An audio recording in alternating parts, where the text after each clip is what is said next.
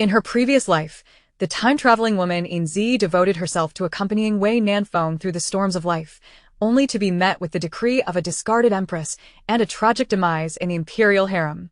On the day of her passing, Wei Nanfeng married the widow of a general. Upon her rebirth, Yin Zhiyi resolved to sever her past ties and no longer entangle herself in matters of love, dedicating herself instead to safeguarding her family and country, aspiring to grand ambitions.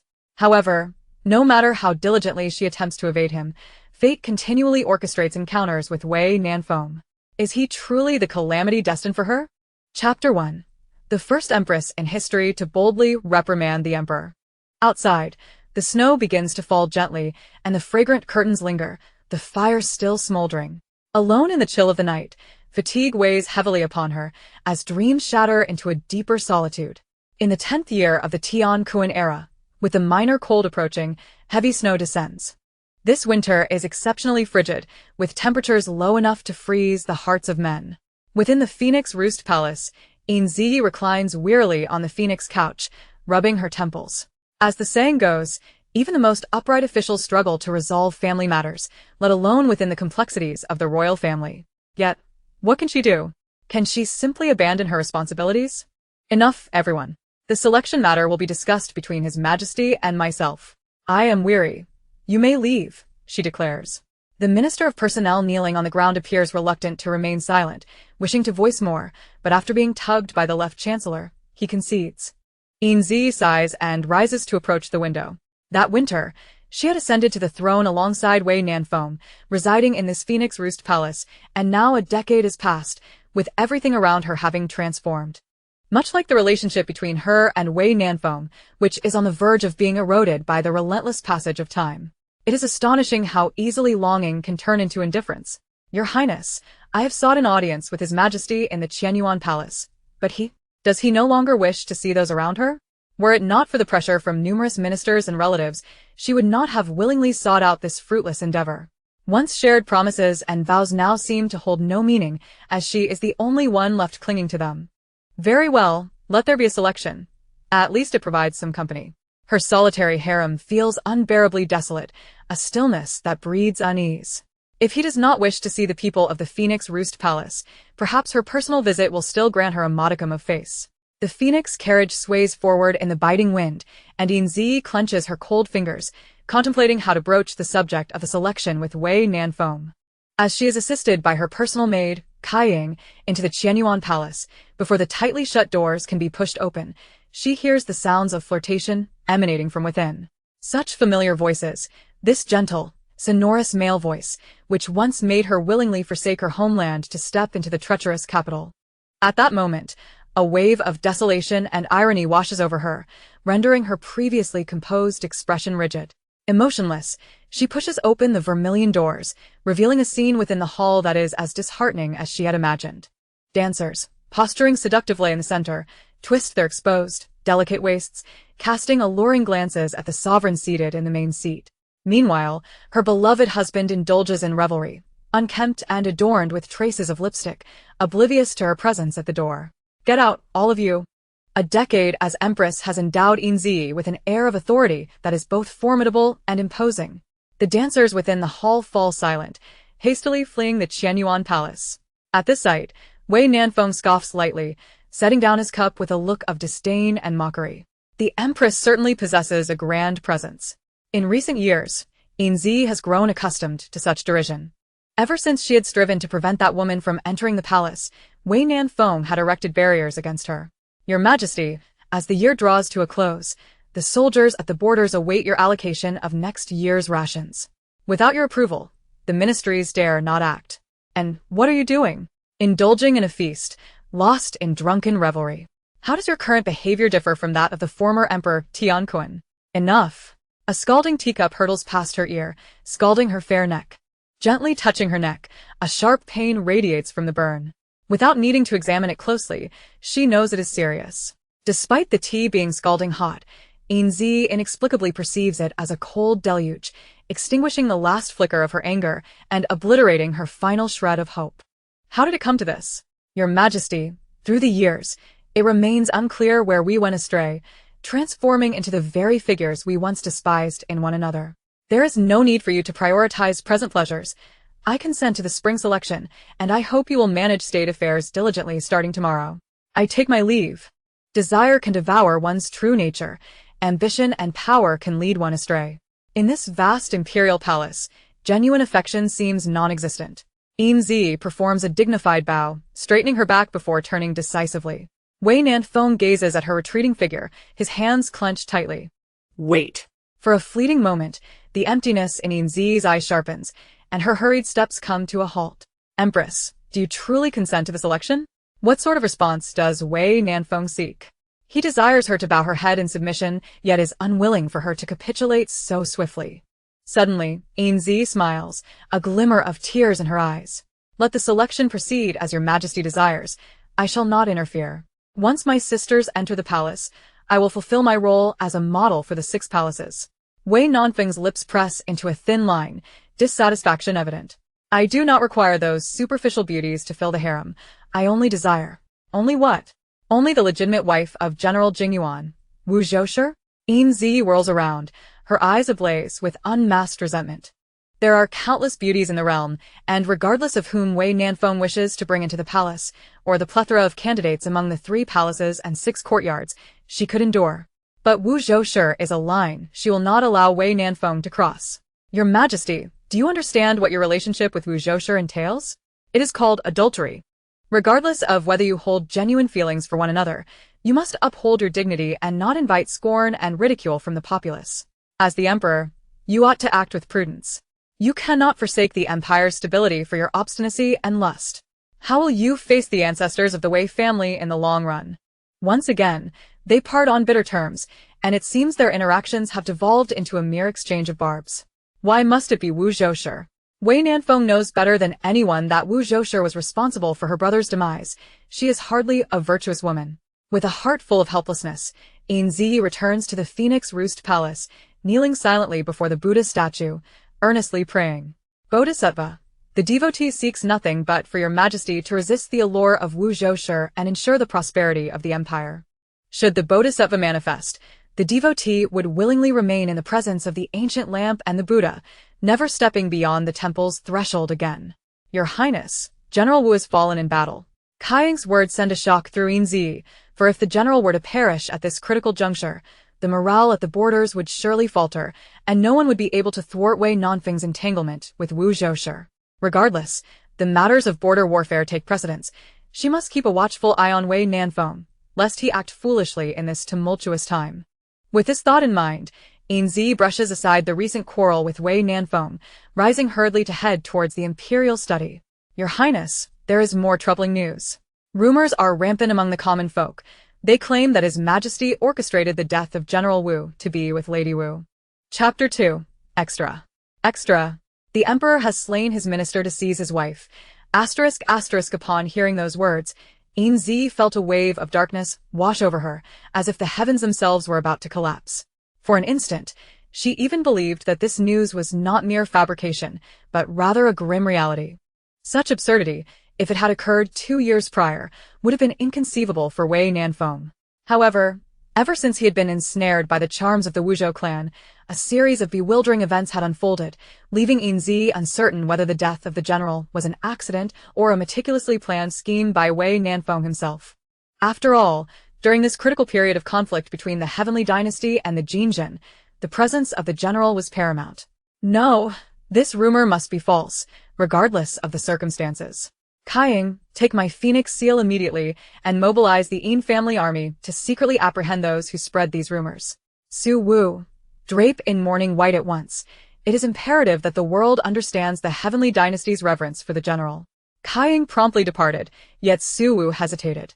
Your Highness, without His Majesty's imperial decree, your intervention may provoke his wrath, and you could very well face censure from the court officials, which would be most unwise.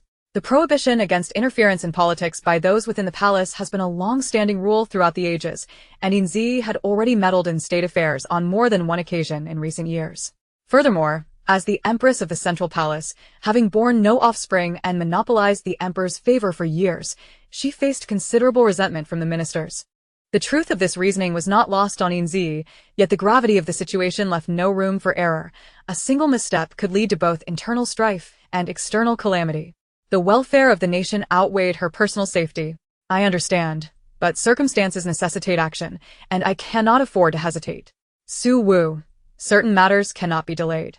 Once everyone had departed, Yin Zhiyi staggered to a wooden chair, striving to suppress the sensations of dizziness and nausea.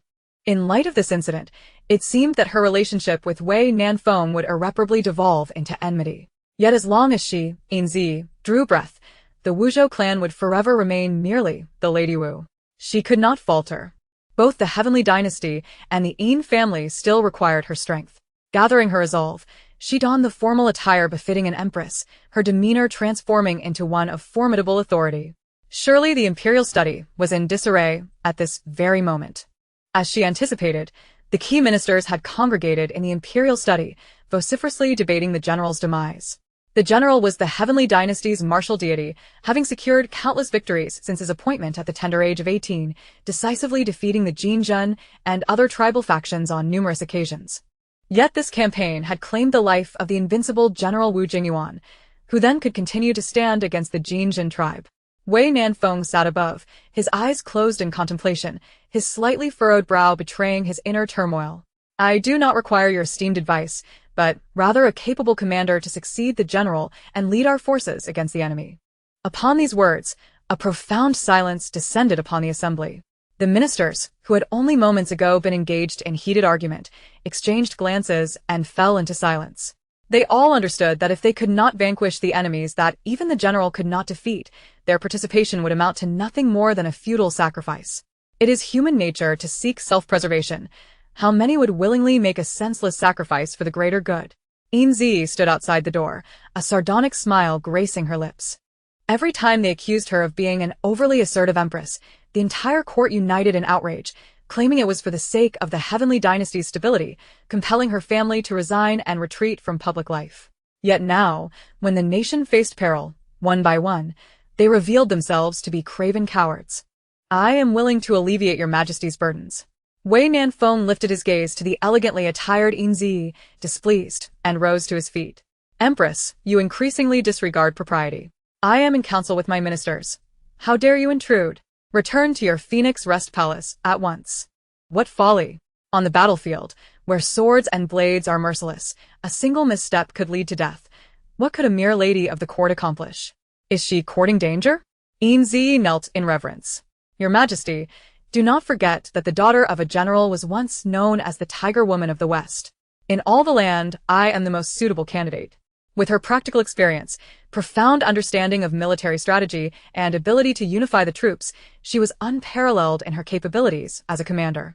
Wei Nanfeng grasped her insinuation, yet even if he were to lead the charge himself, he could not permit the Empress to command the army. There is no need for further discussion. My mind is made up. Made up, you say? When he initially sought to bring the Wuzhou clan into the palace, he had uttered the same words. Yin Zhiyi abruptly rose, her spine straightening, her gaze icy as she fixed it upon the elevated Wei Nanfeng. Your Majesty, what is your intent? Currently, rumors abound that you conspired against the general, implicating him in treachery, all to further your illicit affairs with court officials. I do not wish to argue the veracity of these claims, but you cannot treat the lives of the common people as mere trifles, nor can you be a tyrant whose name will be reviled for eternity. The prosperity of the Wei family had been achieved through countless sacrifices, and she would not allow anyone to undermine that legacy. The brutality of the Jin was well known. Should the border fall, the citizens of the Heavenly Dynasty would surely suffer. The sound of kneeling echoed throughout the chamber as ministers collapsed to the ground in unison. To be audacious, the current empress, Yin, was indeed the most daring of all. She openly criticized the emperor before the court. In truth, the ministers, rather supported her campaign. If the empress could withstand the Jin's onslaught, it would be most fortunate. If she were to perish in the attempt, it would align with their desires. Ever since the previous emperor's demise, the officials' families had been barred from the palace. How could this be tolerated? Wei Nanfeng trembled with rage at Yin Zhiyi's words, his anger palpable. Just as the tension between them reached its zenith, a group of individuals arrived, breaking the impasse. Your Majesty, please calm your wrath. We, the common folk, are willing to alleviate your urgent predicament. Yin Zhiyi gazed at Yin Zongyao and the others kneeling before her, tears long suppressed spilling forth. 5 years prior, in an effort to quell Wei Nanfeng's suspicions and silence the rumors circulating in the court, the once mighty Yin family had collectively resigned from their positions and retreated from the imperial capital. It had been 5 years since Yin Zhiyi last beheld her family. In facing the Yin family, Wei Nanfeng's emotions were exceedingly complex. As the new sovereign, he had once harbored trepidation towards the Yin family, given the many instances of powerful in-laws meddling in politics. Thus, when the Yin family voluntarily withdrew from public life, he had felt a sense of relief. However, as a son-in-law, he felt a profound sense of guilt towards his father-in-law's family. Distrusting his wife and forcing the Yin family away, his actions were undeniably disheartening. It was no surprise that the Yin family chose to stand up now. In times of national crisis, the Yin family was always at the forefront. Yet the path ahead was fraught with peril. Should anything go awry, Wei Nanfeng's hesitation was evident. Your Majesty, it is the duty of the Yin family to protect the nation. In this critical juncture, you must set aside personal sentiments and make a decisive choice. The Yin family is willing to serve you with unwavering loyalty. The biting wind howled as Yin Zhiyi, supported by Kaiying, stood atop the city wall, watching her father and brothers depart. Their hurried farewell left little time for words, and now the Yin family donned their armor once more, embarking on their journey. At that moment, with tears glistening in her eyes, Yin Zhiyi could never have imagined that this parting would be eternal. Chapter 3, Devotion and Folly. A month later, news of a grand victory for the Celestial Empire reached the borders, prompting nationwide celebrations. For a year, the common people had lived in fear, dreading a potential defeat that would render them captives of the barbaric Jin. Amidst the jubilant atmosphere, only Yin Zhiyi was engulfed in sorrow. The remnants of the Yin family sent urgent news over 800 miles, announcing their demise. The family patriarch, Yin Zongyao, the vice-general, He Qiuya, and the strategist, Yin Tianzhua, all perished in the name of their country. In the 17th year of the Tian Kuan era, her grandfather, Yin Guizhong, sacrificed his life in the Northern Desert Campaign. In the 18th year, her elder brother, Yin Tianjia, tragically lost his life while saving the Wu family. In the 10th year of the Tian Yuan era, her parents and second brother met their end in the Western Continent battle. Thus, the entire Yin lineage, renowned for their loyalty and valor, had been reduced to but a single survivor. As she scanned the thin sheet of letter paper, a pang of anguish struck her heart, and a metallic taste surged from her throat. Specks of blood dotted the stark white paper, a haunting testament to her despair. Your Highness, the physician has advised you against distress. You must take care of yourself, Kaiying urged, anxiously patting Yin Zhiyi's back as tears fell heavily to the ground. As a scion of the Yin family, her parents were also minor generals in the military, and now, they too would be laid to rest on the frontier. In this dire situation, she and Yin Zhiyi were all that remained of their family. If anything were to happen to Yin Zhiyi, Kaiying could not bear to live on. Yin Zhiyi clenched the letter tightly in one hand while pressing the other to her chest, gasping for breath. The only individuals who genuinely cherished her had all departed from this world. Even if she were given a second chance, she would still be powerless to prevent this outcome. For the Yins, the duty to the nation outweighed all else. Safeguarding the peace of the Celestial Empire was their family's creed. She was more informed about the fate of the Yins than Wei Nanfeng, yet the enormity of their sacrifice meant that the temporary commander at the border would not dare to conceal such news. If all went as expected, urgent military reports would reach the imperial study within 3 hours. Kaiying, prepare my attire anew. I must discuss the arrangements for the Yin family's mourning with His Majesty.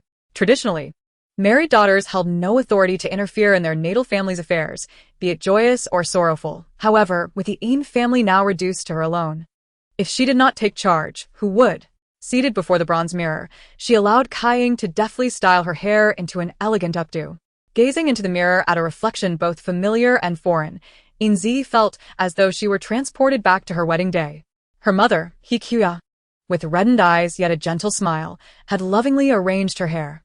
1 comb for prosperity and ease, 2 combs for health and peace, 3 combs for many children and longevity, a final comb for harmony and mutual respect, 2 final combs for soaring together as one, 3 final combs for everlasting unity. Mother, I fear I shall not attain the happiness and health you envision for me in this lifetime. Adorned with a white flower and clad in plain garments, Yin Zhiyi, accompanied by Kaiying and others, arrived at the Hall of Governance. Master Hai, please inform His Majesty that I have urgent matters to discuss. Observing Yin Zhiyi's troubled expression and the closed doors of the hall since last night, Li Wenhai inwardly lamented the situation. What was the master thinking? If the Empress were to discover this, the consequences would be dire. Your Highness, His Majesty is not in the Hall of Governance. Perhaps you could return in the afternoon? Furrowing her brow at Li Wenhai's hesitant demeanor and glancing at the tightly shut doors, Yin Zhiyi sensed something was amiss.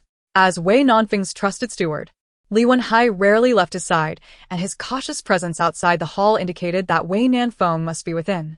Ignoring Li Wenhai's objections, Yin Zhiyi forcefully pushed open the door. As she prepared to step inside, a moment of hesitation gripped her. She had an unsettling intuition that once she crossed this threshold, the former Yin Zhiyi and Wei Nanfeng would be irrevocably lost. Yet, that pause was fleeting, and she resolutely entered the hall. A pungent aroma of incense mixed with decay filled the air, while overturned dishes and wine vessels, crumpled tablecloths, and scattered garments bore silent witness to the ferocity of the previous night's revelries. Yin Zhiyi pressed her hand to her chest, waves of nausea washing over her. The sight of this room and its occupants was utterly revolting. Close the doors and dismiss everyone, she commanded, lifting the bright yellow curtains of the bed. Regardless of the circumstances, the royal dignity must not be compromised. Looking down at the relaxed features of Wei Nanfeng, she suddenly felt a wave of nostalgia wash over her. It had been an eternity since she had gazed upon his sleeping visage so quietly. As she beheld the familiar yet distant contours of his face, she was transported back to a time long past. Abruptly, the quilt beside Wei Nanfeng stirred, and a delicate, bare arm emerged, resting upon his chest. The dream disturbed, Wei Nanfeng did not express anger, but instinctively clasped the hand upon his chest, affection radiating from his every gesture. A difficult smile flickered across Yin Zhiyi's face as she sighed silently. At that moment, the woman nestled beside him abruptly sat upright. Following the trail of her marred neck upwards, Yin Zhiyi's eyes fell upon a face she loathed beyond measure. It was Wu Zhoushi, the wife of General Wu Jingyuan. How quickly they had moved on after the general's passing. Wei Nanfeng, how transparent your intentions are. Surely, you orchestrated the general's demise for such a faded flower. What further absurdities will you indulge in for her sake? Had she known, the Yin family would not have sacrificed their lives for the nation. With a ruler as foolish as Wei Nanfeng at the helm, the celestial empire was destined for ruin. It was all for naught. All in vain. In an instant, Yin Zhiyi's eyes reddened, her vision blurring with fury. With a forceful slap, she struck Wu Zhoushi's cheek, leaving it swollen and her lip bloodied. The commotion roused the slumbering Wei Nanfeng. Observing the almost maddened expression on Yin Zhiyi's face and then glancing at the cool demeanor of Wu Zhoushi, Wei Nanfeng rubbed his temples, icy fury glinting in his eyes. Empress, what madness is this so early in the morn? If you are angry, direct it at me. There is no need to take it out on her. Your Majesty, do you comprehend your actions? You are courting your own demise. Empress, I am the sovereign. You would do well to mind your tone. Mind my tone. Who once said that we should support one another, standing on equal footing, regardless of station. In the span of merely 10 years, this treacherous palace had claimed her beloved Nanfeng brother, and time had erased all traces of him and her. Was she still clinging to hope? Yin Zhiyi refrained from arguing. Instead, she solemnly performed a deep bow to Wei Nanfeng. I have been remiss. As she turned, a white pearl ornament from her hair fell to the ground, as if mourning something lost. It was only at that moment that Wei Nanfeng noticed her unusual attire. The palace had indeed designated white mourning garb for General Wu Jingyuan, yet as the Empress, she had no obligation to don mourning for a mere subject. Moreover, how could his wife mourn for another man? Your Majesty, grave news. General Yin's entire family has perished. Chapter 4. Can a man who punishes his wife for a mistress still be desired? Li Wenhai's words shocked Wei Nanfeng. You mean the Empress's maternal family is no more? Is the information reliable? Your Majesty, this news comes urgently from the borders. We would not dare to fabricate. Recalling Yin Zhiyi's somber attire, Wei Nanfeng realized she had known this calamity before him. The Yin family was left with only the Empress?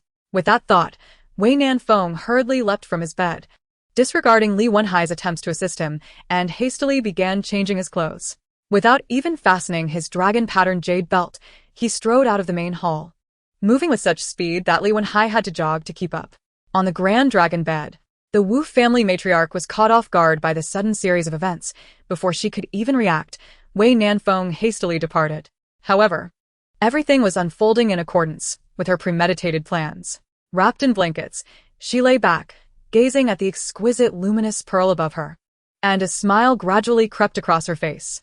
Sooner or later, the overwhelming wealth and the position of maternal authority over the realm would belong to her daughter, Zhou. In the Fengqi Palace, Yin Zhiyi stood quietly in the corridor, allowing the falling snow to dampen her eyelashes and cloud her vision. In this imperial city, there was indeed no semblance of freedom.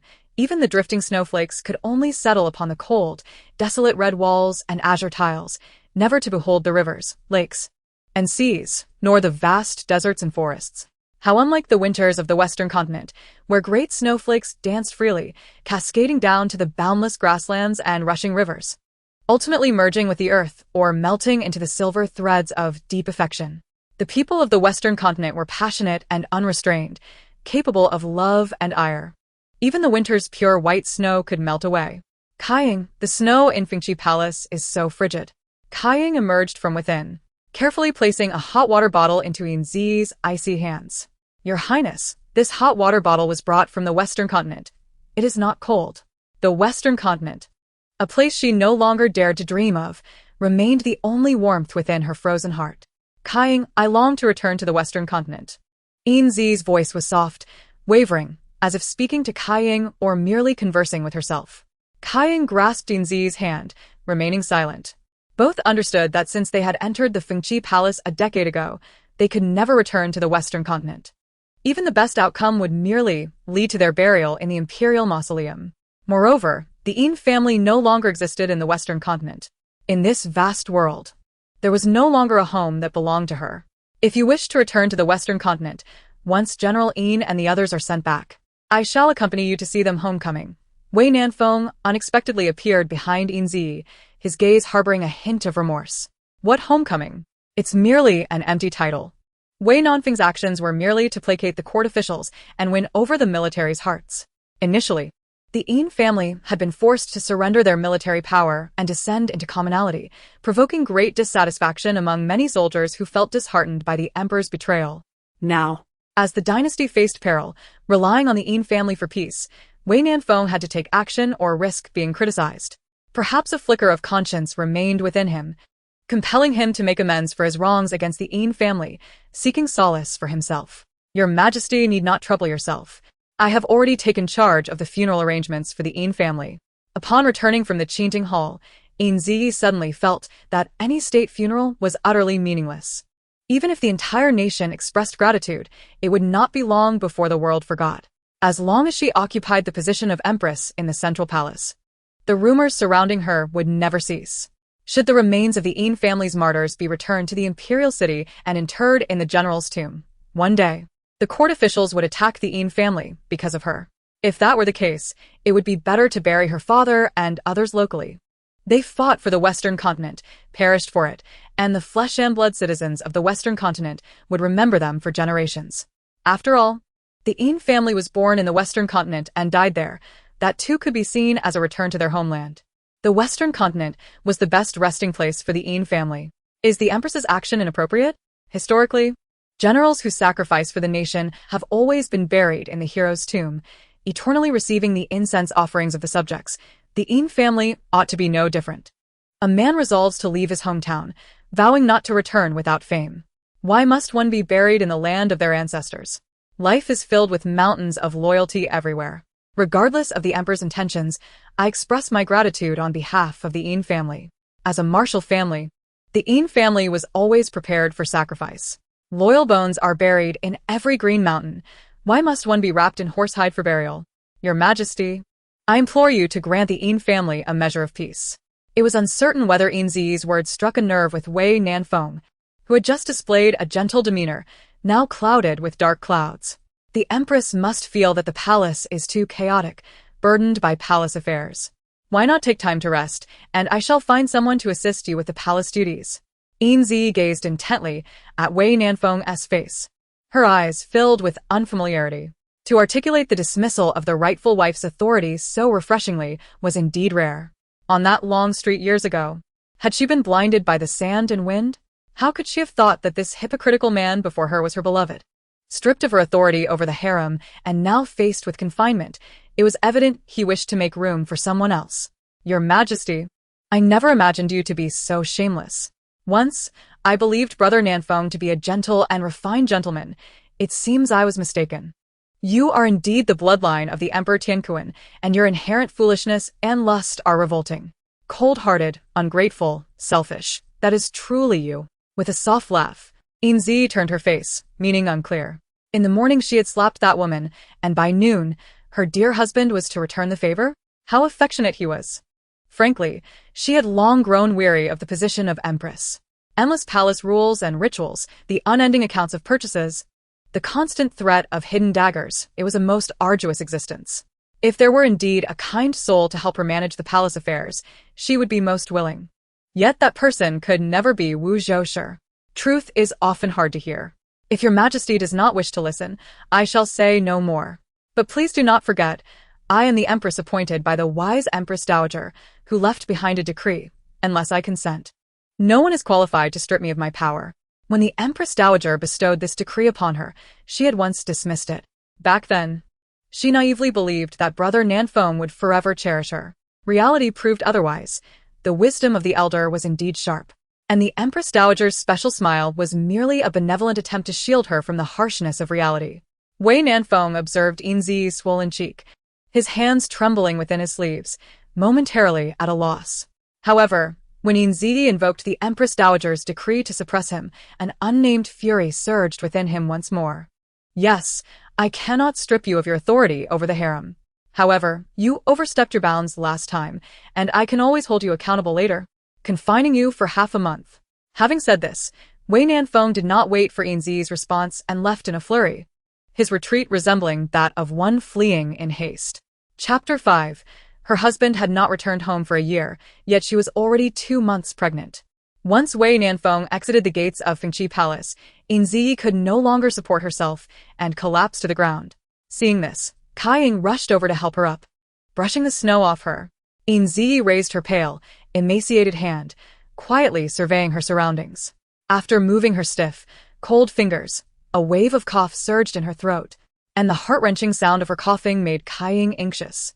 Kaiying, do you know the saying Lan Yin Sugua? Kaiying shook her head vigorously. She had no idea what it meant, but she understood the principle that illness, if left untreated, would lead to a merciless end. Yin Zhiyi caught a snowflake in the air, feeling the chill within her palm. When she was young and carefree, reading books, she had found this saying utterly absurd. Once there was a beautiful beginning of mutual affection, how could it lead to a sorrowful end? Yet now she understood. A fleeting moment of infatuation was merely a small beginning on the long road of life, with countless uncertainties ahead. Perhaps it took a long time for two hearts to become one, but only a moment's turn could lead to their separation. Flowers bloom and wither in their own time. Destiny's decree is the greatest regret. Kaiying, I am so tired. I wish to sleep for a while. Miss, let me help you inside to rest. It had been so long since they had spoken so intimately and relaxedly, perhaps since she became the Empress. She was no longer herself, nor was she Kaiying's mistress. Only the palace was truly her.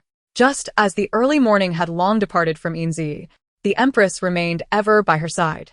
After Kaiying had assisted Yin Zhiyi in settling down, she quietly slipped away to the Imperial Medical Bureau in search of medicine.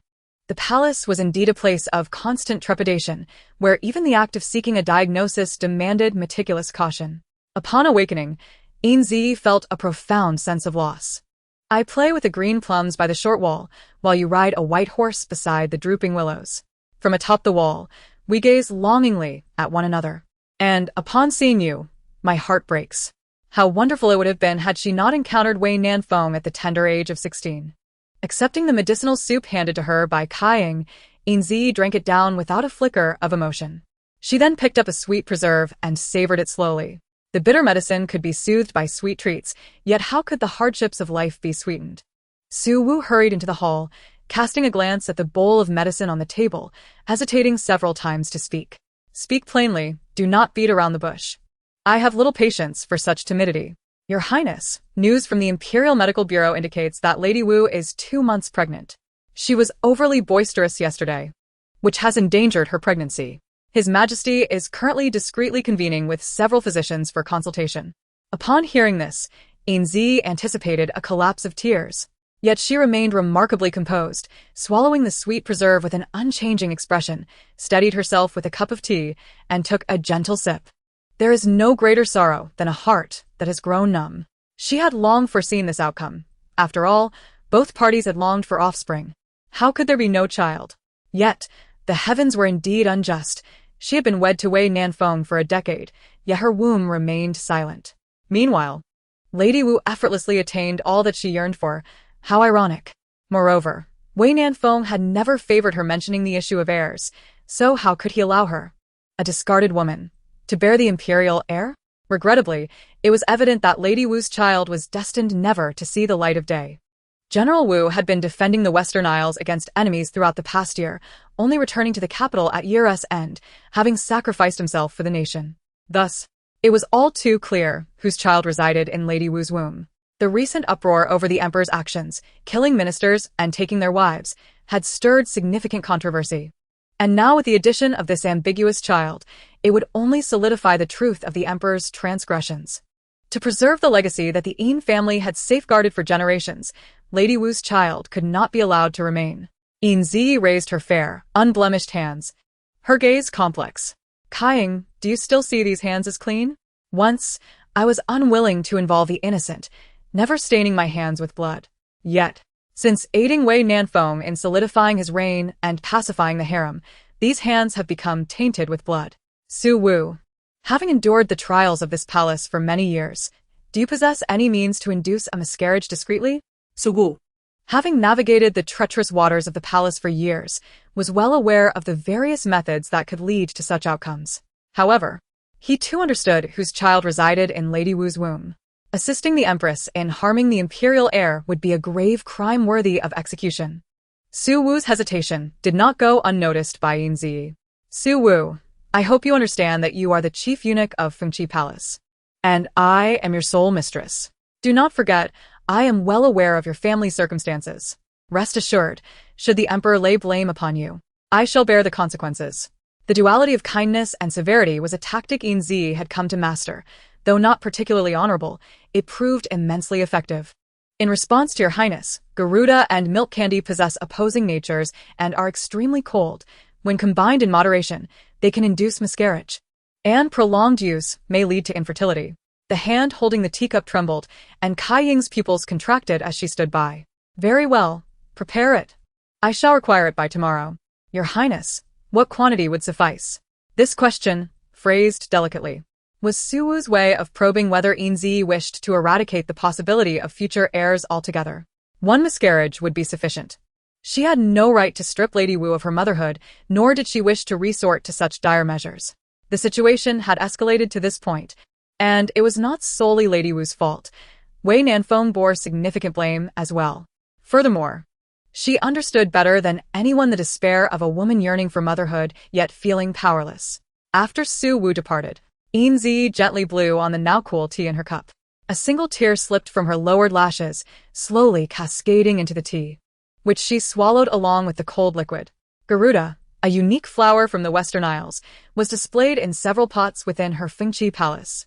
Milk candy, a delightful treat from the northern desert, was also among her favorites.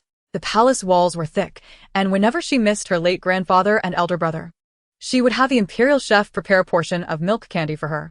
Garuda had been a gift from Wei Nanfeng, who feared she would grow too homesick. For 10 years, he had ensured she received a new pot of Garuda every year on her birthday, with the chef having been specially summoned from the northern desert by Wei Nanfeng himself. For a decade, the empress had produced no offspring, facing immense pressure while quietly licking her wounds. Palace servants and noble women alike had secretly mocked her, dubbing her a barren hen.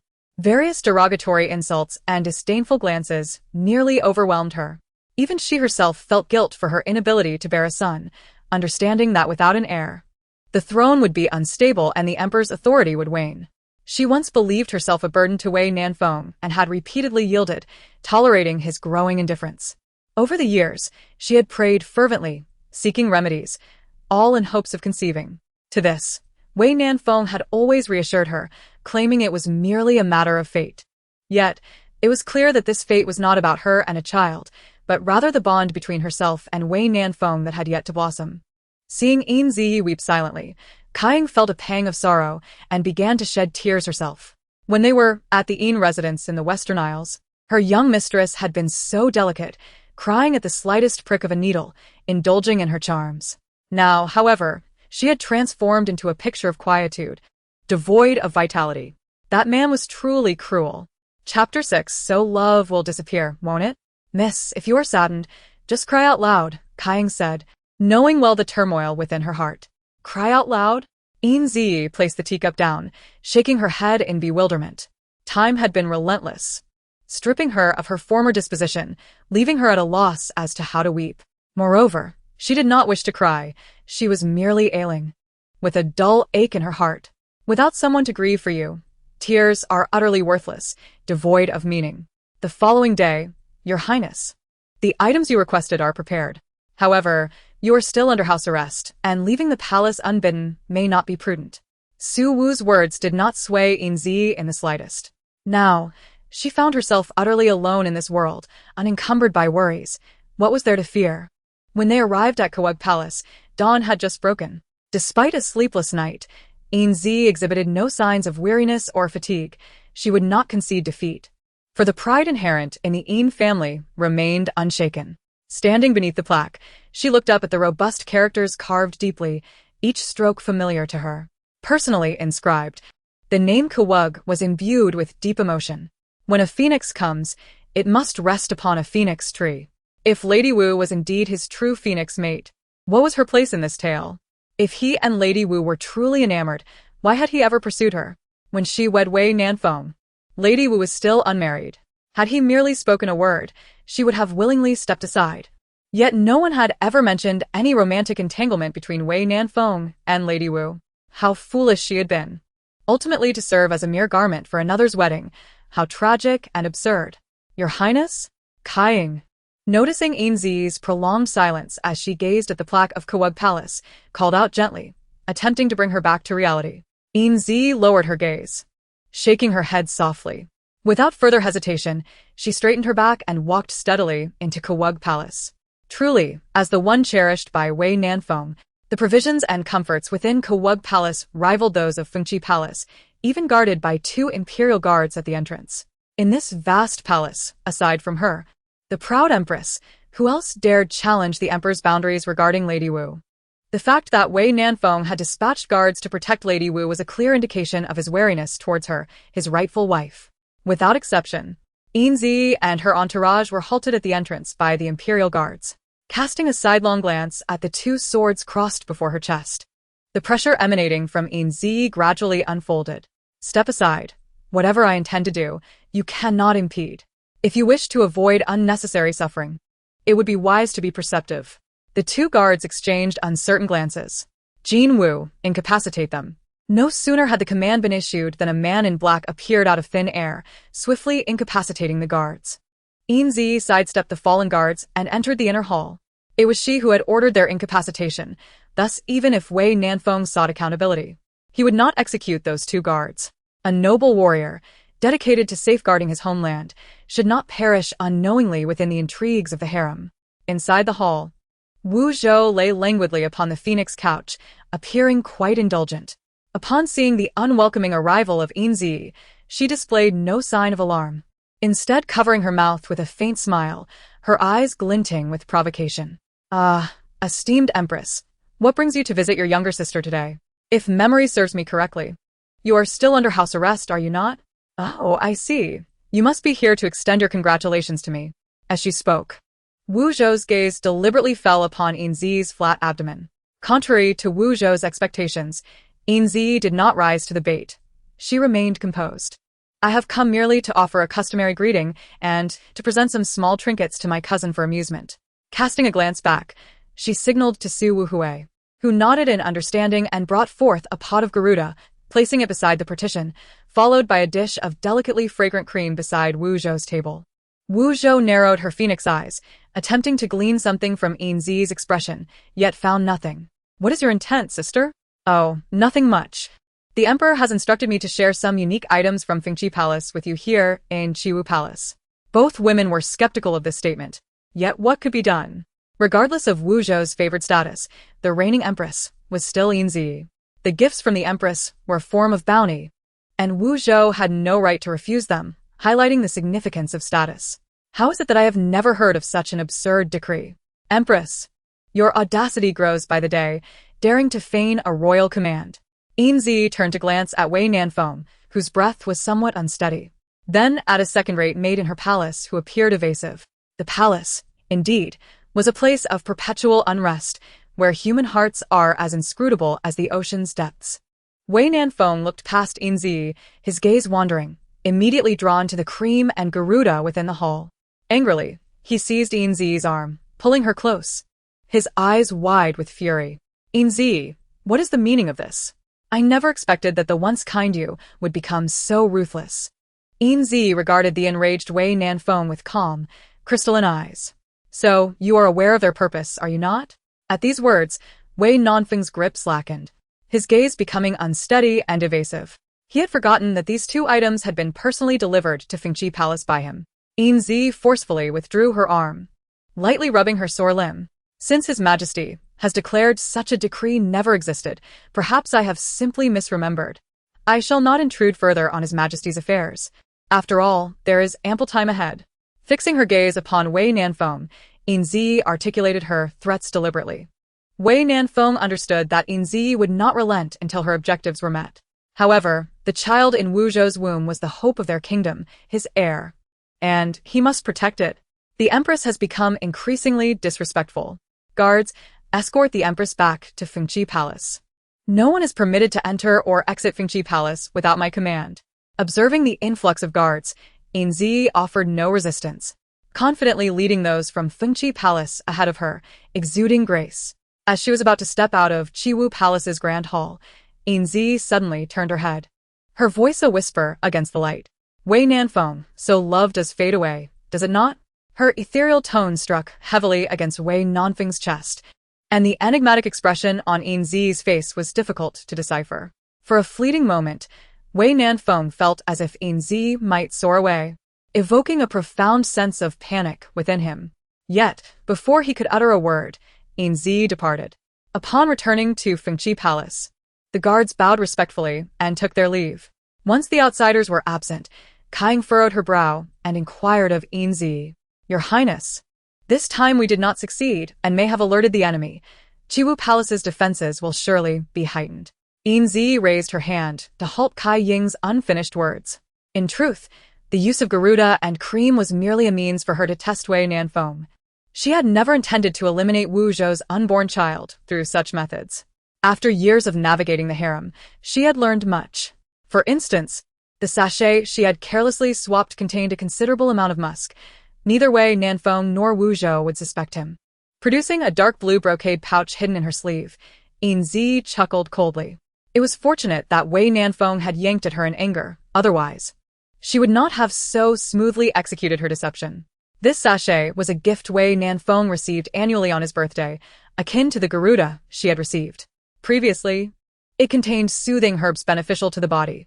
Now, it had transformed into a weapon of murder. One might consider this a case of poetic justice. However, Yin Zhiyi had not anticipated the fates that would favor Wu Zhou. The potent musk merely caused slight bleeding, unsettling the pregnancy. Moreover, Wei Nanfeng quickly discerned the situation and hastened to confront her with accusations. Chapter 7. The fortunate events of marrying a wife and losing a wife. I have bestowed upon you the honor of Empress, not to have you defy me. Since you are so unaware of your limits, the Phoenix Seal shall no longer be under your control. Does your Majesty truly intend to forsake me, the primary consort, for the sake of the general's wife? And if so, what of it? For 10 years, you have indulged in your favored status, behaving arrogantly and overstepping boundaries. I have repeatedly tolerated you, yet you remain unsatisfied. Now, you dare to use my hand to harm the dragon's heirs. This is utterly despicable. Unsatisfied? Yin Zhiyi staggered back a step, a bittersweet smile gracing her lips. Who promised me a sip from the vast waters of the world in our early days of marriage? Who once vowed never to betray me? Now, Everything has become a mere charity from you, has it not? A single tear slipped from Yin Zhiyi's eye, landing upon the golden armor. Empress, should you acknowledge your mistakes, I may consider preserving your title. What fault have I committed? Yin Zhiyi, you are utterly incomprehensible. With the departure of the emperor, Yin Zhiyi collapsed to the ground. Wei Nanfeng, you said I could share in the prosperity of Tianyuan, that I would always stand by your side. After a lifetime of honor and disgrace, I realize that a towering wall now stands between us, isolating me from you. Clutching her chest tightly, a trickle of blood began to seep from her lips. Your Highness, the physician has warned you against anger. You must find peace. Yin Zhiyi wearily shook her head, gently patting Kai Ying's hand. Kai Ying, why must he insist on making that woman his consort? How could he be so foolish? Kai Ying remained silent, her eyes filled with concern for her mistress. Yin Zhiyi gazed blankly at the floor, her eyes vacant. General Wu Jingyuan had valiantly defended the northern border for the empire for a year. Now, less than a month after his death in battle, the emperor sought to take his widow as a consort, especially since she carried a 3-month-old child. Was this not an overt declaration to the world that he had long been entangled with the general's wife? Once this news spread, how could the emperor maintain his position in court? Would the Wu family, guardians of the border, simply accept this? Why does she vehemently oppose that Lady Wu's entry into the palace? Does Wei Nanfeng truly comprehend nothing at all? In truth, he is well aware of the reasons. His obstinacy stems from an overwhelming affection for Lady Wu and a long-standing disdain for the domineering empress. For half a lifetime, Yin Zhiyi has devoted herself entirely to Wei Nanfeng, never imagining that circumstances would descend to such depths. The Empress Wei Yanshi received the imperial edict. By the mandate of heaven, the emperor decrees, as empress, Wei Yanshi ought to exemplify virtue for all. Yet she has defied the sacred will, indulged in favoritism, harbored grievances, and is inherently jealous, thus failing to uphold the sanctity of the ancestral worship, and is unworthy of bearing royal heirs. Henceforth, her title shall be revoked, her seal confiscated, and she shall be confined within the Phoenix Rest Palace, never to step beyond its gates for eternity. Thus it is decreed. Tears of sorrow streamed down Yin Zhiyi's face as she slowly removed her phoenix crown. Failing to uphold the sanctity of the ancestral worship, unworthy of bearing royal heirs? Did Wei Nanfeng ever grant her the opportunity to bear heirs? Kai Ying fell to her knees, weeping as she implored Unattainable. At the grand entrance of Phoenix Rest Palace, a throng gathered to watch, while she and Kai Ying became the jesters on this stage of tragedy. Kai Ying, rise. Kai Ying, who had followed her through thick and thin since childhood, had never before begged so humbly. She could not bear to witness Kai Ying's degradation. Let the empress be deposed. After all, my frail body cannot endure much longer. Unattainable, there is nothing left for you here. Please take away the onlookers upon your departure. Li Wenhai sighed deeply, bowing respectfully as he left. Wait. Is there anything else the empress wishes to instruct the servant? I am no longer a master, Unattainable. You have forgotten the phoenix seal. Gaizing. Go retrieve the seal and return it to Unattainable.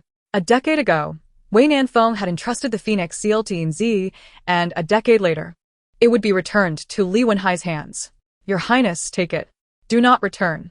Amidst the gazes of those either reveling in her misfortune or expressing sympathetic dismay, Yin Zhiyi commanded the closing of the grand doors of Phoenix Rest Palace. With her hair cascading freely, she sat quietly on the beauty couch by the window, lost in thought as she gazed at the snowflakes falling outside. Kai Ying, it is snowing. Kai Ying set down the medicinal bowl and gently draped a heavy cloak over Yin Zhiyi's increasingly frail shoulders. Indeed, Your Highness, the weather is chilly. Please take care of your health. Yin Zhiyi seemed to hear nothing, absorbed in her own reverie. 12 years ago, we wed on a snowy day like this. The red plums in the imperial city were in bloom. How beautiful they were. I fear I shall never witness such beauty again in this lifetime. Kai Ying lifted the warm medicinal bowl, turning her head to wipe her tears. Your Highness, what foolishness are you speaking? Once the emperor has calmed, he will surely take you outside to admire the plums. So you must take care of yourself and take your medicine on time. With great effort, Yin Zhiyi stood, a gentle smile gracing her pale face. Why cry? I am no child. Kai Ying, I truly regret not having entrusted you to that General Liu. Then you would not have to accompany a dying person like me in this palace. Kai Ying knelt straight before her. What nonsense is my lady speaking? Since childhood, I have followed you, and your kindness toward me has been immense. Where else could I go if you did not allow me to be by your side? Yin Zhiyi sighed softly and gently helped Kaiying to her feet. Suddenly, the sound of cannon fire echoed throughout the imperial city, followed shortly by the clang of gongs and drums celebrating within the palace. Kaiying, is today a grand occasion? Kaiying lowered her head, weeping silently, offering no reply. In that moment, Yin Zhiyi seemed to grasp the truth. He has taken a new empress, has he not? Who is it? Your Highness, who is it? Yin Zhiyi gazed at Kaiying, who was in despair and weeping, as a ringing in her ears intensified, darkness clouding her vision, and a sharp pain gripped her heart. He has taken Lady Wu as the new empress, has he not? No answer was required from Kaiying.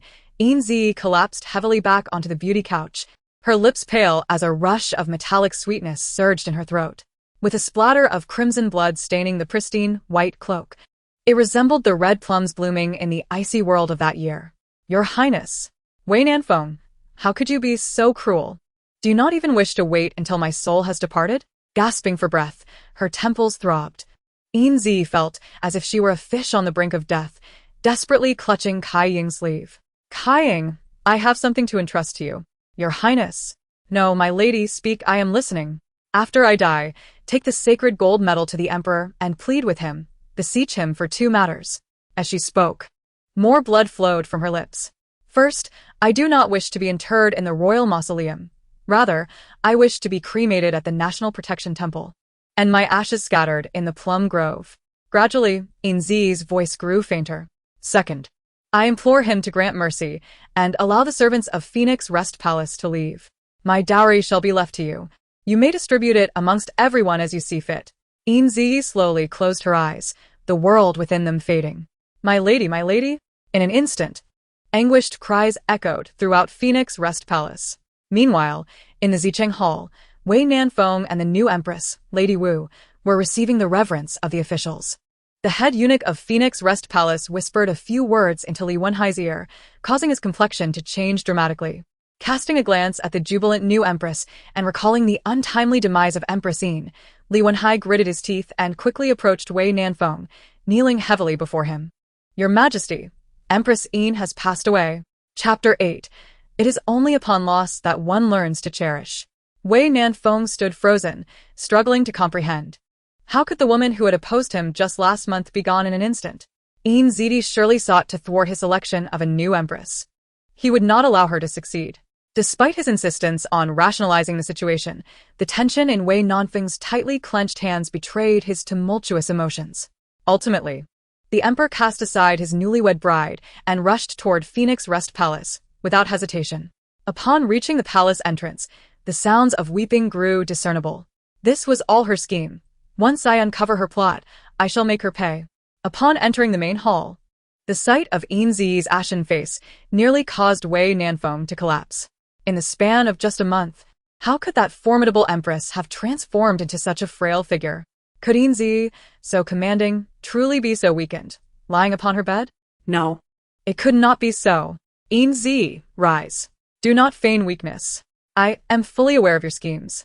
Here is the deal. If you rise, I shall immediately send Lady Wu away. Why do you not rise? Wei Nanfeng vigorously shook Yin Zhiyi's somewhat rigid shoulders. Kaiying stepped forward, gently pushing him aside, tenderly arranging Yin Zhiyi's disheveled garments and hair. Your Majesty, you have finally driven my lady to her grave.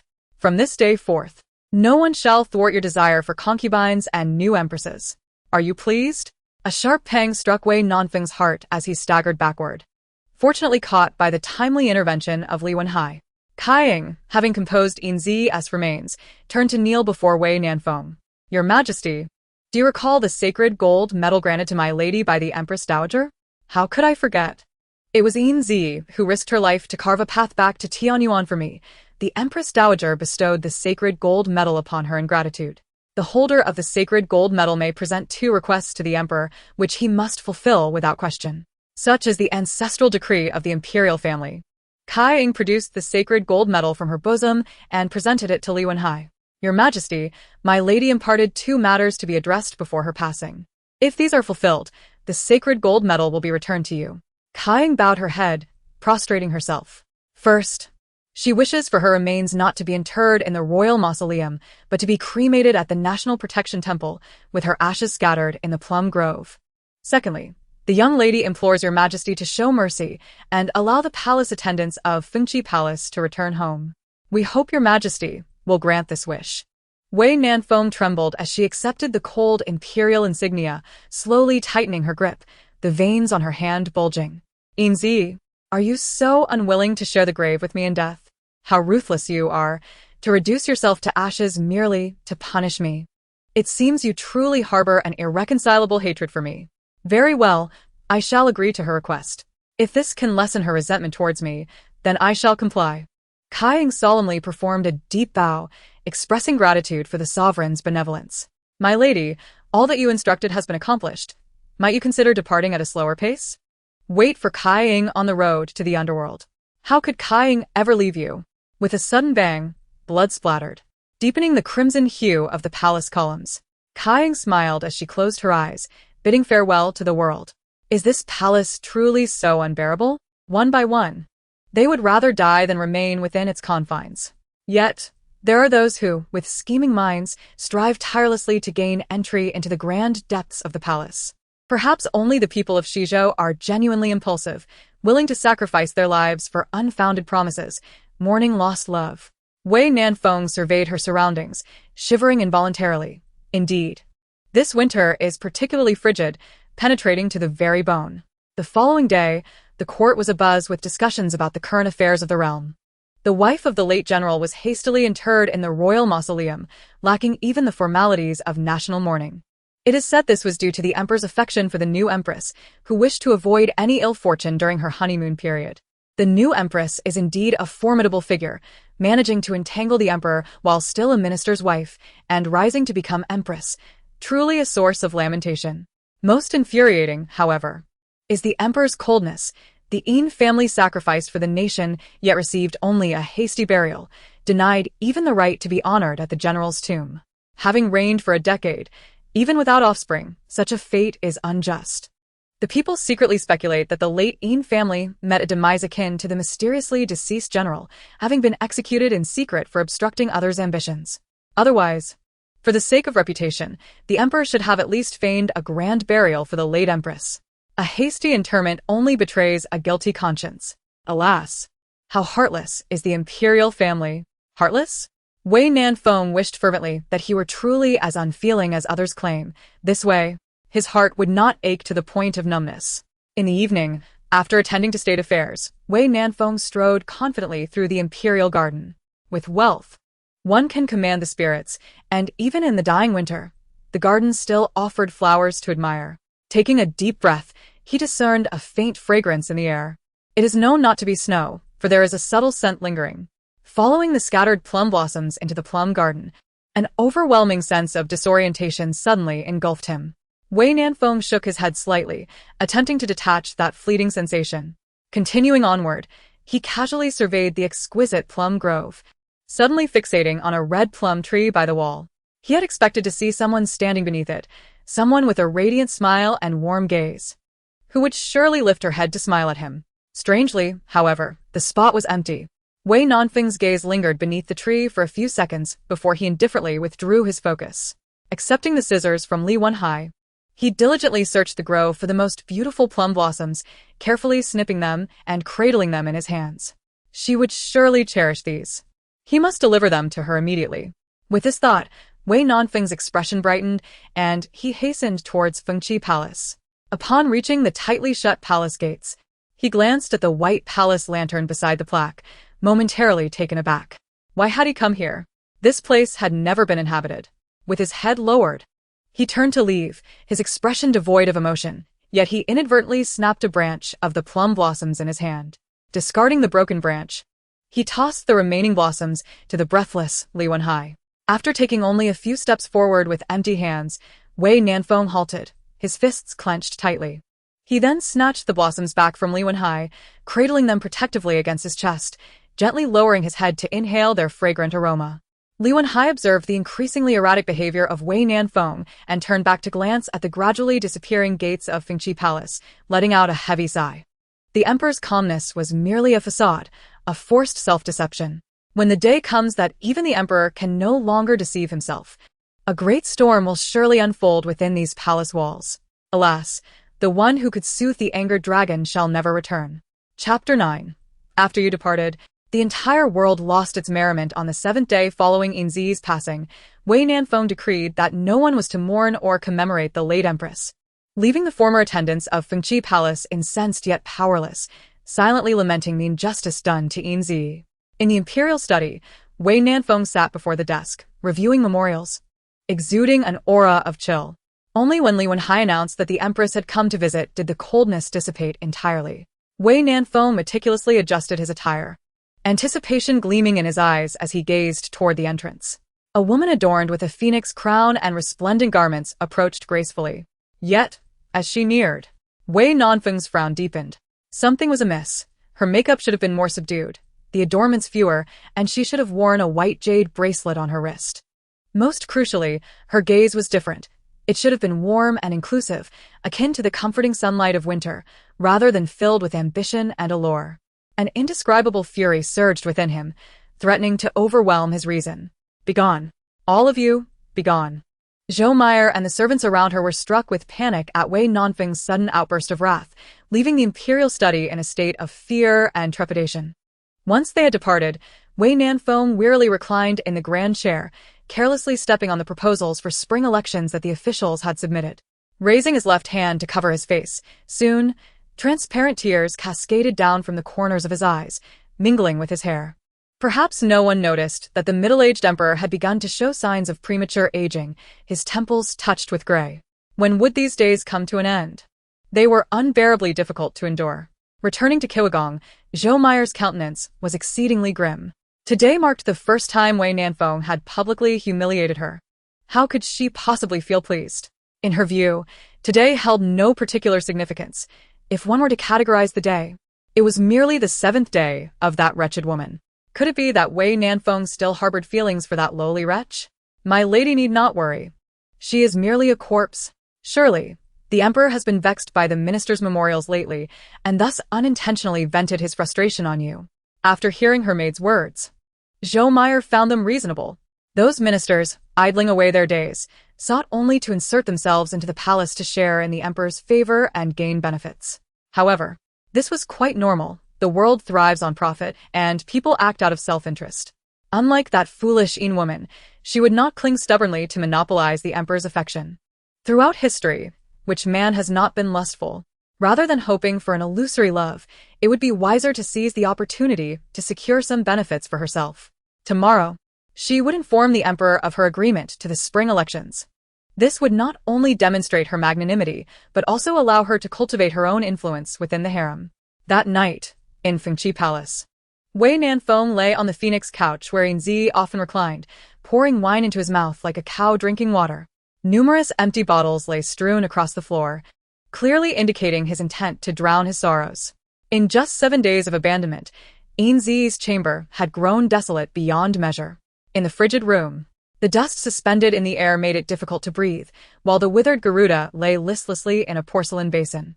Wei Nanfeng, his vision blurred by intoxication, stumbled about the chamber as if he were on a futile patrol. There was no one upon the bed, nor by the window, nor at the vanity, nor by the round table. There was simply no one at all. With a slight lowering of his gaze, his eyes, dark as deep ink, clouded with sorrow. Since entering this chamber, the figures he had forcibly chosen to forget had emerged like spring bamboo shoots after rain, intruding upon his mind. In a daze, he glimpsed a familiar silhouette slowly approaching him. The figure reached out a hand, intending to caress his forehead, prompting him to lean back defensively. "Brother Nanfeng, why are you drunk? Does your head hurt?" The gentle voice echoed in the empty hall, imbued with the warmth unique to that person. Wei Nanfeng suddenly lunged forward, grasping the shoulders of the figure tightly. "You have finally returned. I thought that after how I treated you, you would utterly despise me. Yet here you are seeking me out." Yin Zhiyi laughed softly, stroking Wei Nanfeng's head buried against her shoulder, gradually soothing his inner turmoil. "Brother Nanfeng, I must leave." Startled, Wei Nanfeng's arms tightened involuntarily. "Why? Do you not hate me anymore? How can you leave? You are my empress. Where I am, You must also be. I command you to stay, do not go. Faced with Wei Nanfeng's chaotic words, Yin Zhiyi sighed deeply, filled with emotion and resignation. Brother Nanfeng, have you forgotten? Yi is no longer your empress. Thus, I am free to leave. Wei Nanfeng's tall frame shuddered, swiftly succumbing to despair. Yes. It was he who had penned the decree of her dismissal. His empress was no longer Yin Zhiyi. She was not the same Yin Zhiyi with whom he had ridden gallantly into the fray. Yet, could she not stay? Could she not refrain from leaving him alone in this cold, desolate palace? Since Yin Zhiyi's departure, the entire palace had become as desolate as a winter's breeze. Silent and frigid, devoid of life. Do you not know that your leaving will take away all of Brother Nanfeng's warmth? The figure in his embrace began to grow transparent, gradually dissipating. Wei Nanfeng, in a state of helplessness, clutched desperately, wishing to hold on to something. Yet it was all in vain. Do not go. Wei Nanfeng awoke with a throbbing headache, his complexion dreadful. How had he ended up in the haunted Fengqi palace? What a stroke of misfortune.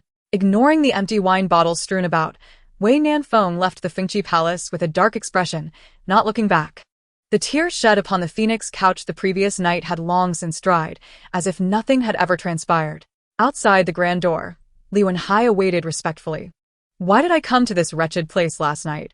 Li Wenhai was taken aback by the abrupt question, unsure how to respond. Yet, Wei Nanfeng did not seek an answer. He merely needed a pretext for evasion. Never mind, what use is it to ask you? It was merely that I drank too much, and ended up in the wrong place. Upon returning to Qianyuan Palace and changing into clean garments, Zhou Meyer arrived with a nourishing ginseng soup she had diligently prepared since dawn. Wei Nanfeng took a spoonful of the soup and brought it to his lips, his sensuous mouth curling slightly as his brows furrowed ever so slightly. The completely unfamiliar flavor made him feel nauseous, yet he forcefully suppressed the discomfort. Thank you, Meyer. You are with child. There is no need for you to exert yourself so. At his words, Zhou Meyer blushed and smiled, appearing sincerely touched. Cousin, as long as you are pleased, Meyer is unafraid of hardship. To alleviate your troubles brings me great joy. At this moment, Zhou Meyer's expression turned somewhat melancholic, as if she had something unspoken. Meyer has something to say, but do not hesitate. Cousin, I know you have been troubled by the minister's suggestions for selecting consorts. Perhaps you should acquiesce. With Meyer expecting, it would be inconvenient for me to attend to you. And having more sisters to care for you would put my mind at ease. Wei Nanfeng regarded Zhou Meyer, who was putting on an act, with an expression that was complex and difficult to decipher. Just as Zhou Meyer felt increasingly uneasy under his gaze, Wei Nanfeng slowly smiled. Meyer, we have endured countless hardships to be together. How could I betray this bond and cause you sorrow? Fear not. There shall be no one else in the harem but you. One is enough. As he spoke the final words, a fleeting look in Wei Nanfeng's eyes hinted at deeper meanings. Though this outcome was unexpected for Zhou Meyer, it was undeniably advantageous for her. Thus, she promptly took out a handkerchief to dab at the corners of her eyes, feigning profound emotion. Wei Nanfeng gently patted Zhou Meyer's shoulder, his gaze drifting toward the Garuda in the corner of Qianyuan Palace. Chapter 10. The final farewell. You can never awaken someone who pretends to sleep, unless you can utterly shatter their defenses. As the chief physician of the Imperial Medical Academy, Lin Tai possessed exceptional medical skills and rich experience, which led Wei Nanfeng to retain him multiple times, despite his advanced age. Yet as people grow older, their energy wanes and life becomes a series of diminishing days, leading them to seek the joys of a peaceful retirement. Wei Nanfeng observed Lin Tai, who knelt with a stooped back to resign, unable to articulate the feelings swelling within him. As time passed, the familiar faces and things around him dwindled. Personally descending the steps, he helped the aged Lin Tai to his feet. If you are determined to leave, I cannot impede you. Your dedication to the Empire for over 40 years is deeply appreciated. This time, I shall not insist on your stay. Lin Tai could clearly sense the loneliness and disappointment in Wei Nanfeng's words. There were things he was uncertain whether to voice. It felt as though speaking or remaining silent would both lead to error, and regret had already been predetermined. Yet, if he were to take those old matters with him to the grave, buried beneath the yellow earth, it would be too unfair to the young girl of his old friend. Wei Nanfeng did not notice how long Lin Tai had been gone. He stood before the imperial desk, steady as a mountain, quietly writing, seemingly unaffected by Lin Tai's words. Did it truly have no effect? Li Wenhai heard the sound of objects crashing to the ground from the imperial study and shook his head helplessly. He understood the emperor's anguish and recognized the struggles of the late Empress Yin, but fate was cruel. Now, he dared not ask anything. Nor did he wish to contemplate how arduous the emperor's remaining years would be. Recently, the emperor had been prone to fits of anger. One moment, he would complain about the taste of the ginseng soup. The next, he found the decorations in the hall unsightly, and yet again, he would erupt in fury over the dense incense wafting through the room. This left the servants attending him in a state of trepidation, kneeling in anxious anticipation. The astute among them understood that everything remained unchanged by the emperor's side. The only difference lay in the absence of the late Empress Yin. Yet, the emperor refused to acknowledge this, forcing himself to adapt to a life devoid of her presence. Countless times, when the emperor was nowhere to be found, he could be found in the desolate Fengqi Palace, his countenance forlorn. This time, with Lin Tai's assistance, the emperor would likely have nowhere to escape. 3 days later, in the plum forest on the outskirts of the capital, Wei Nanfeng wandered alone, cradling a jade urn amidst the vibrant plum blossoms. At last, he paused beneath a plum tree adorned with a red ribbon.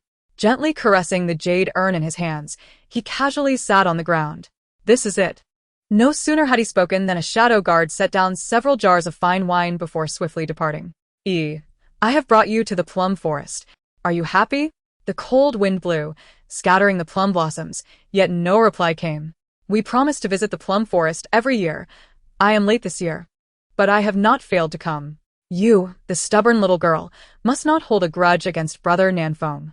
Wei Nanfeng seized a jar of wine and tilted it back, drinking deeply. The fierce winds and snow blurred his vision, and even this iron-willed man found his eyes reddened with emotion. It is somewhat amusing. It was only after your departure that I came to realize the pampered one was none other than I, Wei Nanfeng. Why did I have to wait until you were irretrievably gone to understand that there is nothing in this world that can be exchanged for Yin Zhiyi's life? Ultimately, my tears fell upon the jade urn, shattering like glass. Without a thought to wipe away my tears, I floundered like a helpless child, frantically using my sleeve to clean the urn of its stains. I am so sorry. Brother Nanfeng did not mean to upset you. Please do not be angry or think it dirty, alright? When Yin Zhiyi was present, I never shed a tear, for there were no worries, no heart-wrenching matters. And most importantly, Yin Zhiyi could not bear to see her brother Nanfeng in sorrow. Thus, I drank, weeping over Yin Zhiyi's ashes. Gradually, the sky darkened. Your Majesty, it is getting late, Li Wenhai gently reminded, deeply concerned for my state. I paused in my drinking, quietly stroking the jade urn. After a moment, with Li Wenhai's support, I rose to my feet. Opening the urn, I scooped out a handful of ashes, slowly extending my palm against the raging cold wind. The howling wind carried Yin Zhiyi's ashes through the plum forest, as if bidding a final farewell to this world. Brother Nanfeng has fulfilled your wish and released the people of Fengqi Palace. They are grateful to you for not having to accompany you in death. That girl Kaiying is a good one. She has come to keep you company. By now, you must have reunited, right? Rest assured, Brother Nanfeng has given her a proper burial, placing her not far from the plum forest, so you may keep each other company. I am so sorry. Brother Nanfeng has failed you. But things are not as you think. Once Brother Nanfeng resolves all matters, he will come to explain everything to you. So, I beg of you, please wait for Brother Nanfeng at the Naiha Bridge. Your Majesty, the new Empress is throwing a tantrum, and it seems she is experiencing a delicate condition. You should return to the palace. I stood expressionless until the last trace of ashes vanished from my hand, before darkly turning to leave. Return to the palace. In Jinyang Palace, the physician trembled as he reported the new Empress's condition. Your Majesty, the Empress is in a feeble state. If she remains in a state of distress for an extended period, it may jeopardize the royal pregnancy. I slowly turned the ring on my finger, a flash of derision fleeting in my eyes. I wondered why Mare was troubled. What could possibly weigh on her heart? Perhaps you could share your thoughts with me? Your Majesty, it is indeed a joy to be married to you. However, residing in Jinyang Palace, the abode of former princes, does not seem appropriate for me. Oh. In your opinion, where should you reside? The Empress should naturally dwell in the main palace. I trust the ill fortune of Fengqi Palace has dissipated by now. Perhaps I could move there tomorrow? I fixed a cold gaze upon Zhou Meier. Ill fortune? Had it not been for the child in her womb being of royal blood, her words alone would have warranted severe punishment. No harm, should your child be a prince. This Jinyang Palace would rightfully be his residence, thus your stay here is quite reasonable. Zhou Meier was overjoyed upon hearing this. To be born a prince, what an honor! Would her life henceforth not assure her a place as a revered Empress Dowager? Thank you for your generous consideration, Your Majesty. My child is so well behaved. Surely he will be an exceptionally wise prince. I lowered my eyelashes, my expression inscrutable. Your Majesty, trouble arises. The Wu family army has returned to the capital unbidden, armed, and entering the imperial city. Chapter 11. If I could start anew, the transmigrated woman only wishes to pursue her ambitions. Yin Zhiyi struggled to open her eyes, greeted by blinding pink hues. How strange. Had she not perished? Why did she still feel a dull ache in her head? As she laboriously sat up, she furrowed her brow and surveyed her surroundings. Miss, you are finally awake. Master, madam, the young lady is awake. Without needing to exchange a word with the youthful Kaiying, Yin Zhiyi realized her location. This was precisely the scene she encountered upon her transmigration in her previous life, identical in every detail. So, had she been reborn? Shamefully. In her past life, when she traversed to another realm, she had not flourished as other transmigrated women might have. Instead, she squandered her time on trivial romantic pursuits. It was a disservice to the legion of transmigrators and an affront to her elite education from the 21st century. Fortunately, the lesson of death was sufficiently sobering. My dear child, you are finally awake. Do you know how frightened I have been these past few days? Yin Zhiyi leaned quietly into the familiar, warm embrace, tears streaming down her cheeks. In her previous life, she had been merely 16 upon transmigrating, and when she arrived here, she was just 8. Though initially unaccustomed to her new family, having been cherished by the general couple for 8 years, she had long regarded them as her true parents. When she wed Wei Nanfeng, she was 16, and by the time she became empress, she was 18. Soon after, to secure her happiness and quell court disputes, the Yin family collectively resigned from their positions, retreating from the imperial city. Their next encounter would be a hasty farewell when she was 28. A fleeting moment that became eternal.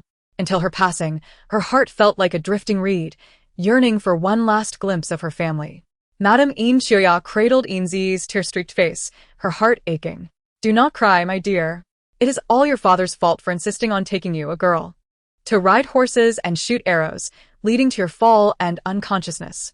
Just wait, I'll show him what for. Madam, I was wrong. Please forgive me. The familiar banter brought a smile to Yin Zhiyi's lips. To have the chance to start anew is truly a blessing. This time, she would no longer be burdened by love. As long as she remained by her parents' side, she could prevent the tragedy of their deaths on the battlefield. After a few days of recuperation, Yin Zhiyi's health gradually improved. Miss, Kaiying feels that you have become much quieter since waking up. Kaiying, now only 9, was unreserved in her observations. Yin Zhiyi rolled a military book into a stick and gently tapped Kaiying on the forehead. What? Are you dissatisfied that your lady has grown more sensible? Speak up, do you wish for me to take you out to play? Kaiying rubbed her forehead, muttering softly. Not at all. Since Miss recovered, she hardly seems like a child anymore. Yin Zhiyi paused in her reading, her expression enigmatic. Indeed, no matter how she disguised herself, the 28-year-old Yin Zhiyi was vastly different from the 8-year-old version. 10 years in the harem had extinguished all her innocence and vivacity, leaving behind only a dignified and austere empress. It mattered not, as long as she could rectify the regrets of her past life. Every burden she bore would be worth it. Miss, the eldest young master has returned. Her older brother Yin Tianjie was a scar in Yin Zhiyi's heart, a wound she dared not touch. When she was 17, he had perished while saving Zhou Meier from poisoning, falling off a cliff. Yet, just 2 months after Yin Tianjie's fate became uncertain, Zhou Meier had hastily married General Wu Jingyuan of the Yongchang Marquisate. Coincidentally, the day they recovered Yin Tianjie's remains was also the day Zhou Meier and Wu Jingyuan celebrated their union. The Yongchang Marquisate was filled with joy, while the general's residence echoed with sorrow, a stark contrast that seemed to mock Yin Tianjie's unrequited love. Before encountering Zhou Meier, Yin Zhiyi shared a deep bond with her gentle brother. However, some individuals are simply fated to be at odds, never to coexist harmoniously. Yin Tianjie fell head over heels for Zhou Meier, leading to frequent quarrels with Yin Zhiyi, often resulting in their discord. What chilled Yin Zhiyi the most was that Yin Tianjie, fully aware of Zhou Meier's entanglement with her brother-in-law Wei Nanfeng, continued to defend her unconditionally.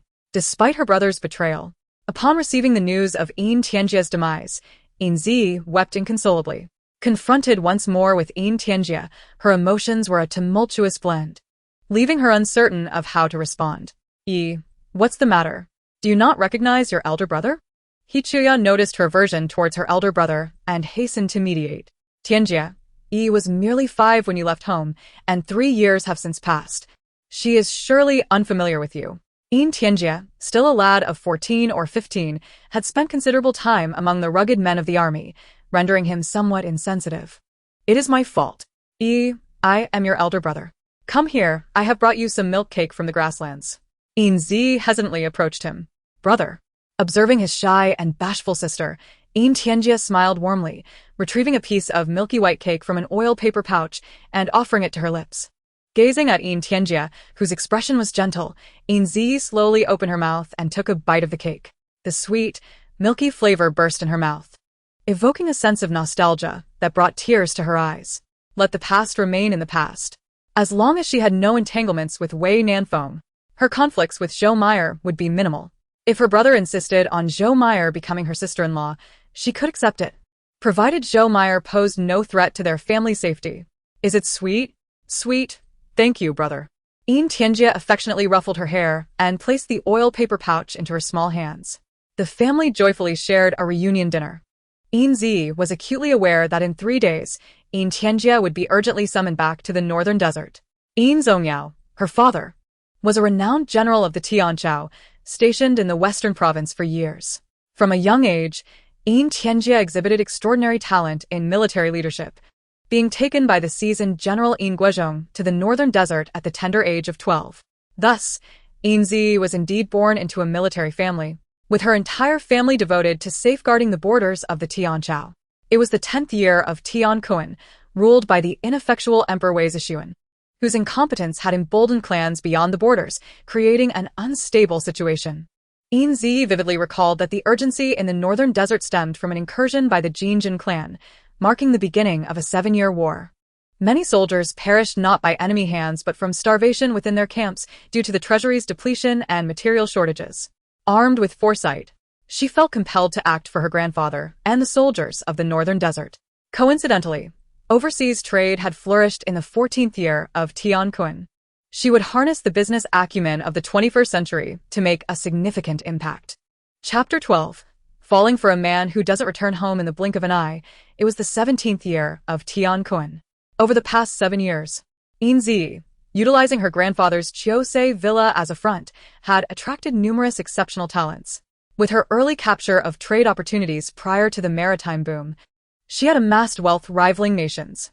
Ostensibly, the remarkable business prowess belonged to Hishi, the young lord of Chiosei Villa. Logically speaking, such prosperity would attract attention, and even the inept Emperor Tian Kuan understood the need for vigilance. Yet in the 15th year of Tian Kuan, Hishi, representing Chiosei Villa, donated 10,000 taels of silver and hundreds of carts of supplies to the northern desert army, aiding General Yin in repelling the Jinjin clan. This act alleviated a significant concern for Emperor Tian Kuan, earning him the ruler's favor. Thus, Chiosei Villa emerged as the preeminent victor in overseas trade, standing unrivaled. Miss, here are last month's accounts. The old lord sent me to deliver them. In the heart of the lake pavilion stood a young girl clad in a pale yellow gauze dress, graceful and proportionate, with a slender waist and exceptional poise. A gentle breeze playfully lifted a strand of her hair, momentarily transforming her into a fairy poised to ascend. Thank you for your hard work. Please place them on the table. Turning, the girl revealed an elegant and refined visage, her eyes reflecting the joys of the world, instantly calming the chaotic emotions within. This was the soon-to-be adult Yin Zhiyi. As she delicately perused the account book, her movements gradually slowed. Kaiying, what day is it today? Miss. Today is the 6th day of the 7th month. You have been inquiring about the date frequently. Is there something of importance? Yin Zhiyi gazed absent-mindedly at the azure lake, ignoring Kaiying's question. The 6th day of the 7th month in the 17th year of Tian Kuan marked her first encounter with Wei Nanfeng. On that bustling street, the budding girl fell for the dashing young man, pledging her heart. This time, such serendipity would never occur again. Meanwhile, by the Yulao Bridge in the capital, Wei Nanfeng anxiously awaited his beloved. 10 years had passed since her departure, and now, in the 10th year, he lay stricken with a grave illness, facing his impending death without fear, even finding joy in it. Throughout the decade of separation, each breath brought him pain, his longing consuming his soul until only a shell remained. He had hoped to reunite with her by the Naiha Bridge, but upon opening his eyes, he found himself back at the story's beginning. Wei Nanfeng had been reborn 3 days prior, to encounter Yin Zhiyi at the same time and place. He refrained from acting impulsively, cautiously embodying his former self. Finally, as the 6th day of the 7th month approached, he stood excitedly at the Yulao Bridge. Yet the awaited figure never appeared. Li Wenhai, is today indeed the 6th day of the 7th month in the 17th year of Tianquan? Li Wenhai sensed his lord was waiting for someone, and that person had audaciously stood him up. Yes, my lord, it is the 6th day of the 7th month. As dusk fell and the surroundings illuminated, Wei Nanfeng stubbornly remained in place. Deep down, he understood that Yin Zhiyi would not come, yet he yearned to wait. For in waiting, he felt he had no other recourse. Why had their destined meeting vanished? Reflecting on his own experiences, he surmised that Yin Zhiyi must feel similarly. Therefore, his queen, his no longer wished to be entangled with him. She had forsaken him, never to return home.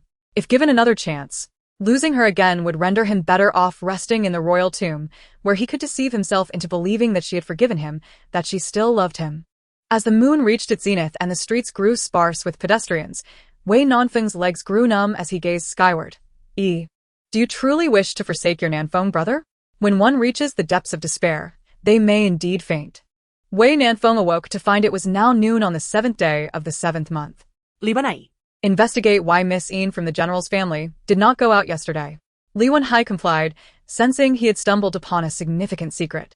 However, he wondered when his master had become acquainted with the Miss Yin from the distant western province, and why he, as her closest attendant, remained oblivious. My lord, the Miss Yin has not returned to the capital. She is still in the general's residence in the western province. Li Wenhai reported, bracing himself. What is this matter? He remained oblivious to whether the young lady was in the capital, yet he waited outside for an entire day, appearing as if the sky were falling. Wei Nanfeng furrowed his brow, incessantly twisting the jade ring on his thumb. No, in his past life, he had returned to the capital with his parents only after General Yin had sacrificed himself during the war in the northern desert. Was it possible that Li Wenhai and General Yin were still alive? According to reports, General Yin was as vigorous as ever, having recently achieved a significant victory against the Jin invaders, safeguarding the territory of the Celestial Empire in the northern desert. This made sense. She must have passed away before him, and surely, with her deep sense of loyalty, she would have found a way to protect the Yin family.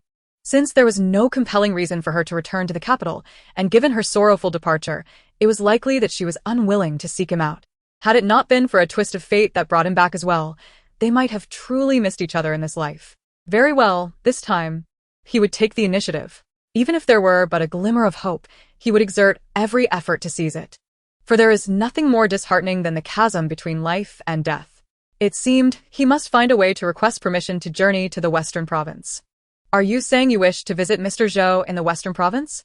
Yes, your majesty.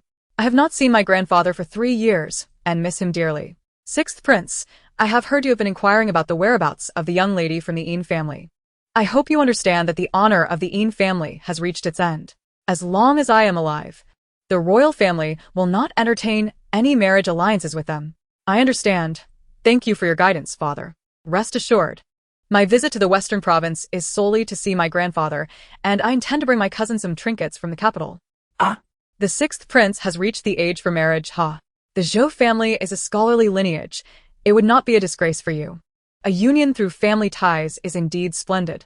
If I recall correctly, the young lady's name is Zhou Meyer? Your memory is exceptional, father. Upon exiting the imperial study, a fleeting glimmer of malice flashed in Wei Nanfeng's eyes. No one could obstruct his union with her. All obstacles must be cleared away, be they Zhou Meyer or Wu Jingyuan. As for his esteemed father, he had little time left in this world.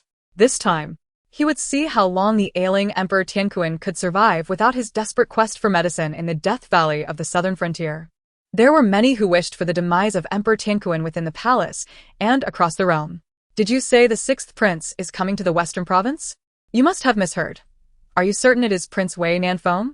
Chapter 13. Even in ancient times, one cannot escape the matrimonial pressures of a mother. Sister, are you underestimating someone? Do you think your second brother is hard of hearing at such a young age?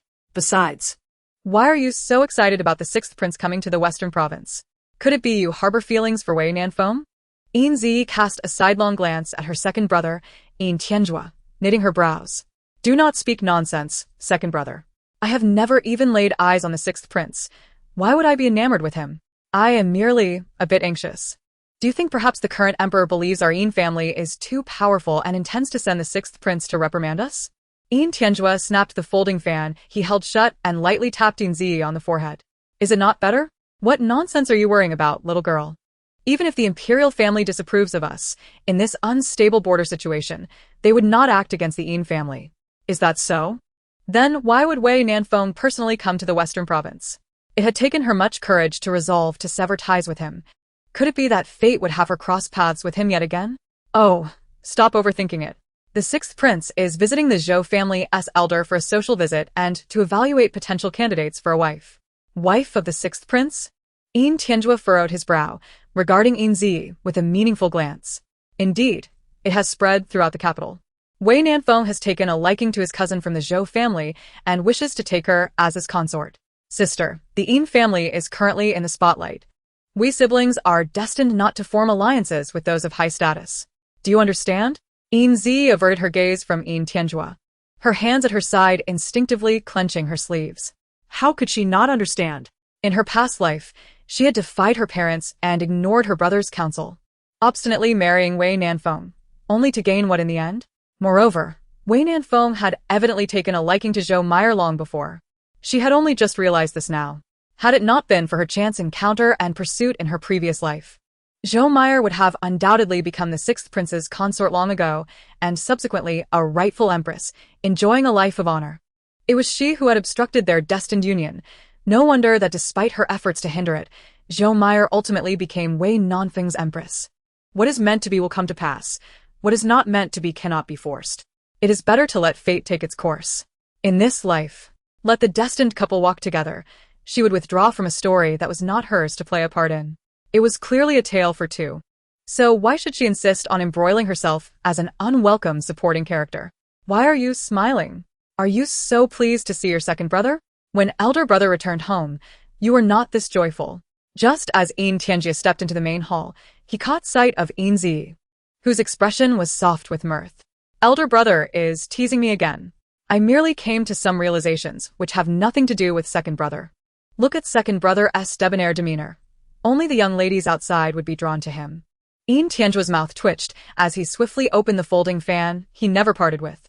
The white surface bore the flamboyant characters charming and elegant in bold black strokes, exceedingly ostentatious. I see you are merely envious of my ability to please the ladies. Fear not, I do not discriminate against you. Ah? If you are so adept at charming the ladies, why not bring a wife home for mother?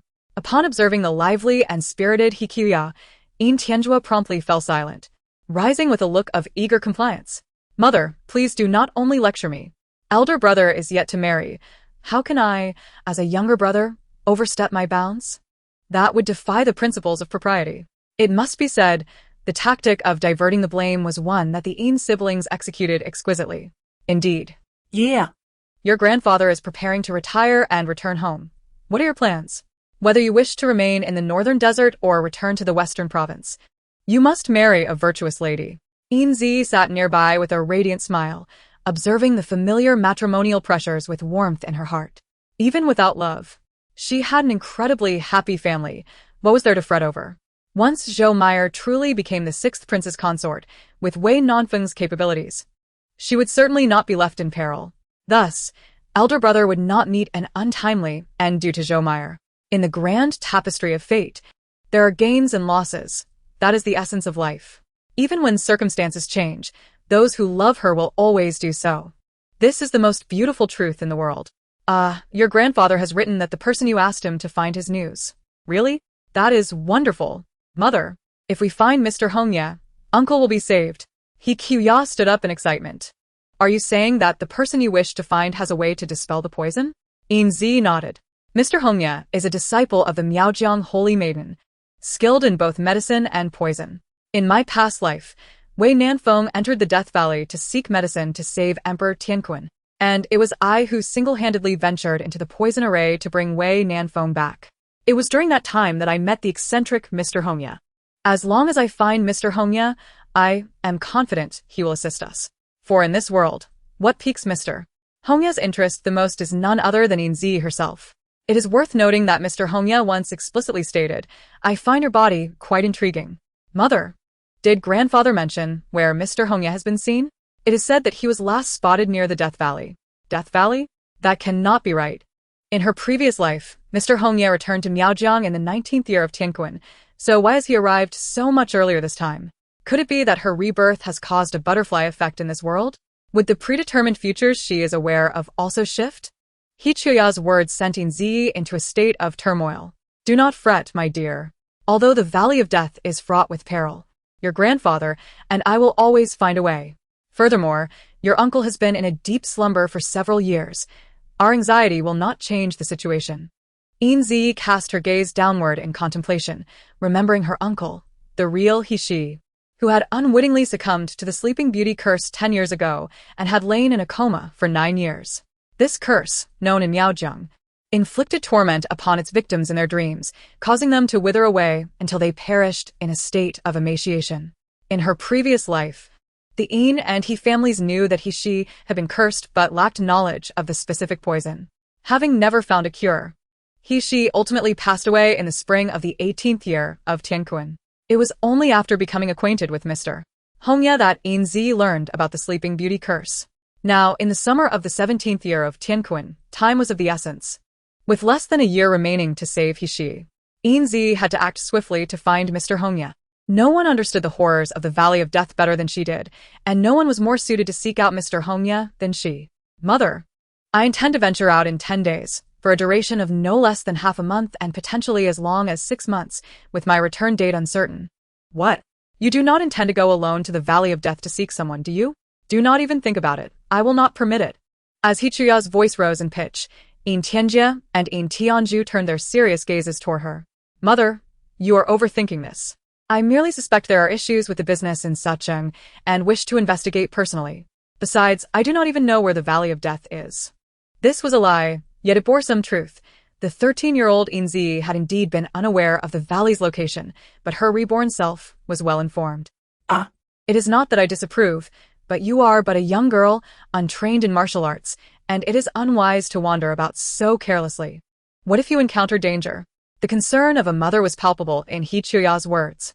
Among those present, only Yin Tianju harbored a deep-seated worry. Sacheng, the home of the 6th prince's maternal family, loomed large in their minds. Chapter 14 in this day and age. Even selling oneself to bury a father is contingent upon one's appearance. Beauty is of paramount importance. One day, after much coaxing from Kaiying, Yin Zhiyi finally resolved to step outside.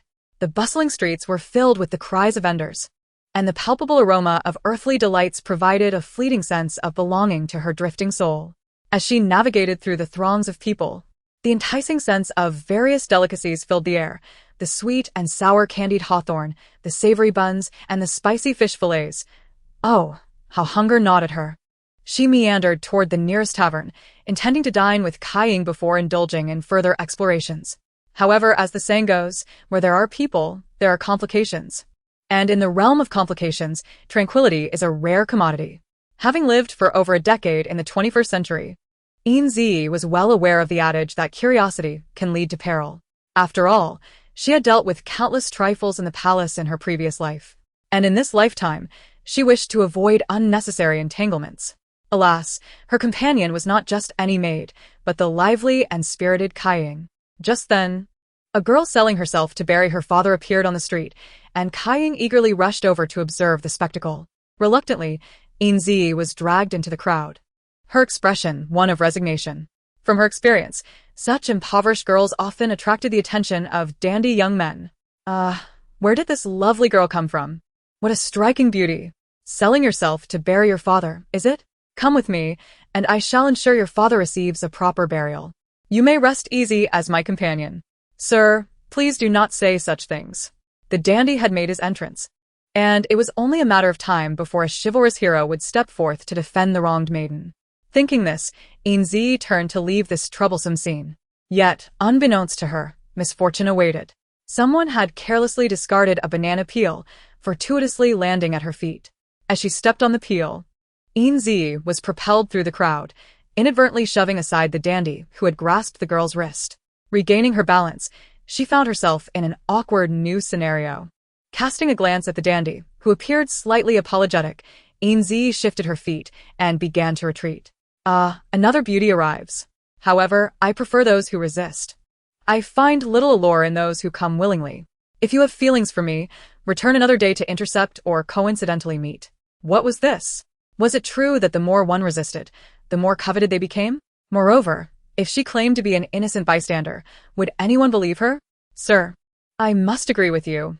It is indeed a matter of circumstance. I bid you farewell, and perhaps we may cross paths again. With an awkward smile, Yin Zhiyi turned to leave. Miss, please do not depart so hastily. Do you not possess even a shred of compassion? You stand idly by as an innocent girl suffers before your eyes, and you remain utterly unmoved. Your conduct is truly deplorable. Yin Zhiyi paused, her downcast lashes concealing the flicker of derision in her eyes. There are always self-proclaimed saviors in this world, yet they are often the most foolish and repugnant of individuals. Was this moral coercion? Turning to face the young woman who spoke, Yin Zhiyi narrowed her enchanting eyes and smiled faintly. To her surprise, she had encountered an old acquaintance today, an unfortunate turn of fate. Yi Ruoxin, a close friend of Zhou Meyer. Interestingly, General Wu Jingyuan's first fiancée was originally the granddaughter of General Yi, making her Wu Jingyuan's cousin, Yi Ruoxin. However, during the summer of the 17th year of Tianquan, the Yi family's young lady fell victim to ill-fated circumstances, leaving no trace behind, and the engagement between the Wu and Yi families was naturally dissolved. It was indeed that very summer. What was more intriguing was that shortly after the Yi young lady's demise, Wu Jingyuan and Zhou Meyer grew closer, ultimately marrying in the second year following her tragic end. Thus, the truth surrounding Yi Ruoxin's death was rather thought-provoking. From certain perspectives, their experiences mirrored one another. Bound by shared misfortune. What a pity, she had no affection for self-righteous saints. Nonetheless, this did not preclude her from orchestrating a delightful twist of fate. She was curious to see how the narrative would unfold now that she was no longer the obstacle, and a new character had emerged.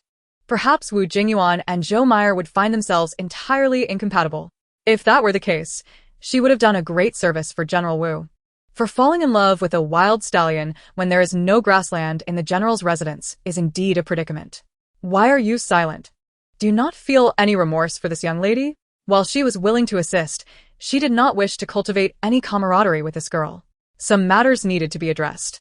Miss, one may indulge in eating whatever one pleases, but one must not speak recklessly. If I may be so bold. Do you know how to read? Are you aware of what is inscribed on that sign? Next to the innocent girl stood a wooden placard bearing the words "Selling myself to bury my father." Yi Ruoxin felt insulted. Yes, she was indeed selling herself to bury her father, but no buts. Since she is selling herself to bury her father, does that not imply that this gentleman's actions are justified? Did he forcefully take her or claim he would not inter her father? Since he has offered payment and promised to bury her father, this is a fair transaction, a legitimate exchange.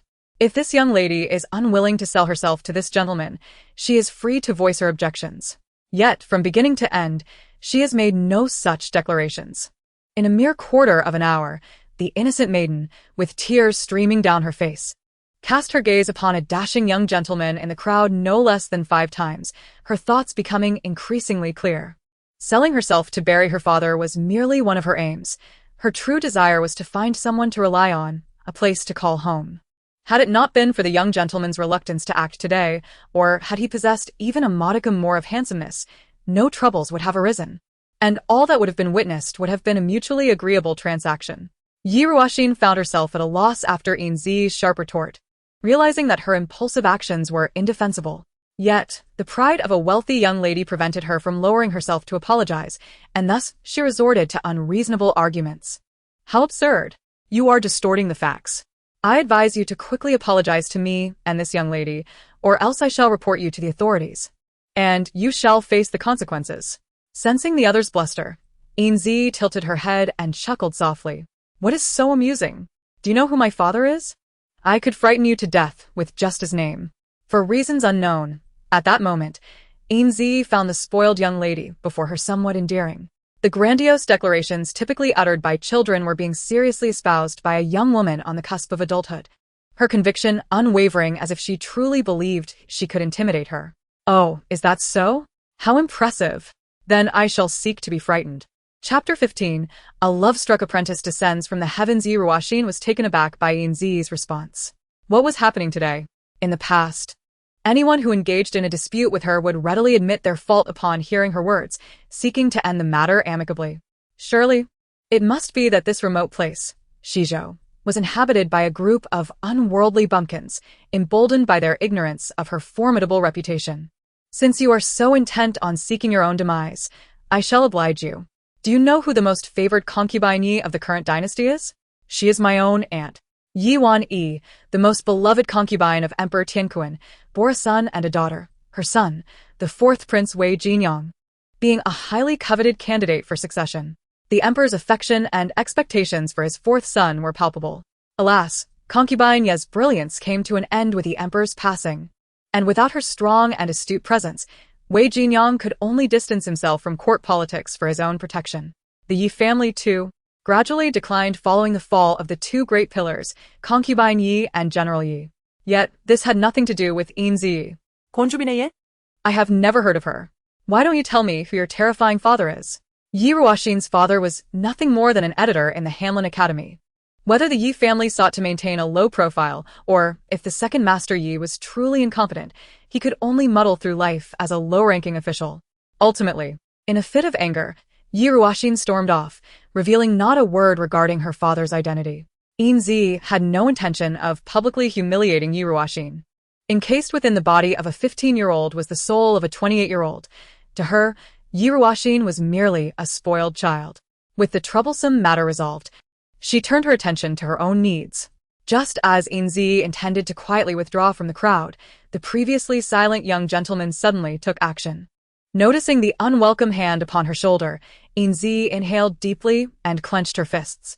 What? Have I stirred a hornet's nest today? Can't one enjoy a meal in peace? Truly, she should not have heeded Kai Ying's nonsensical words. Remaining at home would have been far safer. Before she could retaliate, the owner of the unwelcome hand withdrew and maneuvered around to stand before her. Sensing the intensity of the young gentleman's gaze, Yin Zhiyi braced herself for confrontation. Oh. Esteemed master, please, I implore you to take me as your apprentice. What an absurd turn of events, akin to a stroke of divine inspiration. Yin Zhiyi quickly stepped back, unwilling to accept such an extravagant gesture. After all, she had done nothing worthy of such reverence. Seeing her retreat, the kneeling young gentleman persisted, crawling forward and earnestly bowing before her. As the crowd threatened to converge again, Yin Zhiyi hurriedly assisted the young gentleman to his feet. Sir, let us discuss matters while we dine. There is no need for such theatrics. Pulling Kai Ying away from the prying eyes of the onlookers, they entered the previously selected tavern, heading straight for a private room on the second floor. The young gentleman followed suit, obediently trailing behind Yin Zhiyi and her maid. Kai Ying, wary of drawing trouble upon herself, poured tea for the two who sat silently facing each other. Speak. What is your intent? She could not believe anyone would engage in such foolishness without ulterior motives. Surely, there was something to uncover. It proved true that even the most astute could misjudge. Yin Zhiyi had not anticipated the peculiar nature of her visitor's behavior. Pan and scion of the esteemed Pan family, renowned merchants of the Heavenly Empire. The Pan family was indeed a legendary one. While the Yin family had a long history of military service, the Pan family had been engaged in commerce for generations, with their intertwined histories creating a complex web of relationships. Although Yin Zhiyi, as a rising star in the business world, was enjoying considerable acclaim, the true depth and strength lay with the Pan family. Logically, one would expect Pan, as a merchant's heir, to be exceptionally clever and shrewd. Yet he was anything but ordinary. Fate had played its hand, and Pan was the singular standout in his generation. With 12 elder sisters, He was the only male and the youngest, thus he had been spoiled since childhood, resulting in a rather indefinable temperament. Your name is Pan? The same Pan, and who is strikingly handsome? That could only be attributed to the hopeful aspirations and blessings of his parents. Yin Zhiyi's unspoken thoughts were clear to Pan, who felt no offense. After all, he had disguised himself. Once Pan removed the chaotic adornments from his face, a clean and delicate countenance appeared before Yin Zhiyi. The contrast was so stark that she struggled to comprehend it. Compared to the previously pockmarked visage and scruffy beard, Pan's true appearance was profoundly deceptive. Forgive my impertinence, but you are quite handsome. Why would you choose to present yourself in such a, well, you understand. Regarding this matter, Pan had endless tales to tell. According to him, having too much wealth was a sorrow that others could not comprehend. The notoriety of his family's affluence had led to countless insincere individuals attempting to curry favor with him since his earliest memories. This made it increasingly difficult for him to discern who was genuine and who was feigning affection. Consequently, by the time he reached adulthood, he remained solitary. His sisters, not trusting his judgment and believing him too naive to be deceived, continuously interfered in his romantic prospects. This life of being controlled and having his future predetermined held little meaning for him. To prove that he could find true love and arrange his own life, he deliberately dressed in a manner that was unattractive, adopting the demeanor of a typical young scion, all in the hope of encountering someone who would love him for himself, not his wealth or looks. Wait, you are already of marriageable age? Upon scrutinizing Pan's youthful face, Yin Zhiyi felt a surge of astonishment. No matter how one looked at it, Pan appeared far younger than 20. Moreover, discussing true love with a girl who is selling herself to bury her father? How absurd. Pan, did you once offer assistance to many young ladies in their times of need? How did you come to know this? Truly, you are remarkable. However, it is not her prowess that is impressive, but rather his folly. It is no wonder that his sisters are concerned. If she had such a foolish brother, she too would harbor doubts. Why do you wish to take me as your mentor? I fear I have little to teach you. Chapter 16. The Weeping, Wailing, and Desperate Pan? No. You can impart to me the skill of discerning people and situations. Just look at your keen insight. You immediately recognized that the girl selling herself to bury her father had ulterior motives. Forgive my candor, but any clear-minded observer could have discerned the discrepancies in that young lady's demeanor. Has she aged so much that she no longer comprehends the thoughts of today's youth? Setting aside her alleged skills and judgment, the Pan family is far too intricate for me to entangle myself in, particularly with Pan and surrounded by a cadre of sisters who dote upon him. Taking on a disciple is simply out of the question. I do not wish to be embroiled in the Pan family's disputes, lest I be accused of ill intent. Yin Zhiyi's contemplation was comprehensive. Yet she overlooked the peculiar unpredictability of Pan. This oversight destined her for a significant misstep. Master, you cannot abandon your disciple. As the saying goes, once a teacher, always a father. Your disciple is akin to your child. How could you forsake your own offspring? Suddenly, a heart-wrenching wail echoed through the tavern, startling patrons and causing cups and plates to topple. Yin Zhiyi struggled to extricate herself from the figure clinging to her leg, but her efforts were in vain. She realized her error. She should not have meddled, nor pointed out the impropriety of that girl selling herself for her father's burial. Given the current predicament, one might question who truly deceived whom. The girl sought to free herself from this predicament, yet it proved exceedingly difficult. I will say this one last time. Let go.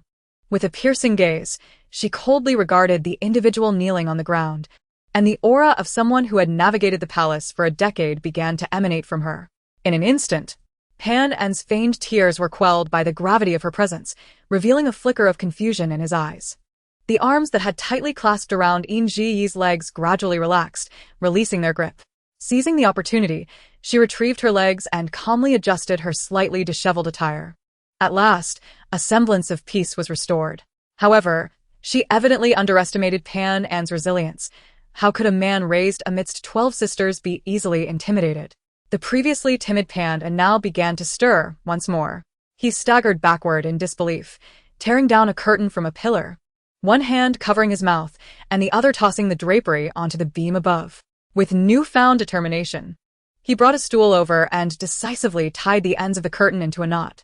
As he extended his slender neck into the white fabric, his youthful visage was clouded with sorrow. Grasping one side of the cloth, Tears flowed freely from his eyes. The world is rife with ungrateful and fickle-hearted individuals, leaving the devoted to wait in vain. Through the trials of life, hearts may drift apart, yet the bitterness of separation endures. In another life, may I not become a parasitic vine, severing the bonds of affection as flames consume. With that, Pan and exerted pressure beneath him and dislodged the stool that had supported his weight. Perhaps he had not anticipated that his actions would lead to such dire consequences. At this moment, Yin Zhiyi was too shocked to notice Pan An's face gradually reddening. The reason for her astonishment was that Pan An's words during his attempted hanging encapsulated the essence of her own life, as if tailored specifically for her. For a fleeting moment, she even questioned whether Pan An possessed knowledge of her extraordinary existence. Yet, as he struggled in vain to save himself, she dismissed this unfounded suspicion. Perhaps it was mere coincidence. After all, she had encountered the improbable occurrences of time travel and rebirth, so what could possibly be impossible? With this thought, Yin Zhiyi chuckled at herself. Just as she intended to rescue the nearly lifeless Pan An, someone moved faster than she. A sharp dagger sliced through the air from outside, swiftly severing the thick white fabric and embedding itself into the crimson wooden pillar. With a thud, the half-conscious Pan An collapsed to the ground, coughing painfully. Tears streamed from the corners of his reddened eyes. Yin Tianjie and Yin Tianju, brothers in a whirlwind of urgency, burst through the door, their gazes filled with exasperation as they regarded the still-dazed Yin Zhiyi. Sister, have you taken a little wife for yourself? Yin Zhiyi could scarcely believe that it was her usually composed elder brother who uttered such astonishing words. What on earth is happening? Yin Tianju pointed at Yin Zhiyi's nose and then approached the still gasping Pan An. Dear brother-in-law, even if my sister has wronged you, you should not resort to such measures to force her hand. A true man should not behave like a languid woman of the inner chambers. Yin Zhiyi could only roll her eyes at the absurdity, too weary to provide further explanation. She felt no surprise at Pan An's antics. It was clear that he had mastered the art of melodrama, having grown up among his sisters. observing Yin Zhiyi se detached manner, Yin Tianzu lightly slapped at her shoulder. His touch as gentle as a feather, as if brushing off dust. You little rascal, even if he is weak, can't you show a bit more tolerance? Considering his youth? That said, you are quite clever in your schemes. However, bear in mind that an older woman may not be so easily accepted by our father and grandfather. Yin Zhiyi buried her face in her palm, enduring her brother's incessant chatter. Finally, unable to bear it any longer, she stuffed a piece of pastry into Yin Tianju's mouth, bringing a much-needed silence to the room. After some explanations, the brothers finally grasped the situation's intricacies. Like Yin Zhiyi, they harbored doubts about Pan An's youthful visage, particularly Yin Tianju, who could hardly believe that this boyish face was older than his own. Yet, he was more intrigued by the 12 sisters in Pan An's family. Dear brother-in-law, have your sisters married? How are their fates? I wouldn't mind a bit of familial connection, even if my wife is older than I. Having witnessed his younger brother's ridiculousness, Yin Tianjie swiftly delivered a firm tap to Yin Tianju's head. Enough of this nonsense. Since it has been established that this person has no romantic ties to her, refrain from complicating matters further. Feeling a bit guilty, Yin Tianju rubbed his nose and awkwardly fanned himself with his dashing fan. He was not trying to complicate things. The Pan family was quite well off, distanced from courtly strife. Moreover, Pan An possessed a simple-hearted nature, akin to an unspoiled child, perfectly complementing Yi. Regardless, Pan An was certainly a far better match than that sixth prince Wei Nanfeng. Yin Tianju cast a sidelong glance at the gentle, smiling Yin Zhiyi, but said nothing. Chapter 17. A moment of fortune brings endless joy. On the 10th day of the 7th month, Yin Zhiyi's coming-of-age ceremony took place. With its conclusion, she was now a fully fledged adult. In the Celestial Empire, a girl may enter into marriage after this rite, making it one of the most significant birthdays in a woman's life. According to the customs of the Celestial Empire, a grand ceremony is required for a girl's coming of age, inviting esteemed elder women to serve as celebrants. However, the Yin family, long established in the western provinces and influenced by their robust traditions, did not place much value on such formalities. Thus, Yin Zhiyi was free to wander on her coming-of-age day. Certainly, if she had foreseen the series of events that would unfold today, she would surely have regretted not departing earlier. After enjoying breakfast at home and finally managing to escape the overly enthusiastic attentions of her two brothers, Yin Zhiyi stepped joyfully out of the gates of her family residence, accompanied by Kaiying and a pocket full of affection. The sights along the street were much like any other day, with the warm-hearted townsfolk busily engaged in their daily lives. Glancing up, she caught sight of a candy vendor, and for a fleeting moment, her gaze became distant. In her previous life, before she had even come of age, she had encountered Wei Nanfeng and experienced an instant infatuation, subsequently becoming captivated by his presence. She devoted herself to culinary arts for him, crafted incense, and diligently threaded needles for embroidery, utterly losing herself in the process, even forgetting her own coming-of-age ceremony. At that time, when Kaiying mentioned the event, Wei Nanfeng, for reasons unknown, had crafted a sugar figurine for her. The innocence of first love was enchanting. A mere trifle could bring her to tears and remain etched in her memory. Upon reflection, it seemed she had always occupied a position of passive submission, which led her to continually regress after their marriage, ultimately losing everything. Perhaps, in Wei Nanfeng's eyes, her existence was inconsequential, and her feelings were of little worth, easily dismissed, leaving her feeling grateful for the barest acknowledgement. Ultimately, her genuine affection had proven too inexpensive. Approaching the vendor with Kaiying, Yin Zhiyi expressed her desire to try her hand at crafting. The sweet, orange-yellow liquid flowed gracefully, transforming into a paintbrush in the hands of a child.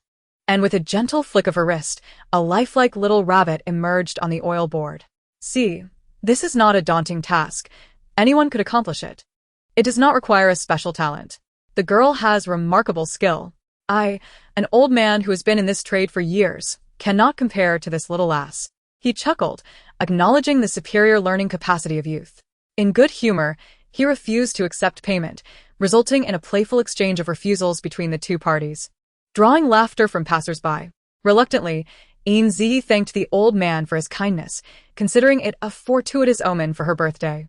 Following this encounter, any lingering sadness within her dissipated. Kaiying, tomorrow, let us buy a sugar figurine for each of the children at the manor. Life is not easy for anyone. Good deeds should be rewarded, to maintain warmth among people. The Yin family had many offspring, and the children of the Yin family army were raised together to foster unity and camaraderie from a young age. The free sugar figurine seemed merely the beginning of a series of fortunate events. As she walked along the pristine street, suddenly, Yin Zhiyi halted, feeling as though she had stepped on something hard. Instinctively bending down, she discovered a dull piece of silver lying quietly at her feet, clearly trampled by many yet unnoticed by anyone. Looking around, she found no one in the bustling street anxiously searching for lost items. Bending to pick up the silver, she carefully wiped it with her handkerchief before handing it to a beggar curled up in a corner nearby. The child, appearing to be no more than 10, was dirty-faced with unkempt hair and ragged clothing. As she placed the silver in his hand, she noticed the child's affliction. His eyes were vacant, unable to see anything. Seeing this, Yin Zhiyi took out a few more silver coins from her pocket and placed them into the child's hand. Here are 2 taels of silver. They are genuine. Do not be deceived. Patting the child's rough hand, she stood up and walked away, leaving no lengthy discourse on morality or lofty expectations. Kindness is not a transaction, nor is it a moral shackle imposed upon others. Perhaps the world truly operates on the principle of karma. Good and evil will eventually be repaid, and if not, it is simply a matter of timing. Having just given the found silver to one in need, Yin Zhiyi soon felt an unusual sensation underfoot once more. Looking down, she discovered a jade ring. After 10 years as a queen, her ability to discern treasures was quite refined. In her estimation, this jade ring was of excellent quality and surely held considerable value. Raising an eyebrow, she carefully picked up the ring. Such an item was not something an ordinary person could afford. It required prudent handling. Entering the Wanbao studio, she sought out Boss Pan and presented the ring to him. After examining it closely, his expression shifted to one of intrigue. He summoned a servant to bring tea for Yin Zhiyi and her companion, then mysteriously took the jade ring into the back room. Shortly thereafter, Pan emerged, exuberantly thanking her. Master, you have once again been a tremendous help. Following the incident with my father's burial, I urged him to speak frankly at home. I proposed that if he could serve as a constable for 3 months, I would take him as my disciple. Clearly, Pan had not taken her conditions to heart. In his animated explanation, Yin Zhiyi realized that the jade ring had an extraordinary origin. It was a token of authority used by old Master Pan to access the treasury, and had recently been stolen, leaving its whereabouts unknown. The Pan family was in a state of distress, fearing that villains might exploit the situation for their own gain. Master, I am grateful for your timely assistance. My father has offered a handsome reward for information to recover the ring. Since you have accomplished this great task, we should express our gratitude. Thank you for helping me reconcile with my family. In the end, Yin Zhiyi left the Wanbao studio with a handful of silver notes. Her expression vacant, having set out to spend but instead earning 5,000 taels within just 2 hours. Could this truly be her lucky day? Had fortune favored her? Indeed. Some occurrences defy imagination. Throughout the remainder of the day, Yin Zhiyi found herself in a continuous motion of bending down. From copper coins to silver fragments, and even jade ornaments and gold hairpins, it seemed as though a line of items awaited her collection. Moreover, aside from her, the throngs of pedestrians appeared selectively blind to the treasures being lost. Strangely, despite picking up an array of valuable items, she encountered no owners along her path. As events unfolded, Kaiying transitioned from astonishment to a state of numbness. Returning home with an armful of unspent treasures, Yin Zhiyi remained lost in thought. Such overwhelming luck and coincidence were indeed disquieting. Chapter 18.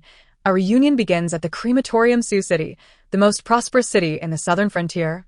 Also serves as the largest marketplace for goods, attracting specialties from all regions. Furthermore, the renowned Yin Academy, second only to the Imperial Academy, is situated in Sioux City. Zhou Luan, the president of Yin Academy, has educated countless scholars and is also the maternal grandfather of the current 6th prince, Wei Nanfeng.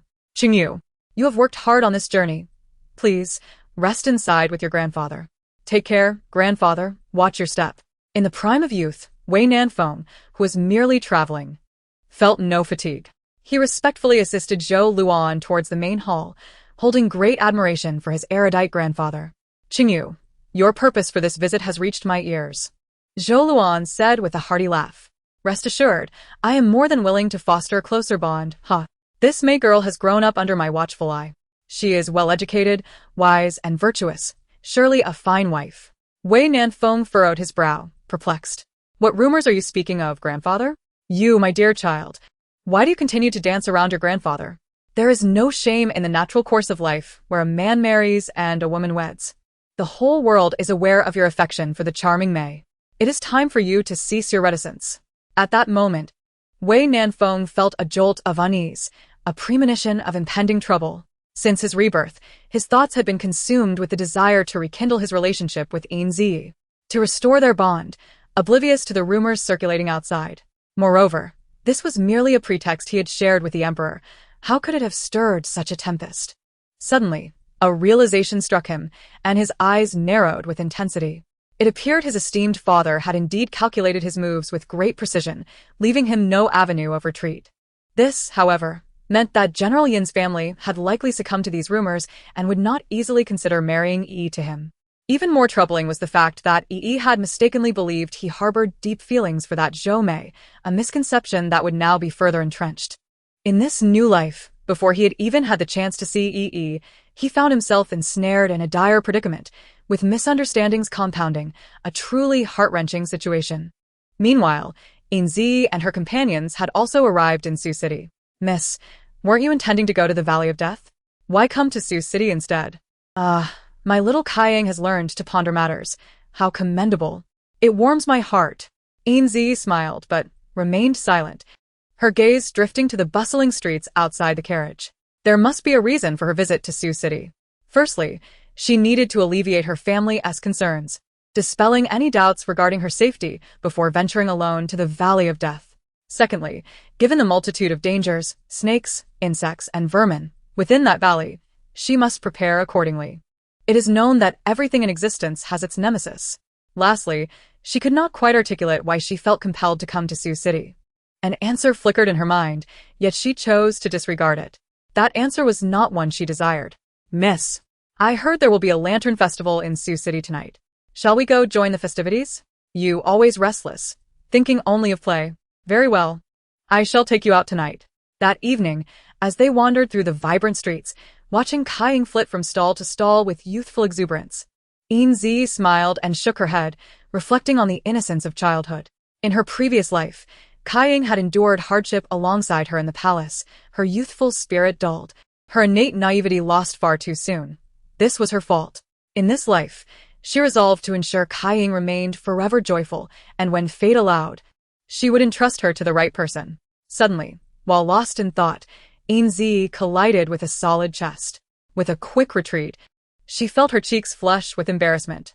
In ancient times, men and women were to maintain proper decorum. Her actions could easily be misconstrued as improper. Raising her gaze, she found herself face to face with a man wearing a golden mask. "My apologies, sir. It was my lack of decorum that caused this. I hope you can forgive me." The man remained silent, his eyes fixed intently on her elegant visage, his expression inscrutable. "Sir?" He nodded slightly and then turned, disappearing into the crowd. Watching his retreating figure, Yin Zhiyi felt a sense of bewilderment. What an odd individual. Muttering to herself, she turned her gaze and inadvertently locked eyes with a pair of familiar orbs, rendering her momentarily speechless. Wei Nanfeng gazed hungrily at the youthful Yin Zhiyi, tears glistening in his eyes. 10 years of life and death, so vast and incomprehensible. Unthought of yet impossible to forget. He had finally encountered the vivacious Yin Zhiyi once more, the one who haunted his dreams. Yin Zhiyi's rational mind cautioned her that in this lifetime, they were strangers. She ought to politely look away, yet her body remained immobile, unresponsive. A single glance could span an eternity, could it not? In that moment, a torrent of memories and emotions surged within her heart. Time seemed to freeze, and fragments of their past flickered vividly in her mind, ultimately leading her to the day of his demise. This man was destined for another, not for her. Gradually, Yin Zhiyi averted her gaze, sidestepping the intensity of his stare, and continued forward. With each step, the distance between them lessened, until they brushed past one another. Wei Nanfeng's hand, previously poised to reach out, froze in place as he watched Yin Zhiyi walk by, her eyes fixed ahead, unflinching. "Yi." Her composed stride faltered momentarily before she quickened her pace, intent on fleeing the scene. "Yin Zhiyi." Wei Nanfeng hurried after her, grasping her arm. "Yi." "Please do not evade me." His melodious yet magnetic voice lingered in her ear, infused with a humility she had never heard before, causing her to feel a sudden sting at the tip of her nose. "Sir, please release me. Men and women should not engage in such intimacy. We are not acquainted." In a flurry of confusion, Yin Zhiyi struggled, her words tumbling out in disarray. Had he returned? Why was he not seeking his beloved cousin but instead entangling himself with her, the cast-off wife? Had her previous life not been tragic enough? "We are acquainted. You are my wife." Wei Nanfeng's voice rose sharply, drawing the attention of passers-by who began to murmur about the unfolding scene of a lovesick man pursuing his estranged partner. Yin Zhiyi lifted her gaze, her eyes wide with indignation, a tempest of emotions swirling within her. Wife. What husband would force his original spouse to her death in pursuit of a widow whose husband has only just passed? Wei Nanfeng's past words and actions had not only wounded Yin Zhiyi's heart, but had also shattered her dignity. His choices had loudly proclaimed to the world that she, the empress, was inferior to a promiscuous widow. Sensing the storm of anger and grievance emanating from Yin Zhiyi, Wei Nanfeng felt his heart constrict painfully. "Yi." "Listen to me. It is not as you perceive. I have never betrayed you." Yin Zhiyi sniffled, stubbornly pulling her arm free, turning her profile towards the roadside. "Very well. "Speak." I am eager to hear how you will twist the truth. This is not a distortion. It is the reality." "Yi." "I have no connection with that Zhou Mei." Cousin. You move too swiftly. May cannot keep up with you. Were we not to release the river lanterns together?" Chapter 19. A slap in the face, and further distancing from a distance, Zhou Mei swayed gracefully, approaching Wei Nanfeng with an enchanting demeanor. Yin Zhiyi scoffed softly, casting a derisive glance at the brooding Wei Nanfeng. The onlookers, witnessing the transformation of a lovelorn man into a spectacle of rivalry between two women for one man's affection, were now even more intrigued, eagerly anticipating the unfolding drama. Yin Zhiyi observed Zhou Mei's pink attire, then turned to gaze at Wei Nanfeng. A cold smile crept across her features, for it was indeed an original touch for them both to wear strikingly similar garments, albeit in different colors, with patterns that were remarkably alike. Was this subtlety aimed at her foolishness? In a daze, Yin Zhiyi felt the world around her blur, time twisting as the crowd faded from view, leaving only the intertwining garments of men and women strewn about, whispering tales of past disgrace and filth. Shaking her throbbing head, she clenched her hands tightly within her sleeves. Some people and events, which she desperately sought to forget, proved to be in vain. Just as she had begun to emerge from the shadows of her past, there always seemed to be a jester leaping forth to drag her back into the dark corners of despair. After all, how could she forget? It was precisely because she had grown too accustomed to the comfort of her rebirth that she had momentarily overlooked the humiliation and sorrow of the palace, allowing a flicker of hope for reconciliation to emerge. How utterly laughable, a self-inflicted humiliation. Wei Nanfeng, you once claimed that I had become consumed by greed, turning forceful and unrecognizable. Now I see that it is not just I who has changed. You have become increasingly loathsome as well. Wei Nanfeng hesitated, longing to explain but unsure where to begin. Moreover, the matters of the past are intricate and complex. This is hardly a fitting place for discourse. Come with me, and I shall elucidate those misunderstandings for you. To Yin Zhiyi, Wei Nanfeng's anxious demeanor appeared as a manifestation of guilt. Faced with Zhou Meyer, who had wounded her on numerous occasions, Yin Zhiyi found it impossible to maintain her composure. Once basking in the glory of her past, she had believed herself to be a paragon of womanhood, fiercely upholding her pride. Yet in truth, she was nothing, not even a shadow of a charming courtesan. Casting another glance at Zhou Meyer, who swayed unsteadily, Yin Zhiyi offered a serene smile. Even if given the opportunity to start anew, knowing that women like Zhou Meyer were favored, she could not alter her inherent nature. Her temperament, which had accompanied her throughout her life, was no mere mark. It was etched deeply within her very being. Seduction was not her style, and she was destined never to be one of those gilded songbirds, confined in opulent chambers. For a hawk deprived of the sky cannot endure. Wei Nanfeng, let it be as it is. I am weary, and shall no longer dwell on the rights and wrongs of the past. I hope you, too, can relinquish everything entirely. The present is undeniably different from what has been. The past cannot be relived, nor reclaimed. There is no point in entanglement. Yin Zhiyi's words, however, evidently failed to sway Wei Nanfeng, who was ensnared by his obsession. Just as he prepared to retort, Zhou Meyer fortuitously stumbled, causing a jade bracelet to roll to the ground, coming to rest at Yin Zhiyi's feet. Others might have been oblivious, but as the former owner of the jade bracelet, Yin Zhiyi recognized it well. It was an heirloom of Wei Nanfeng's late mother, a token bestowed upon her daughter-in-law. Thus, the true owner of the bracelet was indeed Zhou Meyer.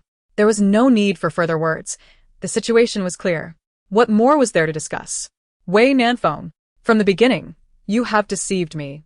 Since my sincerity holds no value to you, and you have long grown weary of my assertiveness, why persist in this convoluted entanglement?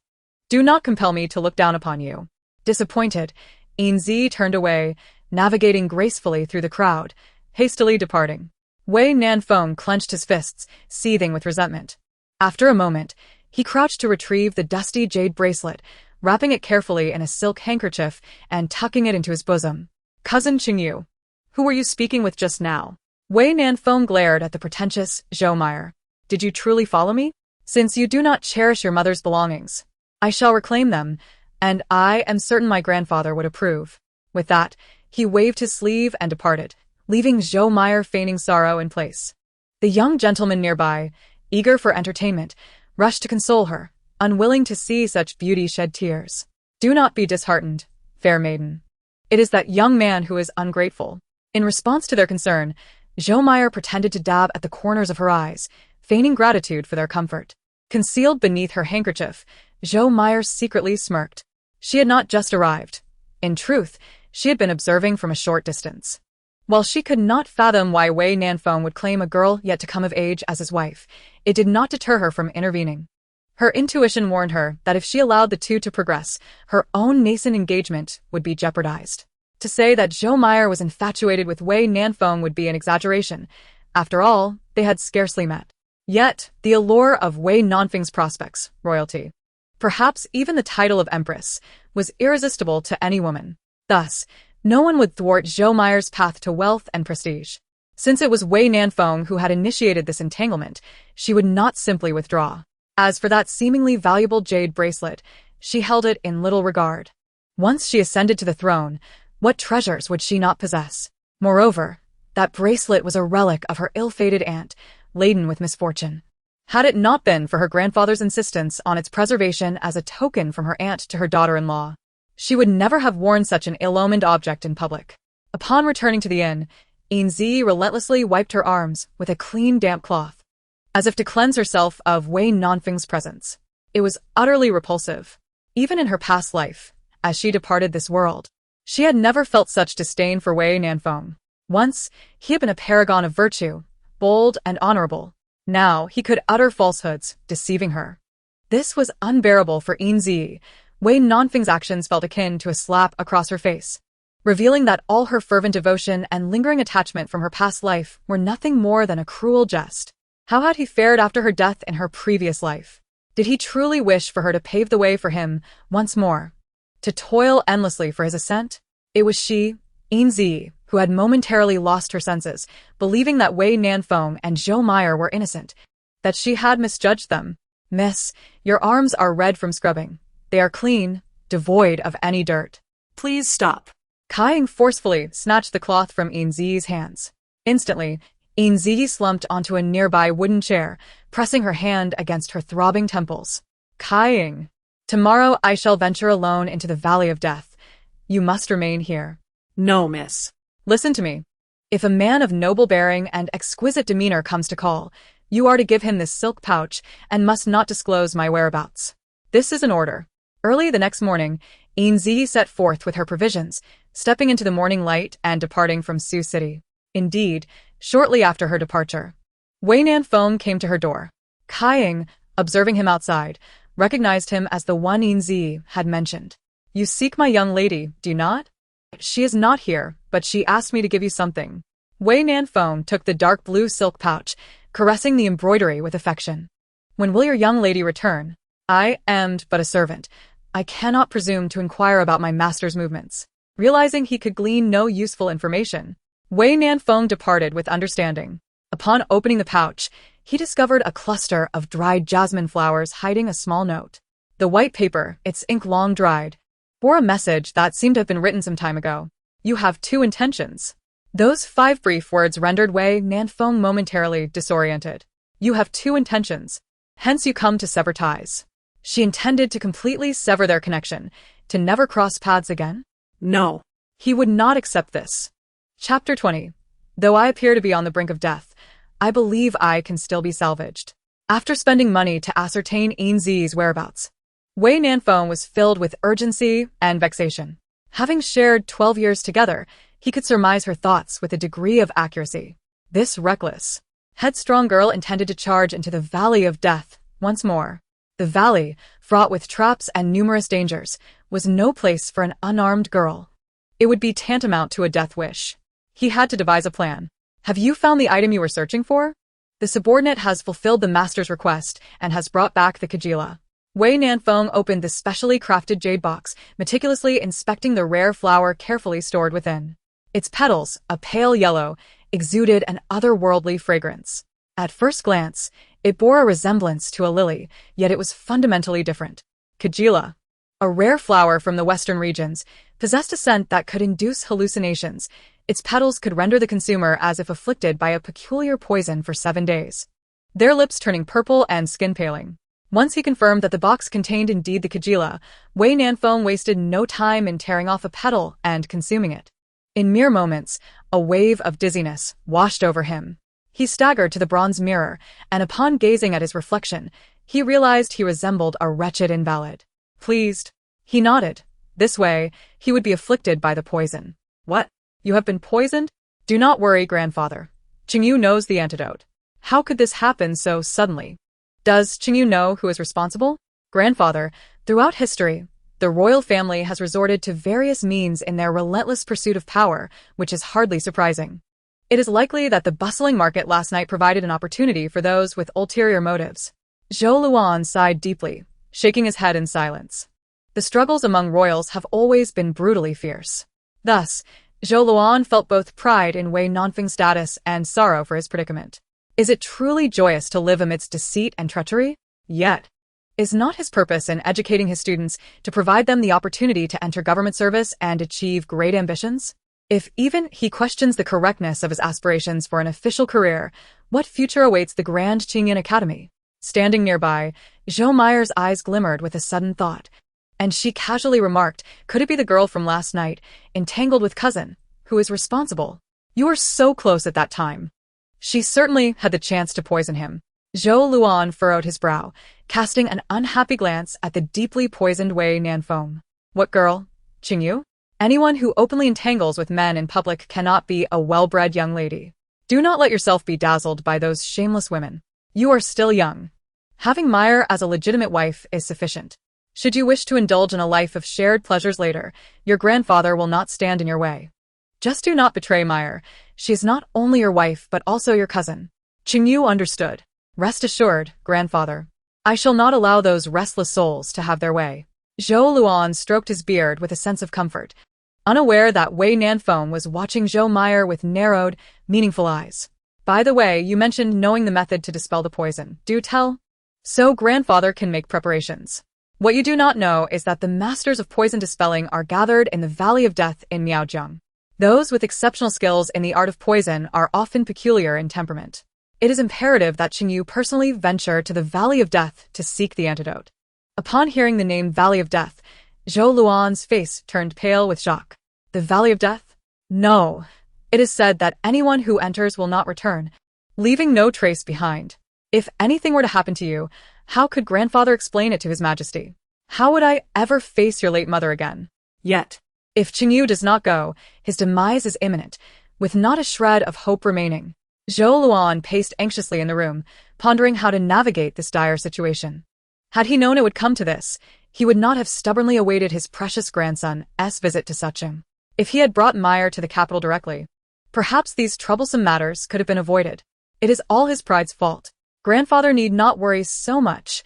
Although Qingyu is afflicted with poison, he still possesses the strength to protect himself. As he spoke, Wei Nanfeng removed the jade ring from his left hand, squeezing it in his grasp. As he tightened his fingers, the ring crumbled into powder upon his open palm. Grandfather knows your martial prowess is remarkable, yet there are countless experts in this world. Many have fallen to the truth that one cannot fight against many. Qingyu will take guards with him.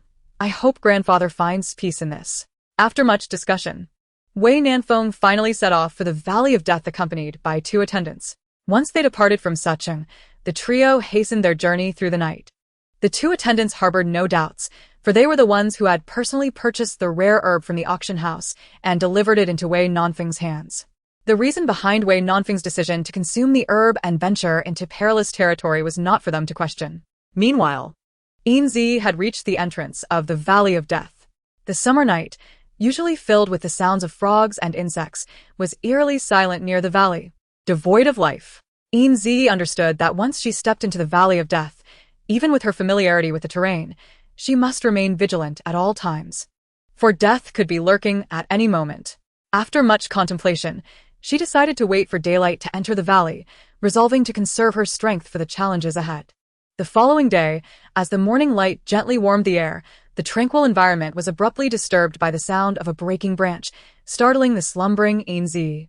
With eyes wide open, she quickly assessed her surroundings, relieved to find no immediate danger. Deep down, however, she felt fear, having faced death once. She understood the value of life. Yet, some matters must be confronted, and certain dangers must be faced. Grasping a wooden box beside her, Yin Zhiyi cautiously ascended the narrow path leading into the depths of the Valley of Death. Each step was deliberate and careful, requiring her full attention as she remained alert to her surroundings, an exhausting endeavor. Suddenly, a series of rustling sounds drew her attention. She prepared herself as golden poison insects emerged from the grass, their commanding gurgles reminiscent of a general rallying troops. Soon after, a swarm of black poison insects surrounded her, leaving no escape. Yin Zhiyi patiently awaited her moment. Abruptly, the golden insect ceased its calls. Yin Zhiyi recognized this as the tense standoff before battle. Once the insect king gave the command, they would swarm and devour her whole. This was the gap she sought. Drawing forth a pouch of lime powder she had prepared, she held her breath and began to toss it at the insects. Where the powder landed, the insects scattered, some failing to retreat in time, turning to ash. Gradually, the swarm diminished, and sensing the shift in power, the golden king insect took flight. Yin Zhiyi's face flushed as she leaned heavily on her knees, gasping for breath. She had successfully navigated the primary poison formation. Wiping the beads of sweat from her forehead, she gathered her belongings, ready to press onward. Suddenly, a crimson snake sprang from a nearby tree, moving with lightning speed and lunging at her throat with its gaping maw. Exhausted from the previous battle, Yin Zhiyi was unable to evade, watching helplessly as the serpent's sharp fangs descended toward her vulnerable neck. Chapter 21. What a coincidence. I never expected to encounter you here just as my life hangs in the balance.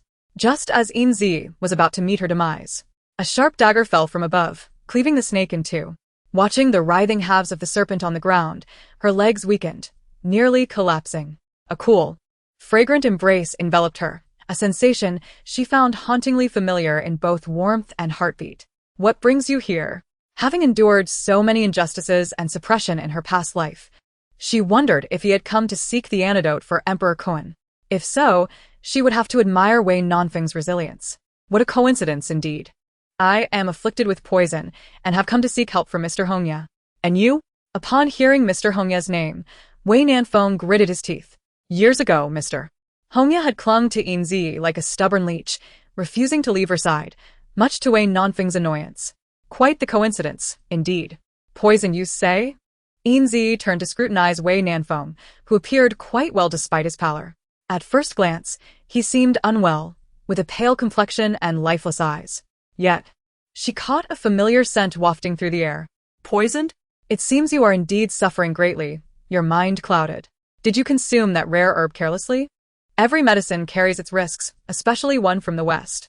Just wait, for the next 6 months, headaches and fevers will become your daily companions. You deserve it. Despite Yin Zhiyi's dreadful demeanor and her sour expression, Wei Nanfeng beamed with joy, akin to a child who has just received a sweet treat. How delightful it was. It had been ages since he had heard her exasperated ramblings.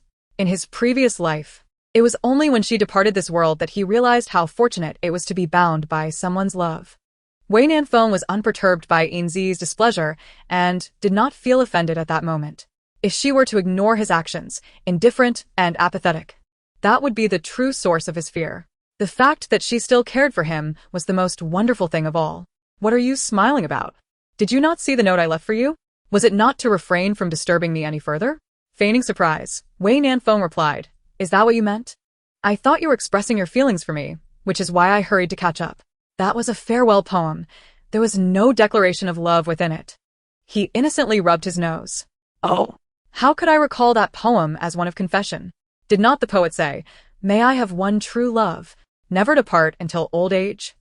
I assumed that was your intent. It seems I misinterpreted it. My apologies, I have not read in quite some time. Embarrassed by her own extensive reading, Yin Zhiyi offered a forced smile and firmly stepped on Wei Nanfeng's foot.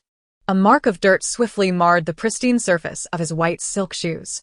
Ever the neat freak, Wei Nanfeng merely chuckled indulgently, extending his other foot towards her. Yin Zhiyi silently gazed at Wei Nanfeng, whose eyes sparkled with mirth, and slowly lowered her head. I know you are not under the influence of poison. Leave this place. The past is the past. You may follow if you wish, but it is of no concern to me. Yin Zhiyi crouched down, observing the bloodstains on the ground. Lost in thought, the red snake was a creature of the intermediate poison array, its greatest danger lying in its astounding self-healing abilities and potent venom.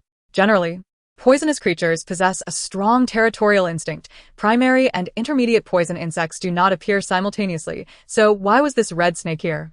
In her previous life, she had never encountered such a phenomenon. This red snake did not seem to have appeared by chance. It felt as though it had been deliberately placed here. The two voices echoed in unison, arriving at the same conclusion. My, are you two a couple? Such harmony. An elderly voice suddenly rang out from the dense forest. Yin Zhiyi and Wei Nanfeng exchanged glances and subtly nodded. Mr. Hongya, we mean no offense. I simply have someone extremely important to me who has been afflicted by the Sleeping Beauty curse for years and is now in grave danger. Thus, we have no choice but to resort to such desperate measures, hoping for your assistance. A chilling laughter accompanied by the tinkling of a bell resonated around them. Do not attempt to deceive me. This young man beside you is clearly under the influence of a peculiar poison, not a sleeping beauty curse. Yin Zhiyi cast a helpless glance at the skyward-looking Wei Nanfeng. You are mistaken, sir. The one afflicted by the poison is someone else, not this gentleman. Oh. So this man is of lesser importance to you? Yin Zhiyi found herself at a loss for words, for Wei Nanfeng was gazing at her with eager anticipation. Hee. I shall not jest with you any longer. While you are quite entertaining, it is true that you have carelessly slain my precious poison insect. This old one, am quite displeased. Here is my proposition. I will initiate an advanced poison array, and should you manage to break the array, I shall agree to assist you. The advanced poison array is filled with various poison kings. How could they possibly break it? Yet if they were to abandon this, the life of he/she would also be forsaken. Wei Nanfeng, this matter does not concern you.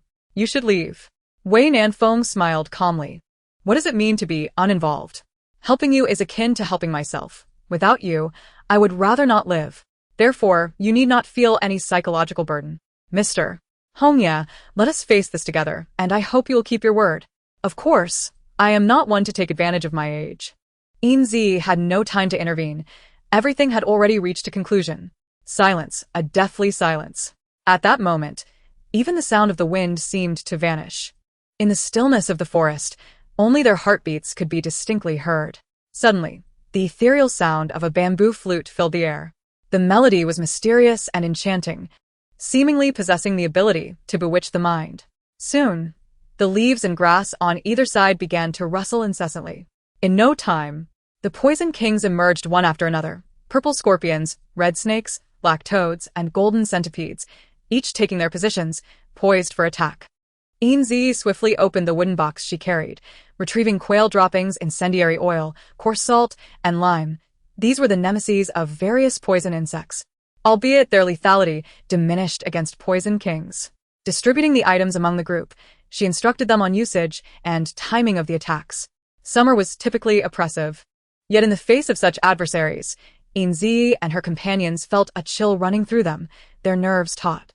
As the flute's melody escalated, the poison kings grew restless and ferocious, launching their attacks.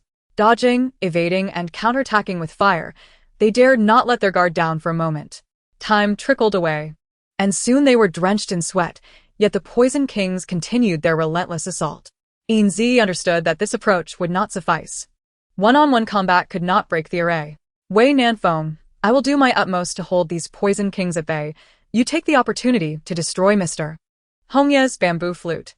These poison kings were sentient. Unless their master issued commands, they would not attack indiscriminately. Though she was filled with unease, Wei Nanfeng recognized that this was their best course of action. Yin Zhiyi took out the datura flower powder, covering her mouth and nose, and while retreating, she scattered it on the ground. A gust of wind swept through, carrying the powder towards the poison kings. What happened next was extraordinary. The throng of poison kings began to crawl towards Yin Zhiyi as if under some enchantment. The hallucinogenic effects of the datura flower powder were effective not only on humans, but also on animals. Seizing this opportunity, Wei Nanfeng leapt toward the treetops. Hey. What are you doing? Don't act recklessly. If you die, no one will be left to save your little wife. Stop. Mr. Hongya panted as he hurried over. Do not harm my precious Hong Hong. Her poison is manageable. I can resolve it. Let us discuss this calmly. Do not resort to violence. If you kill my Hong Hong, I will not save your little wife. Wei Nanfeng fixed a steely gaze on the frantic young girl, expressionless as he sheathed his sword. Indeed, the legendary Mr. Hongya was merely a 15-year-old girl. Her birth name is Miao Ruoqi, a direct disciple of the current holy maiden of Miaozhong. Due to her fondness for red attire and her exceptional skill in playing leaves to control insects, she adopted the elegant moniker of Mr. Red Leaf. However, despite her seemingly innocent and vivacious demeanor, Miao Ruoqi possesses exceedingly sinister tactics. Upon realizing that her precious snake insect had been preserved, she finally felt at ease, continuously patting her chest to calm her nerves. Noticing that Wei Nanfeng's complete attention was focused on the unconscious Yin Zhiyi, Miao Ruoqi's eyes twinkled mischievously as she quietly retrieved a leaf, intending to eliminate Wei Nanfeng and his companions entirely. She had no intention of providing assistance. These individuals had slaughtered countless of her insects, and she desired them to remain as offerings to her insect companions. Yet, Just as the leaf was about to touch her lips, a hairpin came flying towards her, firmly pinning the leaf to a nearby tree trunk. Miao Ruoqi swallowed hard, offering a somewhat ingratiating smile towards Wei Nanfeng, who had not even turned his head, and sluggishly approached Yin Zhiyi's side to examine her wounds. As she scrutinized Yin Zhiyi's injuries, Miao Ruoqi's playful demeanor dissipated, replaced by a furrowed brow. My antidote cannot save her. Miao Ruoqi's words made Wei Nanfeng's heart plummet, his ink-black eyes glinting with icy fury as madness began to swirl and expand within him.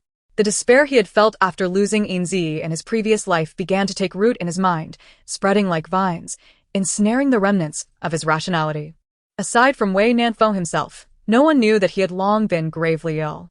The 10 years following Yin Zhiyi's passing were filled with despair, sorrow, guilt, and rage, intertwining into an invisible net that tightly bound him, leading his mental state to become increasingly pathological.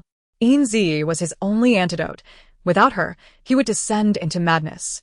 A world devoid of Yin Zhiyi held no value for his existence. It would be better to be submerged in the river of history, gradually fading away. Just like the collapse of the Celestial Empire in his past life, vanishing entirely. Witnessing the dangerous aura emanating from Wei Nanfeng, Miao Ruoqi dared not continue her reckless provocations. Do not be alarmed. What I mean is that she is not poisoned at all, merely exhausted and has fallen into a deep slumber. Her constitution is quite unique. My red's bite is akin to that of an ordinary non-venomous snake for her. Aside from the brief sting at the moment of the bite, she will feel nothing. Nor will there be any lingering effects. How strange. After wandering the martial world for so many years, she had never encountered an ordinary person immune to the Miaojiang insect king's poison. Aside from those who grew up amidst the insects, it seemed no one could escape the harm of insect toxins. Even someone like her, an insect nurturer, was not entirely unaffected. Who is this little girl? She is utterly fascinating. Indeed, one must admit that this girl possesses a great allure for her. Alas, let her venture forth to observe the insect practitioners. Speaking of which, the sleeping beauty has not graced the world in quite some time. She might as well join the festivities. This way she can explore, and, being in the company of such an intriguing individual, her days will surely become splendid. If she uncovers the secret of the girl's immunity to all poisons, her master would surely be impressed, and thereafter, no one would hinder her from traveling the world. Wei Nanfeng paid no heed to the daydreaming Miao Ruoqi. Instead, he carefully lifted the unconscious Yin Zhiyi, affectionately rubbing his cheek against her delicate face. His eyes, filled with adoration, reflected a ghostly and pathological aura that he embodied to the fullest at that moment. After placing Yin Zhiyi upon the clothes he had laid out, Wei Nanfeng, disregarding Miao Ruoqi's presence in the room, began to meticulously clean the bamboo couch with a silk handkerchief he always carried, even attending to the crevices between the bamboo slats. After exhausting 2 or 3 white silk handkerchiefs, he nodded with slight disdain, finding a new resting place for Yin Zhiyi. Miao Ruoqi observed Wei Nanfeng's blatant disregard for her, his disdain evident and unambiguous, leaving her to twitch her mouth in silent exasperation. What else could she do? Under the overwhelming pressure of his martial prowess, she had no choice but to humbly seek survival. In truth, she felt quite desperate as well. Get out. After ensuring Yin Zhiyi's comfort, Wei Nanfeng coldly uttered these words and strode towards the door, his mood shifting with the swiftness of a June day. Miao Ruoqi and the others dared not resist, silently following Wei Nanfeng into the courtyard. It was a serene and mysterious little courtyard, with a simple bamboo house surrounded by a variety of vividly colored flowers, creating a picturesque scene. Yet, the more beautiful something is, the more perilous it becomes. These flowers harbored potent poisons. Furthermore, various insect toxins lay concealed among the blossoms, either hiding between overlapping petals or lurking beneath the green leaves. Of course, many insects also resided in the fertile soil, as these flowers thrived on the nourishment of corpses. Flesh and blood enriched the soil, providing sustenance for the plants and a nurturing ground for the insects, ensuring they had a steady supply of food. Beneath the darkened earth lay the remains of animals and even human corpses. Thus, the tales of intruders vanishing without a trace in the Valley of Death are not mere fabrications. There is truth to them.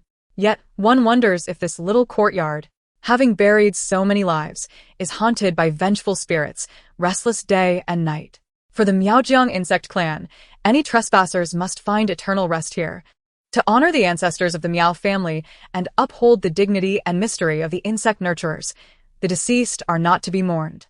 Moreover, the insect nurturers themselves have long since become indifferent to life and death. For them, death is merely a state of being, devoid of fear. What is far more terrifying than death is the disgrace of their craft, being outmatched and ridiculed by others. Placing face above life. One could say that this is the essence of the Miao family. Wei Nanfeng stood in the courtyard, expressionless, as he crushed a scorpion that had attempted to attack him beneath his foot. Miao Ruoqi, observing Wei Nanfeng's fearless demeanor and then glancing at the shattered scorpion, felt a chill run down her spine. This man harbored no fear of insects and was unfathomably deep. The previous crises had merely been an act.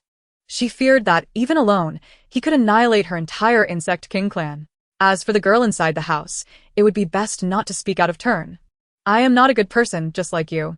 Wei Nanfeng did not turn his head, yet the threat in his words was palpable before he swiftly changed the subject. I want you to promise her that you will do your utmost to treat her, yet she will never be cured from the curse of the Sleeping Beauty. Chapter 23. Never have I encountered such shamelessness. Wei Nanfeng's words left Miao Ruoqi momentarily stunned, followed by a wave of trepidation. Given the previous circumstances, it was evident that this man harbored affection for that young girl, yet why did he wish to condemn the one afflicted by the curse to death?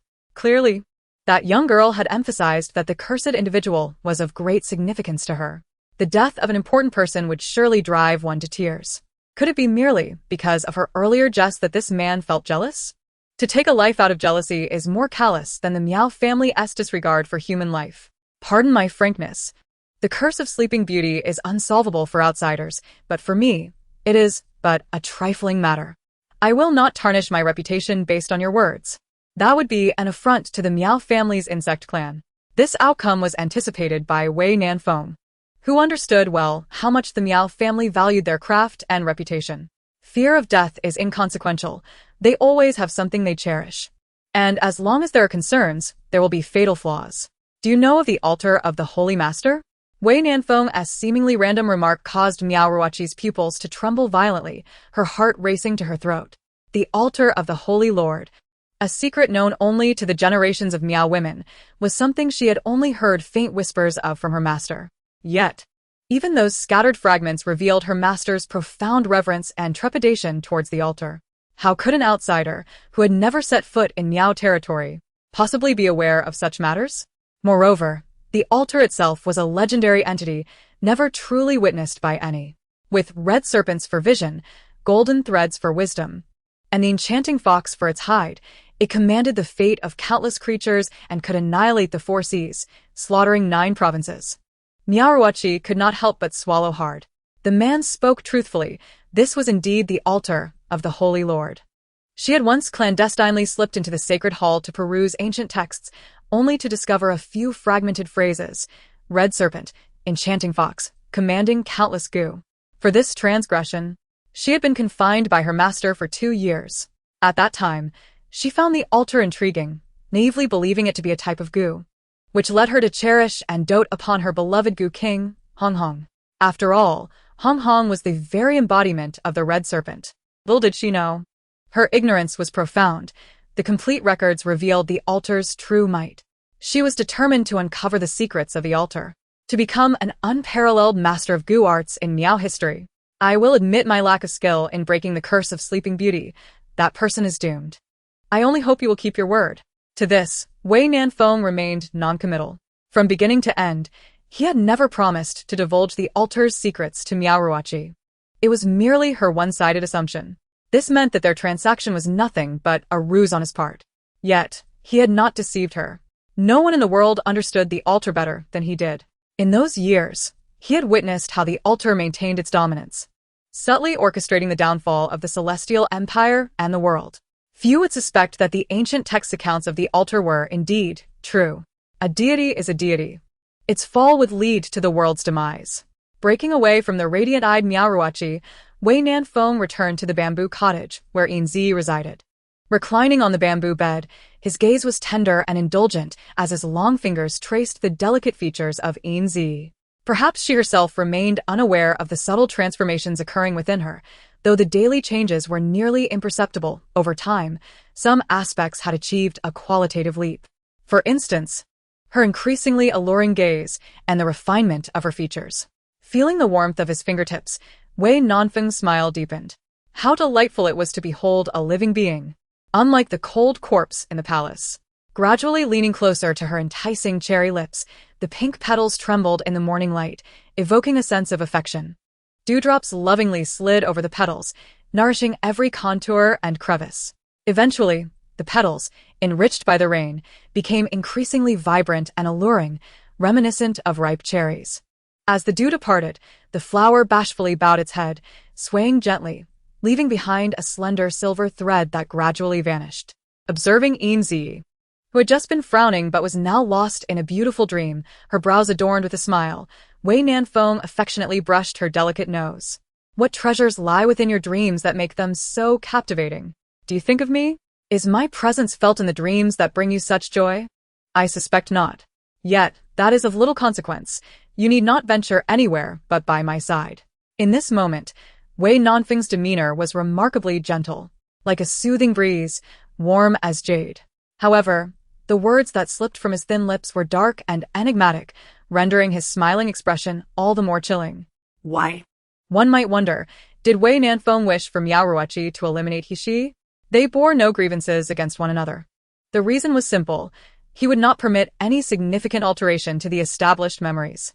A decade of futile waiting had made Wei Nanfeng obsessive and suspicious. He believed that it was precisely because Yin's grandfather had not perished on the battlefield that Yin Zhiyi remained anchored in Shizhou, erasing their beautiful first meeting. Thus, he would grant her no opportunity to alter everything. Those destined to perish ought to do so. The misfortunes of others had no bearing on them. Had he not feared that his actions against Yin's grandfather would only drive Yin Zhiyi further away, the old man would have long since departed. If one spoke of the profound bond between grandfather and granddaughter, then what concern was there for a deceased uncle who had succumbed to goo poison?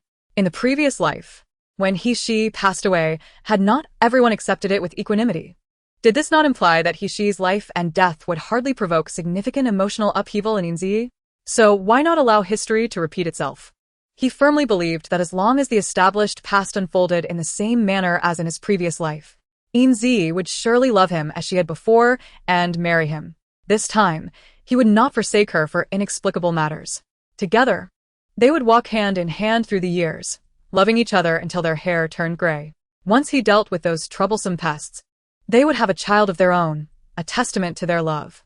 It was not that he yearned for a child, but rather that having one would render their lives more complete. In their previous life, had she not endured great suffering merely to have a child? In this life, she would bear his child. The thought of his bloodline continuing through her filled him with exhilaration. At this moment, Wei Nanfeng's inner demons had taken root, his thoughts spiraling into a dead end from which he was unwilling to escape. In such circumstances, only he could come to terms with himself. Others could not intervene. Sensing an unusual sensation in her abdomen, Yin Zhiyi furrowed her brow, her lashes fluttering as she began to awaken. Chapter 24. Each attempt, each disappointment as she opened her eyes, the thatched roof of the straw hut came into view, leaving Yin Zhiyi somewhat bewildered. Had she not been poisoned in the dense forest? How was she here? Blinking laboriously, she slowly sat up. Examining her injured hand, she noted the 2 bloodied puncture wounds still present, but there were no signs of darkening or bruising from the poison, only slight redness. Looking up at the gentle-eyed Wei Nanfeng, she lightly touched her slightly sore lips, a chill evident in her gaze.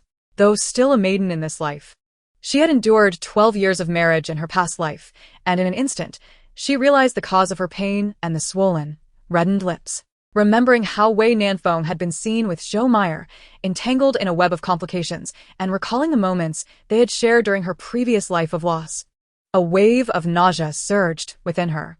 Ignoring the pain, even as tears welled in her eyes, she vigorously wiped her glistening red lips. The rejection and disgust in her gaze were unmistakable, making it impossible for Wei Nanfeng to feign ignorance. Although he felt a flicker of displeasure within, he maintained an unruffled exterior, appearing as calm as ever. Get out. Yin Zhiyi coldly uttered, her expression devoid of warmth as she turned her gaze toward the window.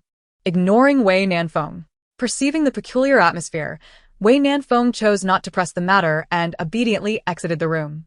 As the door clicked shut behind him, Yin Zhiyi silently traced the reddened puncture marks, slowly curving her lips into a cryptic smile. Being reborn, there were naturally some things she understood that others did not. For instance, her body, impervious to toxins. In her previous life, she was able to single-handedly infiltrate the southern Gu array, which undoubtedly relied on some form of support. One must venture into the tiger's den to capture the tiger cub. Her willingness to employ tactics fraught with danger was a calculated risk. If given another chance, she understood a crucial principle: never place all your treasures in the hands of others, lest you face utter defeat. Instead of remaining passive and endlessly beseeching others, it is far wiser to delve into the heart of the matter and exploit its weaknesses. Only by standing on equal footing can one engage in a forthright exchange of interests, rather than humbly praying for the goodwill of others. Yin Zhiyi was acutely aware that as long as she was afflicted by Gu poison, Miao Ruoqi would undoubtedly come to check her pulse. At which point Miao Ruoqi could not possibly overlook her unique constitution. After all, determining whether a Gu-inflicted person lives or dies is an instinct ingrained in every Gu master. And studying matters related to Gu insects is their greatest passion. This was her leverage. Every wager carries its risks, and this life-and-death gamble was fraught with peril. Fortunately, she emerged victorious. What remained was to negotiate with Miao Ruoqi. However, Yin Zhiyi did not anticipate that in the following 2 or 3 days, she would scarcely have the opportunity to meet Miao Ruoqi. The latter seemed perpetually ensnared in a whirlwind of busyness. What occupied Miao Ruoqi's attention? Naturally, she was preoccupied with plotting against Wei Nanfeng. Given Miao Ruoqi's tenacious and rebellious nature, it was improbable that she would easily set aside her grievances and coexist peacefully with the threat posed by Wei Nanfeng. Moreover, her eagerness to uncover the secrets of the sacred lord's shrine gnawed at her, an urgency akin to 100 claws scraping at her heart, rendering her restless. If she could pry open Wei Nanfeng's ironclad defenses with her own capabilities, who would care for the promises made? There exists a saying among scholars in the central continent: only women and petty men are difficult to nurture. Proximity breeds disdain, while distance invites resentment. Though she could not fully grasp its profound implications, she interpreted it to mean that women are inherently unreasonable, and if that were the case, she would indeed embody the sentiment. Yet, despite exhausting every stratagem, she achieved no tangible results. First encounter: dinner. On the first night at Miao Ruoqi's residence, Wei Nanfeng and his entourage extended a courteous invitation for Miao Ruoqi to prepare a meal for them. Would the rebellious and untamed Miao Ruoqi willingly cook for a band of uninvited guests? Certainly not. Furthermore, she was usually engrossed in raising Gu and studying Gu techniques. Who had the leisure to indulge in cooking? She herself merely grilled some game and gathered wild fruits to get by. So why should she toil to prepare a meal for others?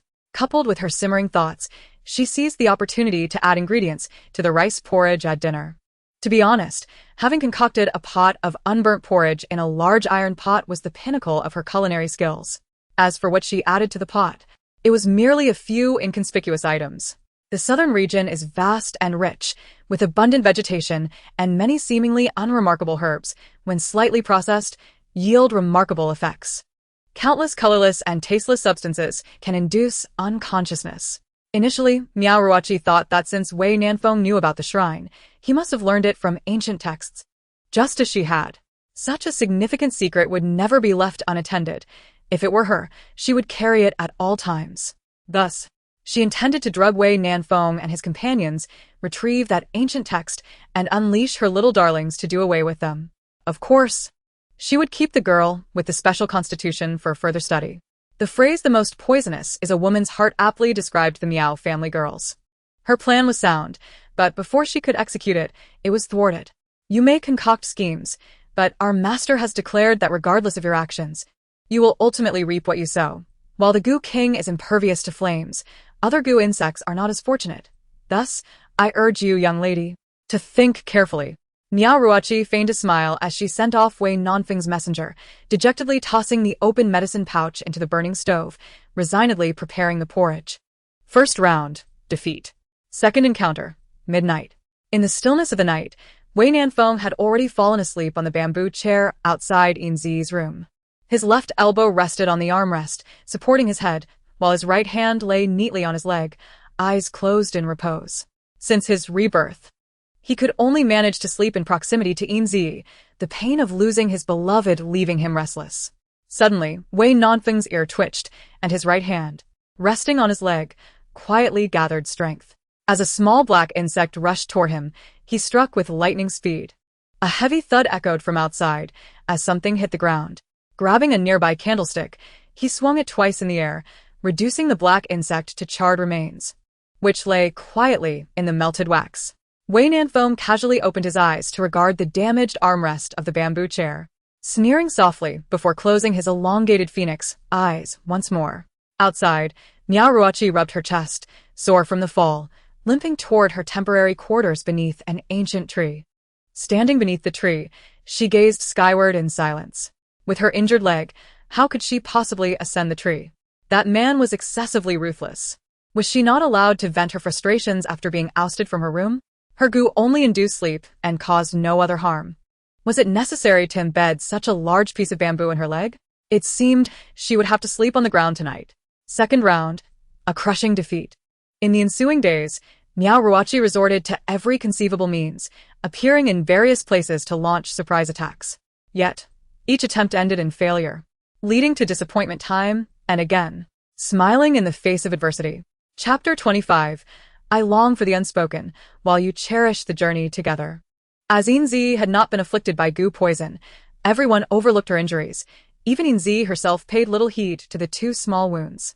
However, they all forgot that the southern region is complex, with hot and humid air, making ordinary wounds susceptible to infection.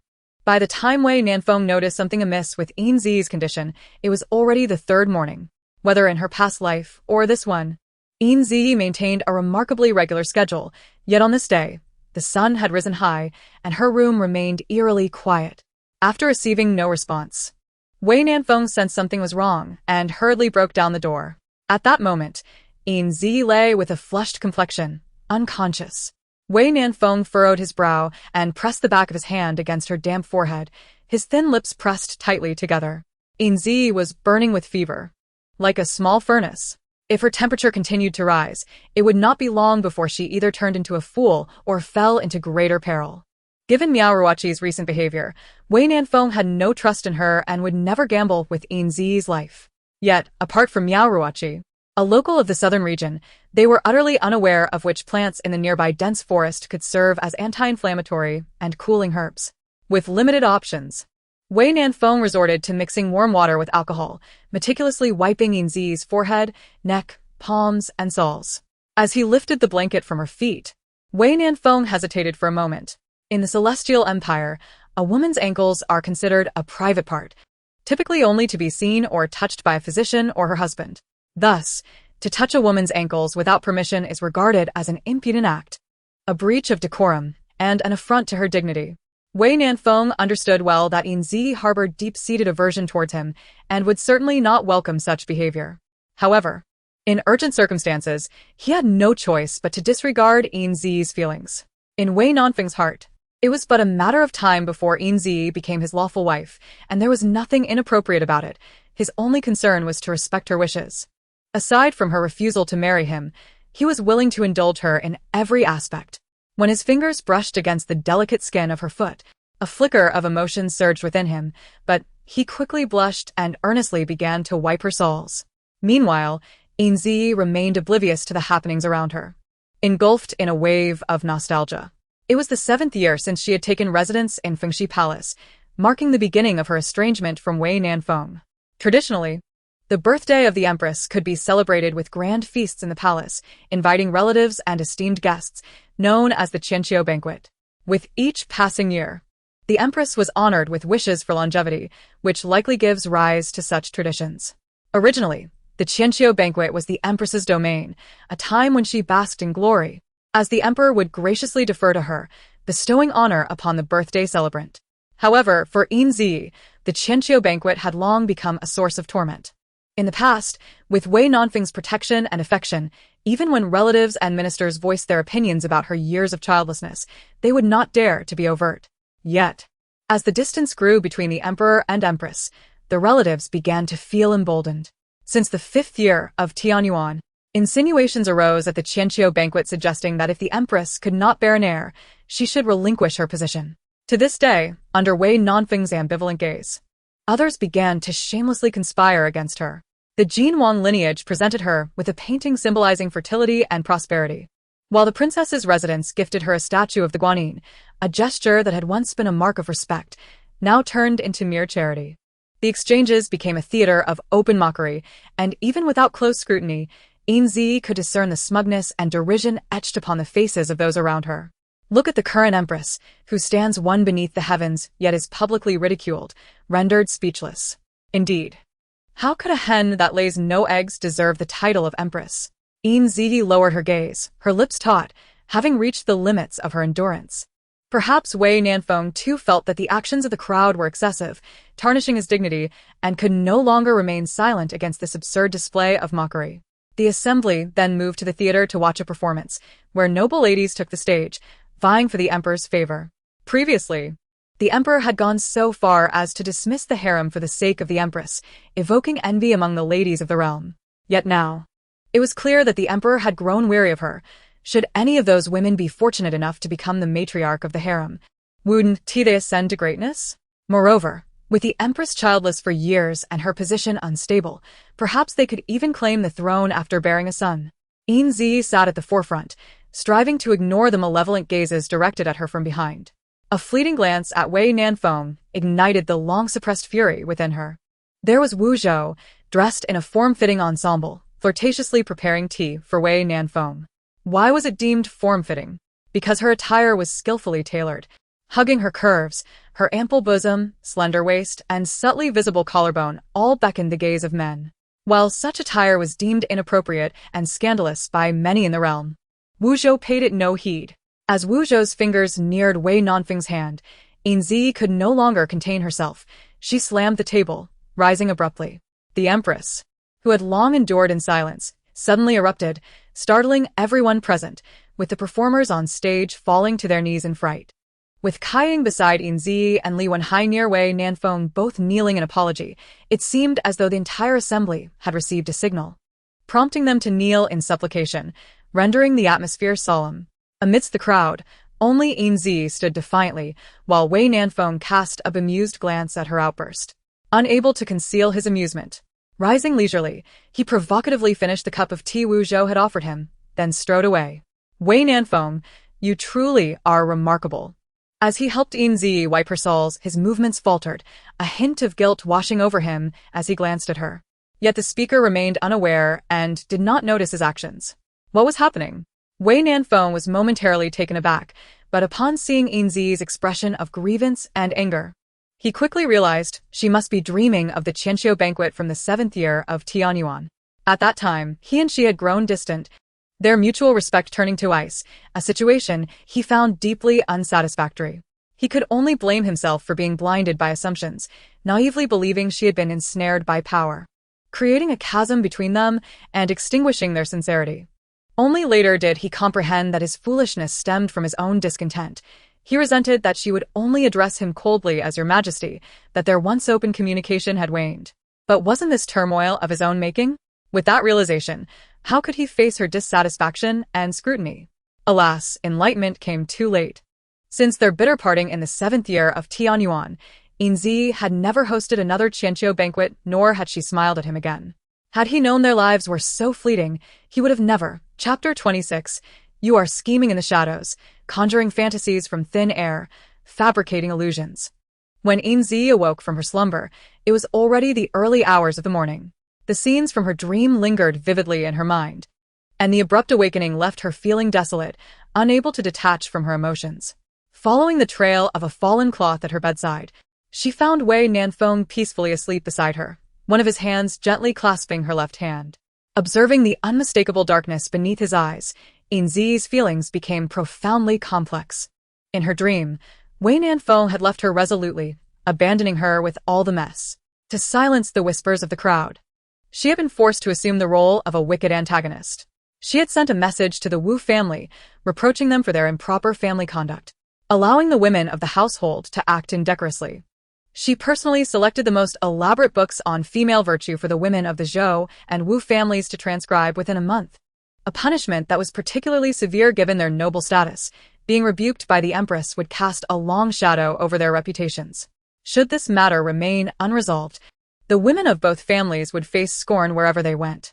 Unmarried daughters would struggle to find suitable matches, while married women would suffer the stigma of their families, regarded with disdain by their husbands' families. Wu Zhou's ostentatious attire at the Qianqiu banquet had been evident, and the empress's actions were justified. Thus, Wu Zhou would become a target of collective disdain among the women of both families. Within half a month, she would become the center of scorn. Initially, Yin Zhiyi had no desire to involve those innocent women. Life was already arduous for women in a patriarchal society. However, Wu Zhou's provocations ignited a fierce reaction from Yin Zhiyi, who had long endured in silence. Of course, this punishment also yielded unexpected results. The overly zealous relatives and ministers were cowed, becoming noticeably more subdued. The penalties imposed on the Zhou and Wu families reminded them that even if the empress was no longer favored, she remained the empress, with the authority to deal with them, making them wary of crossing her. It must be said that the effectiveness of this punitive measure was commendable. Dreams are not mere fantasies. Over 90% of what transpired in her dream had indeed occurred in reality. Yet, compared to the dream, reality was even more intense. After all, in her past life, Wei Nanfeng not only departed but also took with him the instigator, Wu Zhou, leaving her as a mere laughingstock. With that thought, Yin Zhiyi's expression turned cold as she forcefully withdrew her hand from Wei Nanfeng's grasp. Despite Wei Nanfeng's seemingly effortless grip on Yin Zhiyi's left hand, his alertness was remarkably high. He sensed Yin Zhiyi stirring and immediately regained his composure, tightening his hold. Upon noticing her awakening, a smile broke across Wei Nanfeng's face as he instinctively raised his hand to check her forehead, eager to ascertain whether her fever had abated. However, observing the frown on Yin Zhiyi's face and her clear rejection, his smile and outstretched hand awkwardly froze in midair. Pretending to act nonchalantly, he withdrew his hand and neatly tucked the blanket around her. "Is there anywhere else you feel unwell?" he inquired. "No," she answered without a moment's hesitation, clearly indicating her desire to maintain distance. Having resolved to draw a line between them, she had no intention of continuing any form of connection, openly accepting his care and concern. While she felt powerless to prevent his actions, she could certainly govern her own words and behavior, leaving no room for ambiguity. Vulnerability was reserved for family and oneself. She had severed all ties with Wei Nanfeng. Interaction between strangers required a delicate balance, knowing when to draw the line. For distance breeds beauty. Wei Nanfeng picked up a cloth that had fallen beside Yin Zhiyi's pillow, offering a casual smile before taking a glass of lukewarm wine and stepping outside. Once he was gone, Yin Zhiyi relaxed her tense back and coughed, clutching her chest. Alcohol could stimulate the pores, hastening perspiration and cooling the body, yet it was also prone to inviting cold winds, leaving one susceptible to illness. The bamboo hut, while charming, lacked adequate wind protection. Before long, the drowsy Miao Ruoqi yawned as she entered. Without uttering a word, she proceeded to check Yin Zhiyi's pulse. "Wind chill," she muttered, glancing at Yin Zhiyi's treated wounds before swaying out like a wandering spirit. Moments later, Miao Ruoqi returned with a white porcelain bottle in hand. Rubbing her sleepy eyes with one hand, she extended the bottle towards Yin Zhiyi, still silent.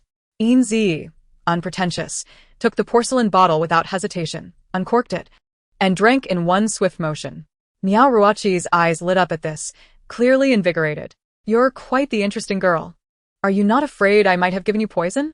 Yin Zhiyi chose to remain silent on the matter. "Miao Miao, we are the same age," Miao Ruoqi said, narrowing her eyes as she leaned closer, scrutinizing Yin Zhiyi's expression. "How do you know my childhood name? And how did you learn my age?" With a playful tilt of her head and a mischievous smile, Yin Zhiyi responded, "That's a secret." Miao Ruoqi stared at her for an extended moment, but Yin Zhiyi maintained her cheerful demeanor without a hint of change. Eventually, Miao Ruoqi, defeated, collapsed onto the bamboo couch, her back pressing against Yin Zhiyi's legs, her feet dangling freely off the edge, swaying idly. "You're just like that cold-faced Yama outside, always keeping secrets. You people from Zhongzhou are rather indirect." She said this while covering her face, visibly upset. Through the gaps in Miao Ruoqi's fingers, Yin Zhiyi noticed her eyes spinning with curiosity. Biting her lip, she grinned, plotting her next move. Miao Miao, you are unaware that Zhongzhou has many intricate customs, and we are often left with no choice." She then spun a poignant tale filled with emotion of a wandering female healer who encountered a wealthy young man who had fallen from grace, their hearts intertwining as time passed. The healer, pausing her travels for her beloved, returned home only to discover their tragic fate. She was the half-sister of the young man, his mother having orchestrated the death of the healer's mother. In an instant, former lovers became siblings separated by a chasm of enmity. The pain and struggle were palpable. Yet if love could be so easily controlled, it would cease to be love. Unable to accept this fate, the siblings sought to escape reality and eloped under the cover of night. However, as time wore on, their consciences tormented them, caught in a tumultuous battle between filial duty and love. So, you and the cold-faced Yama are like those fated siblings? Miao Ruachi remarked, her methods ruthless. Yet she remained a naive girl at heart. Seeing Miao Ruachi as tearful eyes, Yin Zhiyi turned away, stifling a laugh. Meanwhile, Miao Ruachi mistook Yin Zhiyi's laughter for sorrow, causing her to panic. Please don't cry. I believe you are justified. Rest assured, I will keep your secret. Outside, Wei Nanfeng, who had been eavesdropping, could no longer contain his amusement, his lips twitching with a suppressed smile. Initially, he had been miffed that Yin Zhiyi would trust Miao Ruachi, a stranger, over him, her husband, but her whimsical storytelling had unexpectedly lightened his mood. That mischievous girl still enjoyed spinning tales, weaving fabrications from thin air. Reflecting on the sweet memories of the past, a bittersweet smile crossed his face. Chapter 27. A malady beyond cure. Yin Zhiyi had always believed their first encounter was on the eve of the Qixi festival in the 17th year of Tian Kuan, unaware that they had crossed paths 2 winters prior, in the 15th year of Tian Kuan. It was shortly after the death of Wei Nanfeng's mother, Qing Fei, when his grandfather took him to the Zhou family to lift his spirits. Passing through a grove of plum trees, he caught a glimpse that would linger in his memory forever, a young girl clad in a striking red riding outfit, draped in a crimson cloak trimmed with white fur, gracefully traversing the plum grove with a bouquet of plum blossoms, resembling a fairy who had strayed into the mortal realm. Her vivacious spirit lit the world, and her enchanting gaze brimmed with hope, warming the frozen expanse of the earth. If every young man has cherished dreams of his future bride, then, at that moment, the hazy image in Wei Nanfeng's heart became crystal clear, perfectly aligning with the distant girl. He felt a surge of gratitude that his whim to wander had led him to the captivating plum blossom fairy. Thankfully, he was clad in simple white attire, blending into the wintry backdrop, ensuring he did not startle her. Later, as the fairy departed, she left behind a red ribbon in the snow, a reminder that the encounter was no mere dream, but a reality. The fragrant ribbon was cherished by Wei Nanfeng for many years. It was only when they met again on that long street that the true story of their lives began to unfold. Under the dazzling fireworks of the night sky, the little girl in his heart remained as breathtaking as ever, her dark eyes concealing a universe of stars. The greatest fortune in the world is to find that the one you adore harbors feelings for you in return, and the burgeoning emotions in her gaze sent ripples through the calm waters of his heart. Alas, having lost his mother's protection, he had learned to mask his emotions, often appearing aloof and distant. In truth, his joy matched that of Yin Zhiyi's. It was akin to the blossoms nurtured with care finally blooming, the fervent wishes of a devoted heart coming to fruition, filled with surprises. From that day forth, they drew closer, growing familiar with one another. He learned that the girl hailed from a prominent military family, the sole legitimate granddaughter of Old Master Yin, and that she had yet to come of age or be betrothed. He understood that the young girl cherished various snacks and was unwilling to be constrained by feudal traditions. Unbeknownst to him, he etched every one of her movements and utterances into his heart. During that period, he often found himself pondering, how could there be such a remarkable girl, full of whimsy, her mind brimming with endless imaginative thoughts? How does the blossom of love unfold? Perhaps it began with Yi and brother Nanfeng. Each night, as he closed his eyes, he envisioned the girl's beautiful and warm smile, shining like a little sun in his dark world, possessing a fatal allure for one whose very blood radiated cold. Each morning, upon awakening, the vibrant image of the girl filled him with enough joy to embrace a new day, his weary body infused with hope for life. Day and night, drop by drop, the intensifying affection granted him the courage to confront the world. Despite knowing his father, the emperor, with his suspicious nature, would never allow him to gain the support of the formidable Yin family, he was reluctant to relinquish his desires. His bold endeavor to venture into the Valley of Death to seek medicine for Emperor Tianquan was driven by his own calculations. On one hand, it could create an advantage in the struggle for the throne. On the other, he wished to convey his intentions to Emperor Tianquan, hoping to dispel the emperor's doubts and secure a marriage alliance with the Yin family. Yet, he had overestimated the situation and was overly obstinate. Once he entered the perilous Valley of Death, everything spiraled out of control. Initially, he intended to handle everything discreetly without involving Yin Zhiyi, but unexpectedly, it was she who single-handedly battled for his and Emperor Tianquan's antidote, bringing it back to the imperial city. This act of salvation earned Yin Zhiyi the recognition of the Empress Dowager, simultaneously rescuing two of her most cherished family members, enough to warrant the reappearance of the sacred edict. Consequently, Emperor Tianquan, feeling the weight of obligation, found it difficult to obstruct the union of Wei Nanfeng and Yin Zhiyi, yet he maintained a cold demeanor towards Yin Zhiyi, even secretly creating obstacles for her. Both Wei Nanfeng and Yin Zhiyi were acutely aware of these dynamics, yet under the constraints of circumstance and filial piety, they could not act recklessly. Although those days felt stifling, they did not perceive it as hardship. Rather, they were bound together in a sweet bond. Such is the essence of love, where sharing a meal or offering companionship brings profound joy. When it rains, someone offers an umbrella. When night falls, someone lights a lamp to wait. This is the truest and deepest form of happiness. It was during their early days of marriage that Wei Nanfeng further appreciated the uniqueness of Yin Zhiyi's soul. One day, upon returning from court, he found himself puzzled by the absence of her familiar silhouette at the door. Rushing into the bedroom, he discovered Yin Zhiyi leaning against the bed railing, her expression weary, with an unspoken sorrow clouding her brow. Instantly, Wei Nanfeng grew anxious. How could the vibrant girl who had been so full of life in the morning appear so lackluster now? Brother Nanfeng, you're back. Yes. But what seems to be the matter today? Are you feeling unwell? Wei Nanfeng grasped Yin Zhiyi's small hand, unconsciously caressing it.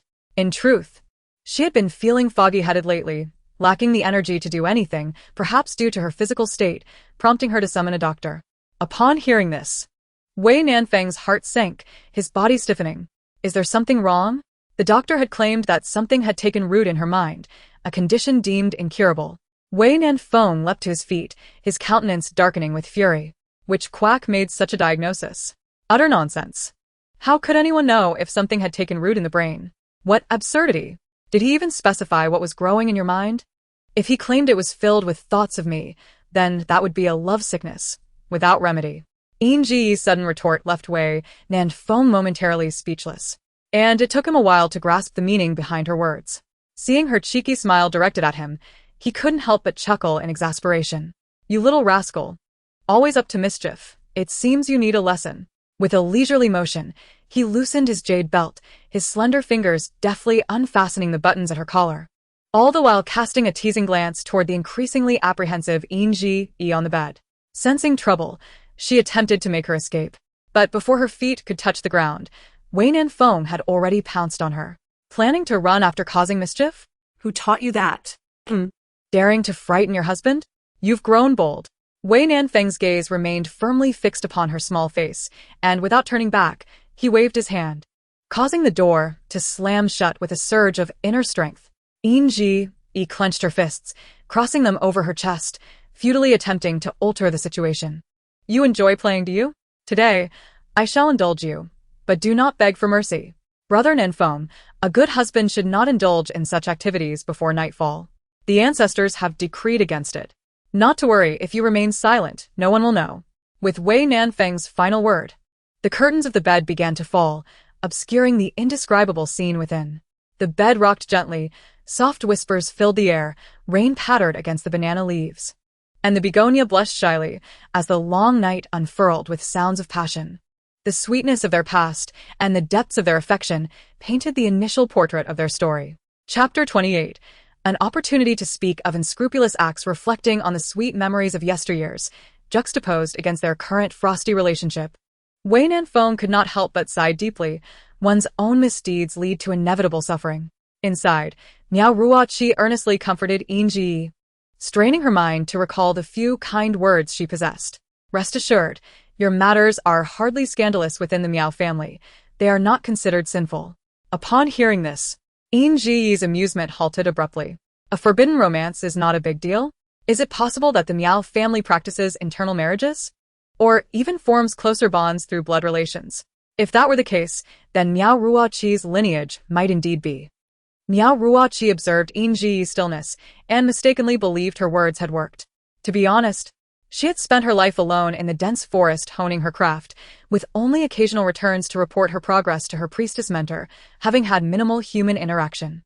This is precisely why she yearned to master her skills and venture out into the world, driven by a desire for freedom and a strong curiosity about what lay beyond. Her mentor had promised that once she became the highest practitioner of Miao sorcery, she would be allowed to leave the southern region and roam freely. Thus, in a sense, Yin Zhiyi was the first girl her age she had ever truly interacted with.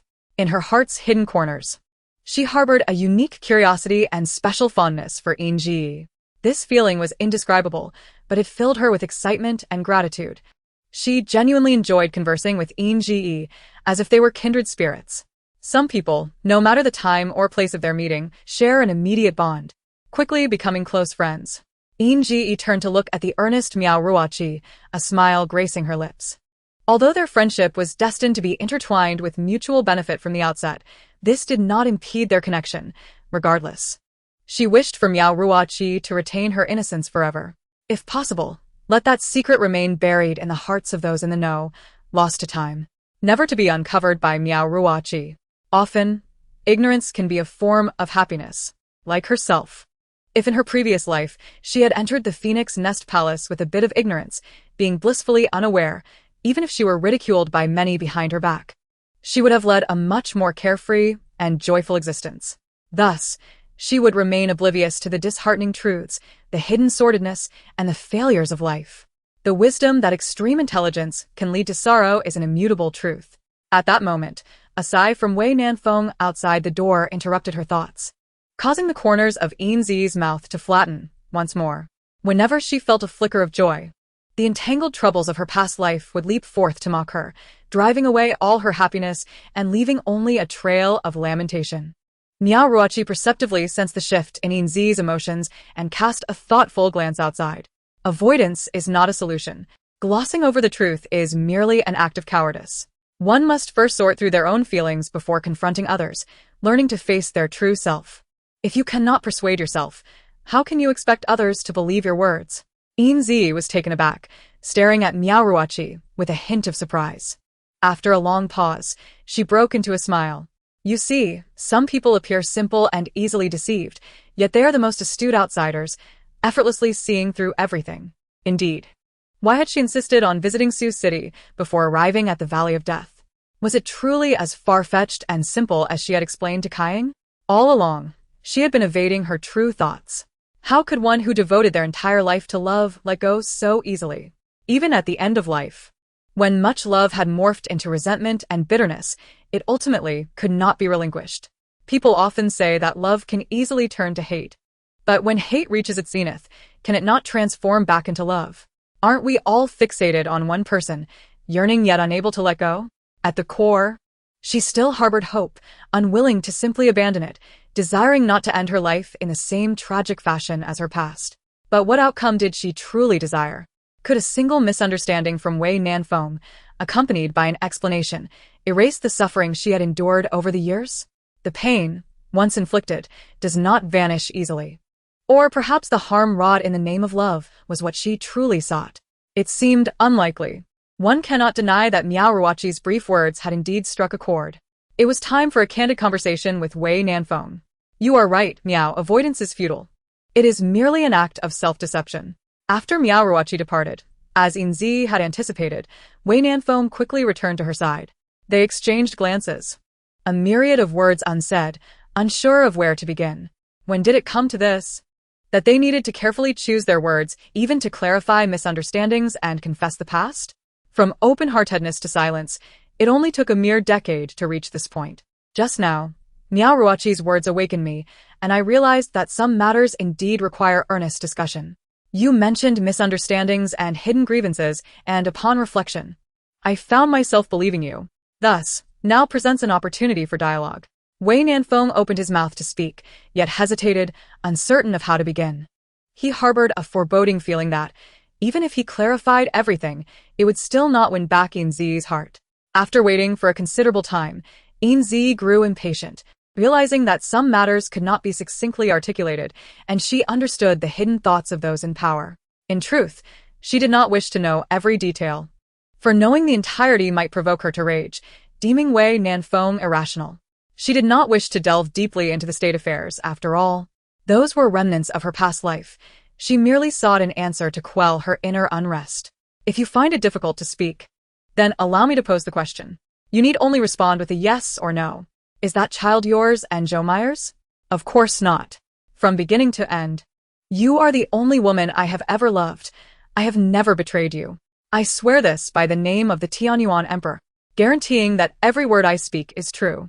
Yin Zhiyi nodded, the resentment and dissatisfaction within her heart dissipating significantly. The matter of the child was paramount to her. She had spent her life longing for a child that belonged to them, a deeply rooted obsession. All right, if you say it is not, I shall believe you. Now I ask you, do you know that long-term use of gialoluo and milk powder can lead to infertility? Did you personally ensure that I lost my ability to become a mother? At this question, Wei Nanfeng fell silent, his hands clenched tightly at his sides, and the corners of his lips were pressed together in resistance. Observing this, Yin Zhiyi felt a chill run through her, bowing her head in silence. What does this mean? She cannot bear children, and the child he has been so intent on protecting is not his. What is the purpose of all this? An uncomfortable silence enveloped the room. The atmosphere, once eased, grew tense once more. After a long moment, it seemed Wei Nanfeng finally mustered the courage, turning his back, and in a tone of desperation, revealed a secret that had tormented him for years. Indeed, I personally stripped you of your right to be a mother. During the expedition to the southern frontier, my injuries were far more severe than you are aware. I lost the opportunity to be a father long ago. Back then, the poison had seeped into his very being. And despite the efforts of several renowned physicians, they could only resort to the desperate measure of counteracting poison with poison. At that time, both the poison itself and the remedies posed a threat to progeny. Yet, in that critical moment of life and death, he could not afford to hesitate. Without his life, he would lose everything. He could not relinquish what he had painstakingly acquired, nor could he bear to see the woman he cherished spend her life beside another man, bearing his children. Just the thought of it filled him with unbearable anguish. This was not a matter of pride, and out of a sense of self-respect. He had concealed this from everyone. Later, as he ascended to the throne, this matter became intertwined with the stability of the nation, making it even more imperative to keep it hidden. He could face the world with confidence, but was at a loss on how to confront Yin Zhiyi, his empress, his first wife. Especially upon learning how fervently she desired a child, he became anxious, fearing she might never bear children, and even more terrified that she might have a child, as that would signify. Perhaps it was then that his psyche began to falter. In a twist of fate, he made that decision, desiring to make Yin Zhiyi like him. Though he recognized his actions as selfish and extreme, he still sought a sense of validation and belonging. Shared experiences would grant him security and bolster his confidence regarding their future. Even though Wei Nanfeng did not elaborate further, Yin Zhiyi, through her understanding of him, quickly inferred the unspoken words and the shadowy thoughts lurking beneath. Do you realize that you are indeed selfish? Your actions not only inflicted harm upon me but also cast doubt and insult. Dare you claim you never intended for me to bear the brunt of it all, redirecting the ire of the royal clan and ministers towards me? Since ancient times, there have been 3 forms of unfilial conduct, with childlessness being the gravest. If a woman cannot conceive, society hastily assumes it is a flaw in her body, failing to fulfill her duties as a wife, and she is scorned and ridiculed. Is it truly a woman's fault? Not necessarily. Yet, neither the husband nor the family is willing to ponder or investigate this issue, hastily placing all blame upon the woman. This is a manifestation of deeply ingrained patriarchal values, a tragedy of an era. Perhaps Wei Nanfeng never intended for Yin Zhiyi to bear all the rumors and pressures alone. Yet the events that transpired at the Qianqiu banquet were evident to all. It is impossible that Wei Nanfeng remained oblivious to everything Yin Zhiyi endured. He was aware. Yet he chose an action, deliberately concealing the truth and allowing Yin Zhiyi to shoulder all burdens alone. At this juncture, regardless of Wei Nanfeng's motives, the harm inflicted upon Yin Zhiyi is irreparable. I can empathize with you, but I cannot forgive you, nor can I endorse your actions. initially, I sought merely to understand the unfolding of events. The past is irrevocable, and it is best left behind. Yin Zhiyi's voice was soft, her expression tranquil, seemingly having truly let go. As she herself stated, the truth of many matters does not concern her. No amount of justification can legitimize the harm done to her. The knots entwined around her soul have been unraveled, leaving her without any lingering obsessions. For Wei Nanfeng, Yin Zhiyi's tranquility was not the outcome he desired. True concern breeds desperation. Beneath her calm exterior lies disappointment and relinquishment. I do not seek your forgiveness, but might you grant me a chance for a fresh start? This time, I shall hold your hands tightly, never to let go. Throughout the years that have slipped away, countless misunderstandings have arisen between us. Yet it matters not. We have a lifetime ahead. I can slowly share everything with you, and should you wish to know, I will speak freely and thoroughly. I have little left to inquire about. Wei Nanfeng, life is inherently long, and each new tomorrow harbors different possibilities. Yet.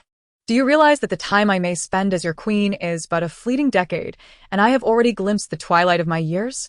I trust you married me out of genuine affection, yet you have never learned how to truly love another. Love is respect. Love is tolerance. Love is compromise. Love is reliance. Love is the singular act of transforming one's own life to fulfill the desires of the beloved. She had forsaken her homeland, distanced herself from her roots, and relinquished her nature, all to become a queen worthy of him. She loved fiercely, thus honoring their marriage and bond. Yin Zhiyi's words rendered Wei Nanfeng speechless. That irretrievable decade between them remains an indelible wound, a past he cannot atone for. My lord, there is trouble at home. The master has fallen into a coma, and the situation is dire. Chapter 30. What a touching father-son bond this is. This sudden news interrupted the conversation between Wei Nanfeng and Yin Zhiyi. Though the messenger spoke in vague terms, Yin Zhiyi comprehended the gravity of the situation. It seems the poison within Emperor Tianquan has flared up. The question remains, what choice will Wei Nanfeng make this time? Observing Wei Nanfeng deep in thought, Yin Zhiyi felt a sense of calculation stirring within her. With Wei Nanfeng's talents and audacity, this illness of Emperor Tianquan presents an excellent opportunity for seizing the throne. In his previous life, Wei Nanfeng might have resorted to superficial methods to garner favor, thus enhancing his claim to the throne, yet the reborn Wei Nanfeng would not. In terms of both intellect and strategy, he far surpasses Emperor Tianquan and his myriad princes. If he were to employ some cunning at this moment, hastening the emperor's demise, the throne would be easily within his grasp. Moreover, unbeknownst to others, as Wei Nanfeng's former wife, she understands certain royal intricacies better than anyone. For instance, the emperor had ordered the execution of Wei Nanfeng's biological mother, Consort Qing. The emperor's paranoia had reached an irredeemable level. Consort Qing's father was a revered figure among scholars, a beacon of intellect in the realm. In an era where even those from humble beginnings could ascend to official positions through examinations, the power of the literati should not be underestimated. People believed that if Consort Qing's father wished, all the ministers would rally to support Prince Wei Nanfeng. It was such rumors and speculations that prompted Emperor Tianquan to harbor murderous intent against his own offspring. Without his mother, a mere child could hardly garner loyalty.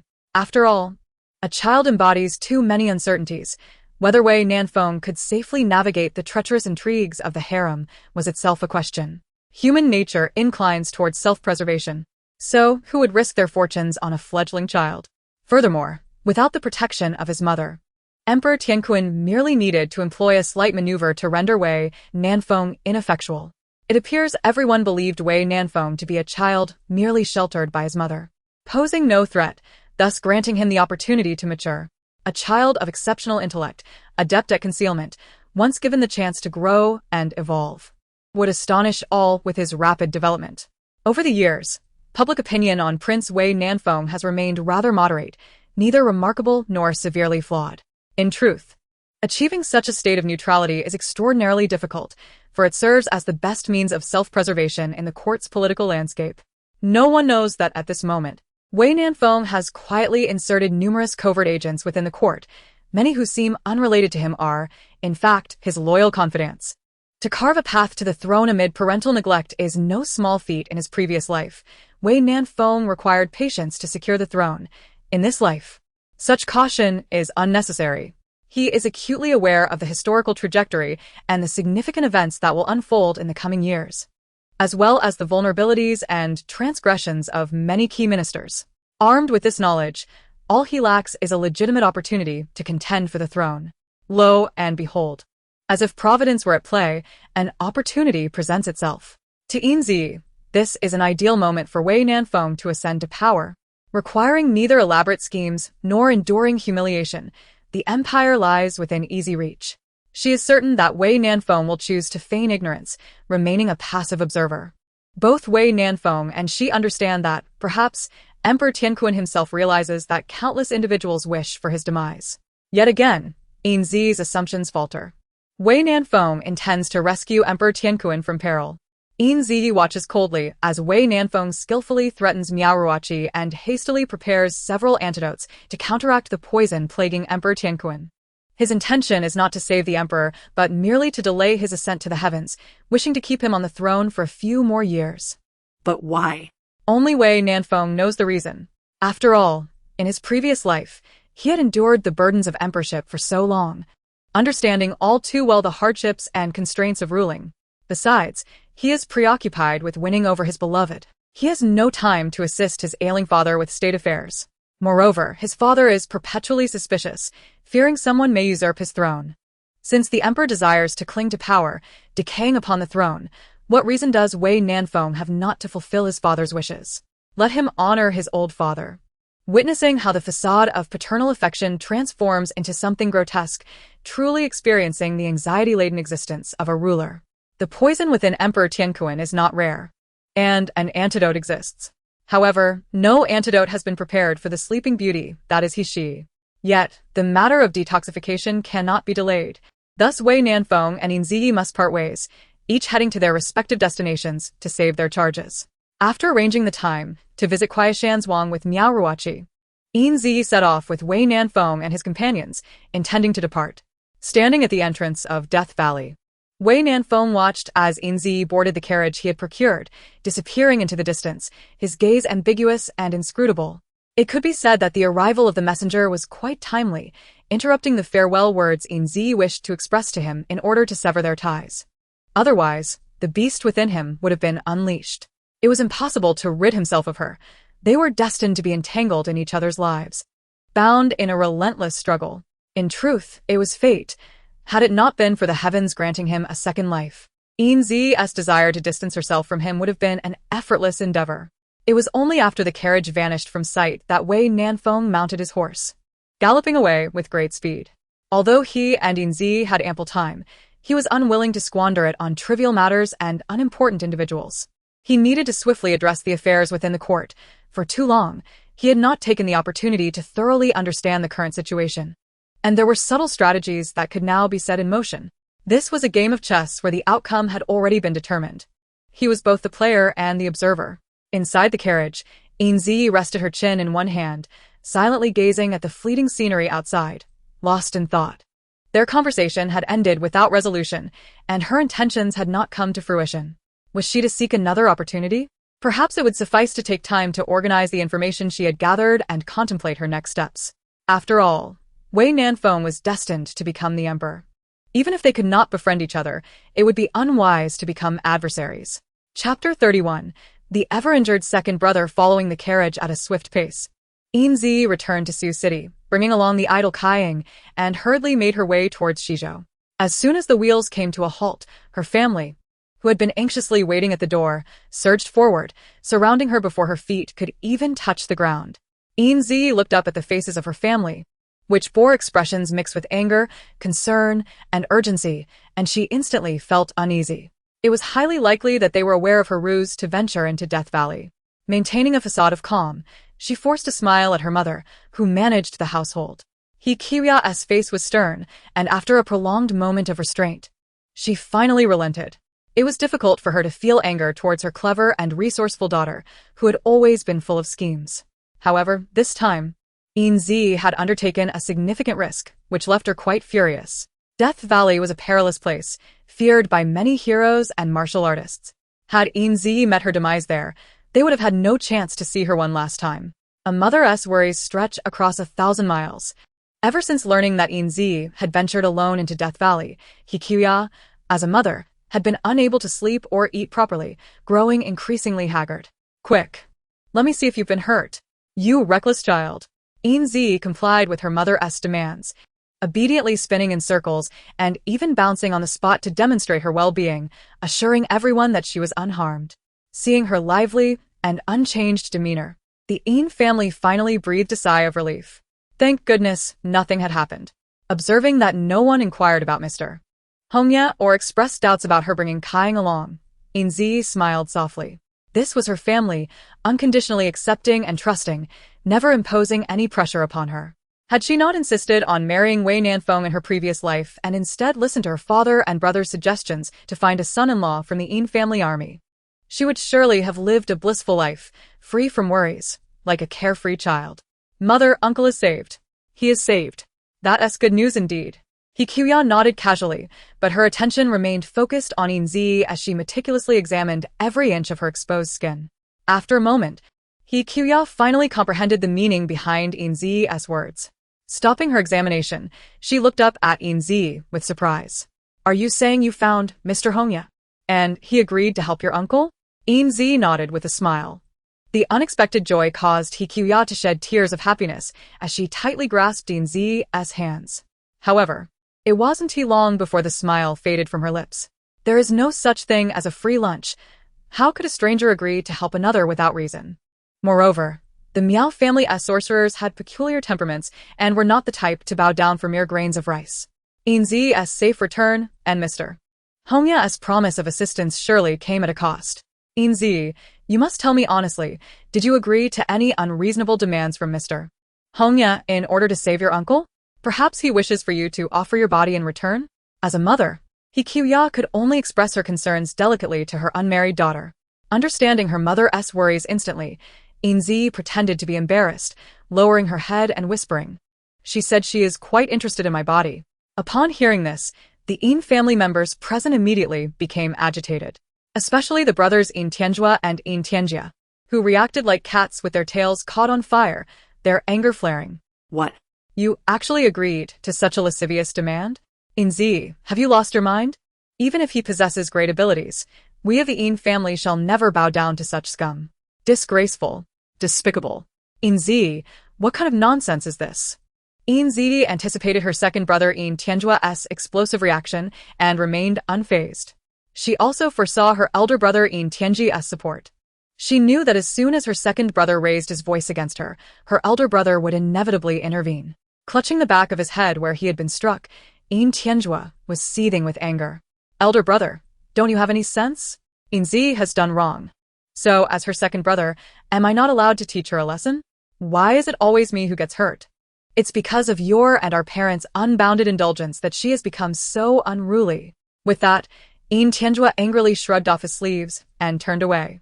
Yin Tianjia shook his head helplessly and patted Yin Zhiyi's drooping shoulders. Yin Zhiyi, although your second brother speaks harshly and has a terrible attitude, he cares for you. Don't take it to heart. However, you must admit that what you did was indeed improper. It's a serious matter. How could you not consult us before agreeing to such things? If your sacrifice is what secures your uncle's chance at life, then neither your uncle nor grandfather would be pleased. Listening to her elder brother's earnest and gentle admonitions, Yin Zhiyi couldn't help but chuckle. Actually, Mr. Hongya is a girl my age. As soon as she finished speaking, Yin Zhiyi playfully winked at her elder brother and tugged at Kaiying, slipping out of the encirclement. Leaving the Yin family members in a state of confusion, they pondered for a long while. Once they fully digested Yin Zhiyi's words, He Qiuya and the others couldn't help but shake their heads and sigh in resignation. This child was becoming increasingly outrageous, daring to make such jokes. Fortunately, matters were progressing in a positive direction. With their worries alleviated, the family members gradually departed, attending to their respective duties. Only Yin Tianjua remained, gazing thoughtfully at the carriage that had disappeared into the distance. This carriage appeared plain and unremarkable, not much different from those rented from ordinary post stations. Yet there was an extraordinary secret hidden beneath its eaves. At first glance, the eaves seemed to form a circular pattern made of plum blossoms, but upon closer inspection, one would discover a concealed character for inkstone within the design. Mr. Bai Yan, the first son, possesses an intellect that borders on the uncanny and commands an extensive array of enterprises across diverse fields. Most notably, he skillfully conceals his true nature on the surface. He does not present himself as a royal merchant, nor has he reached the heights of unimaginable wealth. Yet, therein lies the essence of his formidable character. Conventionally, one would expect a towering figure to attract attention, but Mr. Bai Yan excels in the art of discretion, remaining in the shadows and evading the scrutiny of powerful factions. A truly great individual often hides in plain sight. Bai Yan, the sixth Prince Wei Nanfeng, also known by the courtesy name Qingyu, and affectionately called Ian by his mother, the esteemed Qingfei. One can only hope that he is merely overthinking the situation. The Yin family is ill-suited for any association with the tumultuous winds of the royal lineage. On the second day back at the Yin household, Yin Zhiyi profoundly felt the formidable nature of maternal love, nay, its greatness. It seems that all mothers throughout history share strikingly similar traits. There exists a chill that signifies a mother perceiving her child's discomfort, a hunger that reflects her awareness of their needs, and a visible thinning that indicates her concern for their well-being. Because she believes her child has lost weight, she will fervently ensure that their bowl is never empty. As Yin Zhiyi gingerly touched her round belly, she cast a weary glance at Hichuya, who was still fervently serving her food, and couldn't help but let out a resigned sigh. If this continued, her stomach might very well burst. Overwhelmed with food was hardly a joyful predicament. Seizing the moment when Hichuya turned away, Yin Zhiyi made her escape. Only upon exiting the grand gates of the Yin residence did she release a long, relieved breath. However, the fleeting nature of joy often eludes one. Walking confidently down the street, her eyes sparkled with mirth. It had been ages since she had relished the bustling essence of the world. The verdant landscapes of Miaojiang were indeed captivating, yet they felt utterly isolated from the outside world. In retrospect, the southern frontier resembled an alternate peach blossom land. Yet, Yin Zhiyi gradually noticed the peculiar glances cast upon her by passers-by. When a single individual regards you with astonishment, one might assume they are simply eccentric. However, when a multitude gapes at you in disbelief, one begins to ponder the faults within oneself. Yin Zhiyi's once buoyant pace became laden with uncertainty as she hesitated to scrutinize her attire. Everything appeared normal. There was nothing amiss. If one were to encapsulate Yin Zhiyi's current state, a fitting phrase would be, a small head, brimming with great doubts. Meandering through the streets with an air of casual grace, she endeavored to disregard the odd stares. Despite her best efforts to ignore the peculiarities surrounding her, she easily discerned that the crowd around her was swelling, with some even whispering and pointing in her direction. This left her utterly perplexed. She could not fathom the basis of their chatter. Having just returned to Shizhou the previous day, and only now stepping outside, it seemed improbable that she had stirred any trouble. As she grappled with her confusion, an anticipated yet somewhat surprising figure emerged to provide clarity. Master? At last. You have returned. I have been searching for you with great difficulty. My dear master, have you taken a wife? How could you not inform your disciple? Do you disdain me so? I was filled with joy, believing in the depth of our master-disciple bond. Enough, Yin Zhiyi interjected, clutching her forehead, interrupting Pan An's lament. What do you mean by saying I married without informing you? When did I ever marry? Do not spread rumors based on hearsay. Pan An's expression turned to one of greater shock. He scrutinized Yin Zhiyi from top to bottom, then shot a reproachful glare at her unassuming demeanor, his eyes radiating indignation. Master, which ungrateful scoundrel has deceived you? Please, tell me so I can confront him with my wealth. Oh, wait. Was it that Mr. Hongya's doing? How infuriating. It must be said, the cherubic face of Pan An, even when enraged, appeared quite endearing. Alas, at that moment, Yin Zhiyi had neither the time nor the inclination to admire Pan An's youthful charm. What nonsense is this? I have been deceived by a scoundrel? A scoundrel or a Miao person? What is going on? Yin Zhiyi gazed at the indignant Pan An, enduring several moments of restraint before ultimately snatching the folding fan from his hands and delivering a sharp reprimand upon his forehead. Pan An, with an expression of innocence, gingerly touched his reddened brow, evoking an overwhelming surge of maternal affection from the surrounding onlookers. Quit feigning innocence. Tell me, from which storyteller did you hear this tale? Pan An cautiously glanced at Yin Zhiyi's displeased countenance and recounted the events leading up to this misunderstanding. Upon hearing his explanation, Yin Zhiyi's lips twitched. and a suppressed groan escaped her lips. What a calamity! Had I known such a blunder would ensue, I would have refrained from my foolish antics yesterday. While jesting can be delightful, the aftermath is often inescapable. It turned out that a light-hearted jest made by Yin Zhiyi during her self-deprecating humor had been taken seriously by a vendor, leading to a swift dissemination of the rumor that the third miss of the Yin family, in a bid to save her uncle, had willingly surrendered herself to the elderly Mr. Hongya. Opinions on this matter varied widely. Some viewed Yin Zhiyi as self-sacrificing for a noble cause, while others scorned her for compromising her dignity by associating with an elder, deeming her actions unworthy of admiration, despite her intentions to save a life. Naturally, some doubted the veracity of the claims, given the Yin family's esteemed reputation. However, today, all conjectures were validated, for the evident swell of Yin Zhiyi's belly left little room for denial. Panned and discreetly directed his gaze towards her pronounced abdomen, and following his line of sight, Yin Zhiyi too recognized the implications of her overly full stomach. To be honest, she had never imagined that she would gain notoriety due to a distended belly, becoming the most fashionable figure on the street. If she were to claim that this was merely a fabrication of her own design, would anyone believe her? It seemed that even diving into the Yellow River would not cleanse her name. Meow meow, I have wronged you. Faced with the eager, inquisitive gazes of the crowd around her, replete with an air of gossip, Yin Zhiyi felt utterly at a loss. This was truly a tremendous misunderstanding. Yet with the evidence before them, how could she possibly clarify her position? After considerable effort, Yin Zhiyi finally managed to elucidate the confusion surrounding her supposed pregnancy and self-sacrifice. While some remained skeptical, none criticized her from a moral high ground, a testament to the commendable conduct of the people of Shizhou. Had this incident occurred in the capital, the self-proclaimed noble literati and elite women would undoubtedly have inundated her with scorn. Although the situation had largely settled, the whispers about Yin Zhiyi persisted. Hey, did you hear about that incident? Miss Yin San found herself embroiled in a humorous misunderstanding due to having overindulged in her meal, leading others to mistakenly believe she was pregnant out of wedlock. Oh, how amusing it was. I was present at the scene. Have you heard?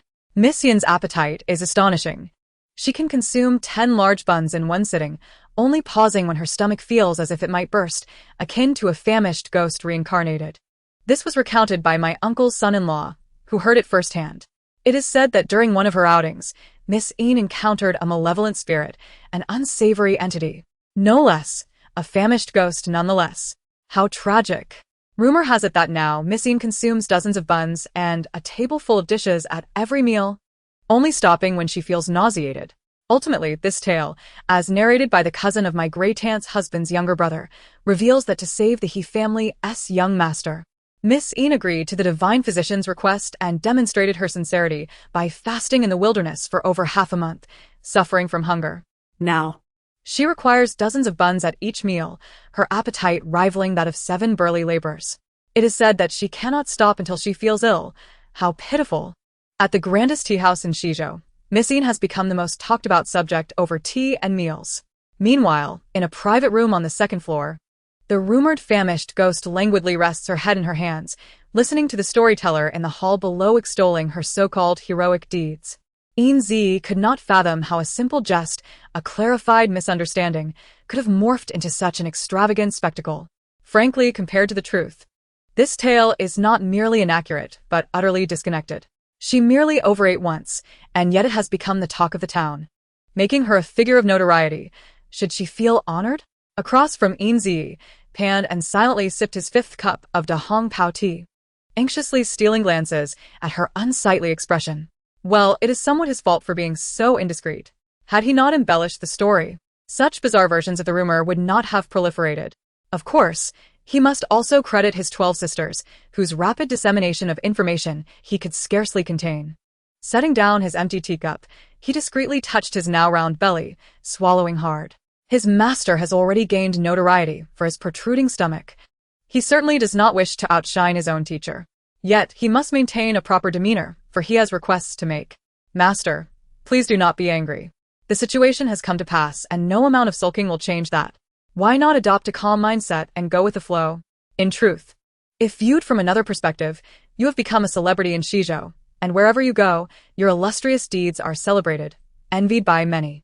Yin Zhiyi turned her gaze from the bustling scene below to the obsequious face of Pan. Ha! It is easy for you to say, who desires such notoriety? I can well imagine my second brother's gloating expression. I have inexplicably acquired a reputation for gluttony, and the pressure weighs heavily on me. She realized that gossip exists throughout history and across cultures, fueled by the insatiable appetite for scandal. Rumors are birthed from gossip and spread through the streets, transforming into monstrous tales. Moreover, Pan has been preoccupied with accumulating life experiences, finding no reason to accompany her, a mere idle listener, in hearing these rumors. Speak. Is there a matter that requires resolution, for which you seek my counsel? Pan and eagerly prepared a cup of tea for Yin Zhiyi, respectfully rising and bowing as he presented it to her. Master, as the saying goes, it is difficult for a just official to resolve family disputes. While it is said that family scandals should remain private, given the circumstances, I cannot afford to be so cautious. I must ask for your assistance with a pressing matter.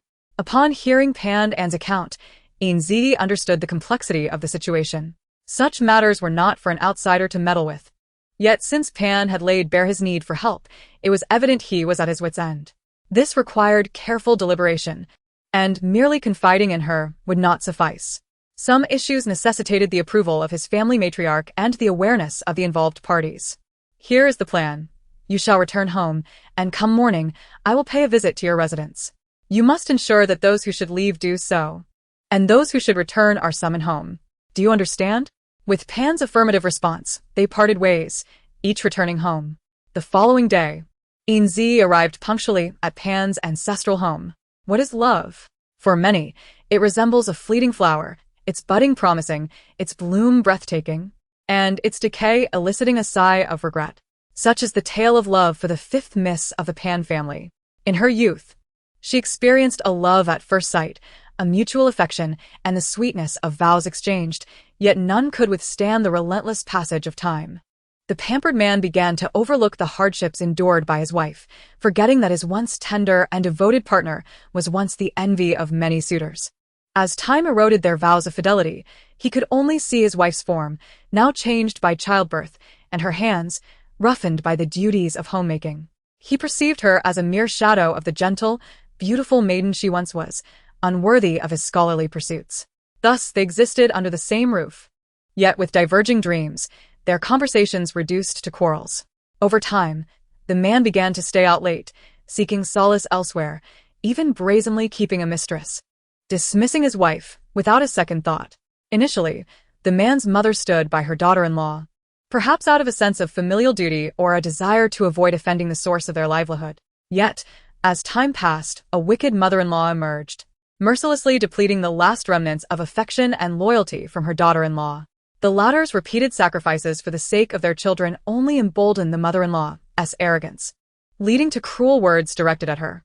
She began to resent her daughter-in-law for not bearing male offspring, for being unable to capture her son's heart, and for being overly frugal. The most outrageous moment came when the man suggested that his first wife care for the pregnant mistress, and the wicked mother-in-law agreed, without hesitation, merely because the mistress appeared to be carrying a precious child. Should the fifth miss of the Pan family refuse such a preposterous demand, they threatened to sell her daughter into a life of degradation. Thus, the fifth miss's life grew increasingly dire. Stubborn as she was, she had pursued this marriage despite her family's disapproval, and now, faced with such adversity, she hesitated to confide in her family about her struggles, enduring her days in sorrow, weeping with her daughter in her arms.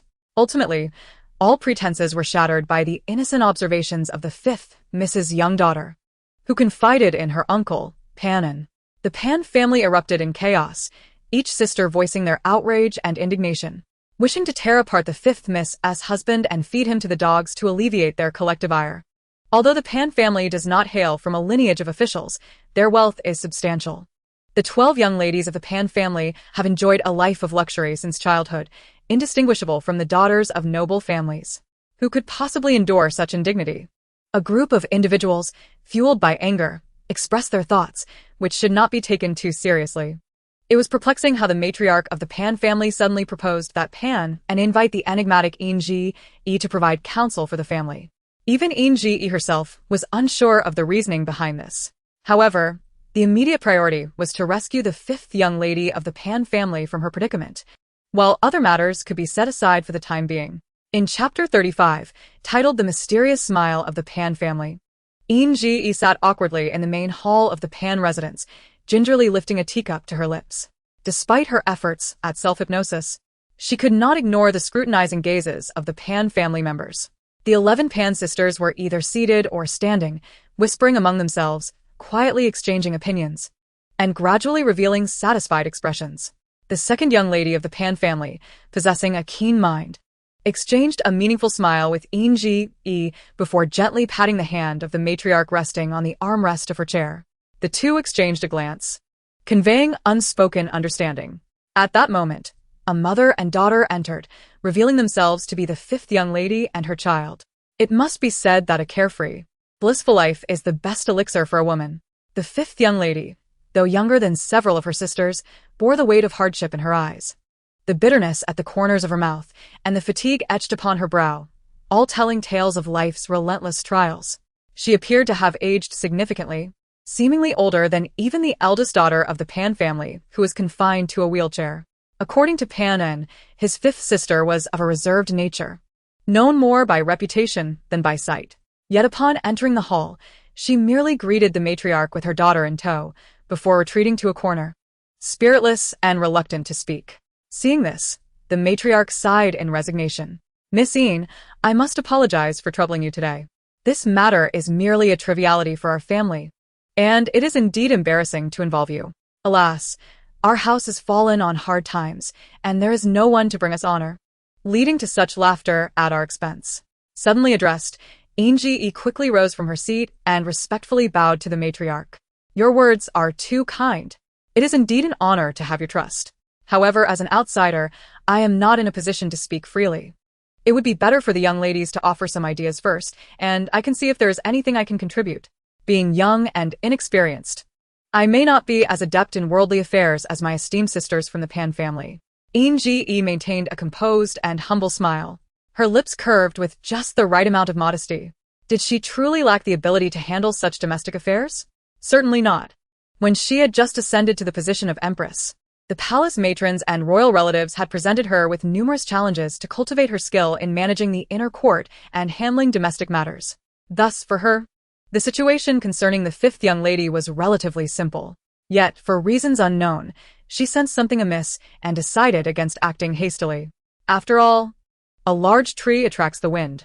At the matriarch's nod, the Pan sisters began to discuss animatedly, striving to devise a solution for the fifth young lady. Some suggested reporting to the authorities, but given that her husband was a man of letters, the officials might downplay the situation. In this male-dominated era, polygamy was commonplace, and to the officials, the fifth young lady's husband was likely seen as merely lacking gentlemanly conduct, not committing any serious wrongdoing. Others suggested confronting the brazen mistress or resorting to violence to intimidate the husband into submission. Clearly, these were merely temporary fixes. If the husband could so readily abandon his moral compass to flaunt his mistress, it indicated he had become a rogue. Could the vows of such a scoundrel be trusted? Undoubtedly, he would not uphold his promises and might even retaliate against the fifth young lady and her child upon returning home. Listening to the various suggestions, Yin Zhiyi smiled but remained silent. The matriarch observed Yin Zhiyi's confident demeanor and discreetly signaled to the second young lady. After receiving the matriarch's hint, the second young lady interrupted the heated discussion. Miss Yin, my sisters are rather impulsive and lack any sound ideas. We ask for guidance. Yin Zhiyi smiled slightly and spoke with conviction. Rather than merely dampening the fire, it would be wiser to cut off its fuel. Since that scoundrel clings to the fifth young lady due to her substantial dowry and financial acumen, the wealthy Pan family can directly target his vulnerabilities. Yin Zhiyi's seemingly abrupt statement left the other Pan sisters in confusion, exchanging perplexed glances. Only the matriarch and the second young lady beamed with joy, while the eldest daughter, who had remained silent in her wheelchair, suddenly broke into a smile. Excellent. This is the demeanor one would expect from a matriarch. The Yin family indeed produces remarkable talents. The younger generation is formidable. You all have much to learn. It was evident that the first part of the matriarch's statement was directed at Yin Zhiyi, while the latter part served as a reminder for her descendants. The third young lady, known for her fiery temperament and lack of patience, interjected, "Oh, grandmother, please do not keep us in suspense. Miss Yin, forgive my ignorance. but I fail to grasp the essence of your words. I would be grateful for a more detailed explanation. After a thorough explanation, the others finally understood, and their gazes toward Yin Zhiyi shifted once more, filled with admiration. They unanimously expressed their agreement with her proposal, now awaiting the approval of the fifth young lady before proceeding. In Chapter 36, titled The Betrayal of the Afflicted Party, the fifth young lady appeared despondent, her gaze fixed vacantly on the ground, seemingly detached from the world around her, as if the commotion was a distant affair in which she had no stake. The third young lady, witnessing her once vibrant sister's transformation into such a lifeless figure, could hardly contain her anger. Little five, who do you think you're putting on this morose face for? We are all racking our brains to help you find a solution, and you just sit there, indifferent and uncaring, as if we are meddling in your affairs. If you cannot even consider how to resolve the situation, wearing that melancholic expression will not help you escape your current plight. Had I known you would be like this, I might as well have sent you off to become a nun. Though the third young lady's words were harsh, the fifth young lady remained unresponsive, her demeanor unyielding. The matriarch, observing her granddaughter's wooden expression, quietly wiped away a tear. As silence fell over the room, Pan felt a pang of sorrow. The matriarch had given birth to him late in life, and after his mother passed away when he was only 3 years old, his sisters had stepped in to raise him, imparting the values of life. Among his 12 sisters, the lively and resourceful fifth young lady had been one of his closest companions. Now, witnessing her apathy, Pan's heart ached. Within the hall, the members of the Pan family either sighed in exasperation or covered their faces in quiet tears, while Yin Zhiyi, the outsider, remained remarkably composed. Truth be told, she harbored some disdain for the fifth young lady's demeanor. Because of the loss of a marital relationship, she felt as if her heart had turned to ashes. Neglecting the genuine love and care from those around her, even the maternal affection she held for her daughter was inadvertently diminished. This sentiment is not fabricated. On the surface, Miss Pan 5 appeared indifferent to her family's concerns, yet, in truth, her heart was far from the calmness she feigned. The members of the Pan family, driven by emotions, overlooked certain details. For instance, the unintentional increase in pressure from Miss Pan 5's grip had already caused her daughter discomfort. Yin Zhiyi lowered her head, a cold smirk flickering in her eyes. It is indeed lamentable that in this era, the preference for sons over daughters is ingrained in the very marrow of society, influencing the thoughts of generations. It is feared that Miss Pan 5, having absorbed the theory that male offspring are treasures while daughters are mere weeds, has gradually come to accept this notion deep within her heart. At times, her thoughts may even become exceedingly radical, uncontrollably believing that her suffering stems solely from having given birth to a daughter rather than a son. Perhaps Miss Pan 5 would even find herself harboring resentment towards her daughter. Such is human nature. One must find a spiritual refuge to divert the dark emotions harbored within, allowing for a moment of respite, engaging in self-deception, and believing that all misfortunes are not of their own making but rather the fault of others. The more stubborn and strong-willed a person is, the less they can persuade themselves to accept the reality of their mistakes, unwilling to leave themselves with opportunities for regret. Unfortunately, Miss Pan 5's daughter is the unfortunate one, having encountered such a mother. Moreover, there is something else with which Yin Zhiyi cannot agree. Miss Pan 5's words and actions are essentially a reckless squandering of her family's love, perhaps in her heart. She believes that the Pan family's failure to vehemently oppose her marriage to her current husband is also a mistake.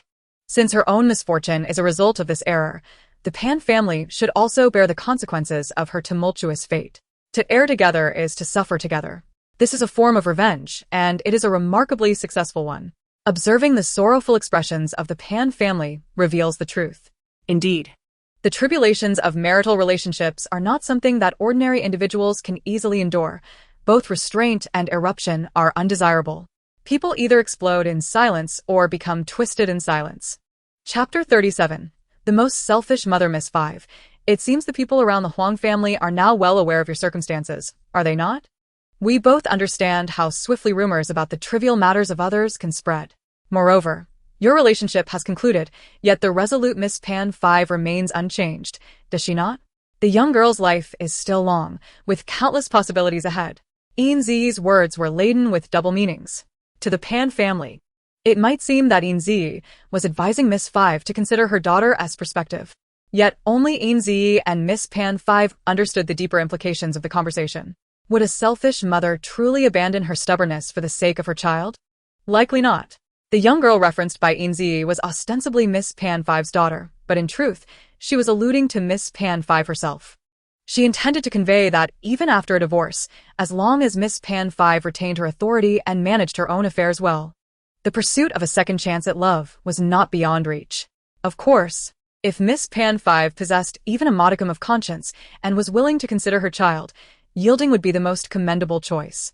Furthermore, given that Miss Pan Five is inherently stubborn and strong-willed, she likely places immense value on her pride. Yin Zhiyi pointedly noted that the scandal surrounding the Huang family had already become common knowledge in the vicinity and would soon spread throughout the entire Shizhou, leaving Miss Pan Five with neither face nor substance.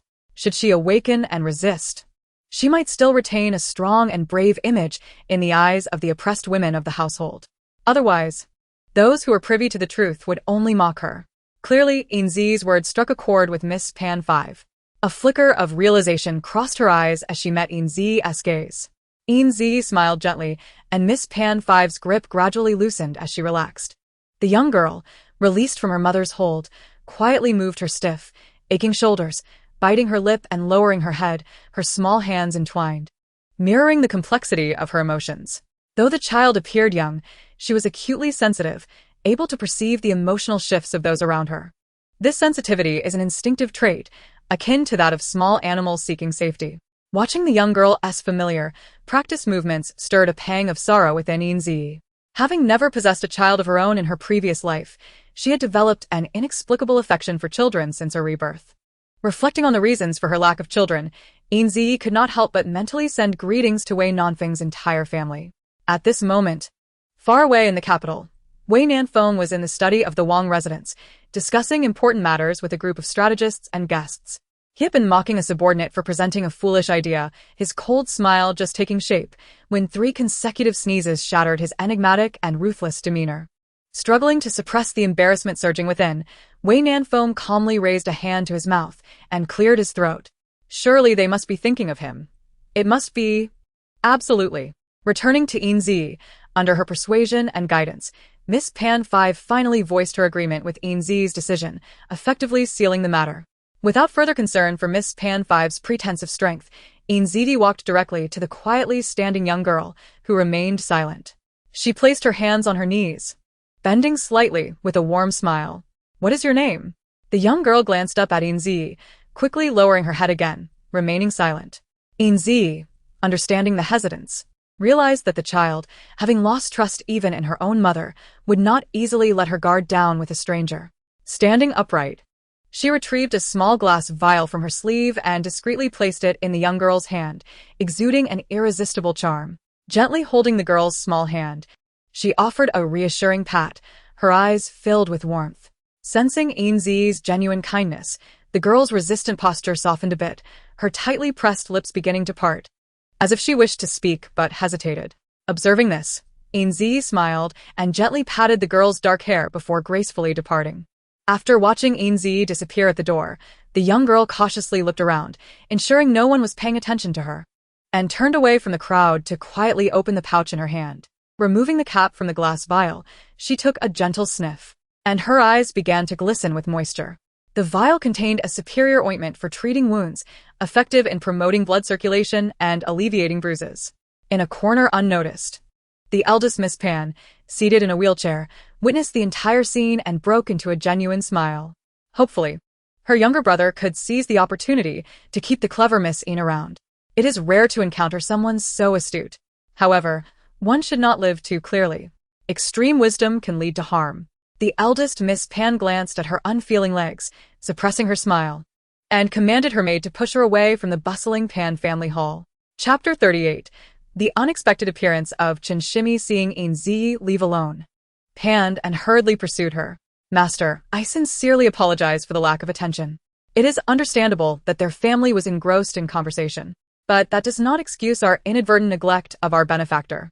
Moreover, it was Yin Zhiyi whom I invited here." Yin Zhiyi smiled lightly, indicating that she bore no ill will towards such formalities. "It is of no consequence. Indeed, the daughter of your 5th sister is quite adorable. May I inquire about her name?" "Certainly. She is 5 years old and is affectionately named Huangwani. Huangwani? Yin Zhiyi's pupils contracted, and a visage of a formidable and ruthless young girl flashed through her mind. Noticing the peculiarity in Yin Zhiyi's reaction, panned and was perplexed. Master, what troubles you? Is there something unusual about the name Wani? I hope she is merely overthinking. Oh no. It just reminded me of an old acquaintance who also bore the name Huangwani. Your niece is charming. Do take time to care for the little girl. As an outsider, there are limits to her involvement. She can only do so much. I can only hope that Panon, as an uncle, will be dependable and uncover the hidden, distressing truth soon, allowing the child to escape her plight. The following day, Yin Zhiyi and Pan returned to the same private room in the tea house, the familiar place, the familiar spot. However, this time, Yin Zhiyi sought not the trivial gossip about herself. As usual, the largest tea house in Shizhou was bustling with guests. Unlike before, the patrons were not engaged in discussions about their respective hearsay, but were intently listening to the storyteller narrating the tale of Chen Shimi and Qin Xianglian. Throughout history, such stories that intertwine emotions with the court are particularly captivating, especially since Chen Shimi's ungratefulness has aroused public ire, easily inciting indignation among the crowd. Of course, the tale of Chen Shimi and Qin Xianglian is not one that exists in this world. Rather, it is a narrative crafted by Yin Zhiyi, a time traveler, from her memories. When Yin Zhiyi approached the storyteller with his script, he received it with great enthusiasm. As a professional storyteller, he understood better than anyone how to engage an audience. Thus, instead of accepting the bribe from Yin Zhiyi, he requested that she promise to gift him this unique script. For Yin Zhiyi, this script was merely one among countless classic tales in her memory, and gifting it to the storyteller was of little consequence. Ultimately, the negotiations concluded with mutual satisfaction. At this moment, the storyteller was recounting how, with the aid of Lord Bao, Qin Xianglian confronted Chen Shimi in court, detailing each of his misdeeds. As Qin Xianglian stepped forward, she spat with fury, enumerating Chen Shimi's 3 major crimes. First, marrying a princess while abandoning his wife. Second, enjoying wealth while starving his parents, acting against familial duty. Third, killing his wife and children, even driving Han Qi to his death, displaying a heart devoid of compassion. The storyteller's voice rose passionately, his tone fluctuating, fully immersed in the narrative. The audience below was equally engrossed, their emotions and expressions shifting in tandem with the unfolding story. When the storyteller reached the climax, where Lord Bao used a dog-headed guillotine to execute Chen Shimi, the crowd erupted in applause, reveling in the gratifying conclusion. On the second floor, observing the audience's emotions being effectively stirred, Yin Zhiyi exchanged a knowing glance with a particularly astute man in the crowd. Thus, within a day, the streets were abuzz with discussions about Huang Shang, the ungrateful son-in-law of the Pan family. Chapter 39. We may not be familiar, but money can bridge the gap. Reflecting on the name of Miss Pan's husband and his mistress, Yin Zhiyi still found it quite astonishing. How shall I put it? A serendipitous coincidence across time and space? Huang Shang and Xia Yuchuan, can it truly be that she is the sole traveler from the 21st century in this realm? Such a classic name, coincidentally converging, unfolding a dramatic saga of love and ethics, is indeed remarkable. A scholar, bold enough to be named Huang Shang, is fortunate that this era lacks taboos regarding homophonic names. Otherwise, he would have met his demise countless times over. Regardless, the original plan shall not be altered by these 2 extraordinary names. Thus, Huang Shang is bound to find himself in a predicament.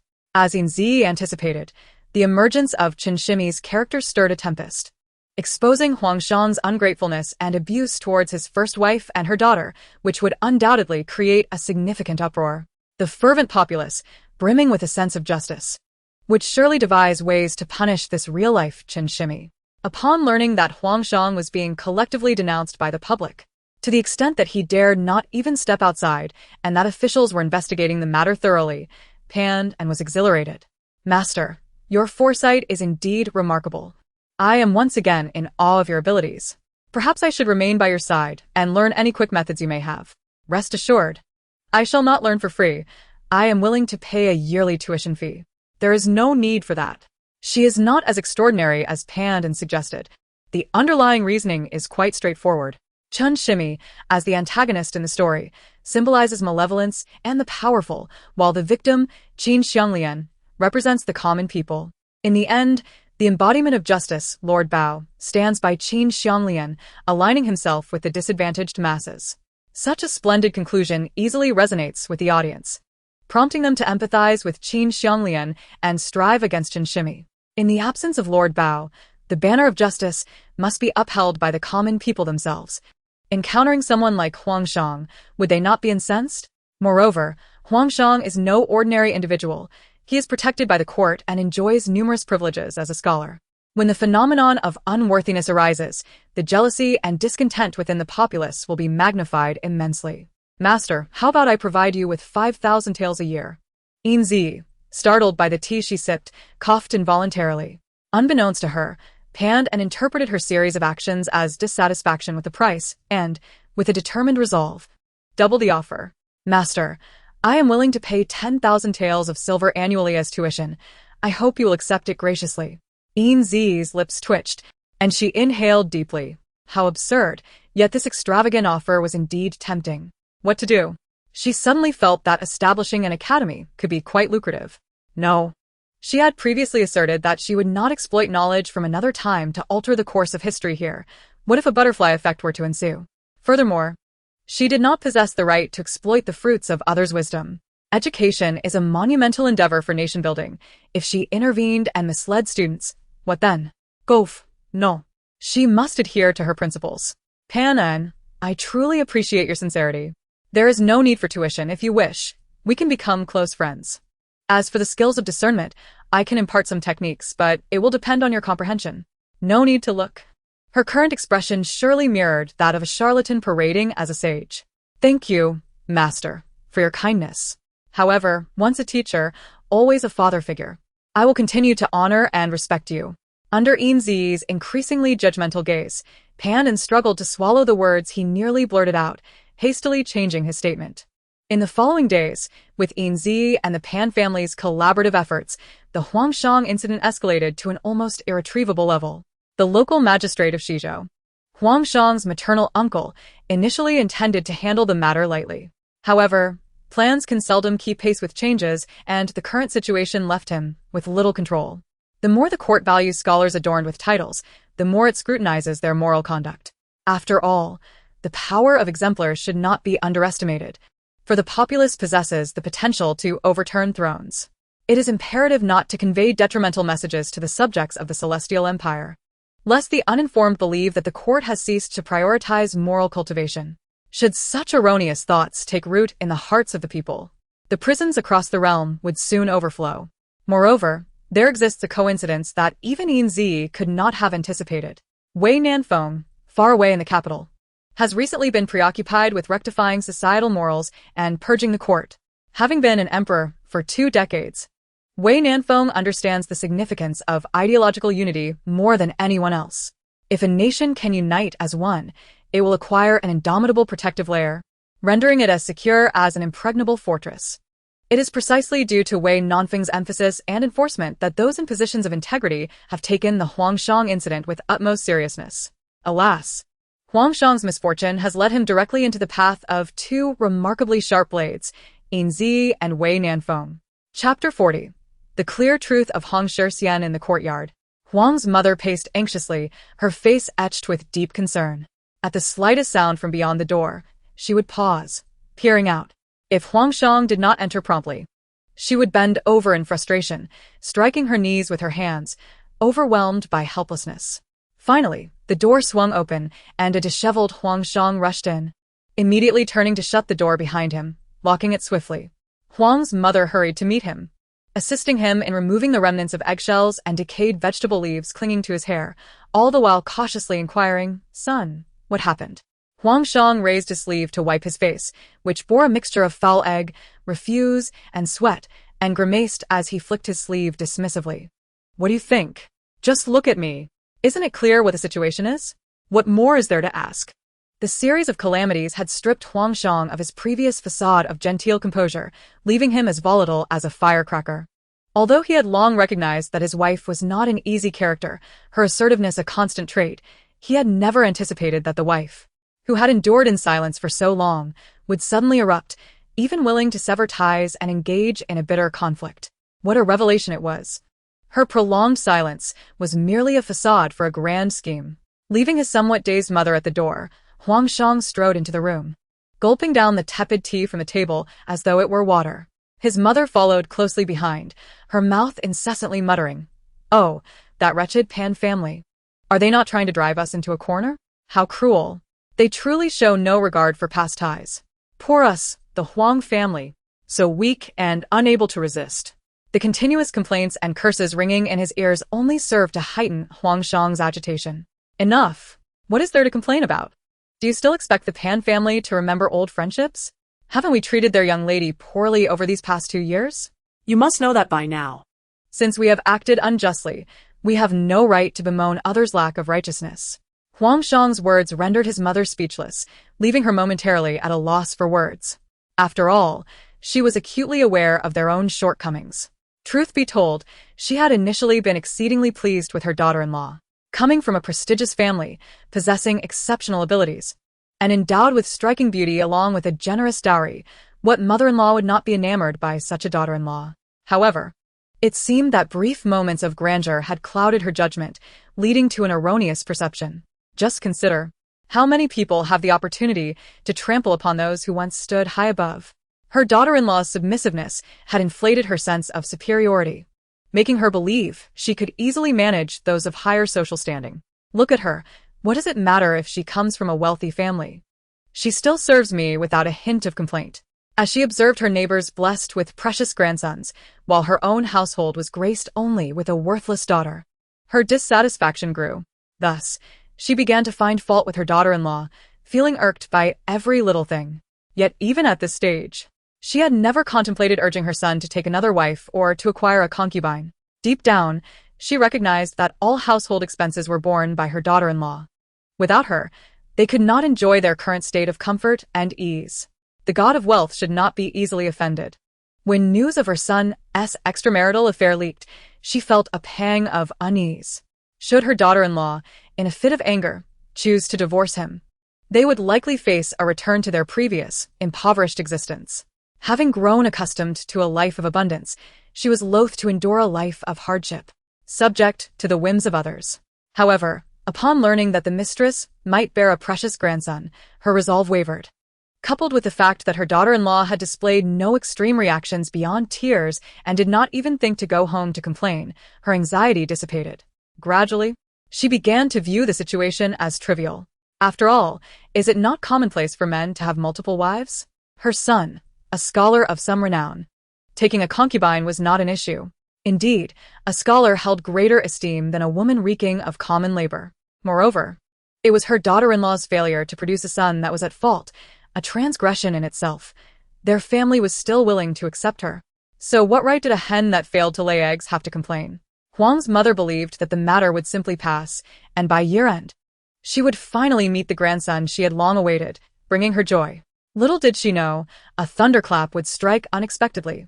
Her daughter-in-law, silent until now, would deliver a fatal blow, aiming to send the Huang family into ruin. Huang Shang glanced at his silent mother, exasperation evident in his posture. He acknowledged that he was not a virtuous man and understood that he had wronged his wife in many ways. Yet the events had transpired. What more could he do besides strive to make amends? Should he feign contrition? He was aware of his mistakes but would likely err again. The Pan family had seen through him and would not be deceived by mere sweet words. Now he could only seek assistance from his official cousin, the governor. While others may not grasp how Huang Shang had attained his status, the two of them were well aware. As two peas in a pod, his uncle would surely not abandon him in his time of need. Chapter 41. Huh? Are you teaching me my duties? Huang Shang approached his cousin, Governor Zhang, with a heart full of hope, exuding an air of confidence as he sought to negotiate. However, due to the stringent investigations by the Integrity Department, he was destined for disappointment. Upon hearing Governor Zhang's words, Huang Shang was jolted upright, practically leaping from his chair. Uncle, what do you mean by that? Are you also wishing to sever ties with me and stand idly by? Others may think such thoughts, but you have no right to do so. Do not forget that the funds you used to establish connections were my father's compensation. And do not forget, it was you who bribed your colleagues to secure my position. If I meet a wretched end, you shall not escape unscathed. Therefore, I advise you to seriously consider how to assist me in clearing my name. Huang Shang's brazen words caused Governor Zhang to narrow his eyes. Are you instructing me on my duties? Do you believe that just because you are Huang Shang, you are akin to an emperor? Coming to me for help while attempting to act superior. Fool. Utterly foolish. With the conversation having escalated to this point, Governor Zhang dropped his false smile and revealed his true demeanor. If it were not for the lingering gratitude from the past, would I assist you in taking the place of another to secure a title of distinction? Do you truly believe that, absent my intervention, you could achieve such an honor through sheer merit? Dream on. With the scant knowledge you possess, you would undoubtedly find yourself failing to achieve any recognition. Let me be clear, there is no one who can shield you from the impending loss of your ill-gotten title. Should you insist on dragging me down with you, I have nothing more to say. Regardless, this time the Integrity Department will conduct a thorough investigation, and I cannot escape its reach. We may as well beg on the streets together. Governor Zhang, having navigated the complexities of the officialdom for so many years, has witnessed all manner of situations. To think that a mere display of bravado could manipulate him is utterly presumptuous. Speaking of which, his nephew is nothing short of a fool. Instead of seizing the opportunity to curry favor with the Pan family after marrying their daughter, thereby securing greater advantages, he foolishly indulges in extramarital affairs and mistreats his lawful wife. What a misguided individual. One must understand that historically, the lines between officials and merchants have always blurred. Had he earned the respect of the Pan family, persuading his father-in-law, old Master Pan, to assist him in securing a position would have been a simple matter. Yet, he remains preoccupied with romantic pursuits, reveling in life without a thought for the future, his short-sightedness leaving Governor Zhang exasperated. Only Huang Shang seems fortunate, with a supportive mother paving his way and a wife of noble lineage willing to indulge his whims, sparing him the burdens of life. What a pity that such a promising hand has been squandered. Presently, he is as vulnerable as a clay Buddha crossing a river, with little time to lament the affairs of others. After dismissing Huang Shang, Governor Zhang hastily began arranging the transfer of his assets. Given the current political climate, he cannot afford to linger in his position while attempting to accept bribes. He is acutely aware of his own standing. With the Integrity Department's officials personally overseeing this case, his collusion will surely cost him his official title. He can only hope to avoid imprisonment or exile.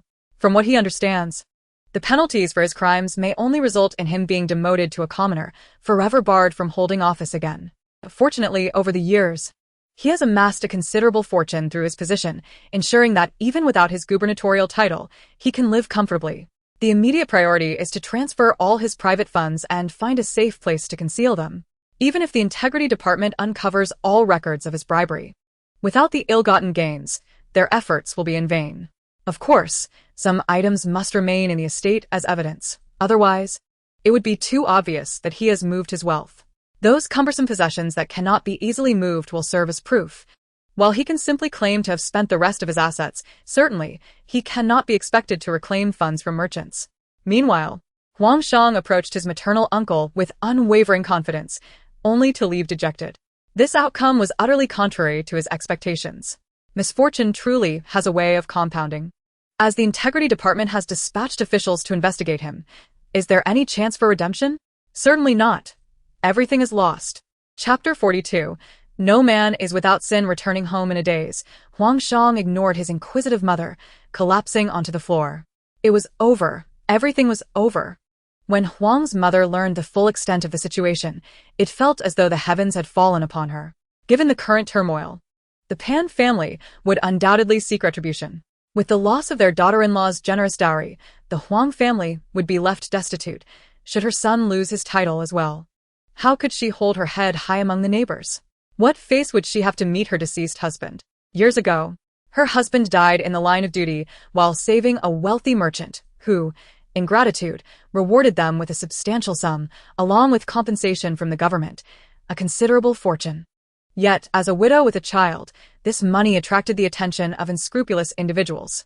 Thus, she made the difficult decision to entrust this sum to her cousin, who had just begun his career in the civil service, hoping he would assist her son in the future. It was a gamble, but fortune favored them. And her cousin did not forget his roots. He supported them as best he could. However, fate is unpredictable, and today, it seems they may lose everything. After a prolonged silence, Huang's mother suddenly sank to the floor, wailing in despair. "Oh heaven! Why do you torment us, a widow and her child? How are we to survive?" Huang Shang instinctively blocked out the surrounding noise, lost in his own thoughts. Given the current circumstances, it was inevitable that he would be summoned for questioning. Rather than lamenting his fate, it would be prudent to contemplate strategies to mitigate the damage. Reflecting on the entire affair, he identified two primary issues. One was his betrayal of his wife, an undeniable fact. He could merely admit to being a faithless husband. After all, history is replete with notorious scholars. He is hardly the first. The second issue, however, was more complicated. His extramarital affair and the degradation of his wife would undoubtedly lead the Integrity Department to revoke his title. It seemed he must find a way to send Xia Yushu away, thus eliminating any evidence against him. As long as he did not confess, even the Integrity Department would be powerless against him. Regarding the sale of his own daughter, there were no witnesses to speak of. He could easily accuse the Pan family of slander against an innocent scholar. Thus, it became imperative to arrange for Xia Yushu's departure. With this thought in mind, Huang Shang sprang to his feet and hurried outside. On his way to Xia Yushu's residence, he had formulated a plan. If she refused to cooperate, he would have no choice but to take drastic measures. As the saying goes, no man is without sin. Hopefully, Yushu would be amenable. After all, if he could be ruthless toward his wife, how much easier would it be to act similarly toward Xia Yushu, with whom he shared no emotional ties? One must look after oneself. He desired Yushu's beauty, while she sought his wealth. Both were fully aware of their motivations. In essence, their relationship was merely a transaction based on mutual benefit. There was no question of betrayal on either side. In fact, it was this very situation that was inspired by the infamous tale of Chen Shimi and Qin Xianglian, which had drawn unwelcome attention to him. Since everyone was comparing him to the heartless Chen Shimi, it would be unthinkable for him to engage in acts that would tarnish his reputation. If Chen Shimi could hire someone to kill his wife and children, surely it was not a grave matter for him to directly eliminate his mistress, Xia Yushu. Viewed from another perspective, he could even consider it a noble act of ridding society of a scourge. In truth, Xia Yushu was no innocent. They were both seasoned individuals, playing their roles in this game. It was no surprise that his lawful wife had learned of Xia Yushu's existence. The information had come from Xia Yushu herself. His choice not to pursue the matter stemmed from his disinterest rather than ignorance.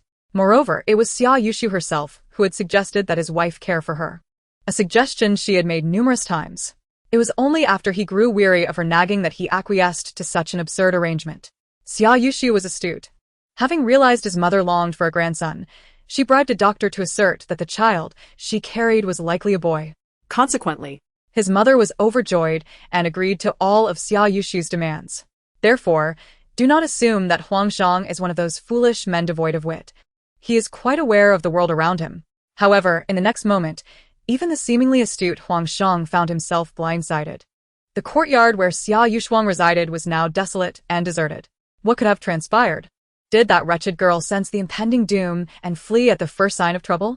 She was indeed capable of such treachery. Or had the Pan family already taken action to eliminate this vixen? Various speculations flitted through Huang Shang's mind. Observing the sudden arrival of officials, he had no choice but to suppress his growing curiosity, lowering his head to quietly depart from this forsaken place. Yet, he could not shake off an unsettling premonition that had inexplicably settled in his heart. In a secluded estate on the outskirts of Shizhou, Xia Yushuang was being attended to with utmost care. Each day, renowned chefs prepared exquisite meals for her, alleviating her morning sickness. In truth, Xia Yushuang had often questioned how the Huang family's wealth could sustain such indulgence. However, in order to maintain this extravagant lifestyle, she chose to turn a blind eye to the absurdities surrounding her. Time flew by, and she had already spent 3 days in this vast estate. Everything here was splendid, except for the absence of familiar faces and the lack of news from the outside world, which left her feeling somewhat anxious. After all, she was carrying the Huang family's precious descendant. Surely Huang Shang and his mother would not neglect her for 3 consecutive days. Just as Xia Yushuang was lost in her musings after finishing her bird's nest soup, a remarkably elegant man suddenly entered the room. How to describe this newcomer? He was a gentleman of unparalleled charm, adorned with golden silk ribbons that gracefully framed his face, akin to a resplendent jade tree swaying in the wind. His jeweled crown sparkling like stars. His features were as picturesque as a painting, exuding an air of dignified authority. An elegant gentleman, he was unforgettable at first glance. Yin Zhiyi entered, fanning herself with a folding fan, and upon seeing the pregnant Xia Yushuang with her enchanting demeanor and bashful expression, she found herself momentarily speechless. She had intended to assist Pan and in confronting the scoundrel, but was not inclined to jeopardize her own well-being in the process. Competing with a scoundrel for a mistress? The plot was indeed intriguing, yet she felt ill-prepared to bear such a burden. Miss Yushuang, I must confess, is your stay at my humble abode satisfactory? If there is any inadequacy in my hospitality, please do not hesitate to inform me, Yin Zhiyi said courteously. Xia Yushuang placed her hands beneath the table, discreetly toying with her silk handkerchief, her voice delicate as if it could drip with water. You are too kind, young master. I am merely a poor soul, unworthy of such a title. If you do not mind, please call me Yushuang. I am indeed grateful for your attentive care these past few days. Yin Zhiyi smiled politely, yet her thoughts were rife with sarcasm. Do not be modest, the title suits you remarkably well. It seemed that, whether by Yin Zhiyi's intuition or mere coincidence, she sensed that a grand white lotus was blooming behind Xia Yushuang, its fragrance wafting through the air. Miss Yushuang, you flatter me. I am merely fulfilling a promise made by an old acquaintance to look after you to the best of my ability, and thus I wish to avoid neglecting you. Yin Zhiyi continued. Upon hearing this, Xia Yushuang's bashful expression faltered for a moment. An old acquaintance? Which acquaintance? As if reading the confusion in Xia Yushuang's heart, Yin Zhiyi smiled nonchalantly, revealing all. This old acquaintance is also connected to you from the Yuanyang Tower. I initially intended to disclose the identity of this acquaintance, but he once stated that he is merely one of the many passers-by in your life, fearing that mentioning him might cause unnecessary embarrassment, so I refrained. The Yuanyang Tower, the largest brothel in Shizhou, was filled with virtuous maidens who sold their talents, but not their bodies. What does it mean to be an old acquaintance? Merely one of the many patrons from a past filled with fleeting passions. Clearly, the implication behind Yin Zhiyi's words was not lost on Xia Yushuang. Instantly, her expression shifted between shades of pale and flushed, becoming quite captivating. If Yin Zhiyi was indeed mocking her, her demeanor remained that of a refined gentleman, with a gentle smile and remarkable politeness, leaving Xia Yushuang feeling reluctant to express her anger, forcing herself to suppress the irritation brewing within. While Xia Yushuang simmered in her own discontent, Yin Zhiyi turned her head with a sly smile. How amusing it is to go to such lengths to disrupt another's marriage while feigning innocence. What a thick skin you possess. Had she merely followed Xia Yushuang's lead and inquired about her supposed suffering, perhaps she would have already found herself offering a handkerchief to the weeping maiden. Had the plot unfolded smoothly, one might imagine a certain wretched soul seeking solace in her embrace.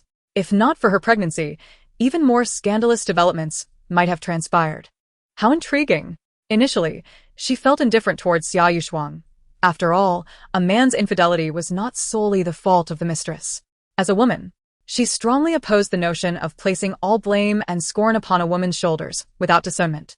Yet, Xia Yushuang's actions had crossed her boundaries, leaving her no choice but to respond with a sharp wit. Due to her own experiences, Yin Zhiyi held a deep disdain for married women like Zhou Meier, who were frivolous and unfaithful. It was already unforgivable for a mistress to harm the legitimate wife under the guise of true love, let alone to entangle herself with multiple men in succession. Had Xia Yushuang been genuinely devoted to Huangshang, their love unbreakable, Yin Zhiyi might have shown some leniency. However, given the current evidence, it was clear that neither party was deserving of sympathy, and thus she felt no obligation to show mercy. As night fell, the moon shrouded in clouds, Xia Yushuang's fate took a turn. Miss Yushuang, I must be candid with you. Your husband is currently searching for news of your whereabouts. I am sure you can surmise the wild rumors circulating outside. For your safety, I have reluctantly brought you here. Given your husband's urgency, I hope to avoid becoming the villain who drives a wedge between you two. Therefore, please gather your belongings. Tonight, I shall escort you back to reunite with Brother Huang. This revelation caught Xia Yushuang off guard. Frankly, while she had longed for Huangshang's return, after encountering this distinguished gentleman, she found herself somewhat reluctant to leave. However, Yin Zhiyi would not grant her the luxury of refusal or excuses. She directly instructed the maid to assist Xia Yushuang in packing, generously allowing her to take with her all her belongings. Yin Zhiyi's generosity stirred something within Xia Yushuang.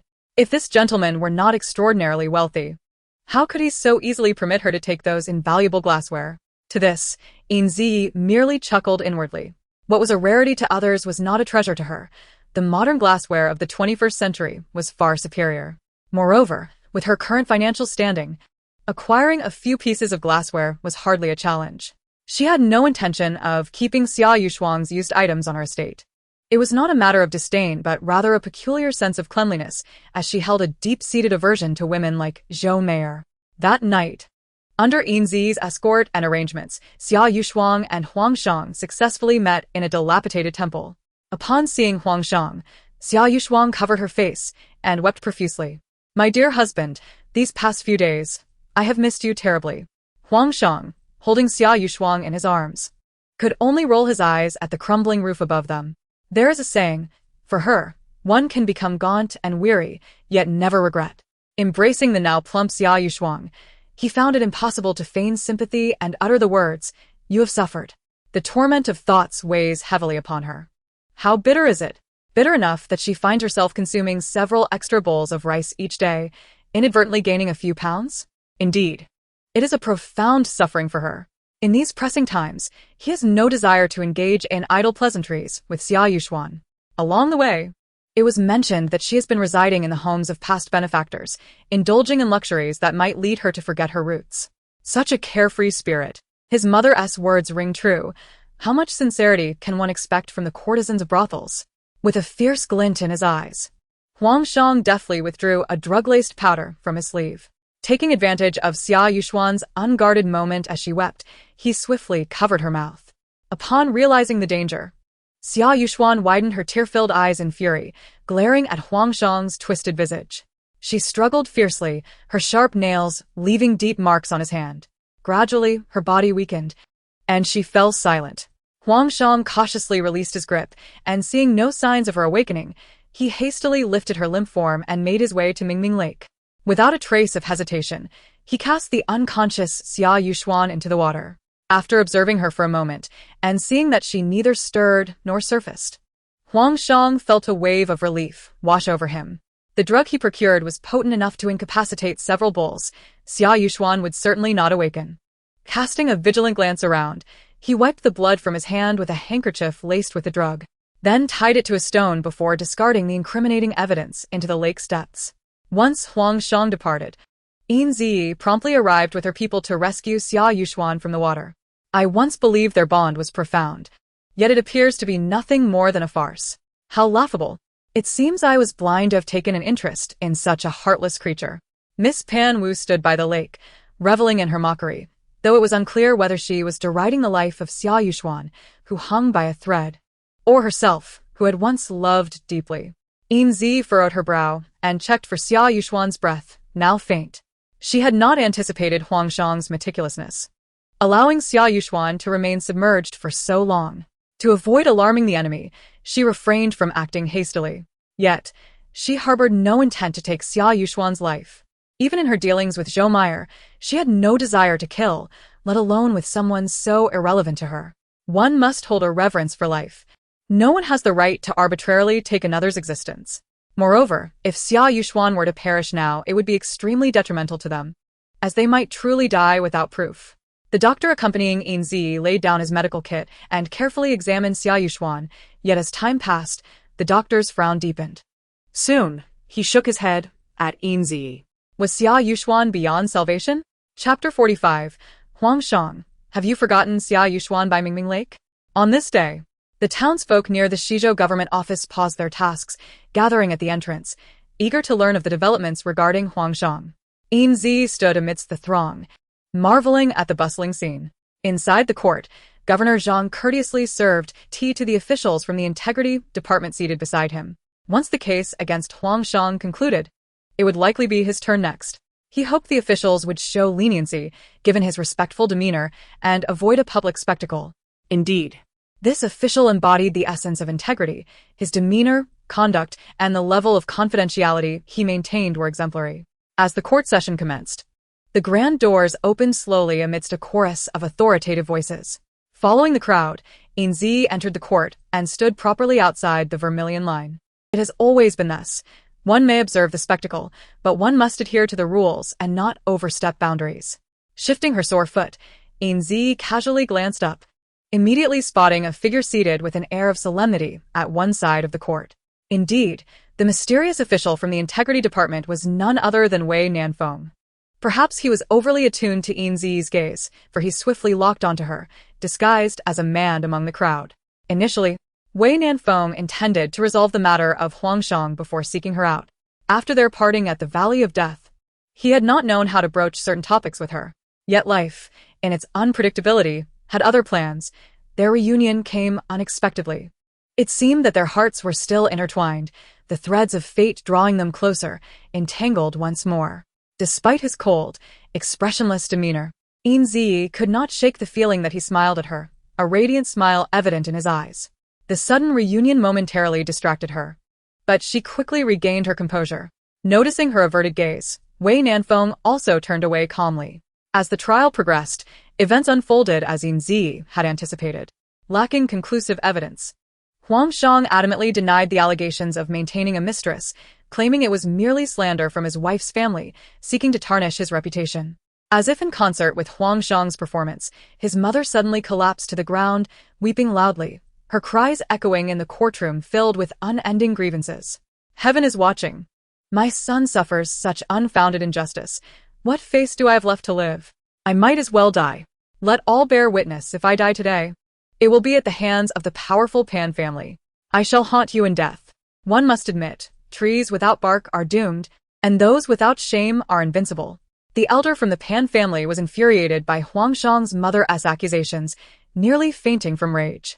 As tensions escalated, the onlookers grew restless.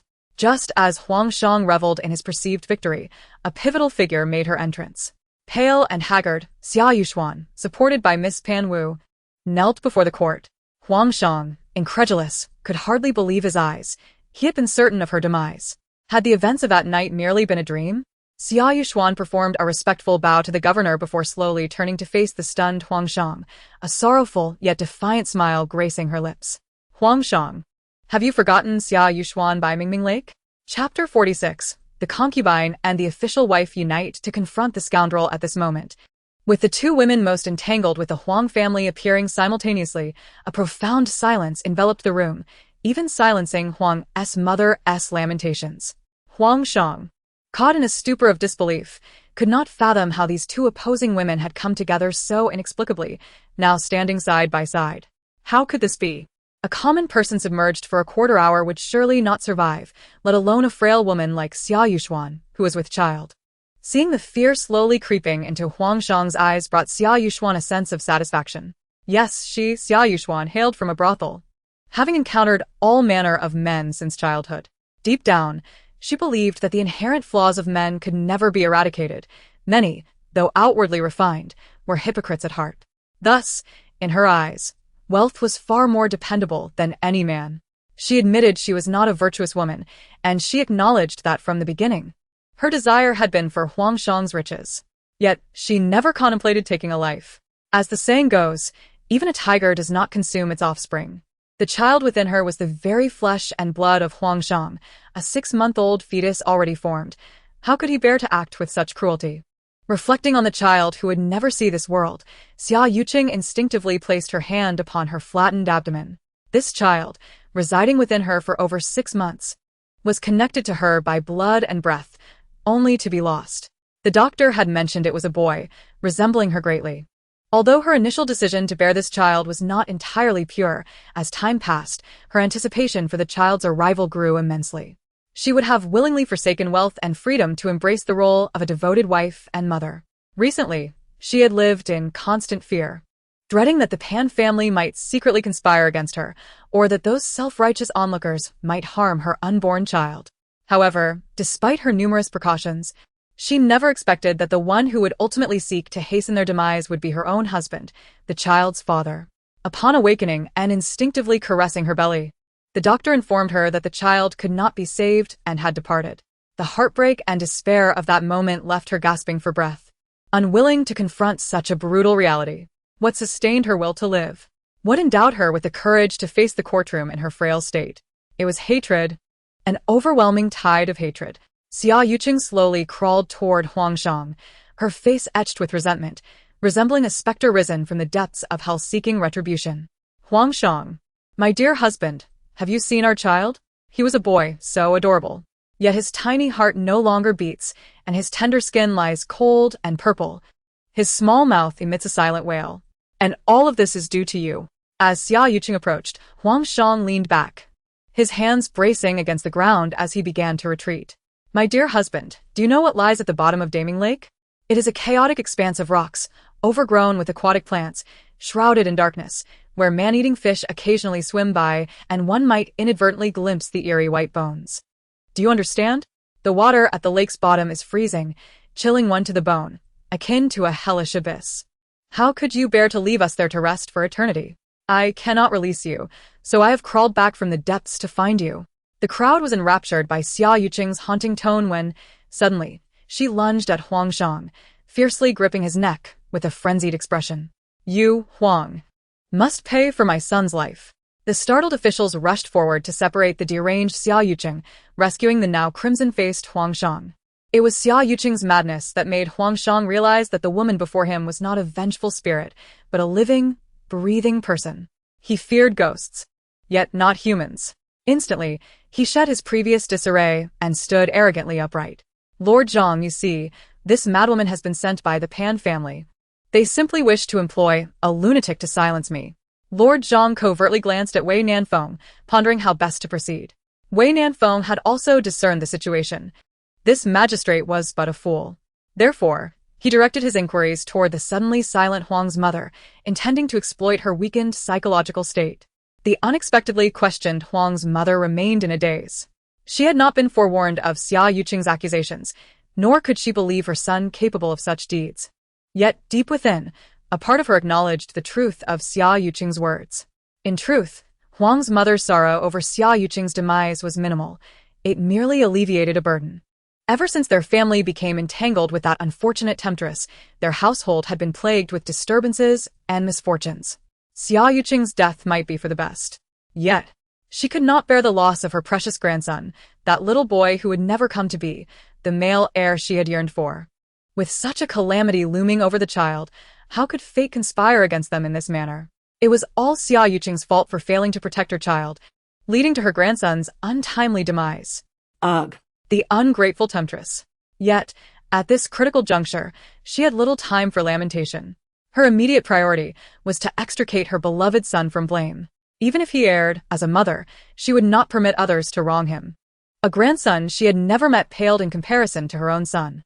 Huang's mother adamantly insisted she did not recognize the madwoman named Xia Yuqing, asserting her son's innocence.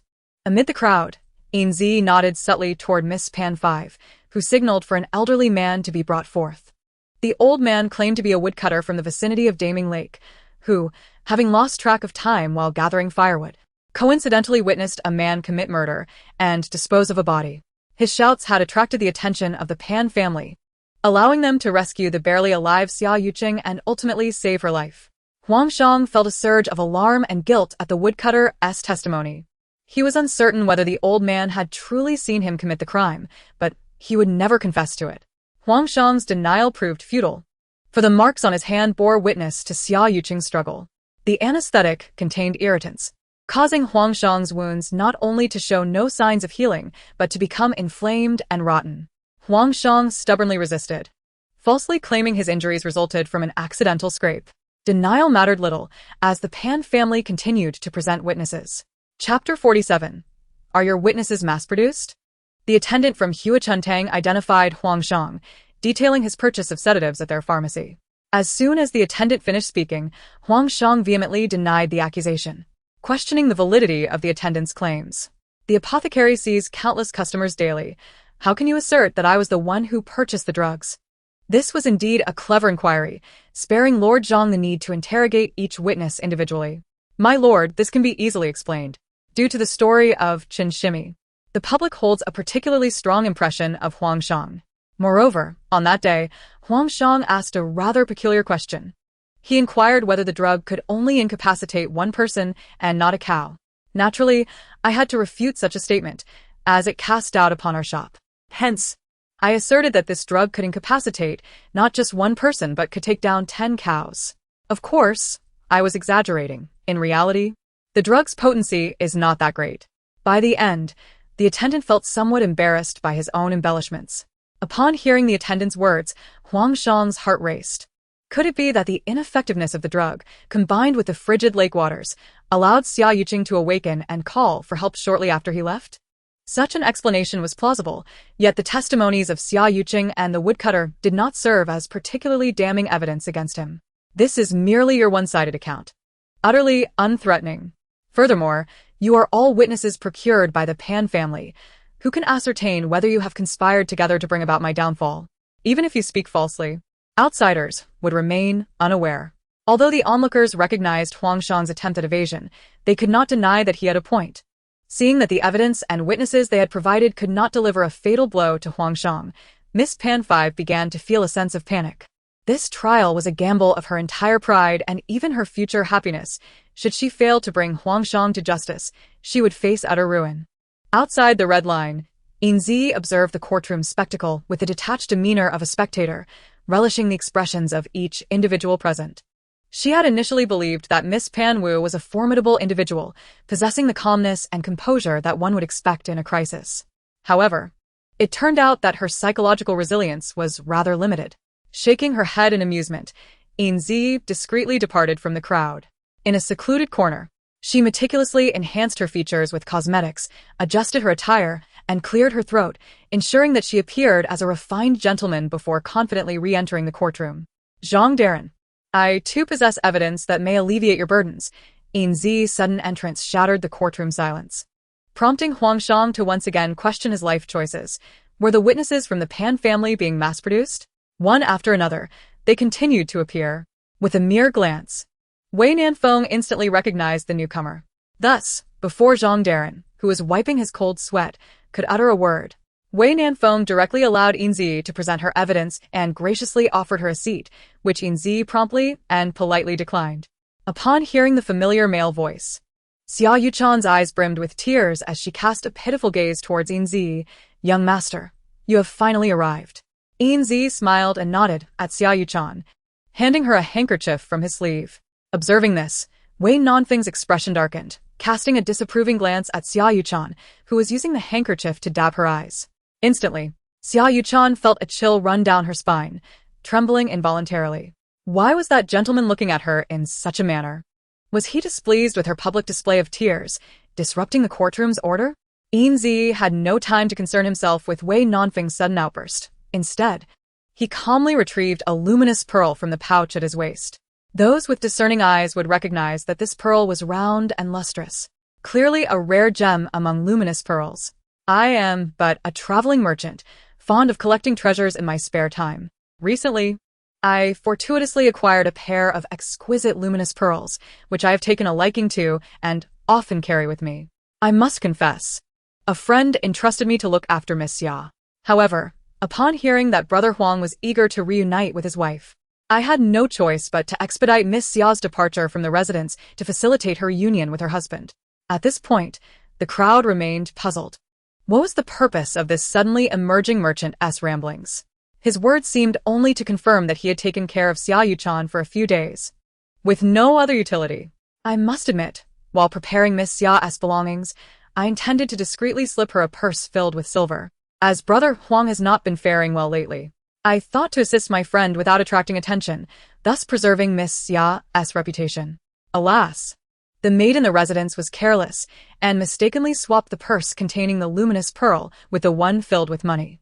Yin Zhiyi's lengthy discourse seemed to be mere idle chatter, devoid of any tangible value. Consequently, many in the audience wore expressions of discontent. Ignoring the unfriendly gazes, Yin Zhiyi crouched down, requesting Xia Yuchan to remove the pouch from her waist and hand it to her.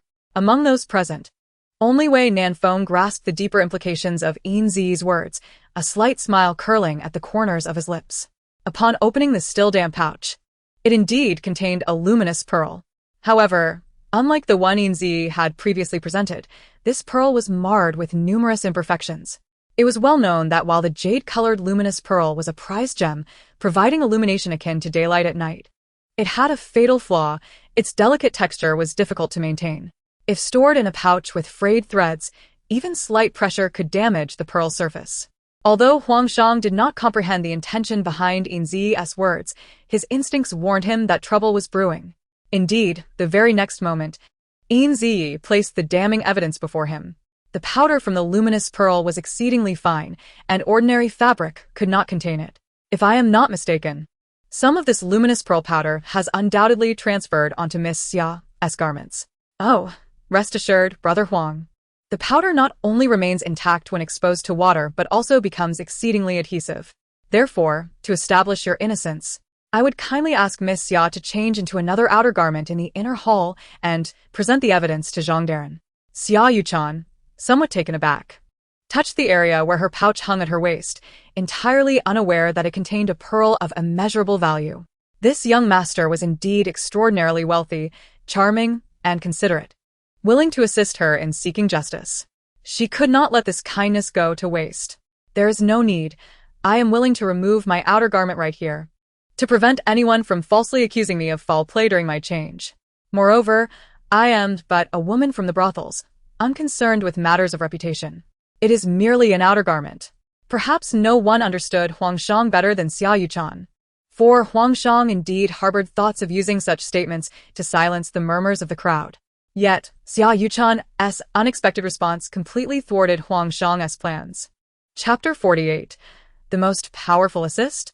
1,000 miles to deliver ahead, a light gift with heavy sentiment. At this moment, Yin Zhiyi felt a measure of admiration for Xia Yuchan. Sometimes, these women from lowly establishments exhibited the utmost straightforwardness and ease. After Xia Yuchan removed her outer garment, an officer took the clothing and ventured into the shadowy recesses of the back hall.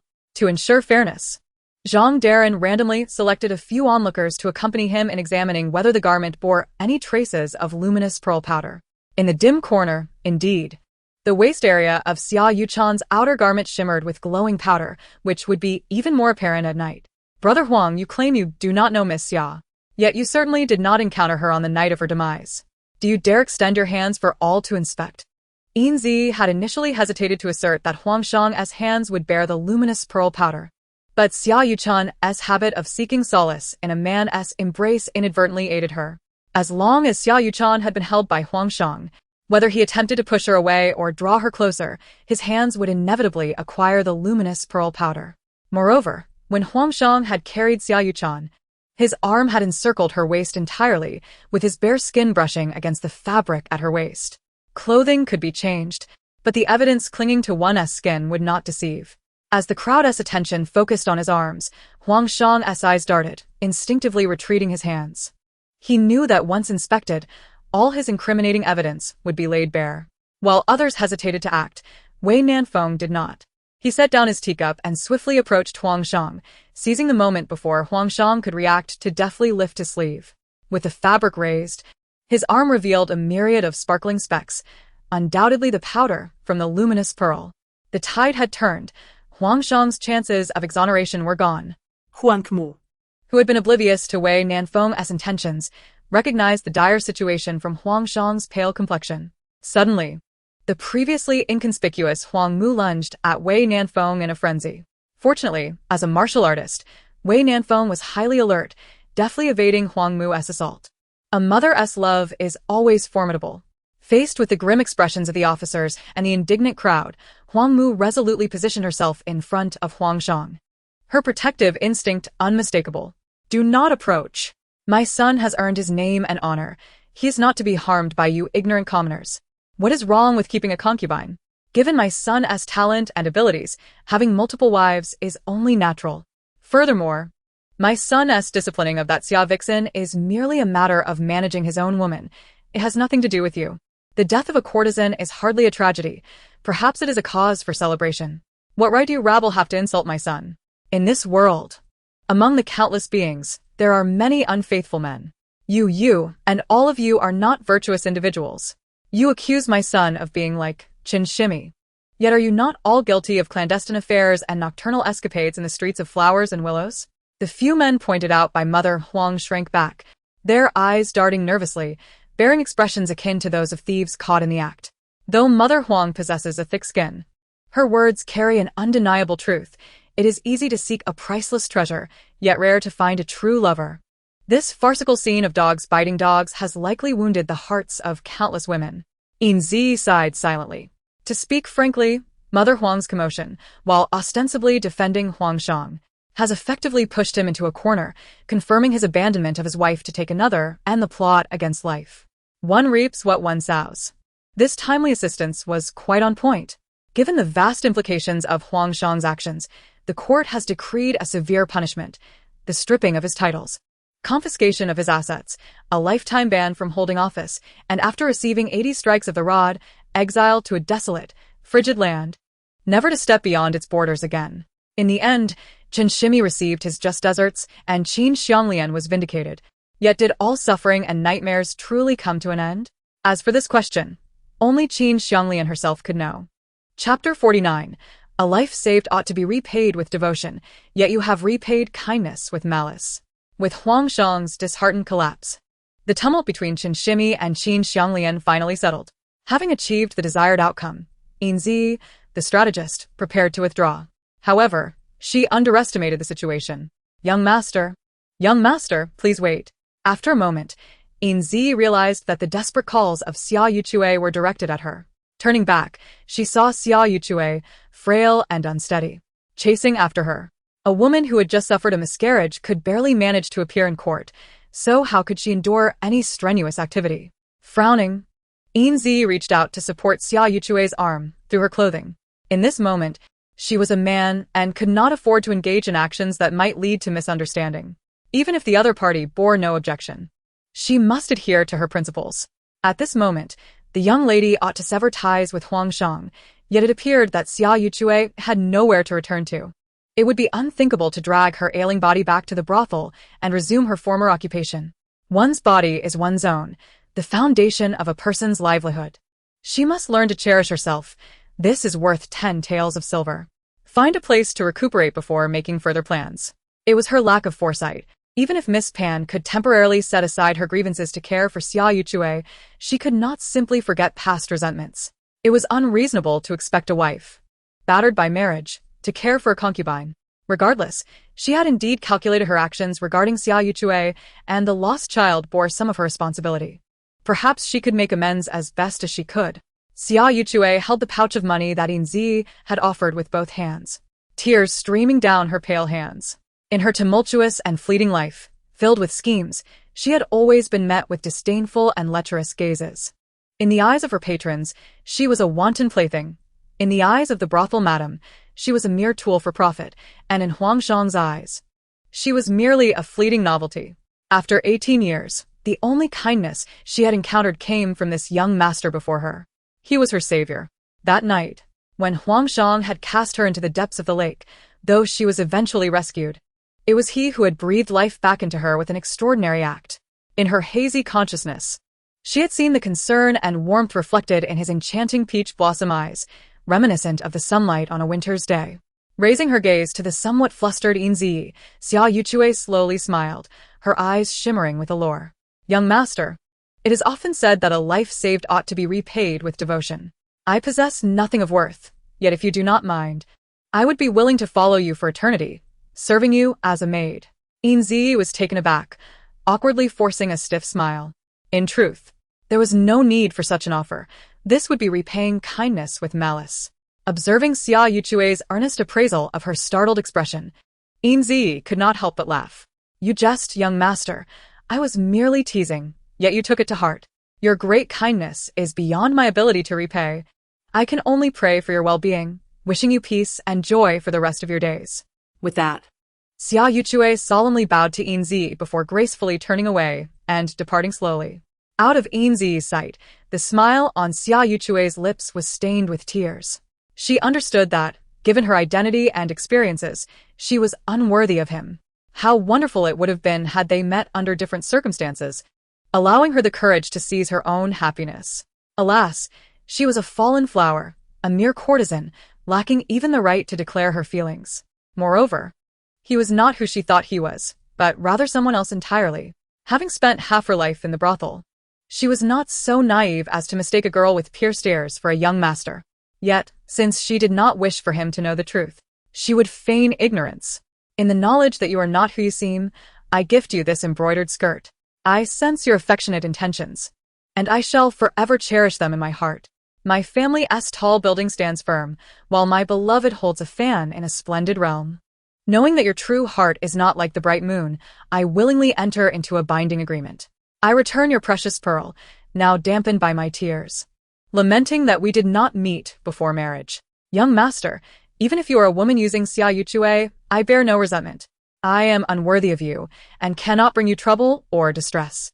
Only by keeping my distance can I alleviate your burdens. A good person like you deserves to be surrounded by virtue, living free from worry. Yin Zhiyi watched as xia yuchui gradually vanished into the crowd. Her head bowed as she turned to leave, each step heavy with emotion. How could she not see the depth of feeling in those eyes? Once, she too had gazed at others with such sincere fervor, a mix of anticipation, anxiety, and yearning. It was precisely because she understood the pain of unrequited love that she hesitated to break that thin veil. She could only hope that time would heal xia yuchui's wounds and erase those feelings that ought not to exist. Miss Yuchui, I wish you health and happiness for the rest of your days. Her final act of kindness was the 50 taels of silver notes that unexpectedly filled her pouch. In an era where men held the power, women without skills were like drifting weeds, struggling to survive without financial support. It was her wish that when their paths crossed again, xia yuchui, once in a pitiful state, would shine radiantly, exuding charm and grace. Yin Zhiyi could never have anticipated that her words would come to fruition. Upon their reunion, xia yuchui would no longer be a mere pawn, but rather one of her benefactors. Chapter 50.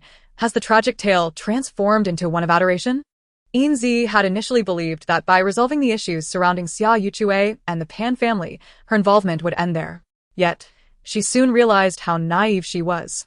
Sitting beside the matriarch of the Pan family, she felt an overwhelming urge to flee. Previously, she had thought that the members of the Pan family were behaving rather peculiarly, only to discover that they were waiting for her. She had been careless, too hasty. Look at our Pan. He seems quite presentable, with a simple nature, honest and obedient, truly an unparalleled choice for a husband. Furthermore, our Pan family is large and prosperous. Though we lack many things, we are wealthy. In this generation, Pan is our only son. Do you know what that signifies? What does it signify? It signifies that Pan is simple-minded and rich. It means the Pan family urgently requires a granddaughter-in-law to manage the family fortune. Excuse me, but regardless of what it signifies, I, Yin Zhiyi, am utterly uninterested. And what of you, Grandmother Pan? I am not overthinking this. I genuinely have reason to suspect. Are you flaunting your wealth? Or perhaps, are you simply showing off? This implies that the Pan family is devoid of troublesome and difficult sisters-in-law, as well as brothers with ulterior motives. Ultimately, the entire Pan estate is destined to fall into the hands of Pan. However, one cannot overlook the fact that Pan, this seemingly inept child, is unlikely to manage such a vast household. Thus, to whom will the reins of power ultimately be entrusted? Of course, it shall rest in the hands of Pan's wife.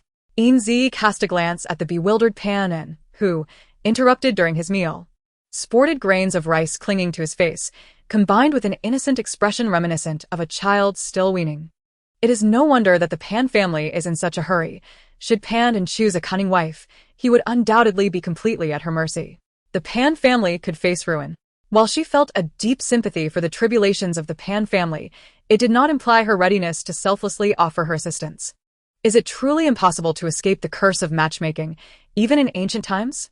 At the dining table, while dodging the occasionally flying chopsticks, Yin Zhiyi engaged in a subtle dance of evasion with the elderly matriarch of the Pan family. After all, the Pan family had not explicitly stated anything, making it difficult for her to refuse outright.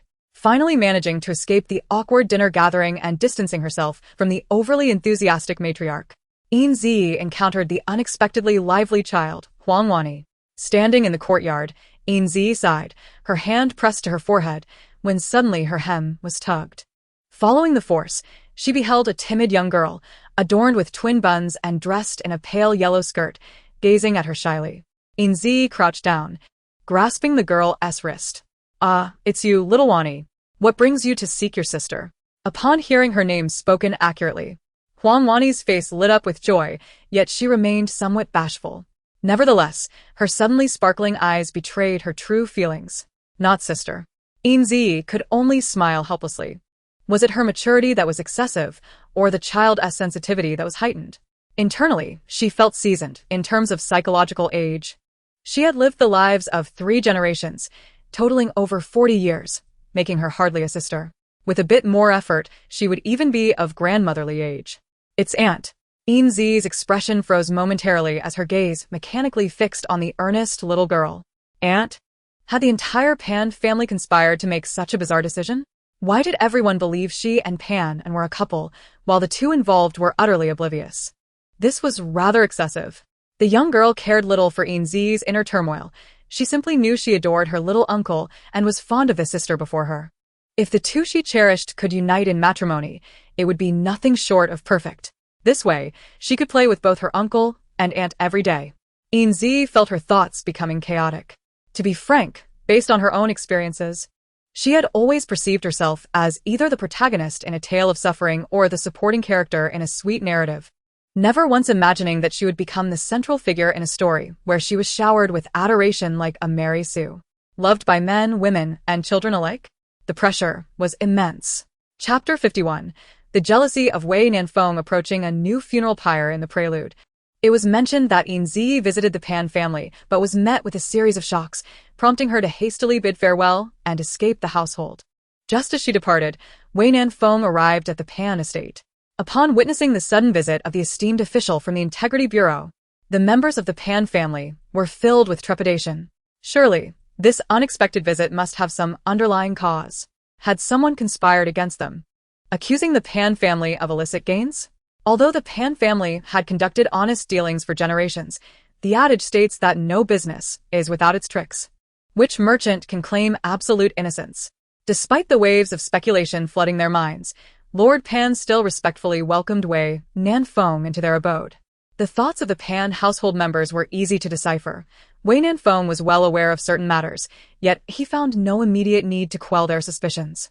After all, the Pan heir seemed to have an affinity for Yin Zhiyi, leading to the recent debacle concerning a supposed pregnancy. Without imparting a lesson to the Pan family, he felt discontent. In the past, while he was in the capital, the news of Yin Zhiyi's alleged pregnancy had struck him like a thunderclap. Pregnant? Whose child could it be? Regardless of the audacity of the perpetrator, anyone daring to commit such an act would be signing their own death warrant. Had Yin Zhiyi truly harbored such animosity towards him, resorting to this extreme form of vengeance? Or did she genuinely believe that releasing such news would deter him? If so, she was gravely mistaken. Regardless of her condition, she would always remain his wife. If Yin Zhiyi indeed bore a child and wished to keep it, he would begrudgingly accept. For in his previous life, he had always owed her a child.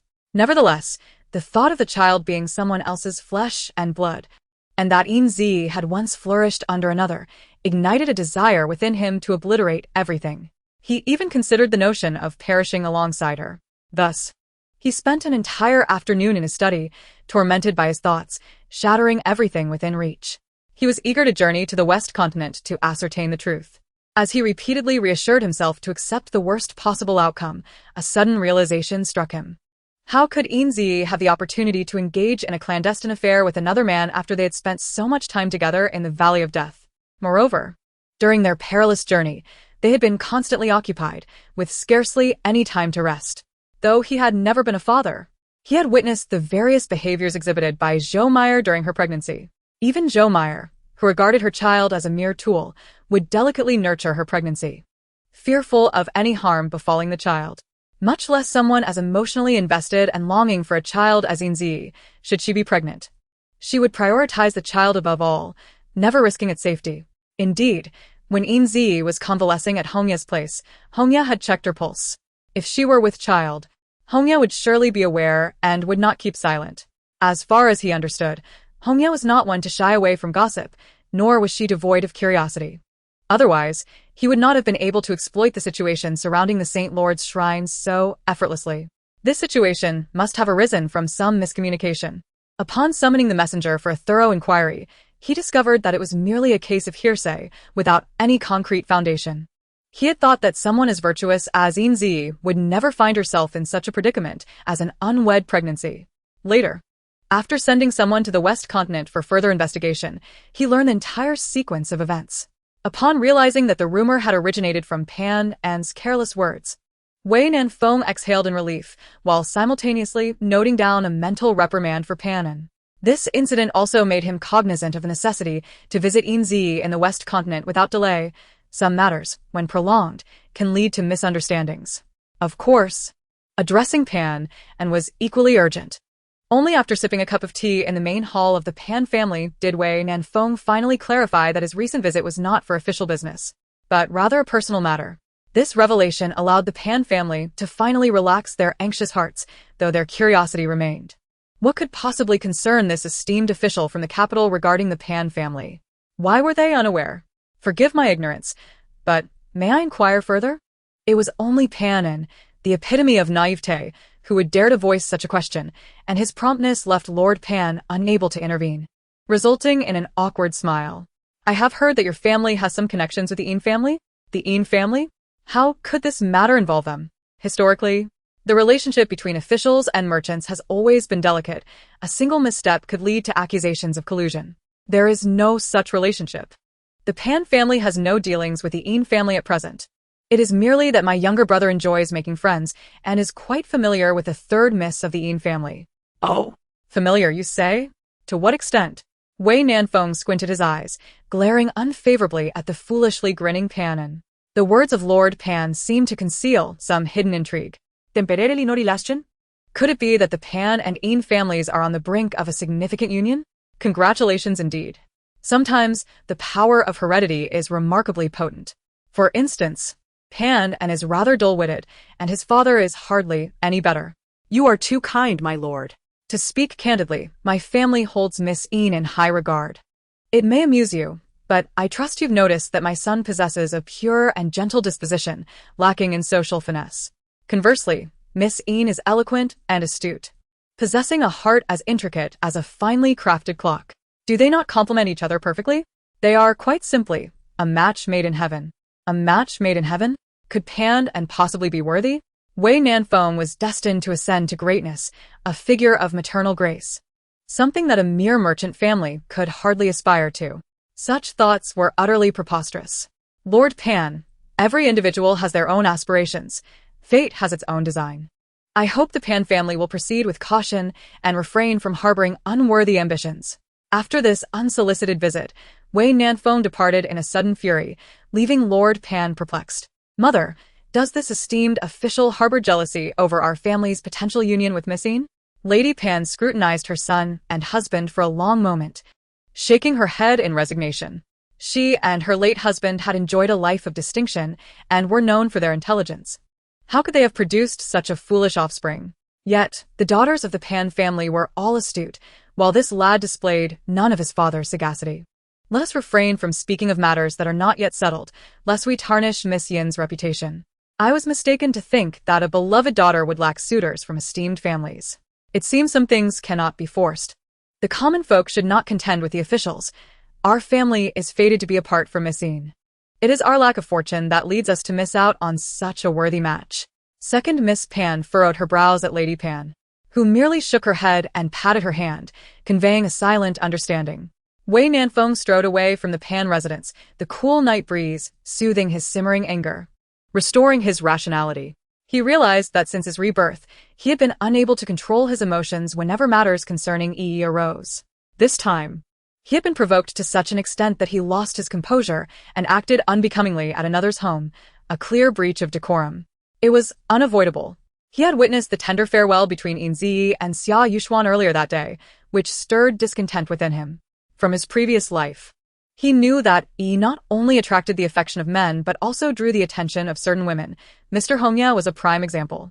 However, he was taken aback to learn that the Pan family intended to match Yi with the utterly useless Pan An, and that this notion was unanimously supported by all ages within the family. How could this be? Yi had yet to forgive him, and if he did not act soon, his beloved would become another's. Given his current standing in Yi's heart, he lacked the courage to interfere with her decisions. No doubt, he was indeed cowardly. What if Yi discovered that he had been secretly monitoring her every move? That would surely push her further away. Thus, he could only discreetly warn the other party involved. Alas, how much better it had been in his previous life, when Yi was solely his, without the entanglements of undesired suitors. Since fate had granted him a second chance, why could he not return to the time of his joyous union with Yi? Such cruelty. Little did Wei Nanfeng know that even worse calamities awaited him, as Miao Ruoqi, bearing the weight of clandestine dealings, was only moments away from the battlefield. Chapter 52. The funeral pyre approaches, high energy ahead one day. As Yin Zhiyi rose from her slumber, Kaiying informed her of a visitor. Calculating the days, the appointed time was fast approaching, and Miao Ruoqi should be arriving soon. However, it was uncertain what kind of mischief this girl, venturing alone, might stir up. It must be said that Yin Zhiyi truly understood Miao Ruoqi. Yet, upon reflection, it was only natural. A sheltered young lady with a somewhat naive disposition would undoubtedly encounter numerous troubles in the treacherous world outside. Alas, Yin Zhiyi underestimated Miao Ruoqi's resilience. Before her stood a disheveled figure, hair resembling that of a dog-esque chew toy, face grimy, and clothing tattered. Yin Zhiyi struggled to reconcile this sight with the suave image of Mr. Hongye in his resplendent red attire. If one were to remain silent, they might think this young lady was a refugee, perhaps one who had traversed the streets begging for alms. Upon seeing Yin Zhiyi, Miao Ruoqi pouted, her eyes squinting, before bursting into genuine tears. At this moment, she comprehended why her revered master forbade her from venturing into the world alone. The outside world was fraught with danger, and she longed to return to the southern borders. Initially, upon receiving her master's approval, Miao Ruoqi had embarked on her journey with excitement and anticipation. Yet, upon reaching the austere city of the southern borders, she found herself in dire straits. In the Miao family where she hailed from, transactions were conducted through rare herbs, and monetary exchanges were unheard of. However, when she attempted to trade herbs for buns, the vendor accused her of deceit and threatened to report her to the authorities. Though she was unaware of what facing the authorities entailed, the vendor's menacing demeanor compelled her to flee without delay. After all, her master had warned her that the world was filled with formidable experts, and with only rudimentary skills, she could only flee to avoid trouble. In the following days, she gradually learned the concept of money. After much effort, she found a kind-hearted guide to help her exchange herbs for currency, only to be swindled once more. Despite offering the most precious herbs, the money received was insufficient even for a single bun. Later, she inadvertently observed her guide sharing laughter with the vendor, which unveiled the truth of her deception.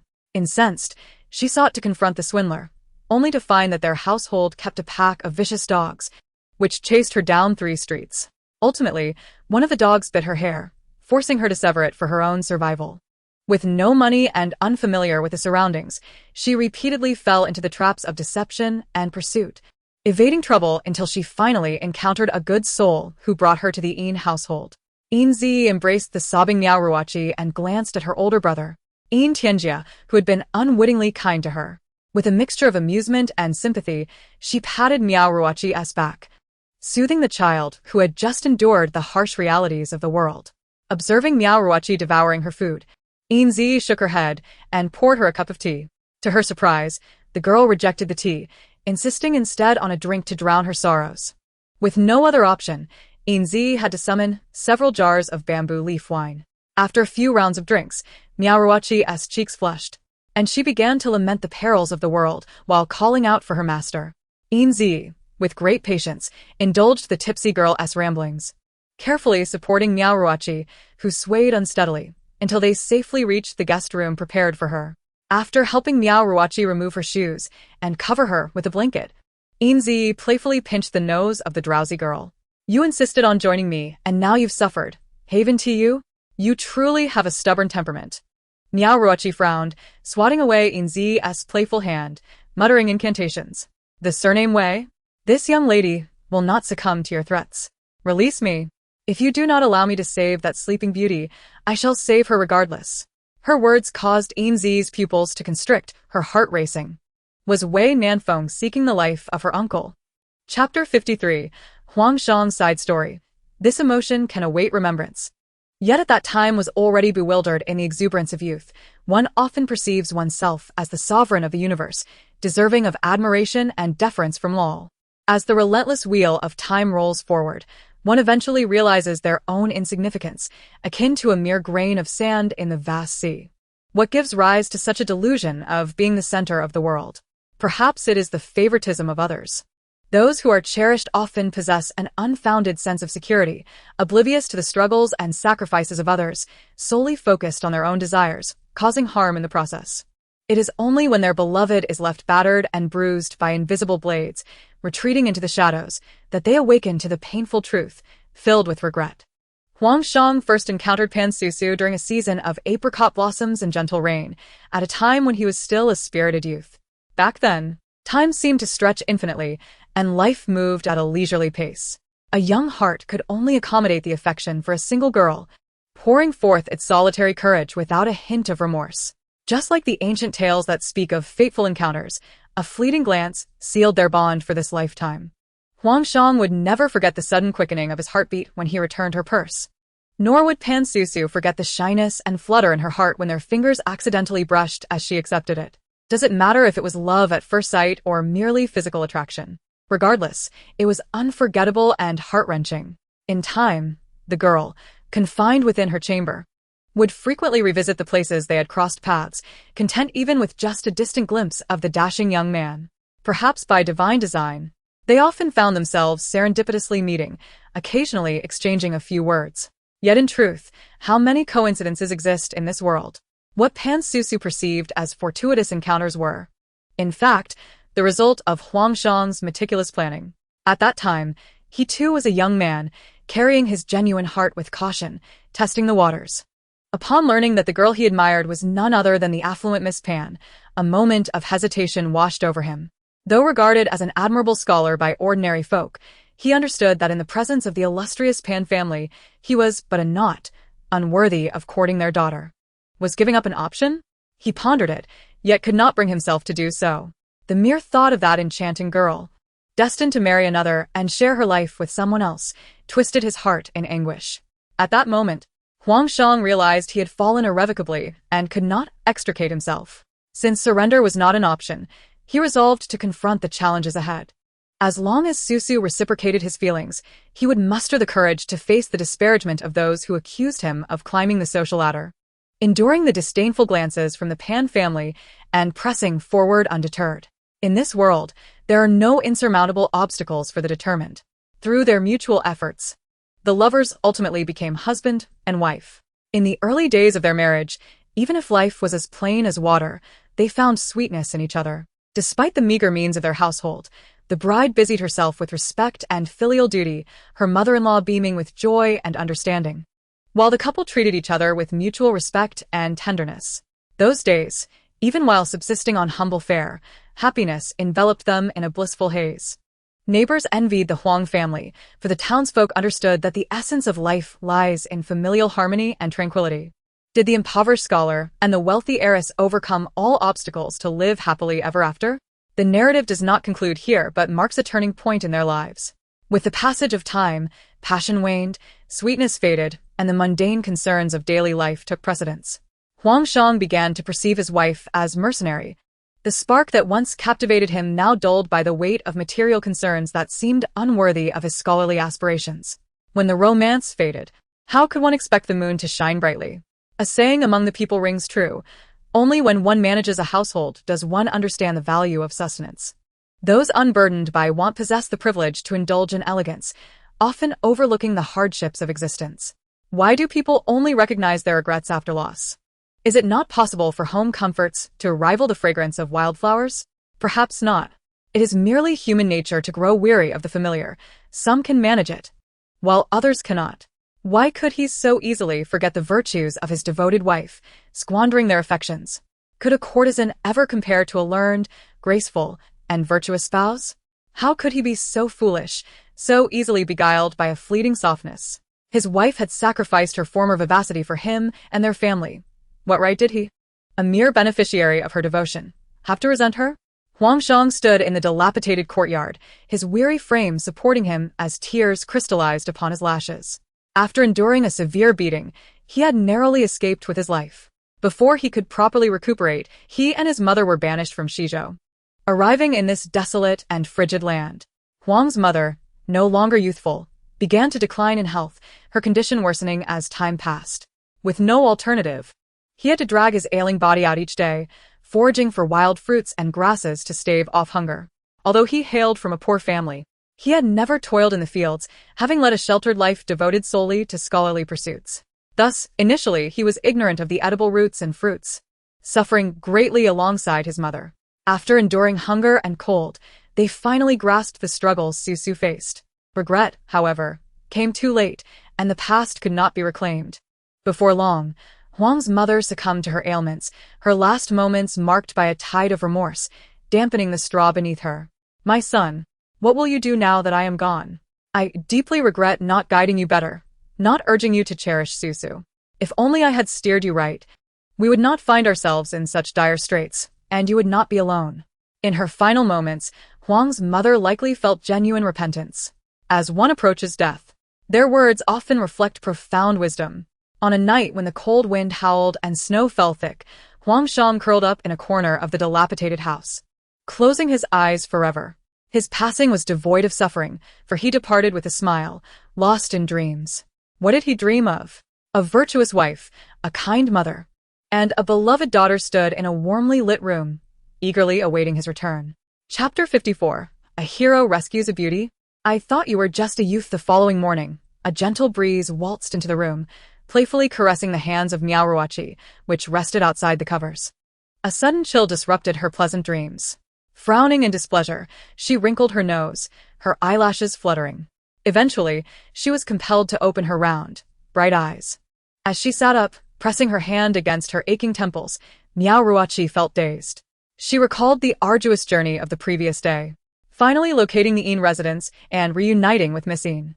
Under Miss Yin's guidance, she had refreshed her appearance and then indulged in a sumptuous feast. Afterward, she drank, but what transpired next eluded her memory. How had she returned to her room and found herself in bed? Was it the kind-hearted stranger? Recalling the upright Yin Tianjia, a flush crept up her cheeks as she lowered her gaze. That day, she had been so hungry that she felt she could consume a whole cow. Yet, without a single coin to her name, she had been swindled out of her medicinal herbs and robbed of the money meant for purchasing more. Had her master, the saintess, not taken all the goo worms from her before releasing her from the valley and sealed her lightness, she would not have found herself in such a predicament. Originally, she had been surprised by the saintess's willingness to let her out so easily, but little did she know, before reaching her destination, she would reconsider, yearning to return to the southern frontier. Reflecting now, it seems the saintly master had long foreseen the dire predicament I currently face. She claimed that sealing my light-footed skills and curtailing my access to poisonous insects was intended to allow me to better experience the ways of the martial world, to prevent me from abusing my power. Yet, this martial life is one I find utterly distasteful. I am powerless to bully others, while I am incessantly bullied. At present, I call out to the heavens and find no response. I plead with the earth and receive no answer. I wish to return to the Valley of Death, yet I cannot. I long to visit the Yin residence, but that too is unattainable. Truly, I am trapped in a dilemma. Master, I no longer wish to leave the valley. The martial world is not at all amusing. The people outside are cunning and malevolent, and all I desire is to return home. As I surveyed the cold, disdainful gazes surrounding me, I glanced down at my tattered garments, my hands caked with dirt, and my feet blistered and bloodied. With tears of grievance, I wiped my eyes.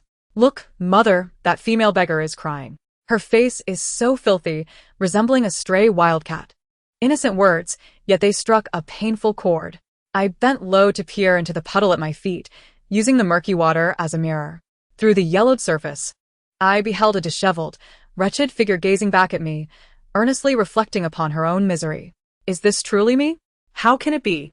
I am the formidable and elegant Mr. Redleaf. When the tiger is brought low, it is bullied by dogs. When the dragon swims in shallow waters, it is toyed with by shrimp. In an instant, the intense contrast and overwhelming sense of shame caused me to weep bitterly. My sudden cries startled passers-by, who merely glanced at the pitiable figure and assumed her to be a victim of some tragic misfortune, a madwoman driven to despair. In every age, there are those whose fates are fraught with misfortune. The common folk, lacking the means to assist others, can only shake their heads and sigh, their eyes glistening with sympathy. As dusk descended, the temperature dropped several degrees. Dragging my tattered shoes, I trudged along the dusty road. A gust of wind swept by, sending a chill through my still damp clothing, causing me to shiver uncontrollably. After much difficulty, I found a decrepit temple where I could seek refuge for the night. Yet, misfortune struck again. Within the temple, I encountered a group of menacing bandits. Naturally, given my current appearance, neither robbery nor assault seemed to concern me. But fate had other plans. As they prepared to leave, I stumbled and fell, inadvertently bowing deeply before one of them, landing at his feet. In my clumsiness, I even managed to tear away part of his trousers, revealing the red undergarments beneath. I recognized that in my family, it is customary to wear red undergarments during one's birth year. Perhaps this bearded man, or older brother, was also celebrating such a year, thus attracting my unfortunate attention. What an awkward scene it was, as they likely never anticipated their elder would suffer such an indignity at the hands of a faceless girl. Gazing up at the furious expression of the man whose trousers I had inadvertently disarranged, I swallowed hard, realizing I was doomed. I hoped the saintly master would come to collect my remains. These men appeared exceedingly brutal. Would they not even leave a complete corpse behind for me? I wished to avoid dying without a whole body, buried in disgrace. The aggrieved elder glared, quickly adjusting his trousers and hoisting me up by my collar. Who are you? What are your intentions? Speak honestly, he demanded. You dare shake your head in refusal? Very well, I shall spare you today, but ensure my own innocence remains intact. You are quite stubborn, which is amusing, yet unfortunate for you. Having dared to pull down my trousers, you must face death. However, out of respect for your tenacity, I shall grant you a swift end. I felt my face flush with embarrassment as I flailed my legs and waved my arms in desperation. Good sir, are you perhaps overly confident in your appearance? You are not particularly alluring enough to incite such impulses. Furthermore, despite my disheveled state, I am hardly mistaken for a man. Where do I resemble a man? Most importantly, am I not entitled to resist? I am ensnared by the fates, the collar of my attire constricting my breath, rendering speech nearly impossible. No need for this peculiar man to take action. There was no requirement to draw his grand blade. At this rate, I would soon suffocate.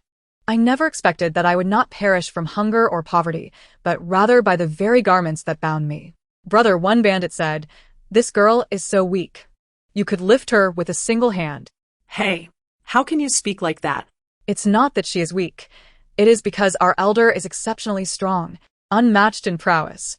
Indeed, she lacks any semblance of masculinity, which is quite shameful for us men. Another chimed in. As they nodded in agreement, I interjected, shame on you. I am a woman, a maiden as beautiful as a flower. A band of blind brigands, it's no wonder you've achieved little in life. With such vision, it's miraculous you haven't met your end yet. As consciousness began to fade, I still found time to mock these foolish men in my mind. Since I was fated to die, I would let my thoughts flow freely. Just then, a mysterious object flew through the air, striking the bandit leader's wrist. In pain, he released me, and I fell to the ground, gasping for air. Outside the decrepit temple, a remarkable young man emerged from the shadows. As I struggled to catch my breath, I noticed his polished black boots halting beside me, followed by a resonant voice in my ear. Are you all right, young brother? My heart sank. Young brother? Brother? I am a girl. Chapter 55. Minor harm, but great insult in this day and age. Do men truly lack perception?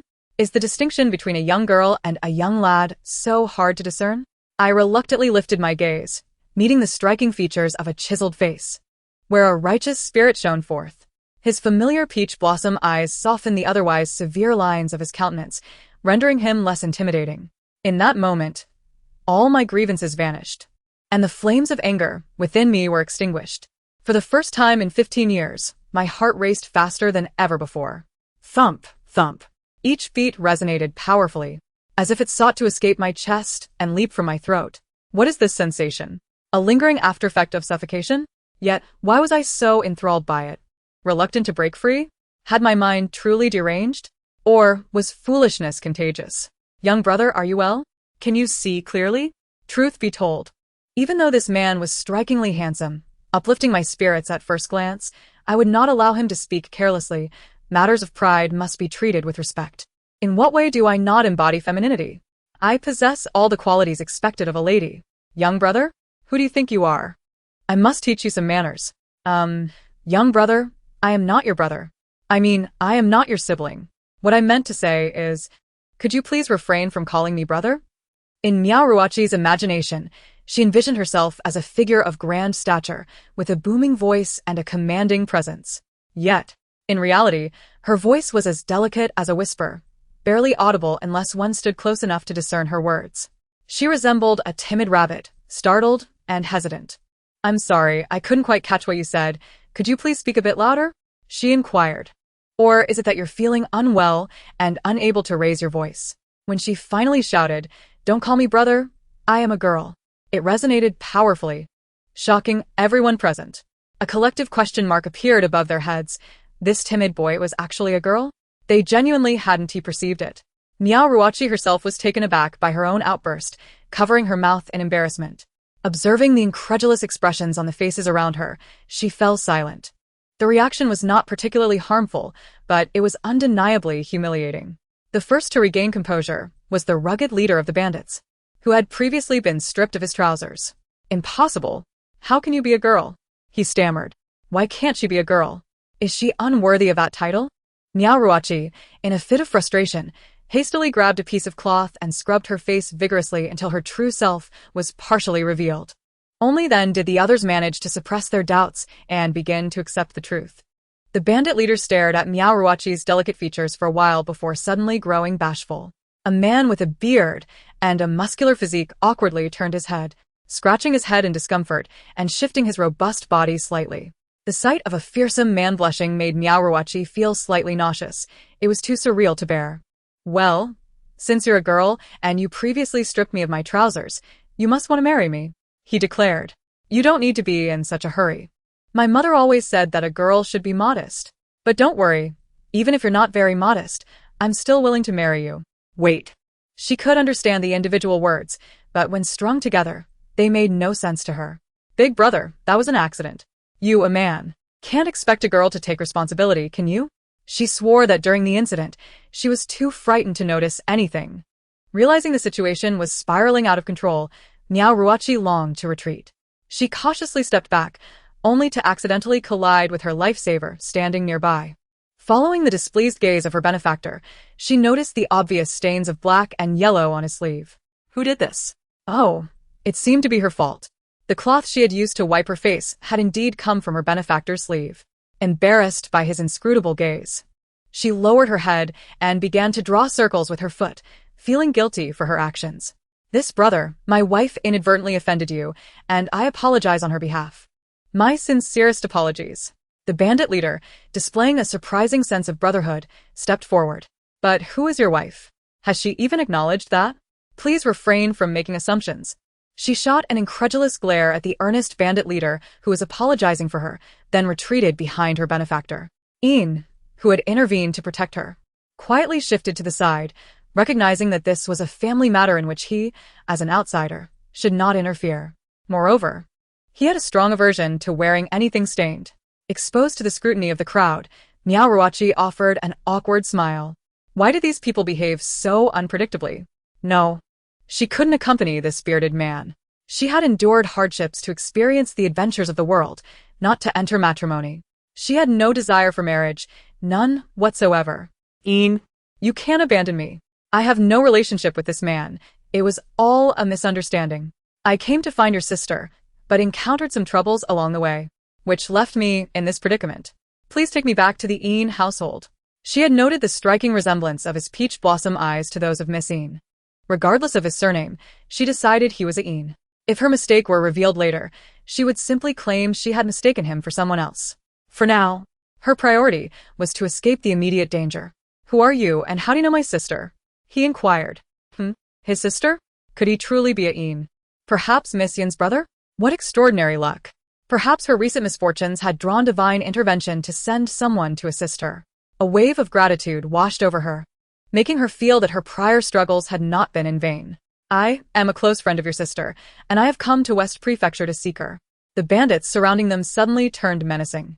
West Prefecture Yin household? The renowned martial family of the Yin clan? The same clan responsible for flouting rules, slaughtering innocents, seizing grain, and extorting the common people? Well, encountering the master of the mad dogs makes this encounter worthwhile, they thought. Miao Ruoqi and Yin Tianjie sensed the sudden surge of hostility and began to watch the bandits, who were preparing to draw their weapons, with vigilance. A battle was imminent. Chapter 56. The fool was me. The strategy of remaining motionless when the enemy does not attack can be effective, but it cannot persist indefinitely. At a certain moment, the atmosphere shifted, and both sides charged at one another. In a fleeting moment, the clash of blades and the glint of swords echoed as injuries surfaced, and a moment's carelessness could lead to dire consequences. Without her lightness and the assistance of the insect, Miao Ruoqi possessed no martial prowess and could only watch helplessly as Yin Tianjie was besieged, utterly powerless to intervene. Although Yin Tianjie was highly skilled and possessed years of combat experience, the saying goes, 2 fists cannot fight 4 hands. Gradually, he found himself at a disadvantage. A deep cut bleeding profusely from his arm. He could not comprehend why these bandits had suddenly gone berserk, fighting with a ferocity that surpassed that of soldiers on the battlefield. This was not a mere excuse for cowardice. The bandits were indeed engaging him with reckless abandon. Their disregard for defense was evident in their aggressive tactics. Yin Tianjie had lived for over 20 years without making enemies, let alone inciting a blood feud that would drive men to fight without regard for their lives. The only individuals capable of harboring such hatred would be foreign adversaries. Could these bandits be foreign foes in disguise, with ulterior motives for coming to the Central Plains? Or were they here to assassinate him, aiming to destabilize the morale of the Yin army? Indeed, it was improbable that such disheveled individuals could be from the Central Plains, where appearance and respect were greatly valued. It had only been a short while since the battle in the northern desert concluded, and they were already seeking to rekindle conflict. It seemed that for the untrustworthy foreign barbarians, the peace treaty held no binding power.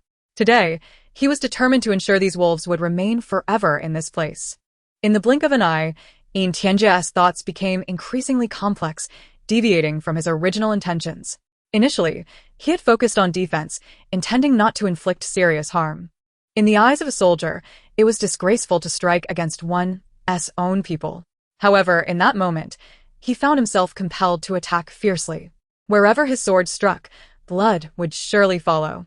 Each slash was aimed directly at the vital points. Miao Ruoqi, growing anxious as the two factions fought with escalating intensity, felt a sense of urgency.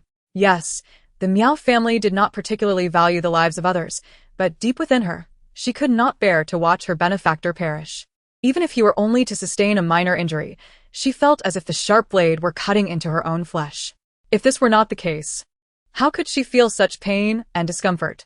No, she could not allow this battle to continue. Her benefactor was outnumbered and lacked the stamina to endure their relentless assaults. The turmoil began with her, and she must bear the consequences alone. Regardless, she cannot repay kindness with enmity. With this thought, Miao Ruoqi closed her eyes tightly and dashed into the heart of the chaos. Stop. Everyone cease fighting. I command you to halt. Her thunderous voice silenced the fray, compelling the combatants to pause. The fierce bandit leader and Yin Tianjie, who were locked in combat, momentarily halted their strikes, frowning as they turned to the suddenly emerging Miao Ruoqi. Delighted by the effectiveness of her shout, Miao Ruoqi felt a surge of hope. It indicated that the situation might still be salvageable. This calamity arose due to my blunder, and you need not fight on my behalf. The others present exchanged perplexed glances, bewildered by her declaration. What was this? Fighting for her? This young girl seemed quite inexperienced, yet she had the audacity to demand such valor. Big Beard, you need not continue battling with Brother Yin. I will go with you. Brother Yin, I sincerely thank you for your assistance. It is already a considerable favor that you would stand up for a stranger like me. I can never repay your life-saving grace. In my next life, I shall weave grass and tie it in gratitude. As she spoke, Miao Ruoqi became inexplicably melancholic. It seemed her life's possibilities were drawing to a close, leaving her with only the prospect of a mundane existence filled with domesticity. If she were fortunate, she might enjoy a large family in her old age. If fate dealt her a cruel hand, she would be left weeping by the window, bound to the endless cycle of household chores, serving her family without any reward. The thought was unbearable, too tragic. Immersed in her own narrative, Miao Ruoqi found it difficult to extricate herself from her thoughts. The two men she had addressed exchanged glances. Their expressions a blend of incredulity and frustration. Shaking their heads, they locked eyes once more, their resolve renewing as they resumed their battle. Their renewed conflict signaled the end of the temporary truce, prompting the bandit henchmen to surge toward Yin Zhiyi. Before Miao Ruoqi could shed tears, the chaos erupted again, catching her off guard. Hey, I said I am willing to go with Big Beard voluntarily. I will be a wife or a mother. Why won't you listen? The clash of blades rang out, a jarring sound. Seizing the moment, the bandit leader could no longer tolerate the interruption. This little girl, can you not be quiet and stop seeking attention? Do you think you are some beautiful enchantress? We would not risk our lives for someone as flat as a board. The others remained silent, but most nodded in agreement with their leader's sentiments. Although he lacked education, his words, while coarse, contained a grain of truth. In these times, marrying a beautiful wife was a challenge, but it was not worth risking one's life over a woman. If one could not attain beauty, one could still settle for less and live adequately. Why the need for such rivalry? To Yin Zhiyi, the bandit leader's words confirmed their foreign identity. The external barbarians had brazenly declared their stance. As one of the leaders of the Yin family army, he could not cower in the shadows. Young lady, you should distance yourself. These foreign brutes possess no mercy. Blades do not discriminate. Take heed. Once I have dealt with these rogues, I shall escort you back to the Yin residence to find my sister. Miao Ruoqi's anxious expression froze. So, their fighting had nothing to do with her, the instigator? What a waste of emotions. Fight on, you heartless men. Today, I shall sit here and watch as you battle, and in the end, I can assist in collecting the bodies, can I? How foolish she had been to offer herself as a sacrifice to save others, only to realize it was a self-deceptive misunderstanding. Not only had she worried for nothing, but she also unwittingly played the role of a fool. Yet, witnessing Yin Zhiyi sustain more injuries stirred her resolve. She sprang up from the ground, anxious and restless. What to do? What to do? Without the insects, I am nothing. Must I pay with my life? Wait, pay with my life. Miao Ruoqi lifted her dusty hands, deep in thought. Suddenly, the battling bandits felt a chill against their skin, as if droplets were falling upon them. Initially dismissing it, they soon found their skin itching and burning, even beginning to rot and blacken. That substance was toxic. With the poison taking effect, the once ferocious bandits faltered, frantically scratching at their festering wounds and attempting to wipe away the toxic liquid. Upon closer inspection, they realized that the liquid was none other than droplets of blood. Miao Ruoqi had been acquainted with poison since childhood, having been bitten by various toxins. Not only was she immune, but her blood had also mutated into a deadly substance. Taking advantage of her petite frame and the lack of attention on her, Miao Ruoqi navigated swiftly through the chaos. Wherever she passed, chaos ensued, and cries echoed. Ultimately, none of the bandits remained unscathed. At the moment the bandit leader was afflicted by the poison, his attacks faltered, revealing an undeniable vulnerability. Yin Zhiyi noticed the change in his opponent and seized the opportunity, swiftly drawing his sword to strike at the bandit leader's neck. With the tide turned, the fierce blade bore down upon him, yet the bandit leader closed his eyes, resigned to his fate. However, seconds passed, and he felt no sting as the sword sliced through his throat. Slowly opening his eyes, he found the gleaming blade halted just beneath his chin, unmoving. What was the meaning of this? Yin Zhiyi regarded the bandit leader for a long moment before sheathing his sword with a decisive flick. A true man seeks to make his mark upon the world, loyal and brave in his endeavors. Few possess the calmness to face death. He respected the man for his bravery, knowing that an underhanded attack would be dishonorable. Only the foreign brutes would act without principle. Had he slain the bandit leader in that moment, he would be no different from those he despised. Miao Ruoqi grit her teeth, tending to her still bleeding wounds, glaring at the man who had suddenly embraced a gentlemanly demeanor. In the face of life and death, who cared about chivalry? Surviving was paramount. Her sacrifice had merely bought time that was now squandered. In the heat of battle, to not seize the opportunity to take a life was foolish. Would one wait idly for the enemy to recover? Not to say that this benefactor was somewhat foolish, even naive. Perhaps he should learn to employ the principles of cunning in battle. Miao Ruoqi's blood was highly toxic. Within moments, the bandits fell, completely incapacitated. Observing the sprawled bodies of the bandits, Yin Zhiyi frowned slightly. These men would not live much longer. His refraining from killing them was already an act of mercy. Offering assistance to enemies was out of the question. It was best to leave their fates to chance. Their paths were divergent. Today, he would spare them, hoping they would act wisely. If they somehow survived, they must refrain from further acts of cruelty. The Celestial Empire and foreign tribes must remain at peace. He hoped they would honor this agreement. Yin Zhiyi believed he had acted with utmost benevolence, yet the bandits showed no gratitude. Bah, hypocritical officials. The Yin Zhiyi army has utterly lost all sense of morality, committing heinous acts of murder, arson, and pillaging, yet they possess the audacity to accuse us of wrongdoing. I must inform you that heaven observes all deeds, and the Yin Zhiyi clan shall inevitably face retribution. Yin Zhiyi, who had already turned to leave, halted in his tracks and turned to face the bearded man speaking on the ground. What constitutes murder, arson, and pillaging? Even when we occupied your border town, the Yin Zhiyi army did not harm a single civilian. The Celestial Empire and your foreign tribes have always been in opposition. It is no surprise that you harbor animosity towards the Yin Zhiyi army. However, I, Yin Zhiyi, will not permit you to tarnish the illustrious reputation of the Yin Zhiyi army. What foreign tribes? We are merely the common folk of the eastern borders of the Celestial Empire. While the Yin Zhiyi army fights valiantly for the nation, we are willing to provide you with provisions without compensation. Yet, you cannot recklessly seize our food, plundering our resources, and leaving us with nothing. It is precisely because of your band of ruffians that many in our village have starved to death. Upon hearing these words, Yin Zhiyi was taken aback. The Yin Zhiyi army would never engage in such behavior. The Yin Zhiyi army is stationed in the North Desert and the western continent of the Celestial Empire and has fought in the southern region, but has never meddled in the eastern region. The bandit leader, observing Yin Zhiyi's serious demeanor, began to sense something amiss. Through their conversation, Yin Zhiyi learned the full story. The bandit leader, Lu Wenbin, was the son of the village chief of Lu Family Village in the eastern region. Lu Family Village is plagued by fierce winds and scant rainfall, with the wind blowing only once a year, from the first day of the new year until the eve of the new year. Due to these harsh conditions, life in Lu Family Village is exceedingly difficult. Fortunately, the villagers are content with their humble lives, supporting one another to scrape by. One day, a troop bearing the Yin Zhiyi banner passed through Lu Family Village, claiming they sought to requisition some grain and livestock. Although the villagers were somewhat insular and had not ventured far, they were aware of the heroic deeds of the Yin Zhiyi army. After all, the Yin Zhiyi army has been the guardian of the Celestial Empire for generations. So even in a year of severe drought, when crops failed completely, the villagers were still willing to economize and offer supplies.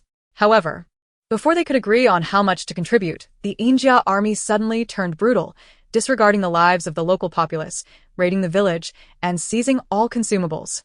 The resulting food shortage led to the deaths of many elders and women, leaving only the young men to survive by a thread. In order to live, they were forced to turn to banditry, robbing passing wealthy merchants. Yet they never harmed anyone's life, always leaving enough for their victims to continue on their way. Eventually, they traveled westward, seeking the Yin Zhiyi army to exact revenge for their village. Lu Wenbin added that he and his companions had originally contemplated joining the army to serve the nation, but, alas, that dream shattered upon witnessing the Yin Zhiyi army's conduct. After listening to Lu Wenbin's account, Yin Zhiyi realized that someone was deliberately misusing the Yin Zhiyi name to commit atrocities, aiming to tarnish the Yin Zhiyi army's reputation. Clearly, the Yin Zhiyi clan's growth has begun to threaten the interests of certain individuals. Rest assured, I will get to the bottom of this matter. However, I can swear upon my life that the Yin Zhiyi army has never set foot in the eastern region.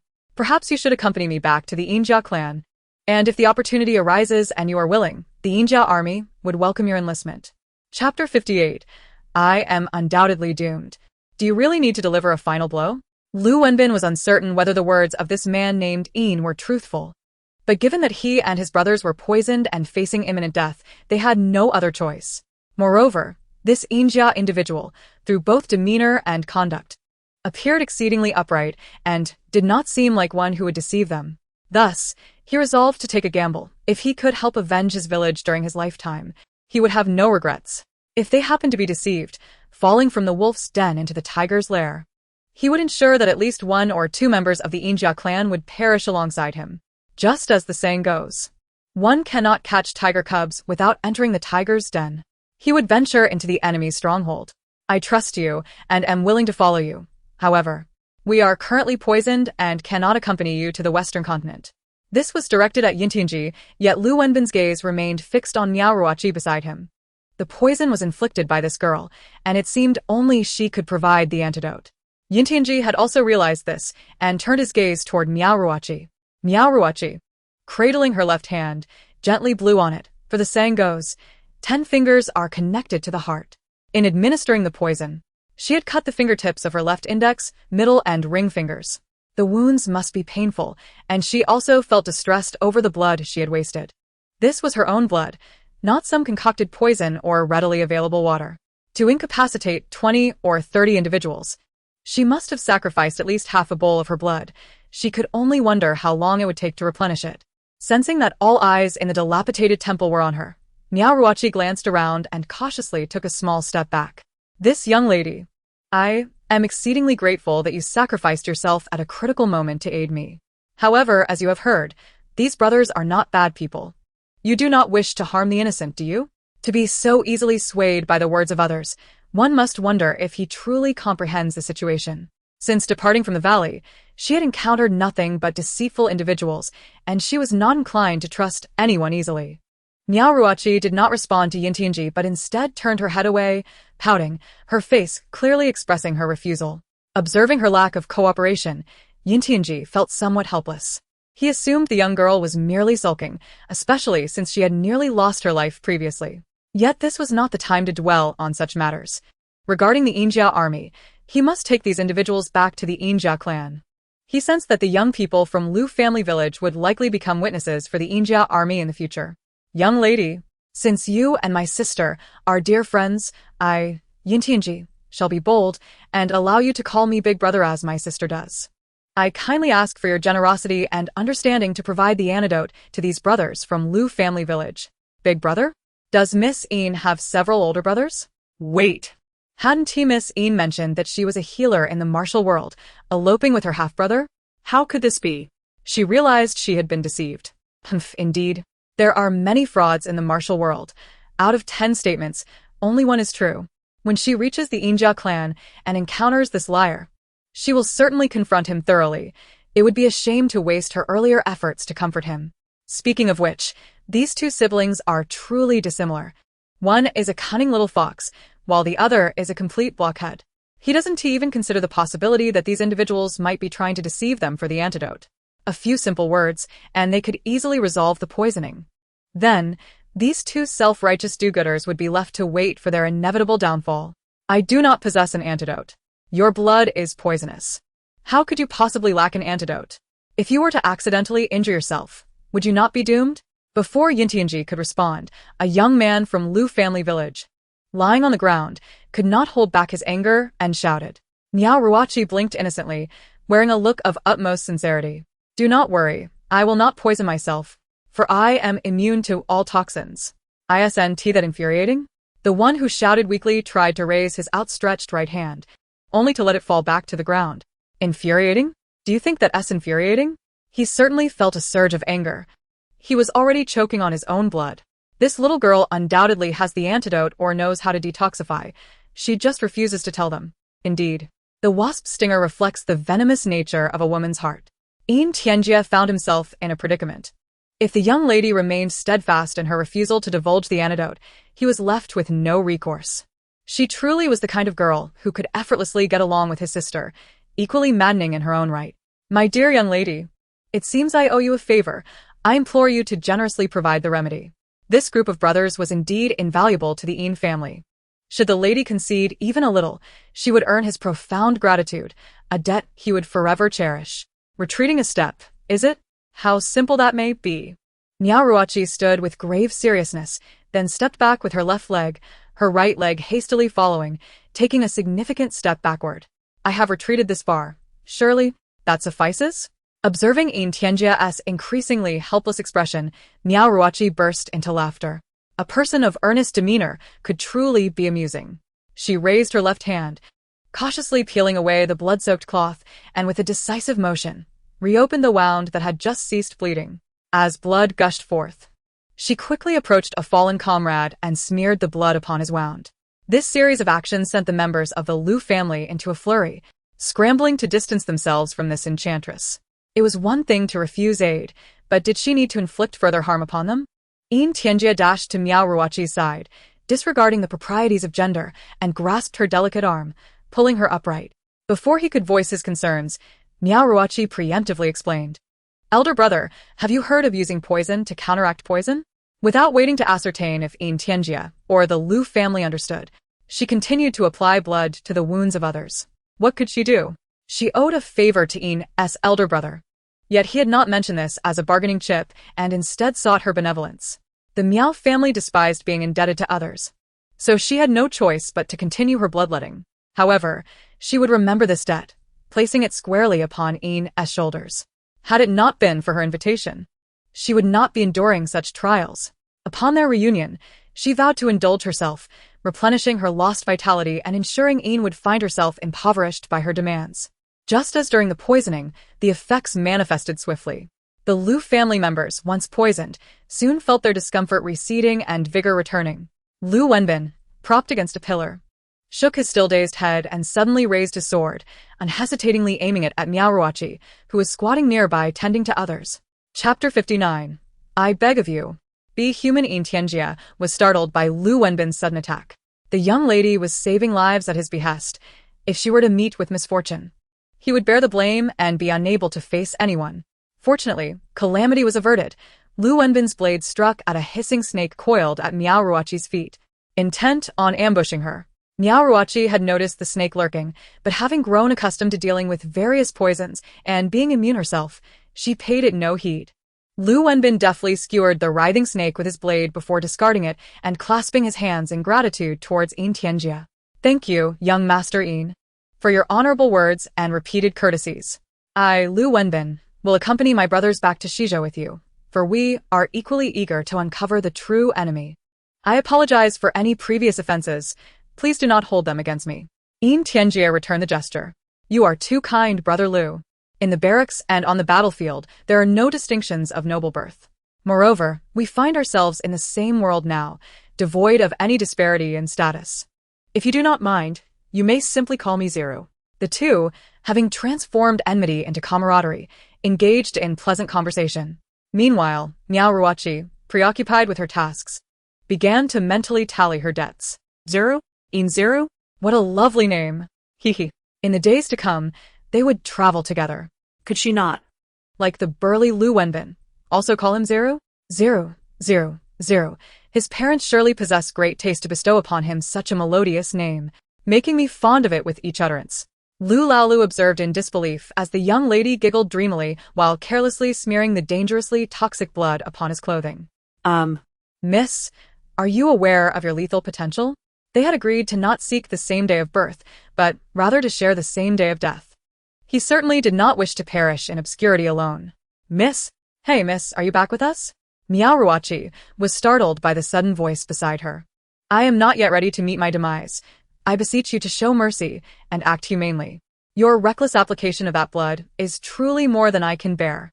Miao Ruoqi glanced at Lu Laolu's arm, which was smeared with blood, and then up at his face. Noting the purple lips and pallid complexion, he appeared to have endured quite a bit. No wonder he was lamenting. Ahem, that was my oversight. For the remainder of the time, Miao Ruoqi dared not lose focus again.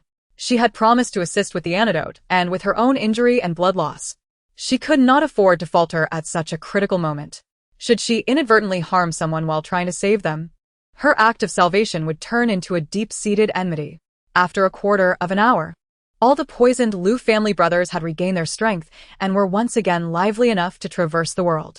Only the unfortunate Lu Laolu, who had been so severely affected by Miao Ruoqi's blunder, remained weak and lethargic. Consequently, the group spent the night in a dilapidated temple, waiting for Lu Laolu to fully recover before setting off for the Yin family in Shizhou. Their journey was hurried, and they finally arrived in Shizhou 2 days later. After ensuring the Lu family members were settled, Yin Tianjia escorted the weary Miao Ruoqi to meet Yin Zhiyi. Had she encountered Yin Tianjia, a rugged man seasoned by military life, she had little time for rest or change. Had it been Yin Ziyi's gentle elder brother, Yin Tianjia, she would likely have been comfortably enjoying the moonlit lakes in the nearby towns. You mean my brother has brought back a young man named Lu Wenbin? And he is quite skilled? Indeed, that burly fellow is incredibly strong. He could lift me with one hand. However, his wits seemed to be lacking. Upon hearing this, Yin Zhiyi chuckled softly. It appeared that Lu the young general was indeed the case. In her past life, she had been unaware of the connection between her brother and Lu the young general. This was wonderful. Lu the young general's arrival meant that Kai Ying's future happiness was assured. This time, she would ensure that Kai Ying married joyfully and lived a carefree life. Miao Ruoqi observed Yin Zhiyi's gleeful expression with indignation. Was this peculiar smile a mockery of her? By the way, it has been so long since we last met, and I have yet to settle the score. No la fina. Tell me, why did you fabricate such a sorrowful tale to deceive me? I was earnestly comforting you then. You are a heartless deceiver. Huh. What story? Yin Zhiyi looked at the feigning anger of Miao Ruoqi with confusion. Miao Ruoqi immediately recognized the look of bewilderment in Yin Zhiyi's eyes and, in a fit of exasperation, rose from her seat, pointing an accusatory finger at her with disbelief. You've forgotten this matter? Once, did you not weep and lament, recounting how you, a mere waif of the world, encountered a wealthy young master, and how you could scarcely bear the thunderous upheaval of fate, leading you to elope with your half-brother? At that time, your vivid portrayal of such a tragic existence moved me to tears and stirred my sympathy. Who would have thought that all of it was mere fabrication? Ah, she recalls now that it was a whimsical tale she once concocted, yet this young lady still remembers every detail with clarity. It is evident that the girl is genuinely upset this time. Fortunately, she retains the memories of her past life. Knowing that the eccentric Mr. Hongye is not only obsessed with sorcery, but also harbors an intense passion for another matter. Oh my, how delectable this is. You, who dwell beyond the valley, are truly fortunate to enjoy such culinary delights. What divine fare is this? I truly adore you. Indeed, Mr. Hongye is a seasoned gourmand. Yin Zhiyi, hand in hand with the reluctant Miao Ruoqi, who clutches the beggar's chicken, navigates the bustling streets. To Yin Zhiyi, it is not merely the exquisite taste of these foods that captivates her, but rather the dismal fare of the Death Valley that pales in comparison. The Miao clan is so engrossed in their sorcery that they pay little heed to their daily meals, often treating them with indifference. Were it not for the dire consequence of starvation, the Miao family would likely neglect such trivialities altogether. Some say that if one dedicates oneself to a singular pursuit in life, their existence is not in vain. The Miao family exemplifies this notion. Take Miao Ruoqi for instance. Even burnt porridge is considered a culinary triumph. What delectable treats could possibly be unappealing? Miao Ruoqi's exuberant declaration of affection does not weigh heavily upon Yin Zhiyi. For in the 21st century, such sentiments among friends are commonplace. However, for some, Miao Ruoqi's words undoubtedly tread upon sensitive ground. The smile on Yin Zhiyi's face vanishes entirely upon spotting Wei Nanfeng in the crowd. She has not forgotten how certain individuals have played both sides, seeking to take her uncle's life. Miao Ruoqi, observing the two with expressions akin to foes poised for battle, find herself perplexed. Have these two become adversaries? Chapter 60. Speak your secrets at times. Miao Ruoqi's naivete is astonishing, as she fails to realize that the object of Wei Nanfeng's disdain is indeed her, while she adopts an air of detached curiosity. Wei Nanfeng, observing Yin Zhiyi's demeanor, senses something amiss. Since their last encounter in the Death Valley, her attitude had seemingly softened. Yet in this brief absence, the tensions that had begun to dissipate appear to have resurfaced. What could have gone awry? Or perhaps, during his time away, someone has taken advantage of the situation to sow discord in her mind? This is not mere fanciful thinking. He understands that he is not favored by the Yin family. In a past life, Yin Zhiyi's marriage to him was fraught with immense pressure and effort. The Yin family is unlike other prestigious clans. They harbor no ambitions of climbing the social ladder, nor do they entertain treasonous thoughts. Rather, their primary principle for selecting a husband for Yin Zhiyi is a humble match. They firmly believe that as long as her spouse hails from a family of lesser stature than the Yins, she shall not suffer indignities from her in-laws. Thus, a royal offspring like himself is an object of disdain for the Yin family. It is entirely plausible that they would instill in her the notion of never marrying into the royal family, thereby resurrecting unpleasant memories from her previous existence. Especially her second brother, who delights in causing chaos. Wei Nanfeng is acutely aware that his suspicious father will surely devise a way to trouble the Yin family, seeking or creating an opportunity for them to willingly relinquish military power and forsake their official positions. What he can conceive, the Yin family surely has as well. The principle of prosperity begets decline is simple to grasp. At this juncture, the Yin family must remain discreet, abandoning any prospects of alliances with prominent families. Alas, this matter cannot be scrutinized further, for the more he contemplates, the more he feels the desolation of the path ahead.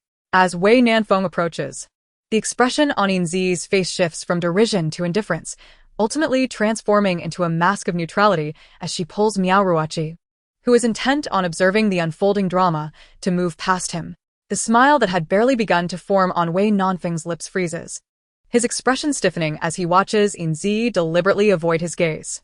The familiarity of this scene is striking. Turning to watch Yin Zhiyi recede into the throng, Wei Nanfeng clenches his fist, the jade pendant he holds crumbling to dust in an instant. Yin Zhiyi, dragging the exuberant Miao Ruoqi, navigates through the crowd with increasing urgency, her pace quickening to a near run. Wait. I am still hungry. Why do you keep pulling me along? There are so many delicacies I have yet to try on this street. Let me finish eating before. You promised not to exert yourself to heal my uncle? Who is your uncle? I promised. Miao Ruoqi abruptly halts, her hand instinctively covering her mouth. Oh no, her loose tongue has betrayed her. Now, she faces the prospect of losing both wealth and knowledge, having broken her promise. The Wei family will surely withhold any secrets regarding the shrine of the Holy Master from her, and she has also offended her only peer. Feeling a pang of guilt, she lowers her hands, casting furtive glances at Yin Zhiyi, whose expression is far from pleasant, while she nervously clutches the hem of her skirt. You already know about this matter. I intended to treat your sleeping beauty of an uncle properly, but you know how susceptible I am to temptation, especially when it involves something that piques my interest. So, I apologize. Perhaps I could swear right now that I will expel the poison from your uncle's body. The only things capable of stirring this girl's heart are but a few. Given today as circumstances, it is evident that Wei Nanfeng did not entice her with food. Hence, it must pertain to matters of sorcery. However, from what she understands, Wei Nanfeng has a profound aversion to sorcery and has never sought to learn about it.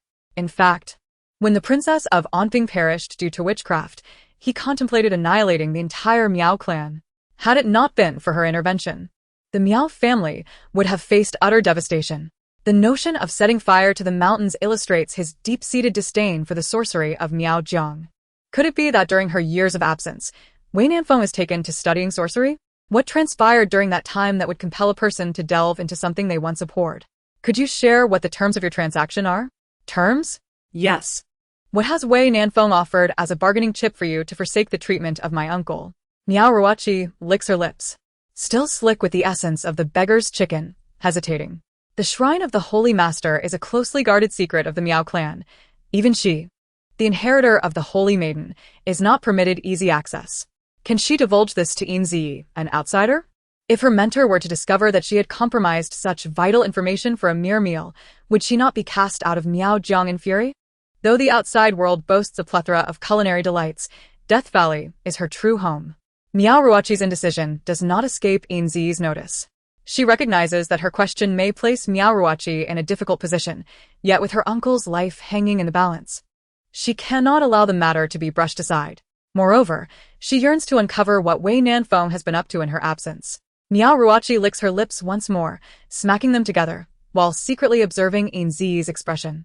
Despite knowing that her silence and hesitation likely indicated a refusal, Yin Zhiyi felt no anger nor resentment toward her. Although her reputation for inconsistency had led to the demise of many, Yin Zhiyi was different. She was her first friend, treating her with kindness, gifting her silver, taking her on excursions, providing her with a temporary refuge in the world of Jianghu. The Miao family disliked owing favors. If she were to remain silent about what she knew, she would forever be indebted to Yin Zhiyi. After much deliberation, Miao Ruoqi ultimately resolved to disclose everything she was aware of to Yin Zhiyi. The shrine of the Holy Lord? Upon hearing Miao Ruoqi's words, Yin Zhiyi fell into contemplation. During her lifetime, she had never heard of such a shrine. Was it truly as miraculous as ancient texts described? Yet, if memory served her right, the emblem on the Holy Lord's gold medal resembled a peculiar-eyed fox. At the time, she had found the fox's eyes disconcerting. Reflecting now, They appeared more akin to serpent eyes. Chapter 61. A tree without bark is doomed. A person without shame is invincible. Wei Nanfeng's purpose for this visit was none other than Yin Zhiyi. How could he abandon his quest simply because she chose to avoid him?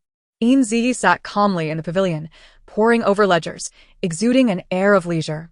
In contrast, the anxious expressions of Miao Ruoqi and Kaiying, seated beside her, betrayed their restlessness. For the past 2 days, regardless of the weather, Wei had shown up at the Yin residence at the same hour, seeking an audience with Yin Zhiyi. Yet, her response remained consistent. She chose to ignore him, neither acknowledging nor inquiring. Complicating matters was the fact that Yin Zhiyi's father, Yin Zongyao, had previously met the esteemed sixth prince, Wei Nanfeng. Thus he could not openly criticize a noble of such stature. Moreover, Wei claimed to be honoring the significant achievements of the Yin family, making it difficult for them to deny him entry. Even though they were acutely aware of his intentions to win over their beloved daughter, they were compelled to feign ignorance. Not only were they unable to refuse him outright, but they also had to treat him with the utmost hospitality. After all, Wei Nanfeng had never explicitly stated his desire to court their daughter. This was the cleverness of Wei Nanfeng. He understood that as long as he was not perceived as a suitor by Yin Zhiyi, he would not be shown the door. Both parties were left to play the charade. Predictably, his request for a meeting was once again denied. Fortunately, he was Wei Nanfeng, reborn. Had it been the impetuous youth he once was, he would have stormed off in frustration long ago. Through the passage of time, the once rash Wei Nanfeng had grasped a simple yet profound truth. Without sacrificing pride, one cannot win a woman's heart. Perhaps your message was unclear. Go and inform your lady that a young master surnamed Wei has urgent matters to discuss with her. The errand boy felt exasperated. After all, this was the 12th time he had delivered the same message. He thought it absurd that he was being asked to repeat himself yet again. Nevertheless, he had no choice. The nobleman before him commanded respect, and even the master and mistress had to yield to him. As a mere servant, he could only comply. The boy nodded agreeably at Wei Nanfeng before continuing to relay the message to Kaiying. Wei Nanfeng calmly sipped his tea, politely nodding toward Yin Zongyao, who had gone from smiling broadly to adopting a neutral expression. Meanwhile, the Yin brothers, Yin Tianjie and Yin Tianju, wore clouds of displeasure upon their faces, their tempers running low. The audacity of a man seeking to take their sister was infuriating, yet they were obliged to endure it in silence. Yin Tianju fanned himself, smiling radiantly, though his smile failed to reach his eyes. The royal offspring were indeed different. He, Yin Tianju, had always prided himself on his superiority. Yet today, he found himself begrudgingly acknowledging the charm of the sixth prince. He couldn't help but ask if the trees in the sixth prince's estate were flourishing, lush and verdant. Ha! A tree without bark is doomed. A person without shame is invincible, he thought, regarding the shameless man who dared to covet his adorable sister. The life of a royal spouse was no easy matter. He would not allow his sister to be dragged into the mire. Yin Tianju's nonsensical remarks were not lost on Wei Nanfeng, who understood their underlying meaning all too well. In a past life, when he had come to propose, Yin Tianju had uttered the same words. Back then, in his youthful naivety, he had foolishly asked, "What do you mean, second young master?" What else could it have meant? Yin Tianju intended to convey that if a man like Wei Nanfeng had such a thick skin, then the trees in the prince's estate must also be exceptionally resilient. In short, his brother-in-law was merely attempting to mock him. As long as he refrained from engaging, the discomfort would only fall on Yin Tianju. You are too modest. Second young master. A man who glides through a garden of flowers without so much as a petal touching him dares to claim he is thin-skinned? Even if his methods were not above reproach, he would remain devoted to one person throughout his life. Yin Tianju snapped his fan shut, his eyes, strikingly similar to Yin Zhiyi's, narrowing as he glared coldly at the composed Wei Nanfeng. In the front hall, the atmosphere was peculiar. Yet Yin Zhiyi's demeanor radiated an odd sense of harmony. Miao Ruoqi observed Kaiying and the errand boy exchanging glances, growing increasingly bored as she plucked a pink rose petal. The petal drifted to the ground, surrounded by a dozen others sharing a similar fate. This marked the 12th invitation from the Wei family. Even if they quarreled, it should not affect others. Look at how exasperated Kaiying and the errand boy had become. Miao Ruoqi had noticed their awkward relationship when they had ventured into the Valley of Death together. It resembled the entangled lives of divorced couples, childhood friends parted by misunderstandings. or lovers separated by deep-seated animosity. This was why she could so readily accept the melodrama surrounding Yin Zhiyi and firmly believe in it. Yet she could not comprehend why. If feelings had faded, they did not simply part ways. If misunderstandings existed, why not have an open discussion? Such indecisiveness was exhausting. You are right, Yin Zhiyi suddenly interjected, startling Miao Ruoqi, who had unwittingly voiced her thoughts. Had she spoken out of turn? Yin Zhiyi shook her head, setting aside the ledger stained with red, and slowly approached Kaiying and the errand boy. She did not find Miao's comments offensive. Rather, she felt they resonated deeply. Though she often contemplated severing ties with Wei Nanfeng, she found herself hesitating at crucial moments.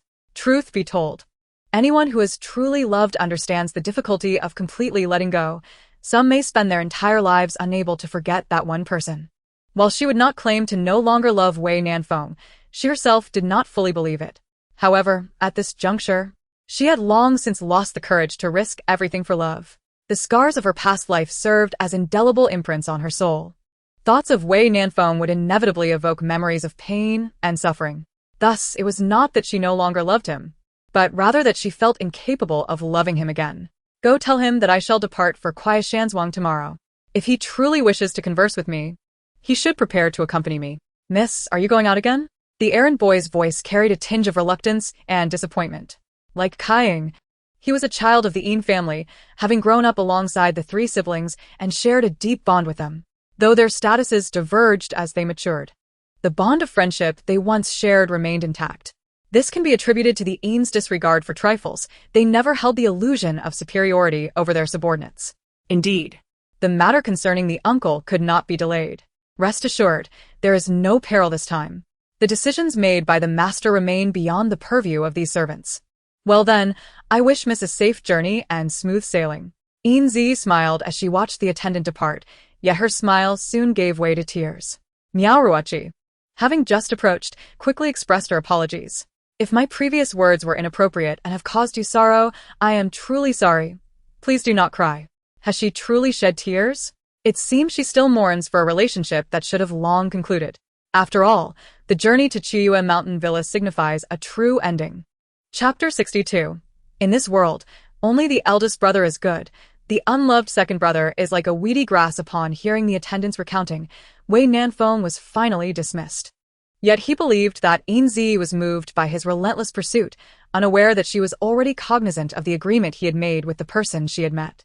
The following day, Wei Nanfeng awaited outside the Yin residence, anxious that Yin Zhiyi might set off ahead or change her mind. At the second watch of the day, Yin Zhiyi, accompanied by Miao Ruoqi, was seen off by the Yin family. Do your utmost, but do not overexert yourself. You have done enough. Neither your uncle nor your grandfather will hold it against you. Ultimately, Madame Yin Hichiyue was rather skeptical of the so-called Mr. Hongya Miao Ruoqi, considering her youthful appearance and lively temperament. It is a common belief that a physician should possess a certain age and gravitas to inspire confidence. Most people maintain that credentials and experience are seldom misleading. Yin Zhiyi understood the deeper meaning behind her mother's words, yet she refrained from defending Miao Ruoqi. Once the outcome became clear, everything would reveal itself. Perhaps it would be best if the second brother accompanied you. The journey is long and fraught with potential dangers. He could protect you, could he not? Although Yin Tianju spoke to Yin Zhiyi, his gaze remained fixed on Wei Nanfeng, who stood near the carriage. Yin Zhiyi, observing her overly protective yet somewhat comical second brother, waved her hands in refusal. There's no need, second brother. Your skills are not even on par with Kaiying's. If we encounter any mishap, who knows who would be protecting whom? Yet, your point does hold some merit. So, dear elder brother, would you spare some time to accompany me on this journey? Upon hearing this, Yin Tianju was incensed, while Yin Tianjie paused in surprise before calmly nodding in agreement. You wretched girl, in what way am I inferior to your elder brother? You are biased, utterly biased. In the future, if you find yourself in need, do not seek your second brother. Go to your esteemed elder brother instead. Second brother, you are the best. Although your martial skills may not rival those of elder brother, your eloquence is exceptional. With you at home to amuse mother, I can set off with peace of mind. As Yin Zhiyi playfully tugged at Yin Tianju's sleeve, she discreetly observed Miao Ruoqi's expression.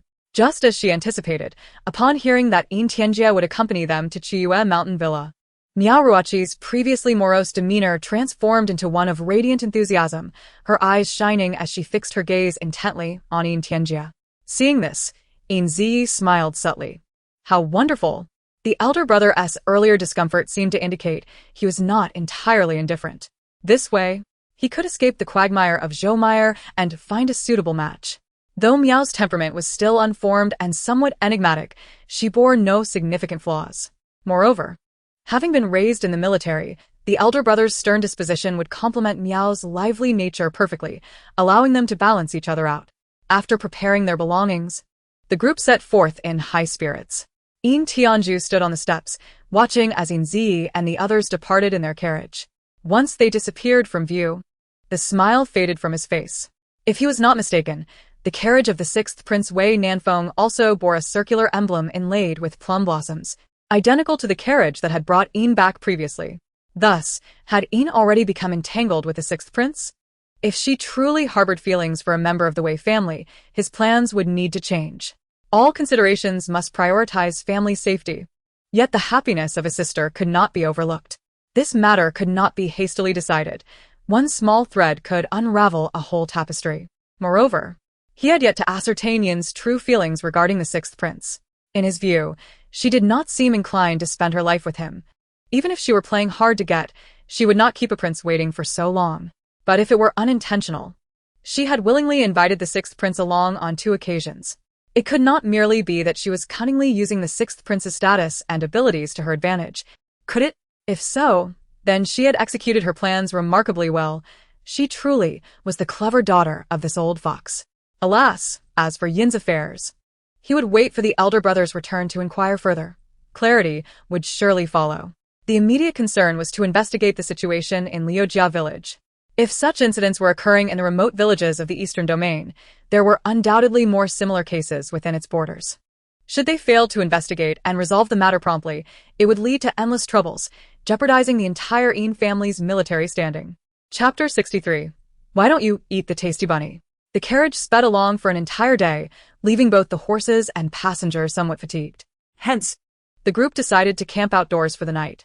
None among them were pampered individuals. They did not shy away from sleeping under the stars. Within the carriage, Yin Zhiyi slowly opened her eyes. The surroundings were eerily silent, and the dim light within the carriage barely allowed her to discern the position of the door. Perhaps it was the burden of yesterday's thoughts that led to her sleepless night, resulting in her current weariness. After barely an hour of travel, she had succumbed to slumber, quickly losing consciousness. She slept deeply, unaware of when the carriage halted or when Kaiying and the others disembarked. With a determined effort, she braced her waist and legs, attempting to rise and stretch her limbs. Yet, as she sat upright, the garment draped over her slipped to the floor. Picking it up, she bent down to lift the door curtain of the carriage and slowly stepped outside. Leaping down from the carriage, Yin Zhiyi stretched her stiff neck before finally taking notice of the garment resting on her arm.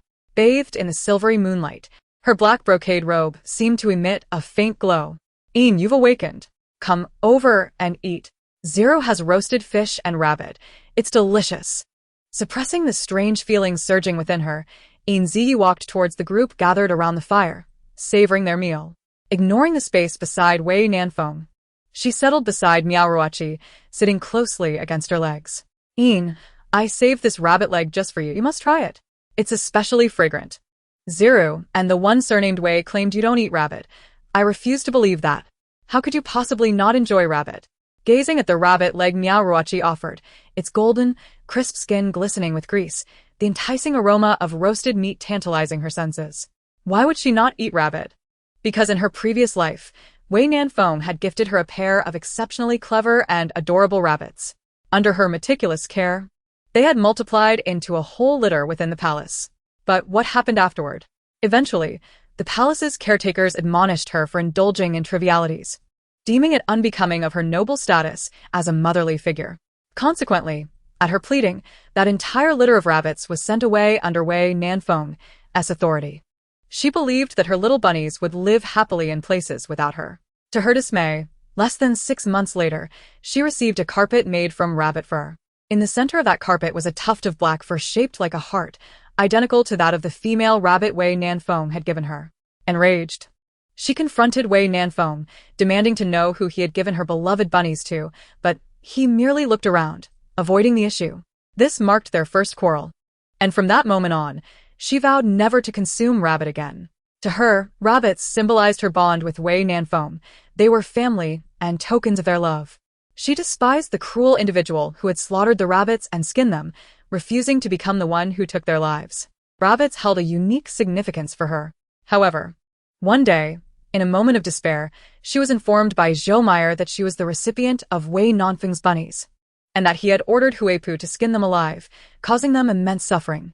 Naturally, she harbored a deep hatred towards Zhou Meyer, yet by then, she had already become a mere shadow of her former self, while Zhou Meyer had become the object of Wei Nanfeng's affection. At that point, her heart was ashen, leaving her too weary to concern herself with such matters. After her rebirth, she instinctively maintained her past habit of abstaining from rabbit meat. Perhaps she still held onto a glimmer of hope, longing to encounter the Wei Nanfeng of old, even if it was just a distant glimpse of the youth who had once captivated her heart. Yet, fate had other designs. She encountered the cold-hearted Emperor Wei Nanfeng, rather than the carefree Prince Wei Nanfeng who had once galloped through life with abandon.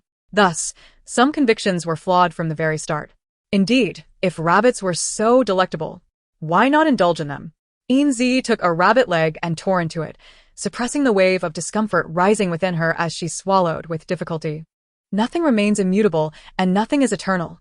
Vows fade, habits alter, and love can vanish. Her brother's culinary skills were indeed commendable. The dish was exquisite. Aside from the self-absorbed Yin Zhiyi and the visibly displeased Wei Nanfeng, the others at the table exchanged bewildered glances. Yin Zhiyi's expression while consuming rabbit meat resembled that of a condemned prisoner, leaving them utterly perplexed as to what made the dish appealing. No one understood her reasons for abstaining from rabbit meat better than Wei Nanfeng. Did her present change signify a transformation in her mindset and feelings? I wish to speak with you. That incident was a misunderstanding. He can explain. Thank you for your concern, Prince, but it is best we maintain a respectful distance.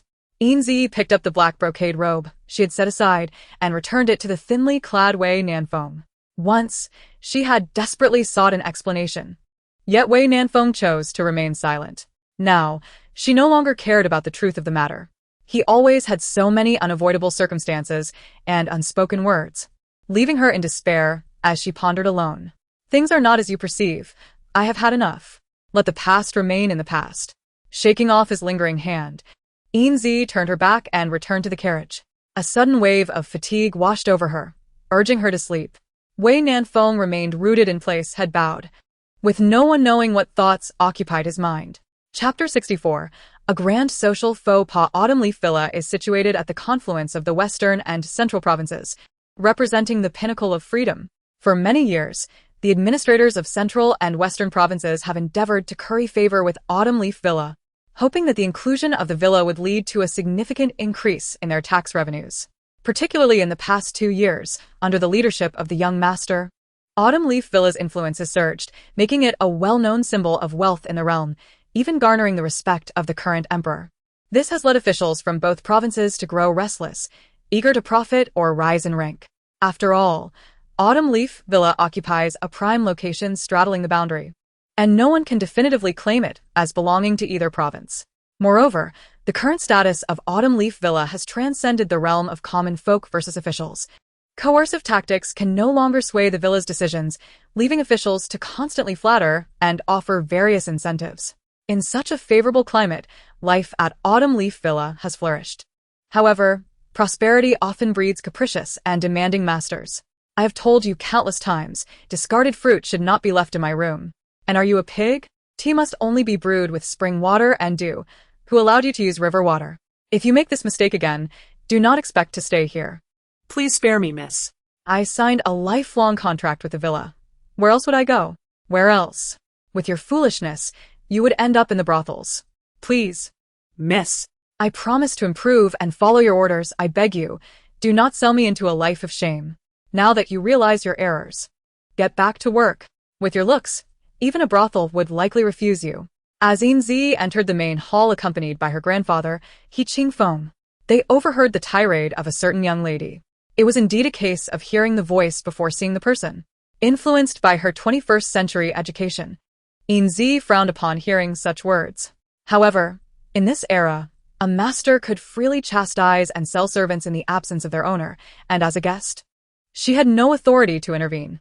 Yet, the last time she visited her uncle, her cousin Xiling had not behaved in such a manner. How could she have changed so drastically in such a short time? He Qingfeng, of course, heard the commotion as well. The venerable elder, respected by many, could not help but wear an awkward smile at this moment. I apologize for the disturbance. My granddaughter has been a bit temperamental lately, likely a result of her recent misadventure in the water. I ask for your understanding and patience. Grandfather, are you saying that my cousin's temperament changed after she was rescued from the water? Indeed, she slipped into the lake. Having narrowly escaped death, her personality has transformed. But alas, she is your uncle's only precious daughter. I can only hope for her safety. As Yin Zhiyi comforted her tearful grandfather, doubts began to stir within her.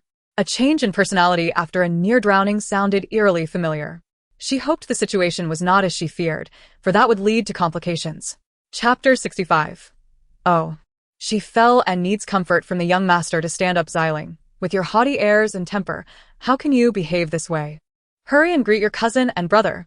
Upon hearing the elder's call, the previously domineering Miss He immediately adopted a gentle and demure demeanor, trotting over to her grandfather's side. With a sweet smile, He Xiling gently tugged at his sleeve. It is often said that a woman who knows how to charm can live a blissful life, and sometimes There is truth to that.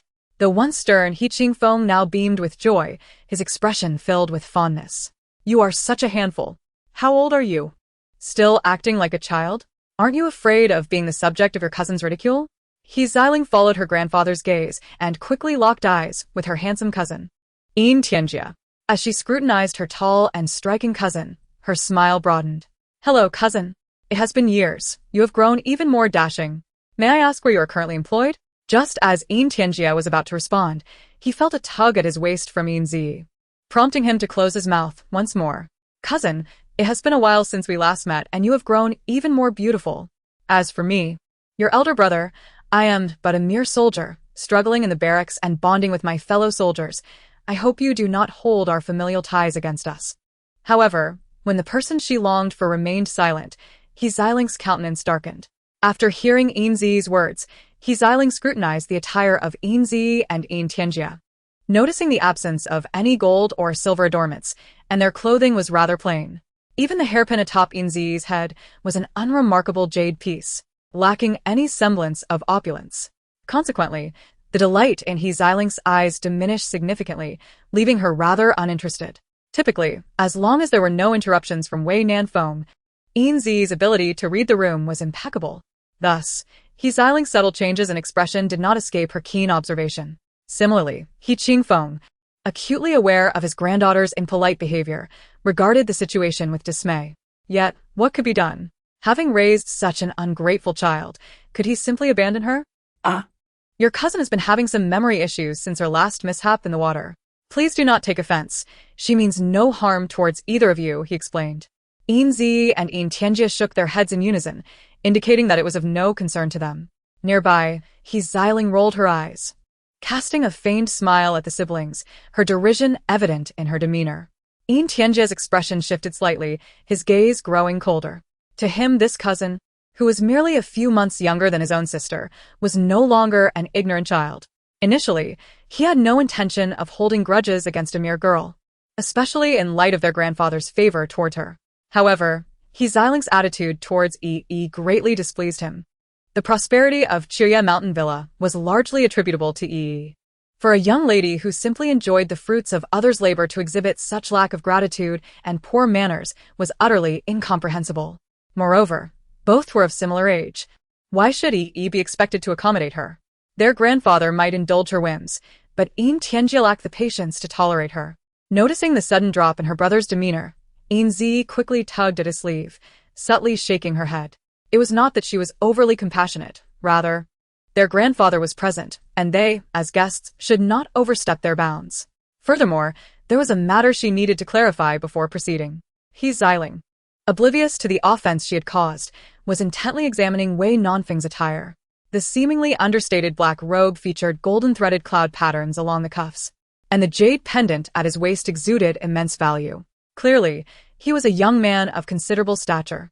Thus, with her conclusions drawn, He Ziling's demeanor brightened, and she became more hospitable. After a brief respite at the villa, Yin Zhiyi led Miao Ruoqi to her uncle He Shi's room. Upon entering, Miao Ruoqi frowned. Perhaps due to the oppressive summer heat and He Laoji's paternal concern, several ice basins cluttered the room, resulting in a damp floor and stifling air. The tightly sealed windows prevented proper air circulation, leaving a heavy medicinal odor lingering. The poison afflicting him was indeed a long-lost sleeping beauty toxin. While detoxifying was not a significant challenge, the environment posed a dire threat. The carriers of such poison were insects, which thrived in dark, damp conditions. This room, with its closed doors and windows, dim lighting, and moist floor, was a veritable paradise for nurturing those creatures. Upon hearing Miao Ruoqi's words, He Qingfeng broke into a cold sweat, immediately ordering the removal of the ice basins and the opening of the windows. His misguided attempts at care had nearly become a death sentence.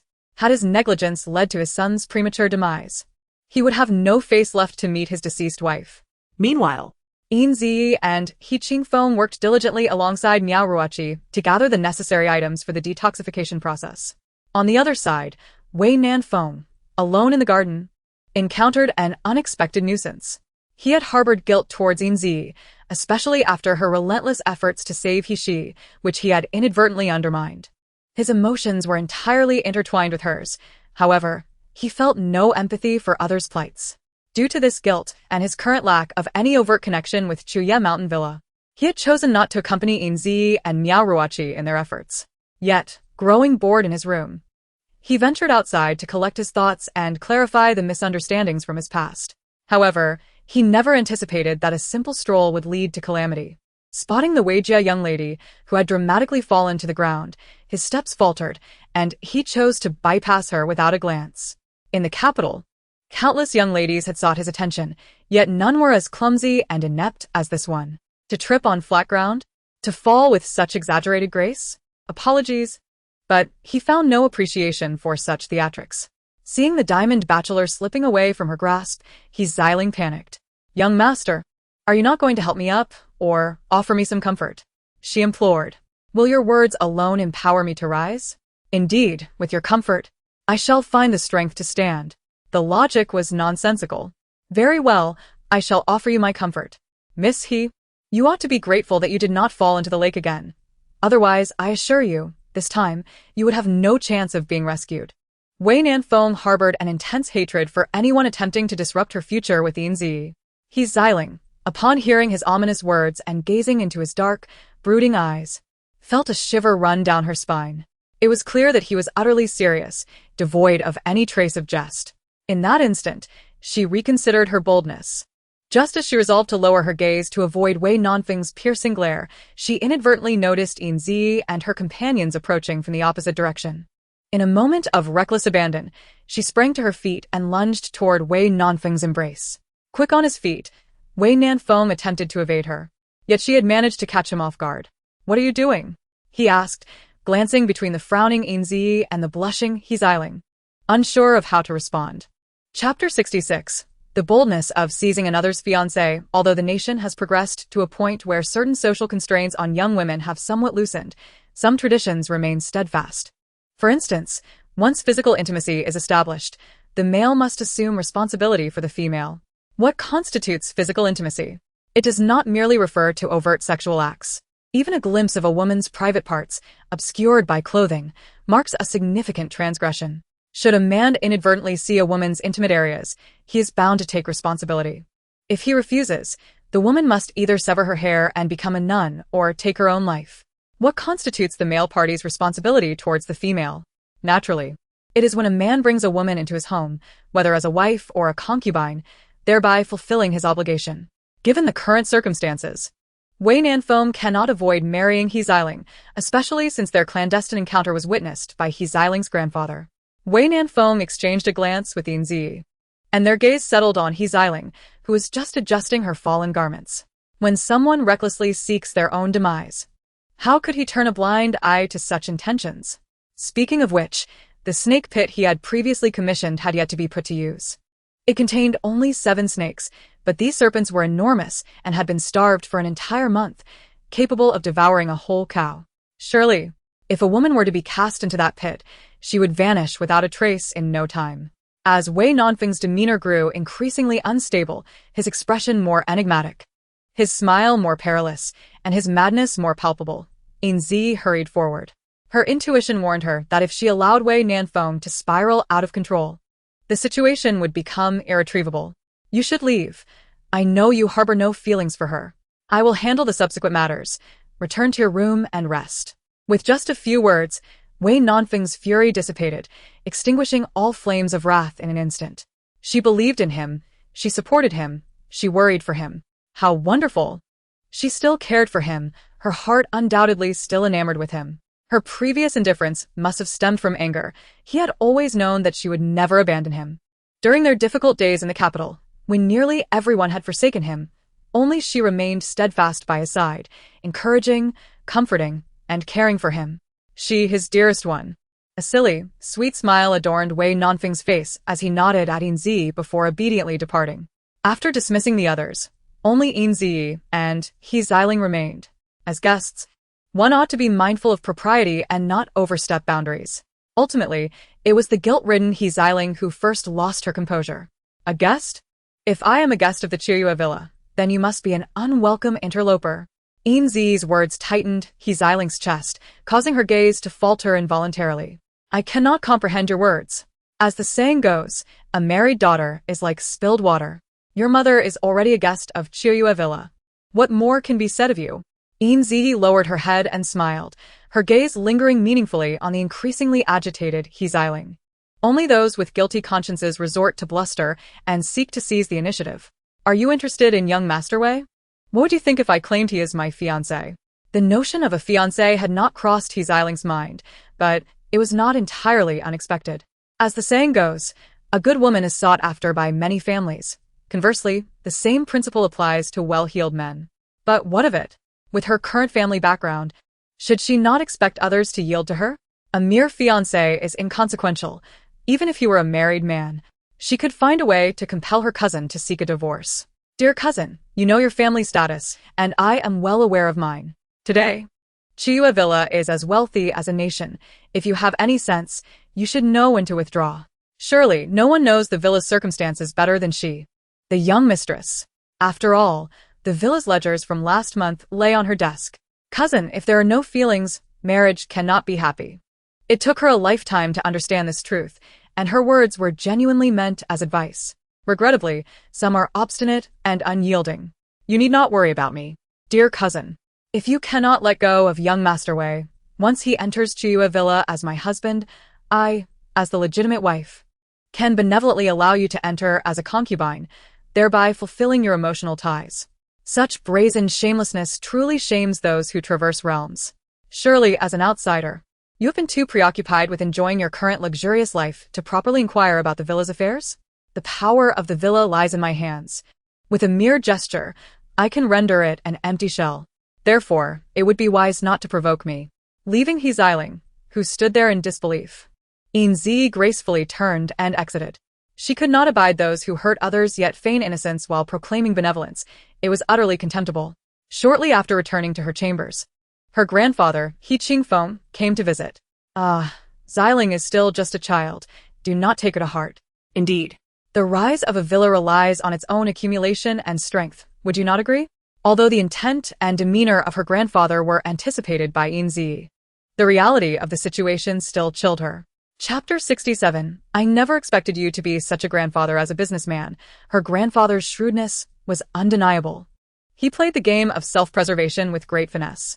In her previous life, when Yin Zhiyi found herself trapped in a deep palace with her power waning, she had contemplated faking her death to escape back to the West continent. Though the Yin residence was now vacant, returning to the West would not guarantee a longer life. However, the yearning for home was profound. During those dark times, she felt utterly despondent, having lost the last vestige of attachment to the capital, yearning only to return to her homeland, to rest alongside her kin. As the saying goes, when the tree falls, the monkeys scatter.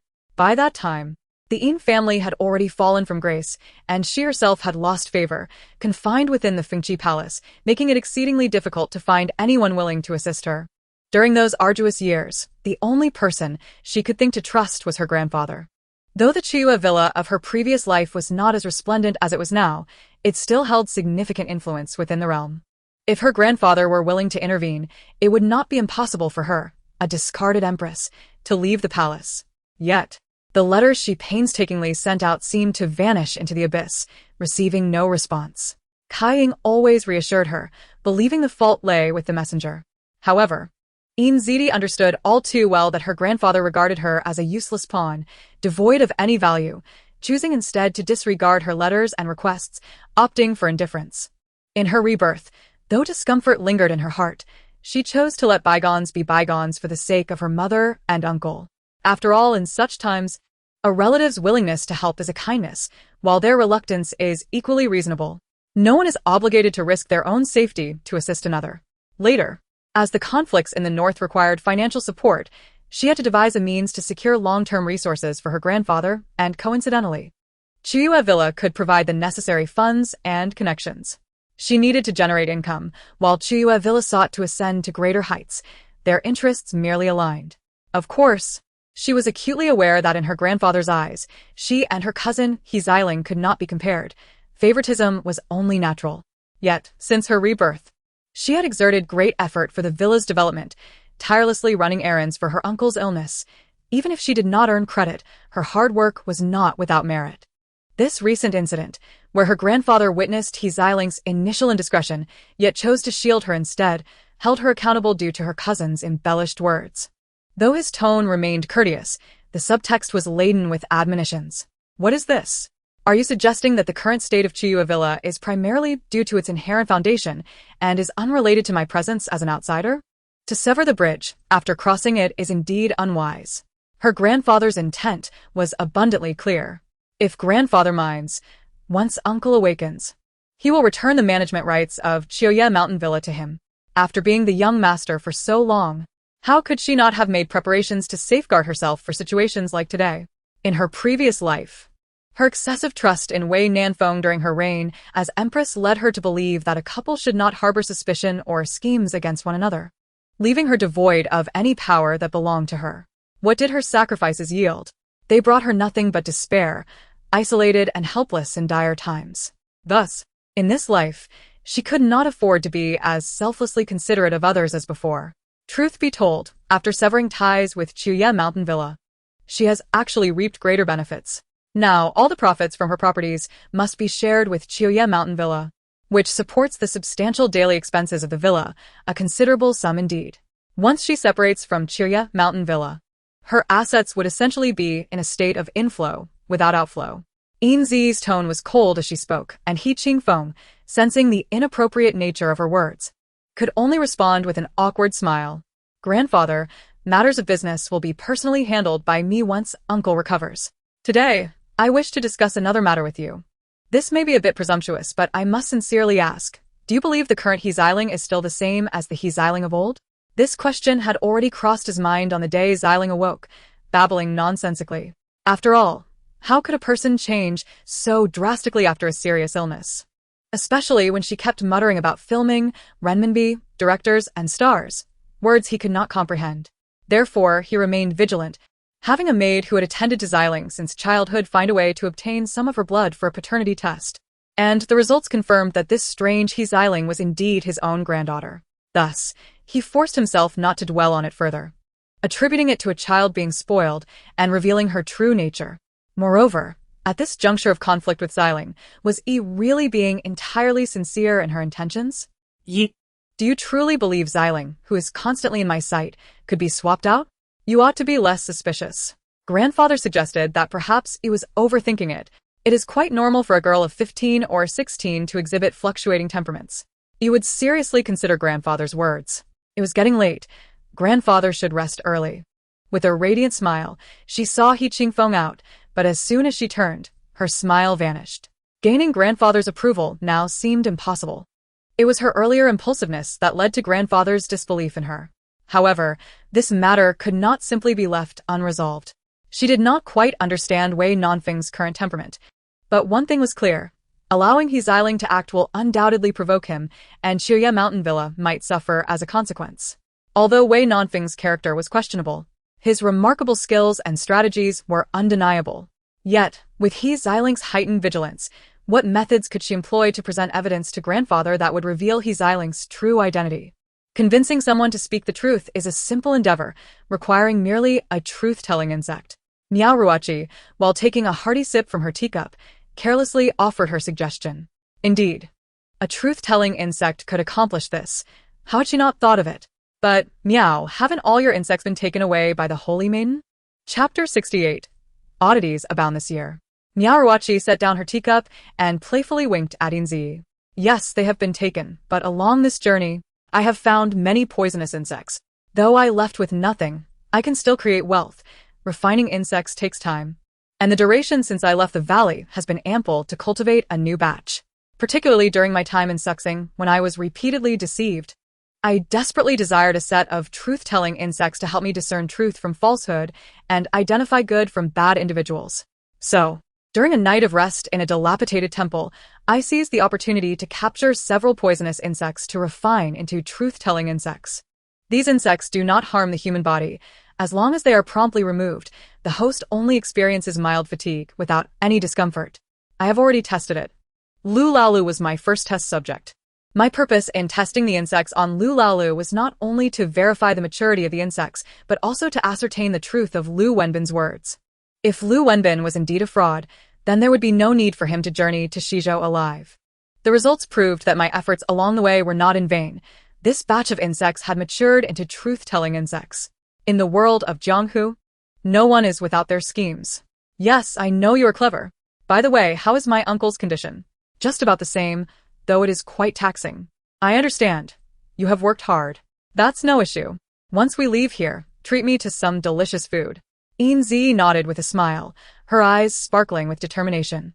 With Miao Ruochi's truth-telling insects, things would be much easier. As long as she could successfully keep grandfather occupied and allow him to overhear their conversation at the right moment, it would be a significant achievement. The next day, Yin Zhiyi arrived early in the main hall. At the dining table, He Ziling was overly attentive, serving dishes to Wei Nanfeng, only to be ruthlessly rejected. Just as Wei Nanfeng's patience was about to reach its limit, Yin Zhiyi's arrival was like a beacon of hope. He Ziling sensed the change in Wei Nanfeng and cast an unhappy glare at the gracefully approaching Yin Zhiyi, her disdain unmistakable. Good morning, cousin. I wonder if you have enjoyed a good meal? Regarding yesterday's proposal, I have some matters to discuss with you, cousin. Please, let us step aside. Satisfied that Yin Zhiyi had not exchanged a single word with Wei Nanfeng, not even a glance, He Ziling felt pleased. It appeared her words from yesterday had taken effect. Her cousin seemed to have realized and was trying to withdraw from a drama not meant for her. She knew there was nothing that she could not attain now, whether it be love or marriage. It must be said that this was a delightful misunderstanding. Yin Zhiyi merely wished to avoid the attention-seeking Wei Nanfeng. Nevertheless, Yin Zhiyi achieved her goal.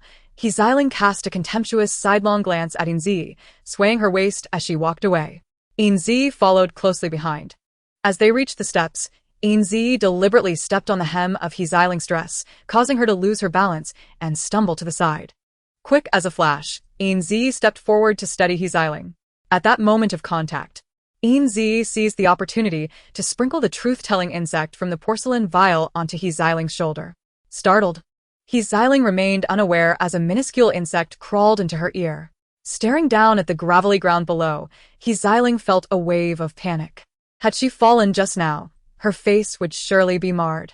Yin Zhiyi, supporting the still-dazed He Ziling, led her to a nearby pavilion and poured her a cup of tea. He Ziling took the cup and drank it in one go.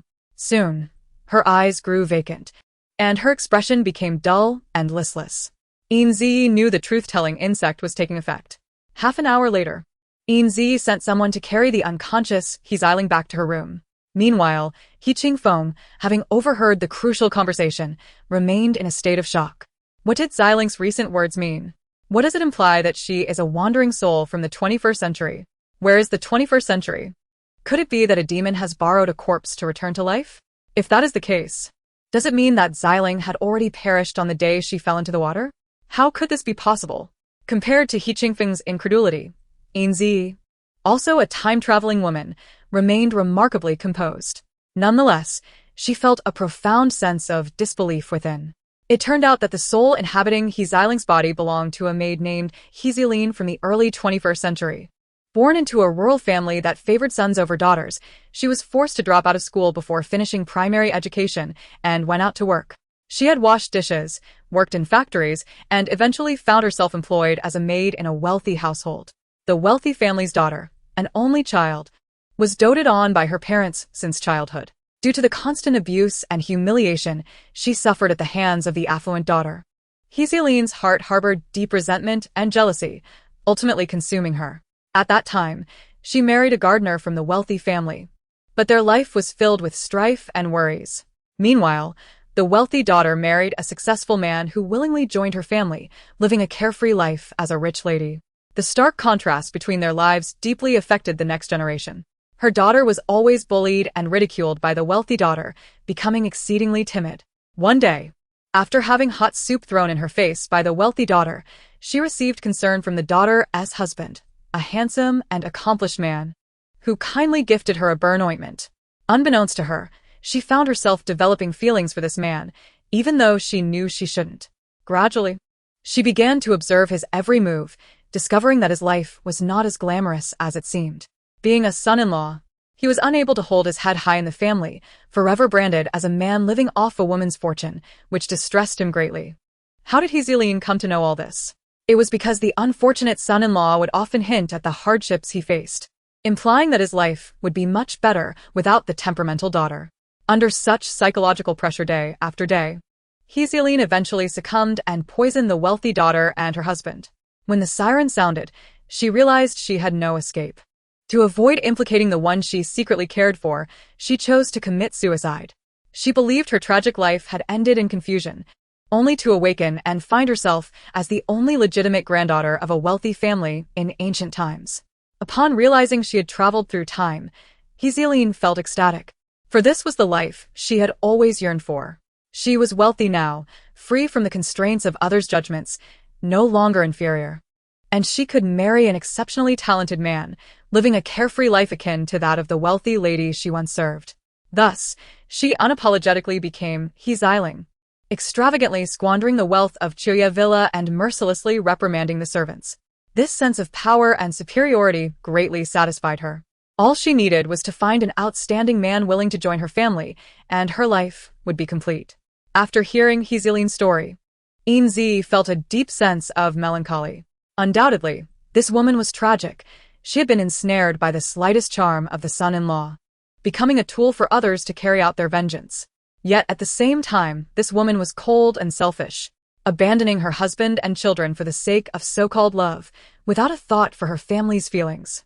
Moreover, she shamelessly usurped another's identity, relishing in another's life while never considering the well-being of the family she had displaced, fixated solely on her own benefit. From modernity to antiquity, she was well-versed in the ways of being a mistress, showing no signs of moral repulsion, utterly devoid of ethical boundaries. This person truly epitomized humanity's basest nature. Chapter 69. You are cruel, unfeeling, and unreasonable. What is going on? Was your conversation just now genuine? Ziling is no longer Ziling? Yin Zhiyi helped the suddenly aged He Qingfeng to sit down, recounting a version of the truth without the truth-enhancing potion or time travel. Upon hearing that the soul occupying his granddaughter's body was so shameless, He Qingfeng erupted in anger. How could a Ziling, such a kind and virtuous girl, even in death, be sullied by such a vile person? If a wise person were to be summoned to expel this woman, could Ziling still survive? Yin Zhiyi shook her head, remaining silent. She could not answer that question for now. Currently, the best-case scenario was that Ziling's soul had been forced into a corner of her body, entering a state of dormancy due to the intrusion. If that were the case, expelling He Zilin's soul would give Ziling a chance to awaken. However, if Ziling had indeed perished on the day she fell into the water, then once He Zilin's soul vanished, Ziling's body would merely be an empty shell. Without the support of a soul, Ziling's body would soon decay. This outcome would be a devastating blow to her uncle and grandfather. All they could do was hope for a favorable turn of events. In the evening, He Zilin sat up from bed, rubbing her swollen temples. How had she suddenly fallen asleep during the day? Could her cousin have done something? With that thought, Hezilin quickly scrambled out of bed and stumbled toward the dressing mirror. Through the yellowing surface of the copper mirror, she scrutinized her appearance, leaving no corner overlooked. The beauty she had painstakingly attained could not be easily ruined. Fortunately, her fair and exquisite cheeks were unharmed. The more she looked, the more she found herself beautiful and pure, far surpassing the renowned beauty of Xiaotsue from her village. Now that she was more beautiful than Xiaotsue, could she not be considered the most beautiful woman of the ancient times? Stop looking. I won't harm my own sister, Yin Zhiyi suddenly interjected, startling Hezilin, who had been lost in self-pity. It was then that she noticed another person seated in the room. Irritated, she shot a glare at the composed Yin Zhiyi, then unceremoniously snatched the teacup from her hands. If you hadn't meddled, how could I have inexplicably fallen asleep for half a day? Speak. What have you done to me? You didn't poison me with some slow-acting toxin, did you? I assure you, a granddaughter is far more cherished than a granddaughter-in-law. If anything happens to me, my grandfather will not let you off easily. The more she pondered, the more she felt justified in her reasoning. She still felt weak and feeble, likely due to some insidious slow-acting poison.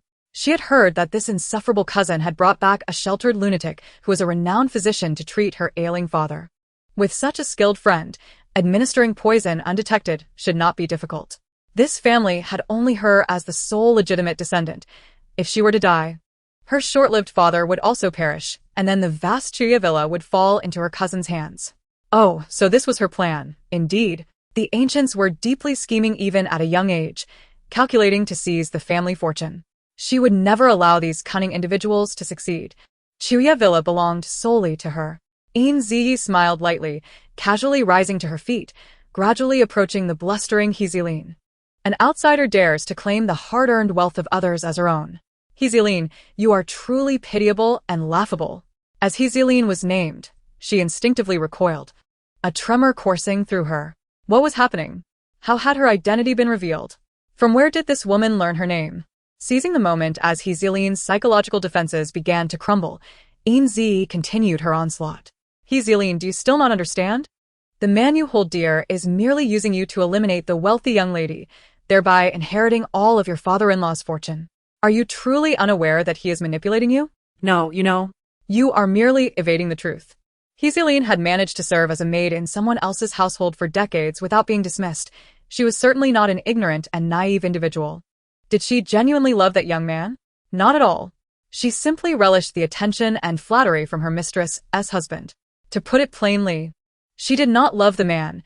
She adored the feeling of triumph over the wealthy young lady, which provided her with a tremendous sense of accomplishment. Otherwise, she would not have started seeking an exceptional husband shortly after her arrival.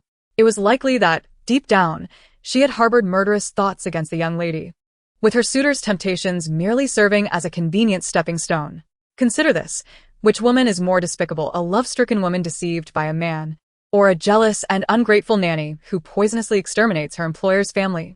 This woman schemed all her life to maintain a good reputation, living solely for the sake of appearances. You relinquished your life so easily for something so unfounded, without a thought for your daughter. Do you have any idea how arduous it is for a child burdened with the stigma of having a mother who is a murderer? You are an exceedingly selfish mother. Yin Zhiyi did not concern herself with the morality of others. As the saying goes, one must prioritize oneself to survive. The nature of a person, good or evil, is inherently ambiguous. However, she harbored a profound disdain for irresponsible mothers. To her, being a mother was a noble calling. Once, she dreamed of having a child of her own. Enduring the hardships of the world, she envisioned that if she were ever fortunate enough to have a child, she would dedicate herself entirely to nurturing and educating them, loving them more than her own life. Regrettably, she spent her entire life without realizing this dream. Thus, she looked down upon those selfish mothers. Hezilin was utterly unworthy of motherhood. Yin Zhiyi's words struck a painful chord within Hezilin. Yes, she was not a good mother. How many times had she contemplated smothering her infant daughter? For she understood better than anyone that she could never be a loving mother. Her coldness and selfishness were ingrained in her very being, precluding her from bestowing selfless maternal love upon her child. Moreover, being born into such a destitute family, life was a torment for the child. It would be better for her to die early and be reborn into a wealthy family. Yet at that time, she lacked the courage to commit murder and could not bring herself to harm a mere infant. Fortunately, her daughter, treated with such indifference, did not develop a deep attachment to her. Thus, when she eventually passed, her daughter would not be excessively grief-stricken. Perhaps that was the last trace of maternal care she could offer. Yes, you are right. But what can you do to me? Can you truly expel me from this body? Furthermore, will the old master believe a scheming outsider like you? The days I spend in this body are the life I once longed for, and even if danger lurks, I shall remain here, unwilling to depart, even if it means perishing in Villa.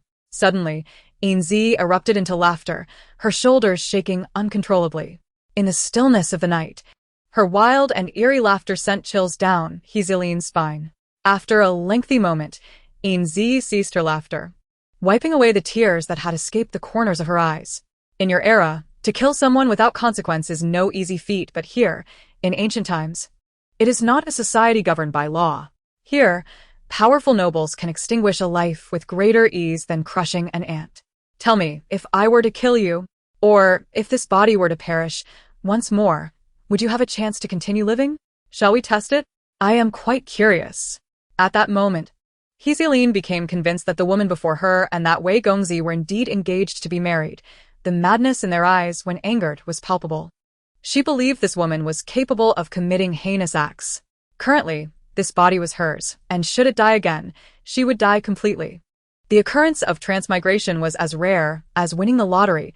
Surely, it could not happen to her repeatedly. No, she did not wish to die yet. Cousin, how can you lay hands on your own sister? You cannot be so heartless. You like that Wei Gongzi, and I shall return him to you. I will not compete with you. Return him to me? Ha! Why not return my sister's body as well? Zhiying swallowed hard, retreating slightly towards the door, desperate to escape and seek help. She believed that if she could just get outside, the intentions of her cousin to murder the legitimate young lady would be indisputable, and the blame would fall upon this madwoman before her. You cannot act so unreasonably. I did not wish to come here. It was fate. You cannot place all the blame on me. Indeed, it was all a coincidence, yet it is Zhiying who brazenly enjoys the fruits of this fate. As Zhiying's hands nearly touched the door, a surge of blue light suddenly illuminated the entrance. Chapter 70. A remarkable identity is finally revealed. The sudden influx of blue light made Zhiying retract her hands at once. What is this? She gazed in astonishment at the blue magical array that had inexplicably appeared on the door. She knew well that the ancients did not adhere to the principles of science. After all, her very act of transmigrating and borrowing a corpse was inherently unscientific. Yet, magic seemed utterly far-fetched. Or perhaps she had inadvertently stumbled into an era where gods and demons coexisted. How was a mere mortal to cope? Yin Zhiyi's eyes were enveloped in a misty blue hue, with a water blue symbol faintly discernible upon her forehead. Her entire aura grew more formidable, radiating an air of sanctity that made her seem untouchable. Her expression transformed into one of icy indifference, devoid of any emotion. To her, the panicked Zhiying was but an insignificant insect. You are a fish that slipped through the net, defying the rules of time and space. I shall now pass judgment upon you and erase your existence. The voice echoed as if it were both right beside her and emanating from the distant heavens, solemn and authoritative. As she spoke, Yin Zhiyi slowly extended her left hand, and a black-bound book appeared out of thin air, moving without any breeze. Following this, she raised her right hand, conjuring a red brush, and began to write casually in the air.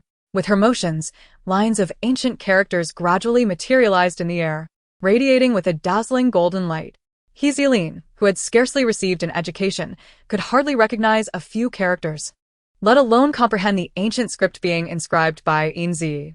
Had there been ancient gods present, they would surely have understood the contents of her writings.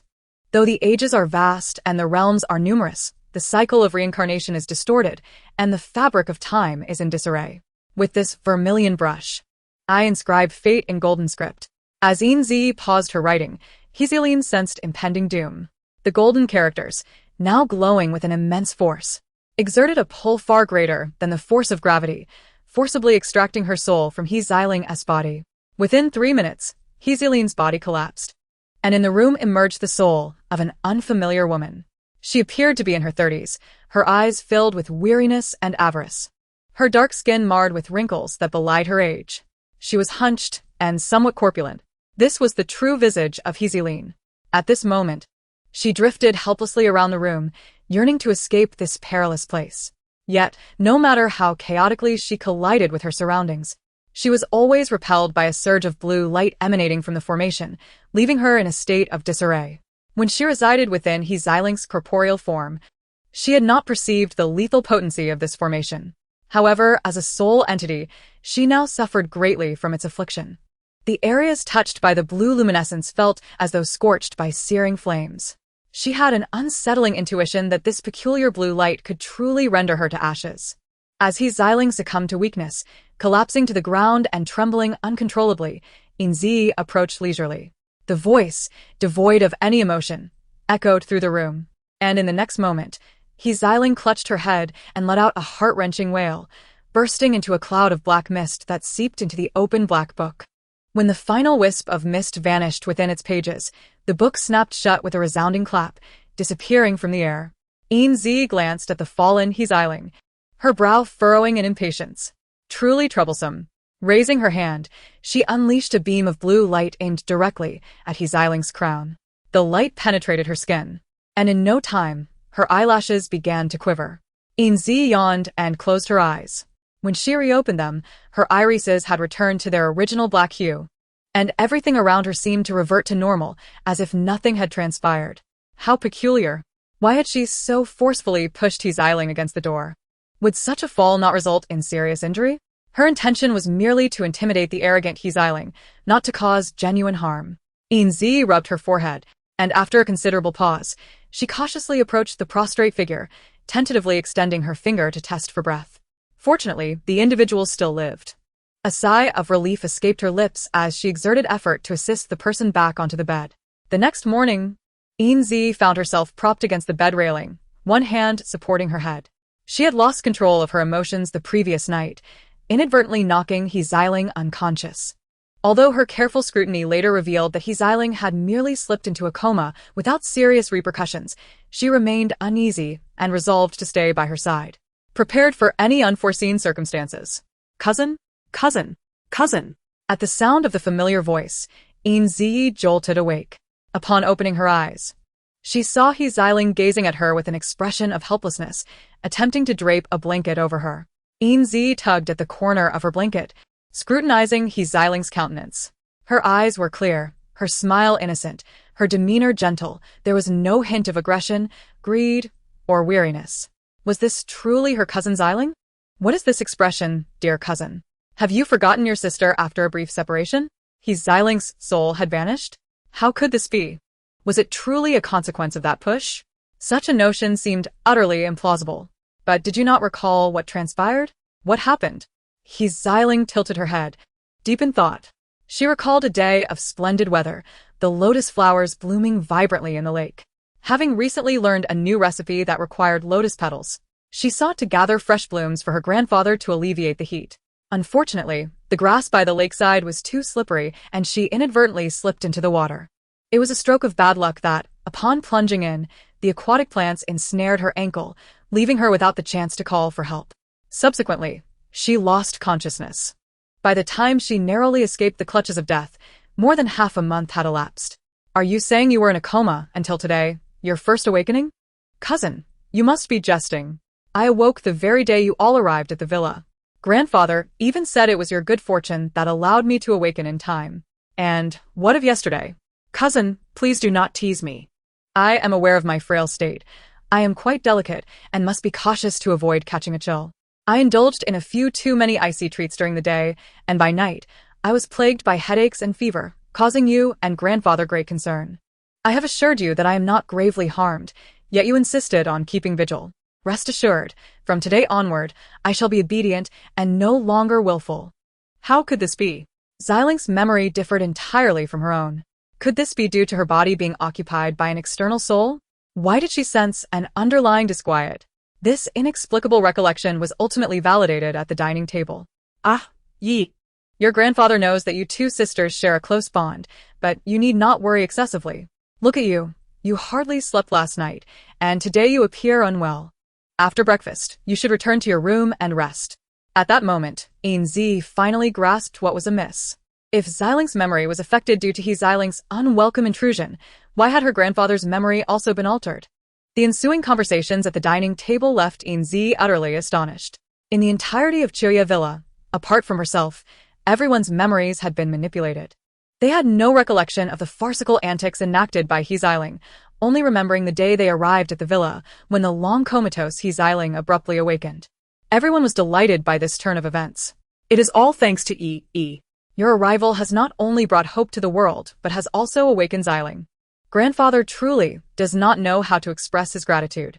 Without you, Chuya Villa would have perished long ago. Yin Zhiyi gazed at He Qingfeng, who wiped away tears of joy, feeling at a loss for how to respond. The contrast between her grandfather's recent harsh words and indifferent demeanor and his current warmth was overwhelming, and she found it difficult to adjust. Fortunately, He Qingfeng seemed oblivious, attributing her disorientation to a sleepless night. After the meal, Yin Zhiyi wandered alone in the garden, her mind consumed by the bizarre occurrences at hand. What could have caused her to possess a unique memory?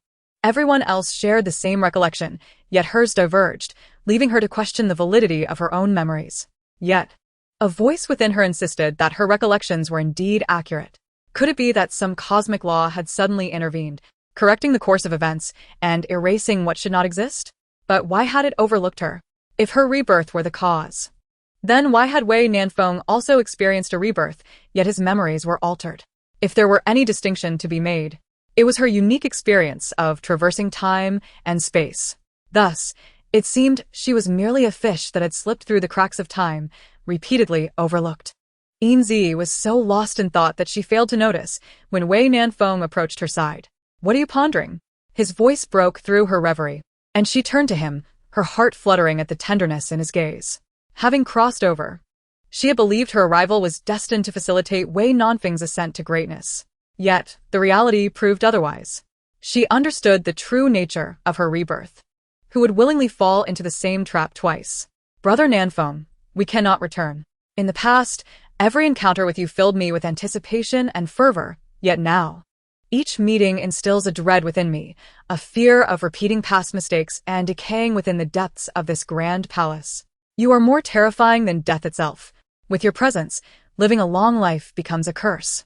Uttering the harshest words in the gentlest tone, each syllable is like a sharp arrow piercing Wei Nanfeng's heart. Although he had long been aware of Yin Zhiyi's hatred towards him and her unwillingness to rekindle their past, hearing such fearful words made it impossible for him to accept, causing him profound heartache. Had she ever feared him? How could she fear him? Witnessing Wei Nanfeng's helplessness, his hesitation reminiscent of a wayward child, Yin Zhiyi felt a pang of discomfort as well. Yet, enduring prolonged suffering is less desirable than swift pain. She had always despised indecisiveness, and she could not allow herself to become the very person she loathed. From this day forth, let us erase the past. We shall lead our separate lives, with no entanglements of marriage. If you dare to pursue me further, remember, I have faced death once, and do not fear facing it again. Was she truly willing to threaten him with her life merely to draw a line between them? No, he would not acquiesce to such demands. Do not present yourself as the victim. From beginning to end, you have only considered your own interests, never caring for my feelings. This was true in our past life, and it remains so in this one. If you have unspoken grievances, why not indicate them to me? Would I not cooperate?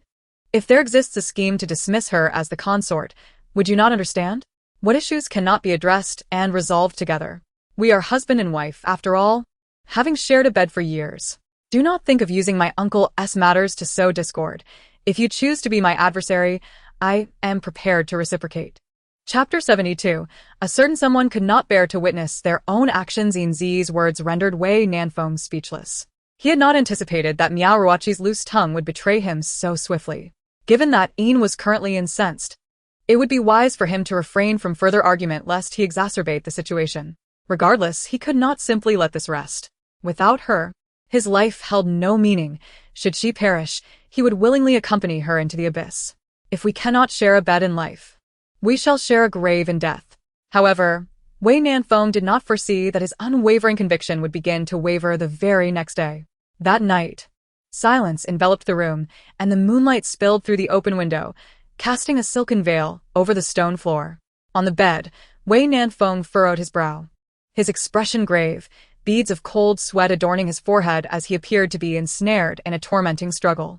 He recalled his conversation with Yin Zhiyi, where she had declared her intention to sever all ties with him, yet in the next moment, he found himself at the gates of Fengqi Palace. "Your Highness, please place the cup upon your head and walk again." Was this not a clear attempt to embarrass Our Lady? Such scalding water. Would you demonstrate how to balance it upon your head? This is an etiquette that the Queen must learn. I am merely following orders. Please, Your Highness, place the cup upon your head and walk once more. As Wei Nanfeng entered the hall, he beheld Yin Zhiyi standing at the door, adorned in a heavy phoenix robe, while Kaiying passionately contended with an elderly matron. This matron, whom Wei Nanfeng recognized, had been his father's wet nurse and was one of the favored attendants of the late Empress Dowager. After the Empress Dowager's passing, she had been taken to the Prince's residence, becoming the most senior and esteemed matron there. Yet, why was he unaware that this matron had come to the palace to instruct Yin Zhiyi in the rules of conduct? Was he dreaming? Surely, this dream was exceedingly peculiar. Seeing that the matron was unmoved by her arguments, the hot-tempered Kaiying rolled up her sleeves, ready to teach the matron a lesson for her bullying. Having survived in the treacherous palace alongside the Empress Dowager, she was certainly not to be underestimated. "Your Highness, the Emperor has just ascended the throne. His foundations are still unstable, and there are many points of criticism. Surely, you do not wish to add to his burdens? In your youth, your spirited demeanor was endearing. But as a royal wife, such behavior lacks propriety and decorum. Please, do not make things difficult for the old servant and the former princess of Anwak again." Yin Zhiyi bit her lip, trembling as she lifted the scalding tea and placed the cup atop her head, cautiously stepping forward. At times, when her pace quickened, the tea would spill, the steaming liquid scalding her delicate skin and causing her hands to swell and blister before she reached her designated spot. Witnessing this, Wei Nanfeng's fury ignited, and he rushed forward, longing to remove the cup from her head. Yet, regrettably, he passed through her form, unable to make contact. Thus, he could only watch helplessly as Yin Zhiyi walked again and again, her clothing drenched in cold sweat, the boiling tea repeatedly inflicting harm upon her skin. And he remained powerless to intervene. Time seemed to accelerate. In the blink of an eye, he saw Yin Zhiyi walking steadily with the cup balanced atop her head, her demeanor composed and her expression indifferent, radiating the dignity of a queen. On that day, as the old matron departed, Wei Nanfeng saw another version of himself enter through the door. Upon seeing this version of Wei Nanfeng, Yin Zhiyi's face broke into a radiant smile, and she lifted her skirts, eager to rush toward him. Yet, as she took her first step, she halted, demurely lowering her skirts, donning a dignified smile as she approached him. "Your Majesty, you arrive without prior notice. I would have gladly gone to welcome you." The newly entered Wei Nanfeng's expression shifted, and he walked past Yin Zhiyi without a word, taking his seat upon the throne. "You've barely been queen for a few days and already act so high-handed. Has becoming queen rendered you so forgetful? In the past, no matter how late it was, you would come to the study to see me, to brew ginseng soup for me. Yet now, all those memories seem to have vanished. What of your servant greets His Majesty? You seem to have adapted quite well." Hearing this other version of himself speak with a tone bordering on mockery, inflicting wounds upon the already battered Yin Zhiyi, Wei Nanfeng felt his eyes burn with anger. The most tragic aspect was that he knew this had truly occurred in the past. Back then, as a newly crowned emperor, he was overwhelmed with endless duties, longing to sleep in the study, with no time to visit Yin Zhiyi. Whenever fatigue enveloped him, he yearned for a moment with her, to savor her ginseng soup. Yet, he waited in vain, never receiving any of it. Gradually, he began to harbor discontent towards Yin Zhiyi, believing that she had changed after becoming queen, that she no longer loved him as she once had. One day, at last, he managed to carve out time to visit her. He hoped to see the lively, charming Yin Zhiyi, not the queen with hollow praises and a disingenuous smile. For this only deepened his perception that she had grown vain and distant. Thus, he unwittingly began to lash out, resulting in a parting that should have been filled with joy and intimacy. However, he departed this life without ever realizing that Yin Zhiyi had endured countless hardships in silence, sacrificing her dignity for him in ways he could not see. As a newly appointed emperor, he lacked the understanding of all the palace's machinations, unable to grasp the complexities of court politics. Nevertheless, it could not be denied that, in his quest to secure power, he had overlooked Yin Zhiyi, neglecting the tumultuous realm of the inner palace. Watching the other version of himself stride away, Wei Nanfeng saw Yin Zhiyi standing there, head bowed, weeping silently. Her tears did not fall to the ground. They struck deep into his heart. Originally, he had behaved so excessively, unwittingly yet defiantly inflicting pain upon her, recklessly squandering the love she bore for him. Yin Zhiyi, I have had enough of you. Chapter 73. Someone once embarked on a path of self-destruction, never to return. Caught unawares, Wei Nanfeng was startled by another version of himself, who bellowed with astonishing force. In the instant he turned, the surroundings transformed once again. This tale unfolds within the imperial study. As soon as he turned, Wei Nanfeng witnessed another version of himself hurling a memorial towards Yin Zhiyi. The yellow cover of the memorial, with its sharp edges, was exceptionally hard, and as it flew past Yin Zhiyi's cheek, it left a long, faintly reddened scratch upon her delicate face. The Wei Nanfeng standing before the imperial desk seemed equally shocked by the injury he had inflicted upon Yin Zhiyi. He pressed his lips together in discomfort. Yet upon catching sight of the scattered memorials on the ground, his fury reignited. Yin Zhiyi, you are the empress, not the emperor. Some matters are beyond your purview. Your Majesty, do you think I, as a mere concubine, wish to overstep my bounds?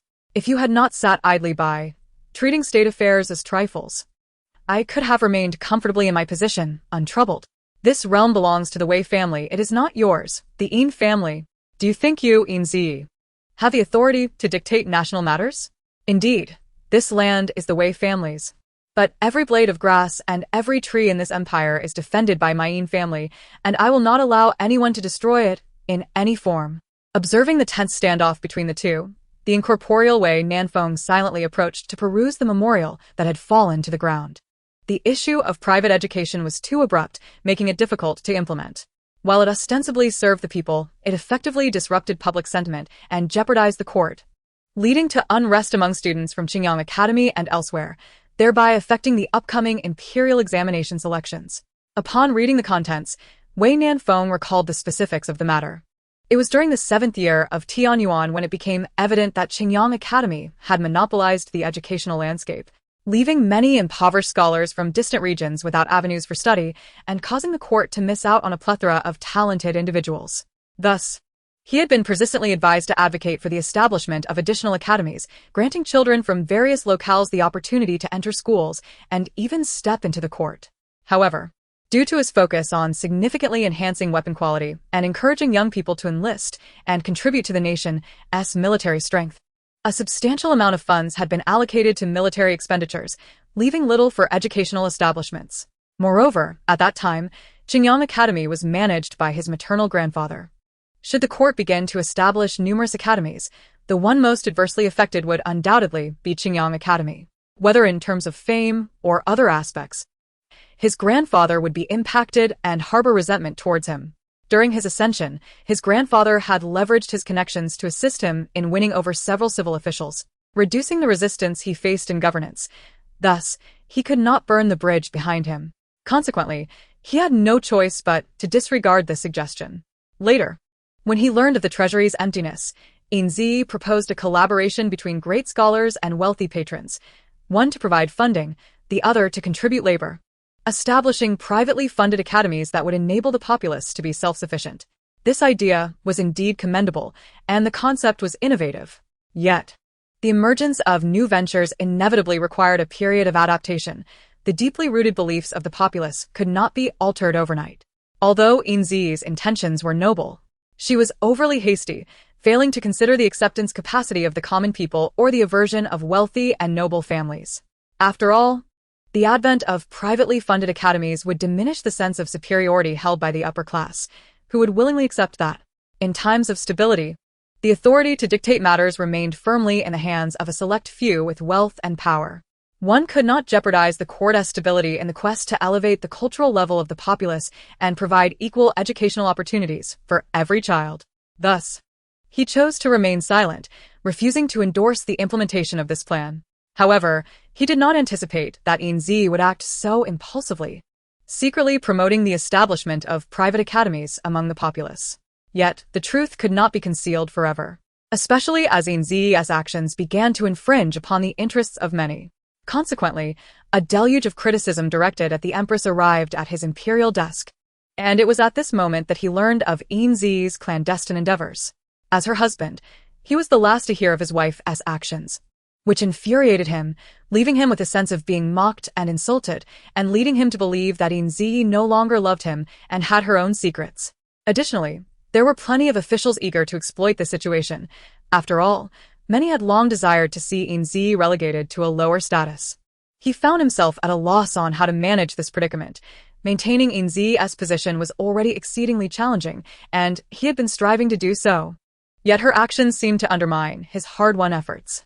Thus, the dual flames of anger threatened to consume his reason, prompting him to unleash his wrath upon Yin Zhiyi. This quarrel further deepened the rift between them. You want to allow it, will you? Very well. If you can secretly engage in such matters behind my back, then can I not also correspond with my cousin without your knowledge? Hearing another version of himself utter such provocative words, Wei Nanfeng felt an overwhelming urge to slap some sense into that foolish version of himself. Even in a heated exchange, he ought not to provoke Yin Zhiyi in such a manner. He was well aware of the long-standing animosity between her and Zhou Mei. How could he possibly add fuel to the fire? As expected, upon hearing those words, Yin Zhiyi let out a cold laugh, her gaze laced with derision. This is your true intention, is it not? How amusing. For the sake of your dear cousin, you have indeed devised intricate schemes, lacking any discernment of right and wrong. Indeed, I act for my cousin. How could matters of state possibly eclipse the importance of a beauty? Wei Nanfeng gazed at this obstinate version of himself with exasperation. He had always loathed being accused of neglecting his duties or being unworthy of his position, for in his heart, only his father was a notoriously irresponsible monarch. He had no desire to be remembered as a despotic emperor like his father. Yin Zhiyi was the person he cherished most. Others could misunderstand and criticize him, but not she. If even she lost faith in him, would that not render all his efforts to be a wise ruler utterly futile? As he watched Yin Zhiyi turn her back and walk away without a glance, he reached out in a futile attempt to retain her. This was a matter of the past, and he was powerless to alter it now. Soon, sounds of commotion erupted behind him, accompanied by the thud of fists striking the table. The empress is like a hen that cannot lay eggs, yet she dares to obstruct his majesty from taking concubines. How shameless! Chapter 74. Such enormous injustice, such profound misunderstandings. Wei Nanfeng stood with Yin Zhiyi behind a rockery, listening to the palace maids gossiping, their harsh words piercing their ears and hearts. Observing Yin Zhiyi with her head bowed in silence, Wei Nanfeng felt a pang of sorrow. In his memory, whether galloping across the land or reigning as the dignified matriarch of the court, she had always been proud, even stripped of her noble status and illustrious lineage. She would never lower her head in shame. Yet at this moment, confronted by the scorn of a few palace servants, Yin Zhiyi offered no rebuttal, allowing their slander and insults to go unchallenged. My lady, do not heed their baseless chatter. This pack of ungrateful hounds has truly forgotten their place. Let Kaiying tear their mouths apart. Kaiying, it is unnecessary. The world is as it is. There are far too many sycophants. Why bother taking offense? Besides, she continued, they are not entirely wrong. I truly cannot bear children and have not fulfilled the responsibilities of an empress or even a wife. Moreover, all that has transpired is of my own making. Spoiled by the Yin family, I naively believed that kindness towards my servants would earn their loyalty. Yet, the reality is far from this. In the eyes of the subordinates, a benevolent master may initially evoke a fleeting sense of gratitude. However, as time passes, they may come to perceive this kindness as a sign of weakness, ultimately believing that such goodwill is their due. Once this mindset is established, should the master exhibit even a modicum of severity or reduce their favor, discontent and resentment will inevitably arise. It has become evident that the egalitarian ideals of the 21st century cannot be rigidly imposed upon the hierarchically structured society of ancient times. She is now reaping the consequences of her actions. My lady, if you find it difficult to intervene, perhaps you should allow Kaiying to convey everything to His Majesty. A thorough cleansing of the palace is in order. After all, these disloyal servants are better off discarded. Yin Zhiyi smiled faintly, letting out a weary sigh. Kaiying. If he truly wished to intervene, he would not allow me to overhear this. Moreover, it is clear who brought these individuals here. Since they had the means to introduce them, they could easily facilitate a second wave. They merely wished for me to hear these remarks, hoping I would retreat voluntarily. How unfortunate. Wei Nanfeng yearned to speak, for he was unaware of these matters. He had no inkling that someone would dare to so brazenly send individuals into the palace to provoke and insult the empress, nor did he condone such actions. The first significant advocacy for the selection of concubines in a harem occurred in the 7th year of the Tian Yuan era, coinciding with a severe drought in the north. He was preoccupied with disaster relief and funding, thus diverting his attention from this issue.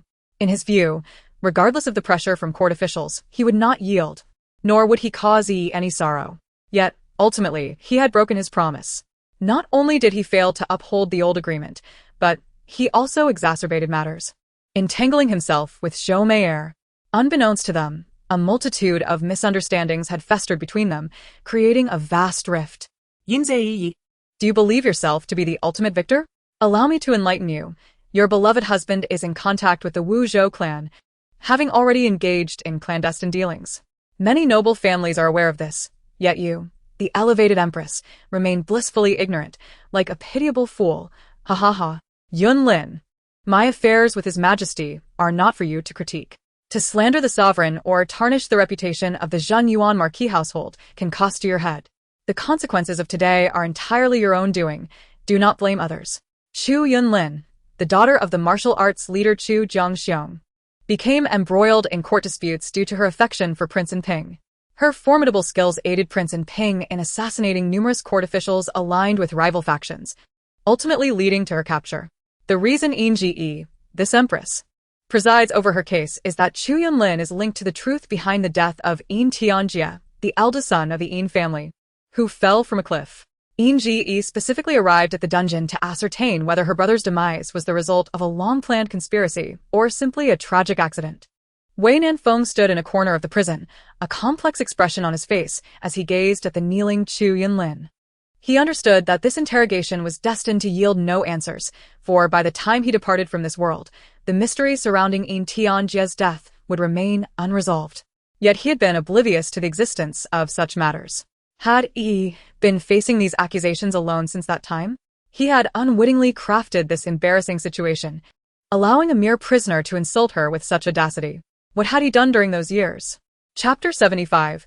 Heartache and love's dissipation. Much like the memories etched in Wei Nanfeng's mind, Yin Zhiyi's interrogation yielded naught of value. After offering a ceremonial cup to Chu Yunlin, Yin Zhiyi returned to Fengxi Palace, her heart heavy with disappointment. Your Highness, does this prescription truly hold promise? As the saying goes, all medicine bears a measure of poison, and one must not ingest remedies indiscriminately. After all, Your Highness, you are of unparalleled worth. What worth? She retorted. This uncooperative belly feels like it is forged from iron, capable of producing nothing. Now, at the end of her rope, she resolved to treat a dead horse as if it were alive, clinging to the faintest glimmer of hope to continue her existence. Should this folk remedy prove ineffective, it would seem that fate had decreed her childless. Wei Nanfeng stood by Yin Zhiyi's side, torn between words he wished to speak and the silence he maintained. The issue of children rested upon him. No matter how hard he tried, it would yield no fruit. How blind he had been back then, failing to recognize his own obsession with having a child, even dismissing it as inconsequential. Now, reflecting upon the pressures from the nobility and the intrinsic desire within a woman to bear a child, it became clear that the yearning for motherhood was universal.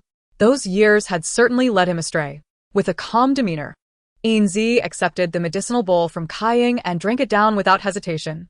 Kaiying promptly offered a piece of candied fruit, but Yin Zhiyi waved her hand to decline. Wei Nanfeng gently placed his hand on her shoulder, yet found he could not make contact. He withdrew his hands, fingers tightening into fists. Suddenly, Yin Zhiyi's face contorted in pain as she pressed her hand to her stomach, beads of cold sweat forming on her brow.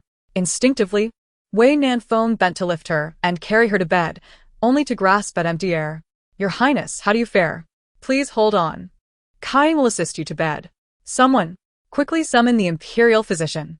Do not summon the physician, she cried. If word spreads that I am desperate for a child and have jeopardized my health, I shall become a laughingstock. It's of no consequence. Just help me to lie down, she insisted. With great effort, Kaiying helped Yin Zhiyi recline on the bed, removing her ornate hairpins and shoes. Yin Zhiyi curled up in a corner of the bed, biting her lip as cold sweat soaked her temples, her damp hair clinging to her cheeks. She bit down hard, crimson blood trickling from the corner of her lips, rendering her a pitiful sight, as though she had endured unspeakable torture. Kai paced anxiously by the bedside, powerless to alleviate her distress. Before long, dark crimson blood began to seep from under the covers, mirroring the despair that enveloped Yin Zhiyi's heart. Unable to contain herself, Kai wept and ordered the palace attendants to act. Wei Nanfeng clenched his fists tightly, veins bulging on the backs of his hands as he watched basin after basin of blood being carried past him. After much turmoil, Yin Zhiyi lay exhausted on the clean bed, clutching a piece of Wei Nanfeng's clothing as if it were her last lifeline. Kai hastily wiped her tears with her sleeve, her eyes red as she offered Yin Zhiyi a cup of water. "Your Highness, please drink some water. Rest for a while." Yin Zhiyi weakly shook her head, gripping the garment tightly to her chest, seeking a modicum of courage. Alas, that final lifeline became the very straw that broke the camel's back. In her dire straits, the empress found herself overshadowed by the king's attentive care for the general's wife, stirring a sense of injustice within her. "Do not speak of such matters. It is not our place to judge our betters. Our duty is to fulfill our roles adequately." Yin Zhiyi stared blankly out the window, lost in thought. After a long silence, a faint smile graced her lips as she summoned every ounce of strength to toss Wei Nanfeng's garment from the bed. "Your Highness, Do not heed their nonsense. I shall tear their tongues out so they dare not speak ill again. Enough, they are but pawns in another's game. Whether I confront them or not matters little. Regardless of who orchestrates this, they have succeeded this time." Yin Zhiyi turned to gaze blankly at the bed's canopy, her thoughts a mystery to all. Wei Nanfeng approached the bedside, bending down to brush his hand against her pallid cheek. Though he knew he was but a spectre in this moment, devoid of tear or corporeal form, he felt a profound sorrow welling within his heart. "I am so sorry for your suffering, for the tears that have drained your passion and love. I have disappointed you. I am but a foolish, arrogant man." Chapter 76. If love, loved deeply. After dismissing all the palace attendants, tears glistened in Yin Zhiyi's vacant eyes. Eventually, a solitary tear slipped from her eye, mingling with her hair before disappearing, leaving only damp traces of her inner despair. The blood that had flowed from her seemed to carry away an unformed child from her womb, taking with it all her hopes. In this lifetime, it appeared she would never have the chance to be a mother. "Little one, such a precious life. Why are you destined to be beyond my reach?"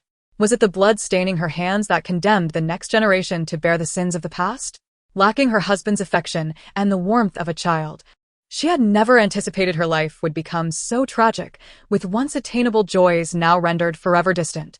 Did she not even merit the simplest happiness of this world? Yin Zhiyi stared vacantly at the pearls adorning the bed's canopy, remaining in that position throughout the night.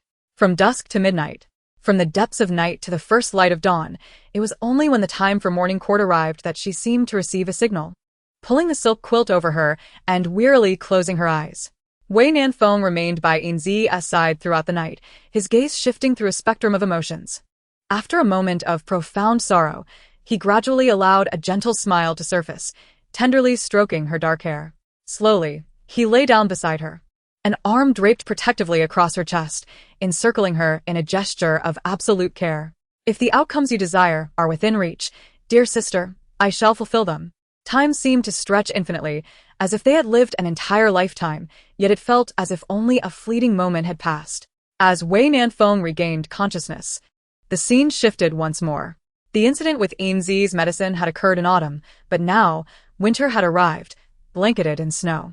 Observing the now frail Yin Zhiyi, Wei Nanfeng felt a chill run through him, understanding that they had entered the winter of her demise. "Kai, it is snowing. I wonder if the red plum blossoms outside the city have bloomed? The red plums outside must be blooming, as vibrant as the orchards of Shizhou," he mused, standing behind Yin Zhiyi as they both gazed out the window.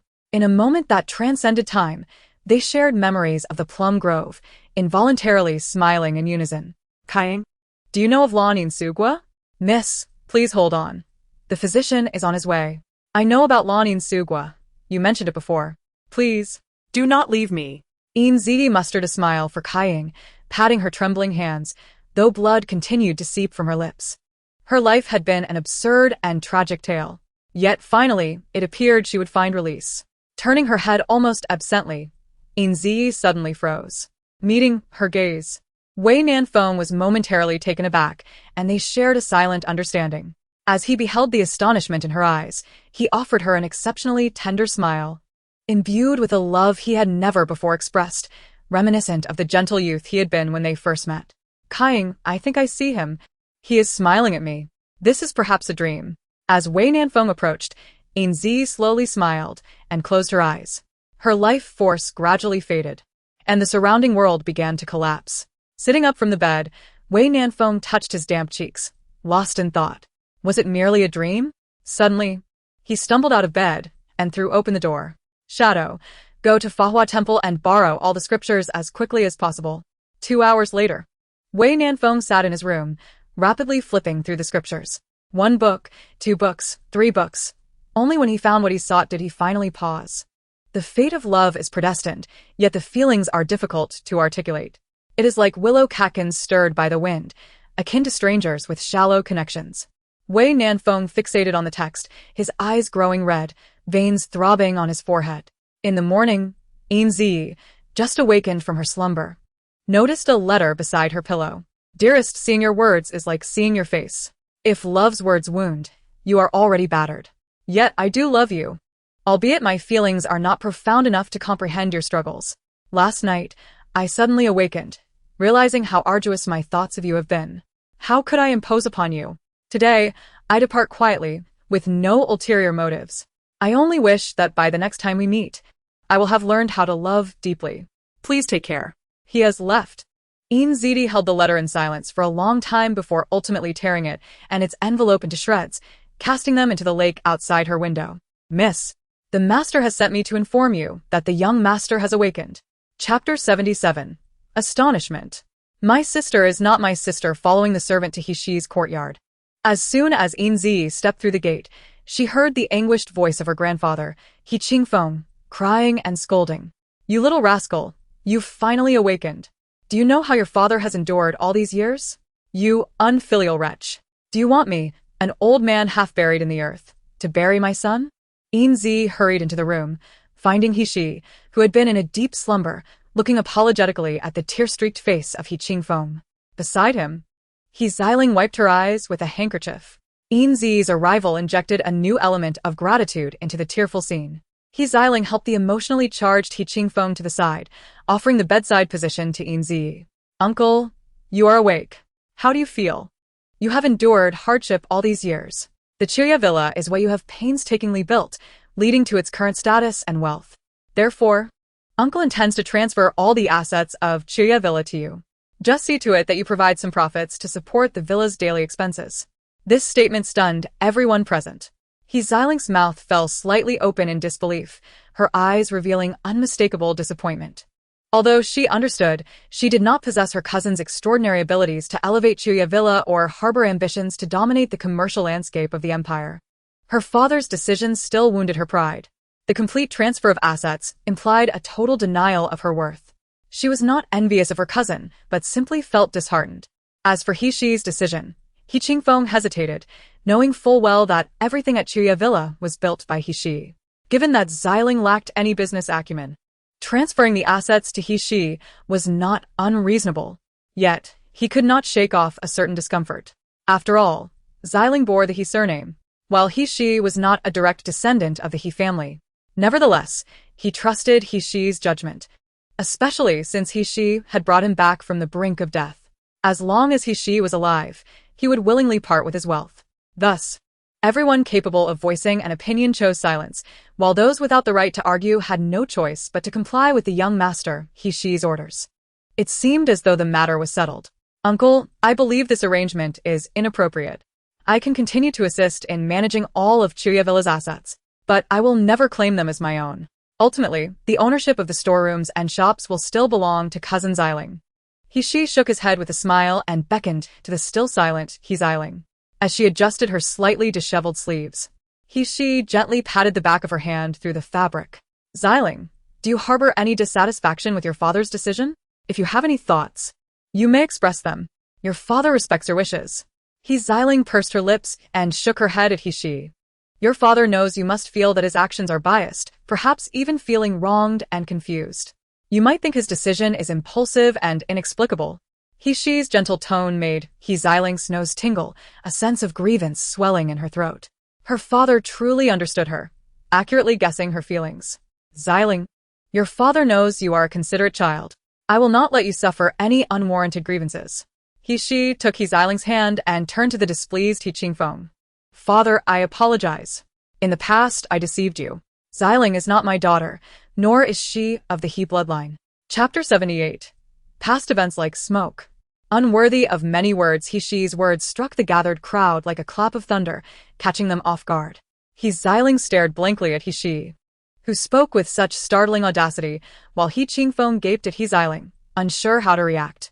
For a brief moment, Yin Zhiyi thought that He Shi's revelation stemmed from his knowledge of He Ziling's past transgressions against cousin Ziling. However, she quickly realized that her uncle could not possibly be aware of such events. After all, aside from her, no one remembered Ziling's unusual behavior. Nor did they know of He Ziling's existence. Could it be that cousin Ziling truly was not her uncle's blood relative? As far as she knew, Ziling had been brought back by her uncle from outside when she was still an infant. Upon reflection, Ziling's origins indeed seemed questionable. But why would her uncle choose to acknowledge a child with no blood ties to him? Moreover, he had dedicated years to caring for her, even foregoing marriage. Yin Zhiyi's confusion mirrored He Qingfeng's thoughts. He Shi had been exceptionally intelligent and charming since childhood, a favored suitor among the daughters of noble families. Yet, he stubbornly refused to settle down, evading discussions about lifelong commitments. Over time, He Qingfeng had assumed that his son had already given his heart to someone else. He had once been young and understood the unforgettable sensation of infatuation, so he had let it be. Until one day, He Shi returned from a business trip with a baby girl, claiming her to be his offspring abandoned in the world. Of course, He Qingfeng had questioned the child's origins, especially after learning of the mother's death during childbirth, which made him even more suspicious. Yet, without evidence, where could he begin to investigate? Perhaps it was fate. The moment he laid eyes on the infant in the swaddling clothes, he felt an overwhelming affection, especially when he held the child and saw her innocent smile. His heart melted completely. He inexplicably believed in a special bond between them. Thus, he refrained from probing into the child's maternal background and named her Ziling, bestowing her with the status of the He family's young lady. Afterward, He Shi abandoned any thoughts of marriage. Despite numerous attempts to persuade him otherwise, he eventually gave up. After all, they already had a child. If his son was heartbroken and unwilling to marry, he would no longer force the issue. And so, until He Shi fell into a coma from poisoning, he remained alone. Many times, he felt it was his fault. If not for his inadequacy, the Grand Shuya villa would not have had to rely solely on the young He Shi to bear its burdens. Had it not been for the remarkable brilliance of He Shi, he would not have attracted such mortal peril. Thus, he sought to compensate for his love and indebtedness to Shi through his granddaughter, Ziling. Now, Revealing to her that she is not of his blood has left him in utter turmoil. How can he accept such a truth? Confronted by the astonished and bewildered gazes of those around him, He Shi began to recount a long-buried tale from his past. In his youthful days, he ventured alone into the world, striving to create new glories for his family. By a twist of fate, he encountered a whimsical lady in the southern frontier, and he fell for her at first sight. At first glance, she possessed an ethereal quality, seemingly untouched by the mundane world, yet as they grew closer, she revealed her delightful and playful nature. Gradually, they transformed from strangers to friends, and then to lovers bound by mutual affection. On a beautiful, albeit tumultuous night, driven by youthful impetuosity, he made a grave mistake. He intended to return home with the lady, but circumstances forced her to attend to her own family, while he had urgent business to address. Thus, they parted ways, unaware that this separation would lead to a lifelong regret. Chapter 79. The Fiancé's Wedding. Yet the groom is not me. The troubles at Chioye Mountain Manor were far from trivial. Without the merchant decree, many shops were compelled to close. Particularly in Sucheng, the absence of the merchant decree incited fierce rivalries among various factions, with schemes and plots unfolding in rapid succession. He Shi's earlier trip to the southern frontier, ostensibly for trade, was in truth an inquiry into the commercial landscape and the preferences of its rulers. Just as he began to glean some insights, an issue arose with He Qingfeng. In a moment of bravado, and to avoid losing face before others, He Qingfeng boasted during a donation event to support the court's border efforts, promising that Qiuye Mountain Manor would generously donate 5,000 taels of silver to the court. This was not only a bid for good reputation but also a strategic move to strengthen their position in the competition for the merchant decree in Sucheng. However, boasting without substance is a double-edged sword. Had it been in the past, Qiuye Mountain Manor could have easily afforded such a sum. Yet in recent times, the manor had depleted its reserves in pursuit of connections and information, rendering it incapable of producing that amount on short notice. While many matters could wait, the promise to the court could not be deferred. Failing to uphold their word would obliterate any chance of competing for the merchant decree. Faced with this dilemma, He Qingfeng found himself at a loss and hurriedly wrote to the distant Heshi in the southern frontier. Fortunately, Heshi's reputation was well known, and many friends were willing to lend money to alleviate the immediate crisis at Qiuye Mountain Manor. After hastily resolving the turmoil at home, Heshi set off back to the southern frontier, his heart longing to reunite with the beloved lady.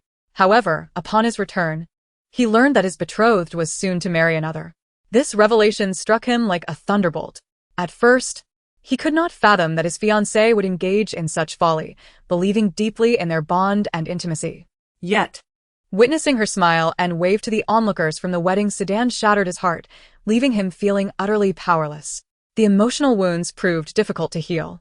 He began to drown his sorrows in the brothels, living in a haze of drunkenness and despair. One day, perhaps due to inebriation, he fancied he saw his beloved appear before him, only to watch her, surrounded by others, depart in tears of disappointment. He yearned to pursue her but lost consciousness in the next moment. Upon awakening, his first impulse was to seek out the woman who had become another's wife, only to be met with rejection and scorn, leaving him despondent. This incident led him to abandon his long-considered plans for the merchant decree in Sucheng, fleeing the southern frontier with a resolve never to return to that place of heartache. However, despite his firm determination, he ultimately broke his vow.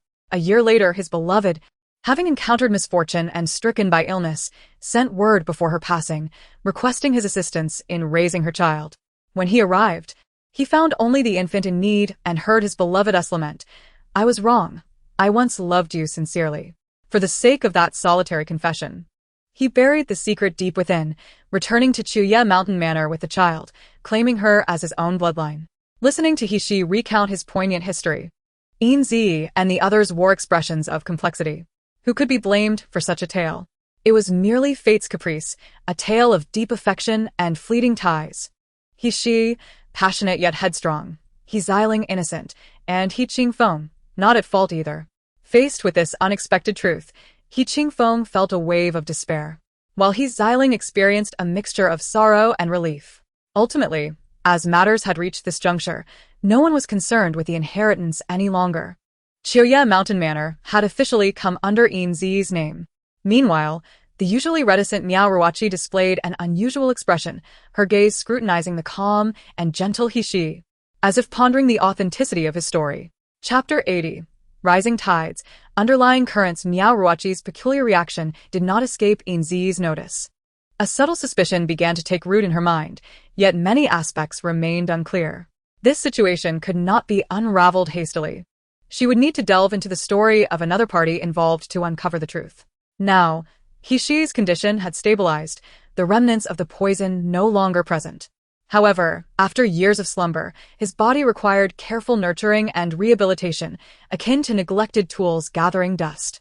In other words, the remaining tasks were to be entrusted to time and restorative remedies, rendering Miao Ruoqi's continued presence at Qiuye Mountain Manor of limited necessity.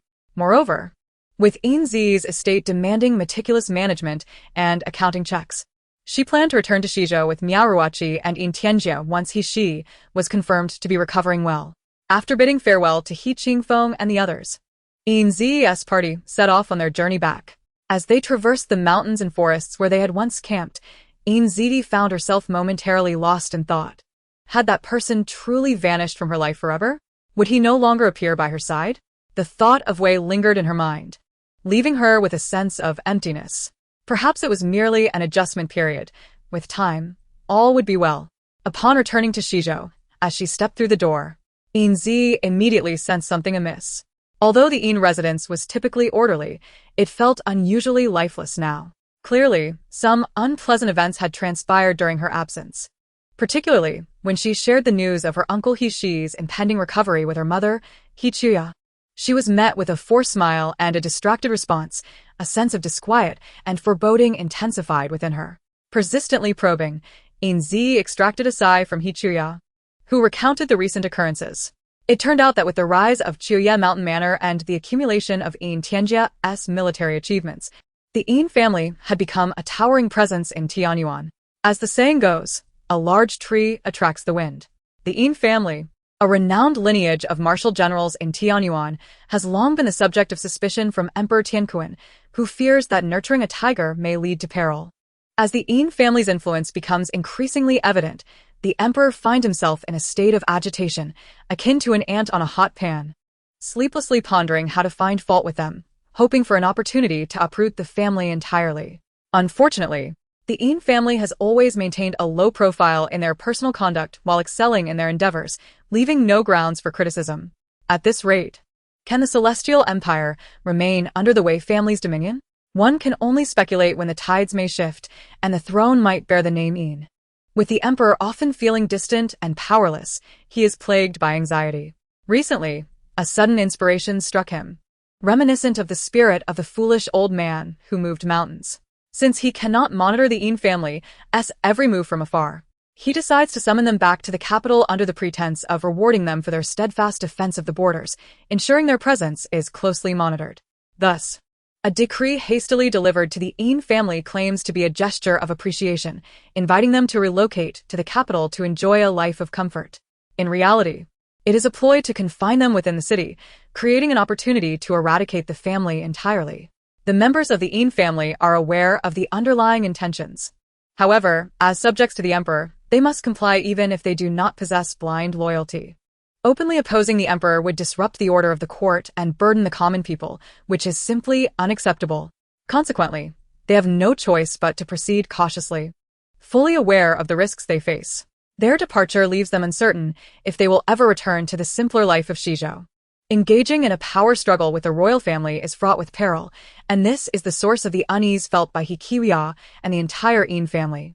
Mother, given the circumstances, we can only take one step at a time. Rest assured, with your daughter here, I will ensure the Yin family does not fall into a dire predicament, He Chuya reassured as she gently patted Yin Zhiyi's hand, though the worry etched on her brow remained unyielding. Alas, once we reach the capital, the children's marriages will likely be beyond our control. Chapter 81. A Dream Within a Dream. The death of Wei Nanfeng. The path to the throne is invariably fraught with obstacles, forged in a sea of blood and corpses. To wear the crown is to bear its weight. Every individual who stands at the pinnacle of power is both formidable and isolated. The chill of heights is unbearable. Yin Zhiyi silently observed the graying Wei Nanfeng, unsure of how to react. She understood that she should be deeply ensnared in a dream, thus invisible to those around her. Wei Nanfeng, no longer brimming with vigor, appeared to have entered a phase of life marked by contemplation. Yet, as she recalled, only 2 decades had passed in Tianyuan since her death, a mere 10 fleeting years. In this short span, Wei Nanfeng had aged so dramatically, a notion Yin Zhiyi found difficult to reconcile. After her demise, was he not supposed to live joyously with his beloved Zhou Meyer, cultivating a harmonious existence and ushering forth heirs to the imperial lineage, leaving behind the painful past and her as a tragic ex-wife, even amidst life's inevitable frictions? Or should he and Zhou Meyer revisit their tumultuous history as an emperor? Wei Nanfeng should not have succumbed to such an appearance of decrepitude, as though he had lost all hope for life. Was it possible that Zhou Meyer had perished during childbirth, or had some other misfortune befallen her? Before Yin Zhiyi could ponder further, a remarkably mature boy entered the grand hall. I pay my respects to father, the young lad declared, performing the customary greeting with impeccable poise. This must be his child. Upon closer inspection, the boy bore a resemblance to Wei Nanfeng, his demeanor exuding a sense of composure. The father and son proceeded to engage in a routine exchange, with Wei Nanfeng sternly assessing his son's academic progress, while the boy, maintaining a stoic expression, responded with remarkable fluency. After their conversation, Wei Nanfeng nodded in satisfaction, intending to dismiss the child. Yet, the young boy was evidently reluctant to end the discourse. Father, If you truly cherish Mother Yuanjun, why then did you disregard all counsel to elevate my mother to the status of empress, causing her death from distress? If your affection lay with my mother, why grant her death at my first birthday? Or is it that from the very beginning, your only love has been yourself, with all else being inconsequential? The child's incisive questions left Wei Nanfeng with no avenue for evasion. Who has been whispering such things in your ear? Qing'an, there are matters that are not for you to know, nor do you have the standing to address me in such a manner. Depart at once. However, father, depart. With that stern rebuke, Wei Qing'an's eyes brimmed with tears as he turned and fled. The implications of their exchange struck Yin Zhiyi deeply. Was this child, Qing'an, the resilient life that Zhou Meyer carried? Did the reference to Empress Yuanzhen pertain to her? And Zhou Meyer had been executed merely a year after bearing the child? Such revelations were utterly incomprehensible and absurd. Shortly after Qing'an's departure, Wei Nanfeng could no longer suppress a cough of blood. Struggling to support himself against the table, he shakily retrieved a porcelain vial from his sleeve, uncorked it, and drank its contents in one swift motion. With his eyes closed, he took a moment to regain his composure before slumping into a chair, utterly spent.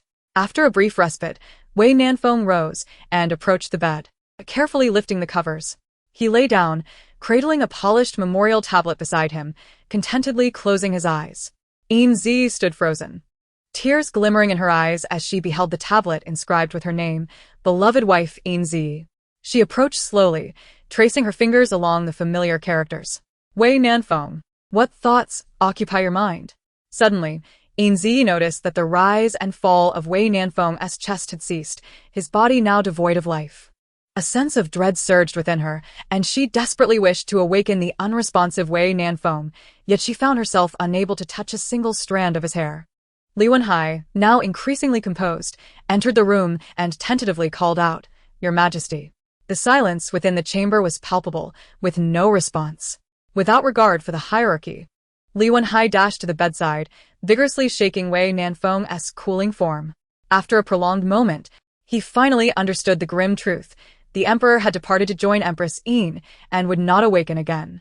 Suppressing his profound sorrow, Li Wenhai wiped away his tears and stepped out into the courtyard. The emperor has passed. As the court officials knelt in mourning, the finality of the moment settled like dust, leaving no room for reversal. Chapter 82, A Dream Within a Dream, an alternate conclusion in a parallel universe? Yin Zhiyi silently watched as Wei Nanfeng's coffin was carried out of the palace, a tumult of thoughts swirling in her mind. It was not that she lacked the desire to bid farewell to Wei Nanfeng, but rather, she was ensnared by an inexplicable force that held her captive, preventing her from departing through the palace's noon gate. She had attempted to leave countless times before. The gates were wide open, yet she could not take a single step. Each time she ventured beyond the palace, the distorted fabric of time would return her to Fengqi Palace, the very place where she had first awakened. It was as if leaving the palace would reset everything to its origin. When the funeral procession for Wei Nanfeng finally vanished beyond the horizon, Yin Zhiyi, in a daze, turned back toward the Hall of Governance. There, 10-year-old Wei Qing'an, clad in mourning attire, sat rigidly in the main seat, struggling to manage affairs he was yet unaccustomed to. Despite his reddened eyes and occasional sobs, the child remained steadfast in his duty, endeavoring to protect the Wei family's legacy and provide stability for the people of the empire. He felt a profound sense of guilt for not being able to personally attend to Wei Nanfeng's funeral. In the bond of father and son, what enmity could possibly linger overnight? Upon hearing that Wei Nanfeng had met an untimely demise due to his careless words, which had caused him great distress, Wei Qing'an felt immense regret.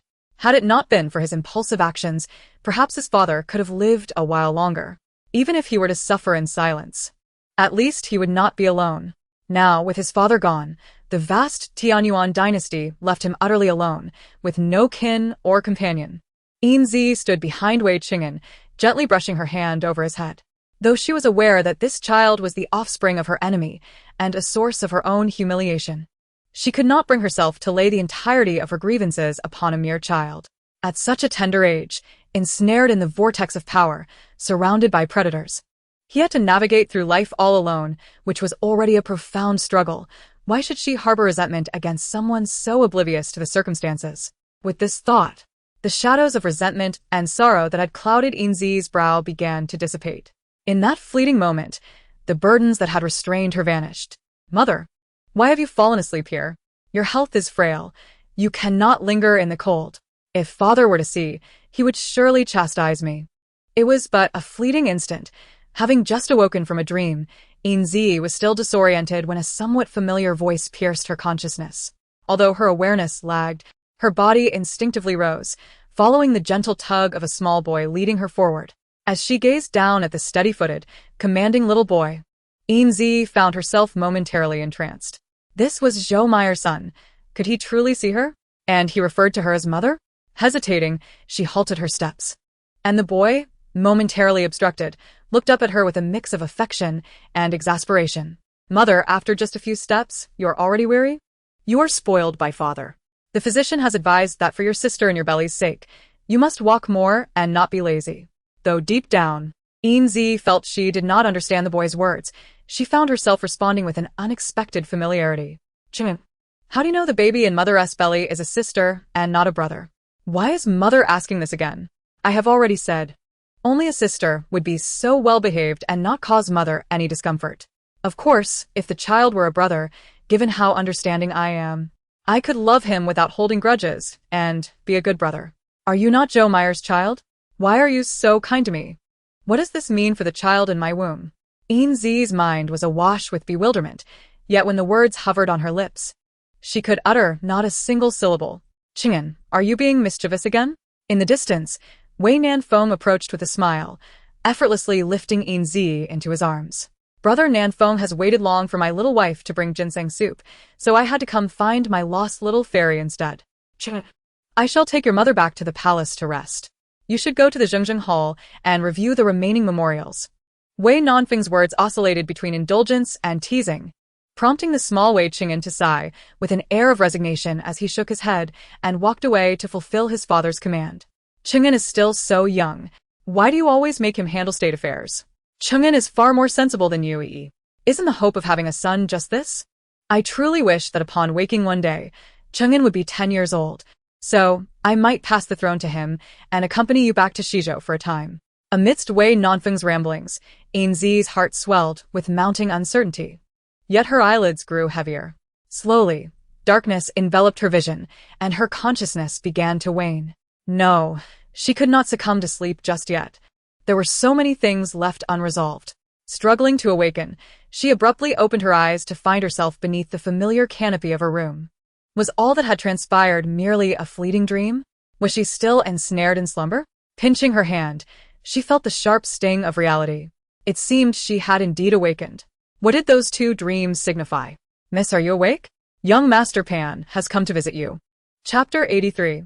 Bidding farewell to Shizhou and embarking on a journey, Yin Zhiyi heard Kai Ying's call, and after a moment of realization, she responded. After hastily preparing herself, she opened the door a quarter of an hour later and made her way to the main hall. There, Pan En, forcing a smile, drained his 5th cup of tea. Finally having the opportunity to meet the person he had longed to see. He quickly set down his cup and greeted her with enthusiasm. Master, you have finally decided to leave your warm bed. I have been waiting so anxiously. Why the sudden move to the capital? Yin Zhiyi watched Pan En bounce around like a child, shaking her head in amusement. How old are you? Yet you still act like a playful monkey. This decision was not solely mine. Rather, the current sovereign, understanding the difficulties of the Yin family, wishes for us all to relocate to the capital for a more comfortable life. Upon hearing this, Pan En's demeanor shifted to one of sadness. He fiddled with the jade pendant at his waist, words of persuasion stuck in his throat, unable to escape his lips. His spirit began to wane. He understood all too well that the Yin family were subjects, and the sovereign was their ruler. When a ruler demands the death of a subject, the subject has no choice but to comply. He could not burden Yin Zhiyi with his own feelings of loss. Yet, having found such a remarkable and congenial friend, he was reluctant to part ways. Oh, I see. Will you ever return? Pan En's voice fell to a whisper, as if he were both inquiring of Yin Zhiyi and speaking to himself. As for this question, Yin Zhiyi found herself at a loss for words, responding only with silence. Time would bring about various changes, and with the capital teeming with intrigue, any misstep could lead to the Yin family's downfall. Thus, whether she would ever have a chance to return to Shizhou remained a question shrouded in uncertainty. She could only hope for a favorable turn of events that would benefit the Yin family. Yin Zhiyi's silence spoke volumes. Pan and removed the jade pendant from his waist and slowly extended it to her. Master, this pendant is my token as the heir of the Pan family.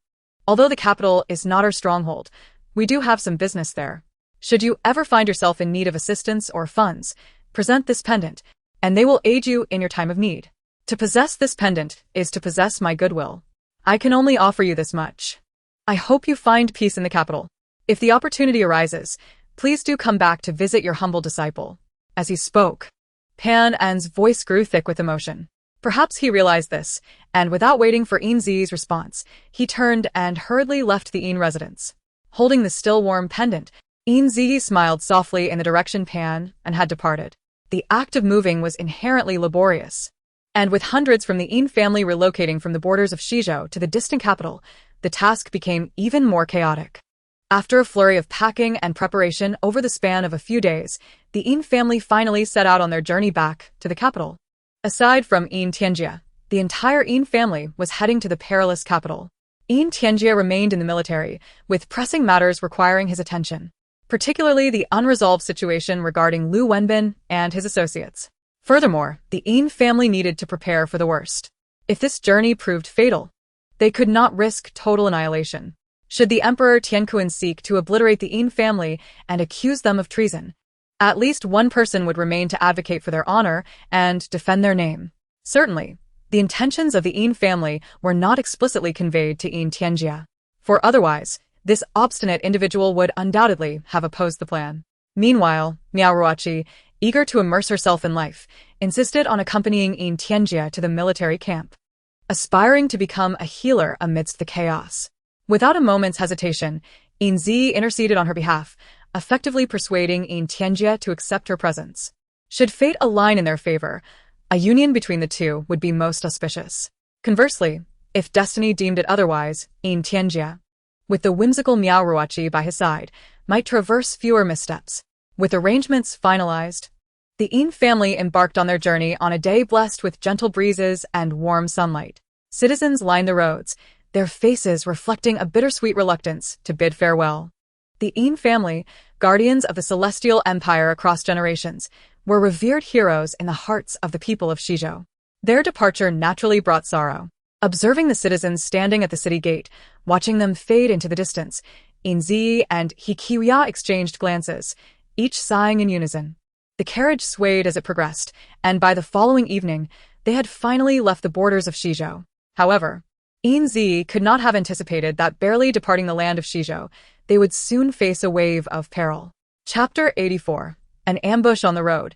Conspiracy revealed within the carriage. Yin Zhiyi closed her eyes to rest, her mind repeatedly flashing back to that enigmatic dream within a dream. She remained deeply unsettled by the fate of Wei Nanfeng, who had succumbed to illness.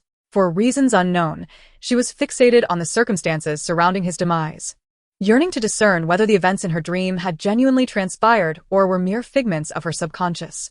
Yet, what would knowing accomplish? Could it truly bring her solace? It could not. Some wounds, once inflicted, are not easily healed. Nevertheless, she was compelled to understand what Wei Nanfeng's life had entailed during her absence, though she could not fathom the source of her obsession. Just as Yin Zhiyi was lost in her contemplations, the carriage came to an abrupt halt.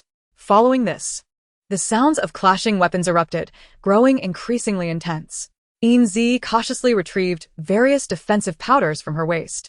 Gratefully, Miao Ruoqi had crafted an array of protective powders for her as a token of appreciation for facilitating her approach to Yin Tianjia. Among them were rare and legendary concoctions like Itching Powder, Half-Crazy Smiling, 7 Steps Down, and Drunken Beauty, alongside a considerable assortment of time-sensitive sedatives. Undoubtedly, these substances were indispensable for any woman traveling alone. With utmost care, Yin Zhiyi lifted the curtain of the carriage to observe the unfolding situation. A group of unexpected guests clad in black, their faces concealed by masks, approached menacingly, their murderous intent unmistakable. One of the black-clad assailants caught sight of Yin Zhiyi peering out from the carriage and raised his sword, aiming to strike her down.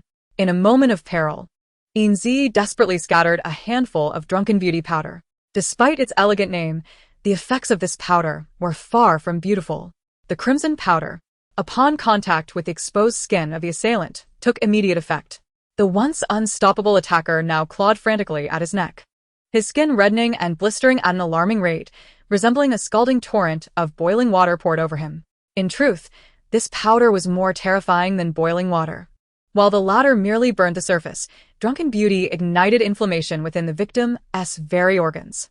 Even with her knowledge from the 21st century, Yin Zhiyi could not elucidate the mechanics of this poison. The name Drunken Beauty derived from the fact that the surface of the poisoned skin turned a rosy hue, momentarily giving the impression that the afflicted individual was merely intoxicated. The black-clad assassins were numerous and formidable. Fortunately, the Yin family's guards were present, and many of the servants had received training, allowing them to provide vital support in this dire moment. After an intense skirmish, the assassins were vanquished, leaving only 4 survivors. Yin Zhiyi dismounted the carriage, intent on employing a truth-revealing insect to extract information from the remaining assailants. Alas, unbeknownst to her, these were mere pawns, prepared to die rather than divulge their secrets. Before Yin Zhiyi could reach them, the surviving 4 bit down on the poison capsules hidden in their mouths, taking their own lives. Resigned, she withdrew her insect. Casually, she crouched down and removed one of the masks from the fallen, revealing a tattooed visage. The tattoo depicted a design reminiscent of an eye, vividly lifelike. A fleeting sensation washed over Yin Zhiyi, a nagging familiarity with the symbol, yet, despite her frantic recollection, she could not pinpoint where she had encountered it. Only a vague memory surfaced of a battlefield, where the sun appeared ominously blood-red. Was it the sun? Or perhaps the moon? Yin Zhiyi, do you recognize the symbol? He Qiuya's inquiry jolted her from her reverie. What had she just recalled? Why did it escape her memory?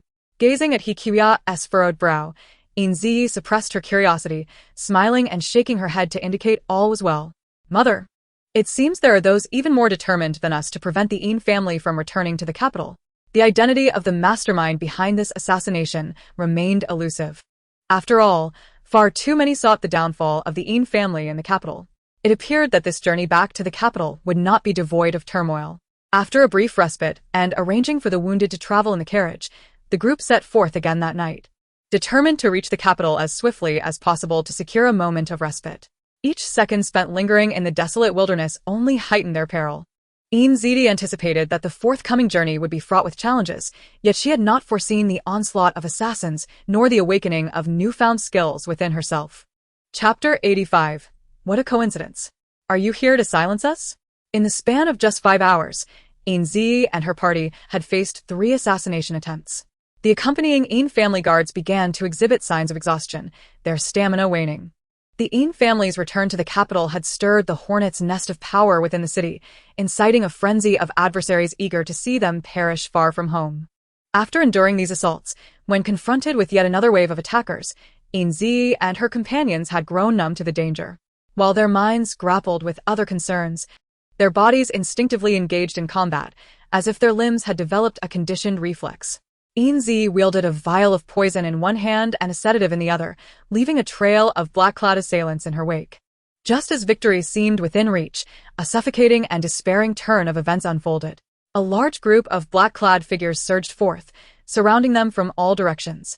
In this age, did assassins truly have reinforcements? Leaning against a tree, Yin Zhiyi furrowed her brow, attempting to soothe her aching wrist while observing the approaching reinforcements.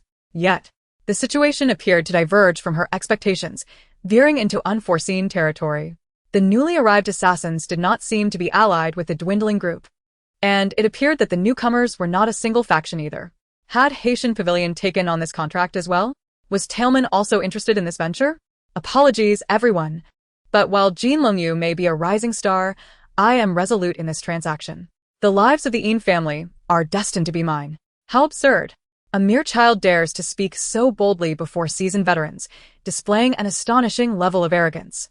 The seasoned assassins engaged in a pointed exchange, each refusing to yield an inch. As the members of the Yin family, who were openly priced, exchanged anxious glances, they hurriedly sought to regroup. The most favorable outcome they could hope for was for their adversaries to conflict amongst themselves, allowing a third party to benefit. However, should their foes unite against them, their fate would be dire. Throughout history, Murphy's Law has proven its validity. Often, the more one fears an outcome, the more likely it is to occur. After a heated confrontation, the assassins reached a consensus to collectively target the Yin family. After all, their employers were surely not the same, and who would willingly squander additional resources. Thus, these assassins could easily band together with a singular goal of eliminating the Yin family, collaborating towards a common objective. As long as the Yin family perished, they would consider their mission accomplished and be rewarded with a substantial commission. The manner of their demise and the identity of their killers bore little significance to those intent on taking their lives. It is often said that 2 fists cannot contend with 4 hands. Although nearly every member of the Yin family was skilled in martial arts, the relentless battles had drained their stamina, severely diminishing their combat effectiveness. Coupled with the overwhelming number of assassins, casualties within the Yin family continued to rise. And even He Qiuya suffered an unfortunate injury to her arm. Yin Zhiyi struggled to evade the flurry of blades, her supply of life-saving powder dwindling. While the enemy's numbers remained daunting, anxiety began to grip her heart. If this continued, her family would truly meet their demise here, with no place for burial. Just as she furrowed her brow, contemplating various escape strategies, a stealthy assassin poised a large blade above her elder brother, Yin Tianjua's head. Helplessly witnessing the executioner's blade descend, Yin Zhiyi's eyes widened in despair, and she let out a heart-wrenching wail. In that fleeting moment, unbeknownst to all, a flash of blue and gold gleamed in her eyes. The next instant, the forest reverberated with the thunderous footsteps of wild beasts, accompanied by the howls of wolves and roars of lions. The sudden commotion startled both the assassins and the Yin family, causing them to halt and scan their surroundings. The cacophony of chaotic footsteps drew nearer, revealing pairs of icy, predatory eyes peering through the shadows of the thicket, their numbers staggering. Chapter 86. Unleashed forces. Both the black-clad assassins and the members of the Yin family were taken aback by the spectacle before them, instinctively retreating. It was no jest. While assassins may be ruthless, they at least spared lives, leaving corpses intact. Yet, should these beasts attack, they would surely face a gruesome fate. Moreover, wild animals do not abide by human reasoning. The onlookers unconsciously softened their footsteps, cautiously backing away, fearful of provoking the vigilant predators that could tear them apart. However, despite their utmost caution, the lurking hunters in the underbrush pressed on relentlessly. As they drew closer, the true forms of the beasts emerged: majestic lions, formidable wild boars, cunning wolf packs, and venomous snakes, some as large as a man's waist, others no larger than a fingernail, all poised to strike. The cold, merciless eyes of the beasts fixated on the retreating humans, who quaked in trepidation as they faced the encroaching horde. Leading the pack was a robust lion, casually lifting its front paw, its crimson, rough tongue licking its razor-sharp claws while its gaze remained fixed on the crowd. It was akin to a general sharpening his sword, anticipating the perfect moment to commence battle. At the sight of this formidable creature, the immobilized individuals sensed the looming danger, their vigilance heightened as they regarded the poised beasts. Tension filled the air, where even the slightest rustle could send them into a panic. At last, the lion lowered its increasingly gleaming claws, arching its back in preparation for a charge. A thunderous roar shattered the stillness, signaling the onset of chaos. The entire pack surged forward behind the lion, charging towards the humans. Thus erupted a fantastical clash between man and beast, a cacophony of animal roars and human cries of agony composing a hellish symphony. In mere moments, the verdant grass became saturated with blood, soaking the earth. One after another, individuals fell amidst the crimson tide, torn to shreds by the beast's sharp talons. Many of the animals were wounded, some even cleaved in two by blades, their lifeless forms seemingly voicing their fury and resentment. The humans, overwhelmed by the relentless onslaught of the chaotic beasts, could scarcely attend to one another's plight. Yet, amidst the turmoil, it was the injured Yin Tianjua who, with a fleeting glance, noticed an anomaly. In the midst of the melee, Yin Zhiyi sat quietly in a secluded corner, untouched by any nearby. The beasts surrounding her appeared to have no intention of attacking, rather, they seemed to be protecting her. Yin Tianjua was taken aback, observing the calm demeanor of his sister. Feeling a chill creep into his heart. His sister was not one to exhibit such coldness, viewing the lives of others as inconsequential. She was, above all, compassionate, never wishing to involve the innocent. How could she remain so composed in the face of such a brutal massacre? Just as Yin Tianjua grappled with his thoughts, Yin Zhiyi, who had been fixated on the leading lion, suddenly turned her head sharply, her chilling gaze locking onto Yin Tianjua, who had failed to retract his own. What kind of gaze was that? It encompassed indifference, disdain, and murderous intent. Yin Tianjua could not decipher the nature of her gaze.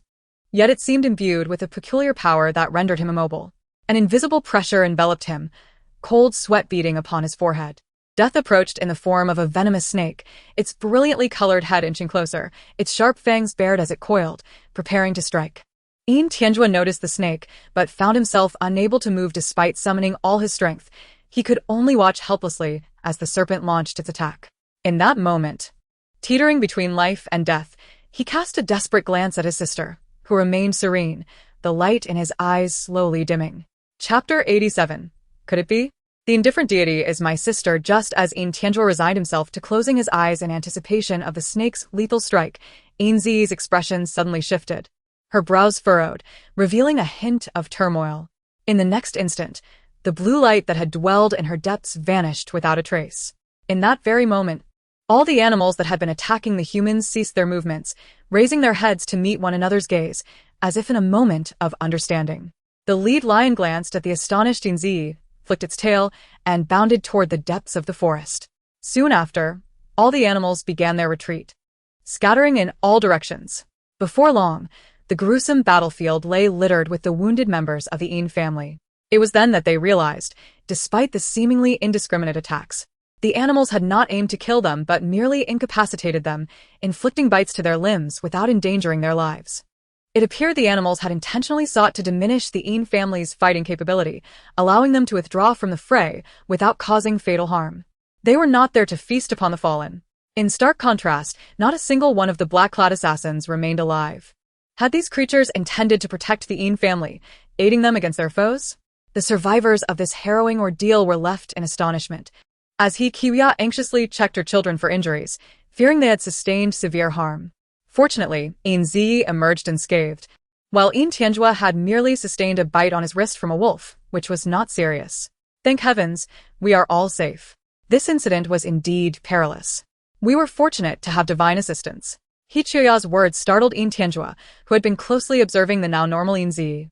He had always felt that her unusual demeanor was eerily familiar, yet he couldn't recall where he had encountered it before. His mother's remark instantly illuminated his mind. At that moment, her expression resembled that of a deity in a temple, lofty and unyielding, trampling upon the world and regarding all beings as mere ants, devoid of any personal emotion. It appeared as if she was filled with compassion for the world, yet in truth, she remained indifferent to the lives and deaths of other creatures, merely observing with cold detachment. Ziyue, what is the matter? Why are you staring at Yi like that?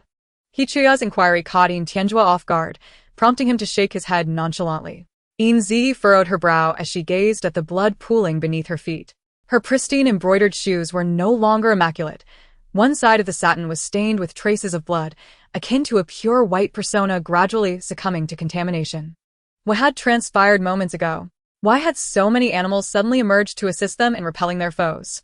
Moreover, in a fleeting moment, she seemed to have witnessed a venomous snake poised to strike her elder brother, yet she remained a mere bystander, devoid of any sense of urgency. How could this be? Was that scene merely an illusion, or had it truly occurred?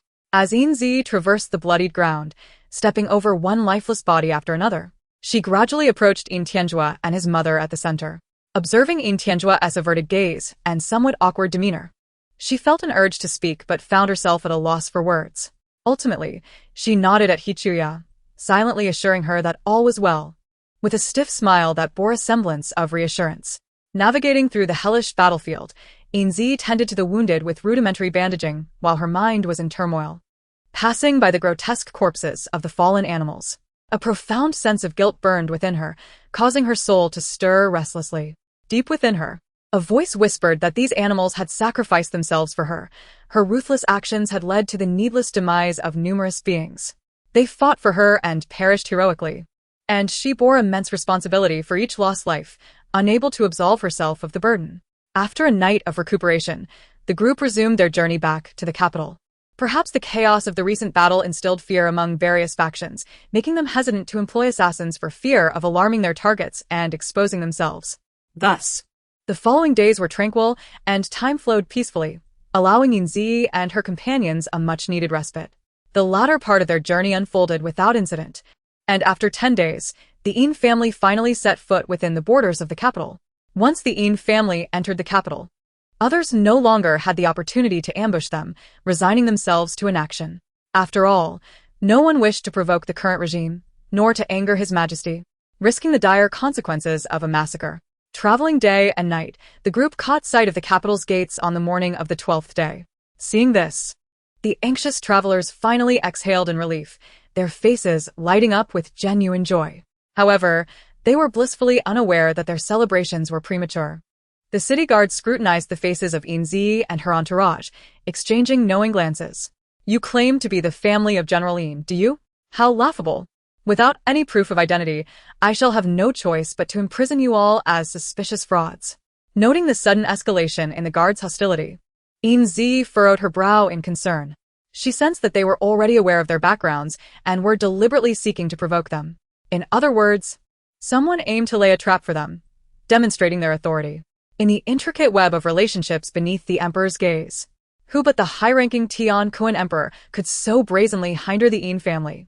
To be frank, the Tian family's tactics were not particularly sophisticated, yet they proved effective.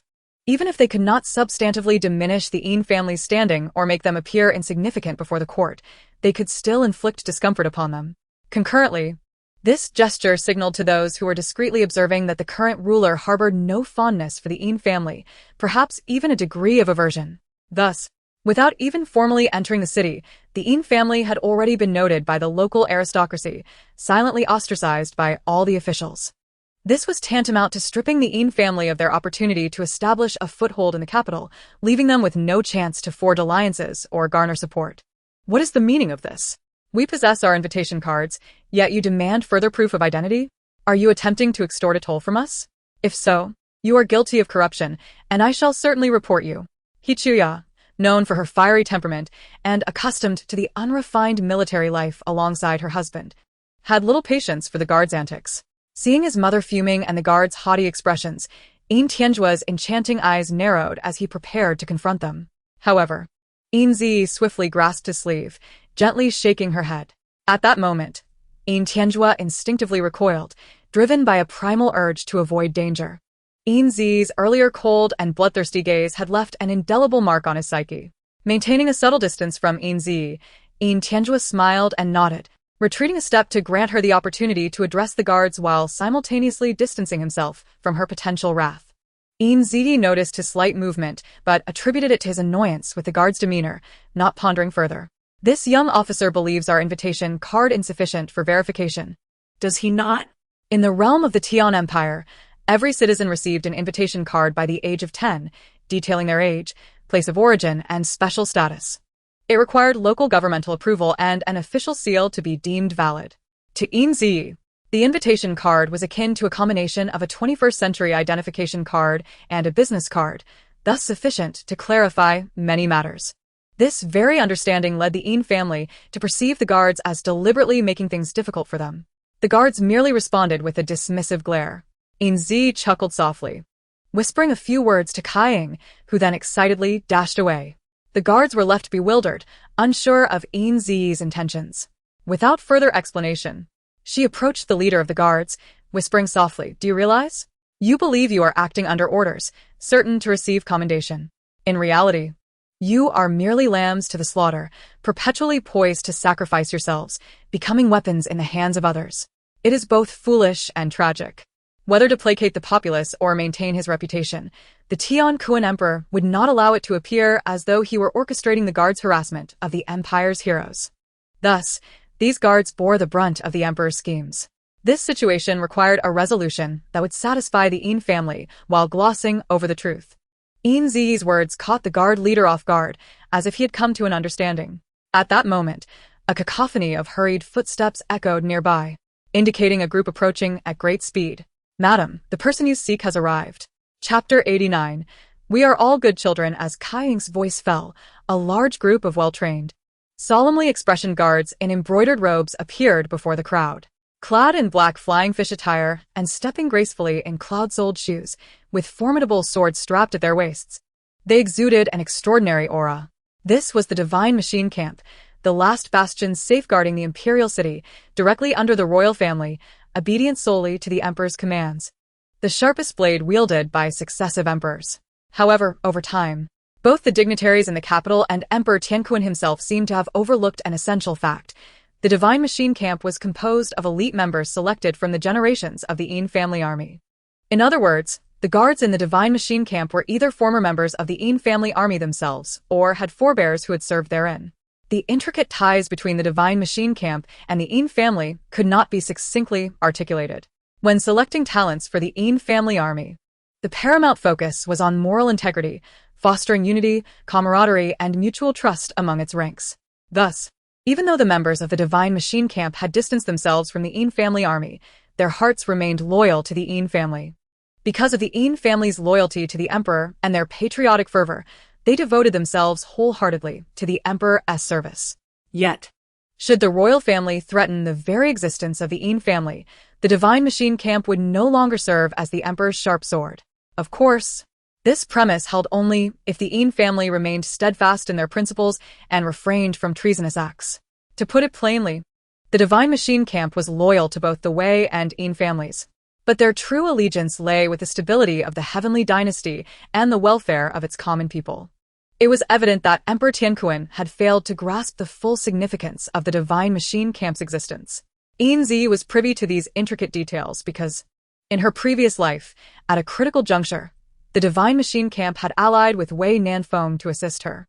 After she ascended to the position of empress, with Wei Nanfeng's approval, the Divine Machine Camp became her most valuable asset and a conduit to the outside world.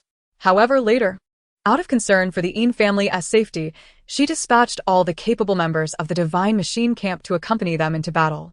The desire to once again fight alongside the Yin family army was deeply felt by the members of the Divine Machine Camp. Yet, as fate would have it, that battle, although victorious, resulted in the near-total annihilation of the Yin family army and the Divine Machine Camp. The last guard of the Divine Machine Camp, who valiantly rushed to relay the latest developments, ultimately sacrificed his life. Strictly speaking, however, there was one survivor from the Divine Machine Camp. Yin Zhiyi's gaze fell upon a familiar face in the front row, and tears welled in her eyes. She recognized that the seemingly fierce and cold-hearted young man was, in fact, merely 18, innocent in nature and stubborn in his actions. She also knew that his original name was Yin Weizhong, one of the born and bred sons of the Yin family army, who later came to be known as Jinwu. Additionally, she recalled that in her past life, after her demise, he obediently secluded himself, serving as her eternal guardian. Reflecting on their shared moments, Yin Zhiyi suddenly broke into a broad smile. Everyone, it has been such a long time. Indeed, it has been a considerable while since we last met, having once been separated by life and death. Though the Divine Machine Camp yearned to join the Yin family army in battle to protect their homeland, it was indeed her orders that led them into the perilous frontier, where they met their demise. Thus, deep within her heart, Yin Zhiyi felt a profound sense of guilt towards the brothers of the Divine Machine Camp. If given the chance, she wished to ensure that the members of the Divine Machine Camp could live peacefully, no longer sacrificing themselves for the whims of others. Naturally, Yin Zhiyi's thoughts remained unvoiced. The younger generation that had recently joined the Divine Machine Camp had all encountered her before, and among them were even childhood companions of hers. Therefore, they greeted her with sincere bows, expressing, "We pay our respects to the madam, the second young master, and the third miss." The usually imposing Divine Machine Camp's swift and unhesitating bow took the onlookers by surprise. The city guards exchanged glances, for they had not been informed that the officials of the Divine Machine Camp would intervene in this matter. What should they do now? Continuing to feign ignorance was certainly not an option, yet to bow down and admit fault immediately would be too embarrassing. Moreover, they had not completed their assigned tasks. If they were held accountable afterward, it would be troublesome. Hichuya helped the leading guard to his feet, her face beaming with a smile as she continuously praised them. "Good children. You are all good children." Some troubles seemed to dissipate on their own. Just as Yin Zhiyi and her entourage were about to enter the city amidst the protective circle of the Divine Machine Camp, another group rushed over upon hearing the news. Chapter 90. A rescue as urgent as fire. Arriving late means you are merely an onlooker from a distance. Yin Zhiyi spotted a familiar figure on horseback. It was Lin Jinpeng, the son of the old steward from the 6th prince's residence, and one of Wei Nanfeng's trusted aides. In her previous life, after Wei Nanfeng ascended to the throne, Lin Jinpeng had become a first-rank imperial guard. Thus, his presence was self-evident. Dismounting with the emperor's token, Lin Jinpeng prepared to reprimand the city guards, but Yin Zhiyi preempted him. Please convey my gratitude to your master for his timely assistance. However, the matter has already been resolved, so there is no need to involve you further. Yin Zhiyi's bold summons of the Divine Machine Camp was intended as a warning to Emperor Tianquan, urging him not to overstep his bounds. The emperor had forcibly relocated the Yin family back to the capital, employing various underhanded tactics along the way, to the extent that the Yin family could no longer feign ignorance. Since they could not evade the situation, they had to confront it head-on. Even a cornered rabbit would bite, let alone the Yin family, who were not lambs for slaughter. The Yin family remained loyal to the emperor and their country, but they were not blindly loyal. They would sacrifice themselves for the nation when it was justifiable, but they would never do so for the selfish whims of a ruler. The conflict between the Yin family and Emperor Tianquan had become irreconcilable. They could only engage in a covert struggle, mutually warning one another to avoid disturbing the populace. However, the Prince Wei Nanfeng and Emperor Tianquan could not afford to openly clash, and since this was fundamentally a matter for the Yin family, there was no need to involve Wei Nanfeng. If a break was to be made, it should be done cleanly. Although Lin Jinpeng had not personally met Yin Zhiyi, he was well aware of her. After all, based on his father's descriptions and the prince's demeanor, it was evident that this young lady who spoke was likely to become their matron in the future. Therefore, he felt compelled to show her utmost respect. Madam, You flatter me. It is our honor to assist you in your troubles, he replied earnestly. Before departing, my master specifically instructed me to ensure your safe arrival at the new residence in the capital. Before Yin Zhiyi could respond, Kai Ying interjected, unable to restrain herself. Your master is quite amusing. We encountered numerous troubles along the way, and entering the city has been fraught with difficulties. Where was your master during all this? Now that it's resolved, you come rushing in. It seems you are not here to help but merely to watch the spectacle. Arriving late is hardly praiseworthy. Yin Zhiyi glanced at Kai Ying, who spoke with such candor, and then at the awkwardly smiling Lin Jinpeng, shaking her head in amusement. She couldn't help but admire Kai Ying's fearless nature, unrestrained and full of wit. Upon reflection, it was indeed true that if one arrived late to a rescue, they were merely spectators. This was fortuitous, as it spared her from feeling beholden to Wei Nanfeng. Lin Jinpeng found himself at a loss for words in the face of Kai Ying's sharp retort. The reality was that they had indeed arrived too late to be of any assistance, and he wondered if there would be repercussions when they returned to their master. As it turned out, Wei Nanfeng was not unreasonable. Upon hearing Lin Jinpeng's account, he rubbed his temples in exasperation. It appeared that he particularly hoped that his aid had not been of any assistance at all. During this period, he was preoccupied with strategizing, hardly setting foot on the ground, all in an effort to swiftly gain control over his overly suspicious father, the emperor, thereby addressing the greatest threat at its roots. However, he had misplaced his priorities, focusing solely on the unseen adversary while neglecting the potential dangers that lay in wait on his return to the capital. How infuriating! As Lin Jinpeng stepped out of the study, he felt fortunate to have escaped punishment, only to be met with a cacophony of sounds emanating from within the room. He had sensed that without being able to assist the beloved maiden, his master would inevitably feel vexed and irritable. It would be wise for him to make a hasty exit to avoid the brunt of any misplaced wrath. Chapter 91. A cousin? What an utterly genuine relative.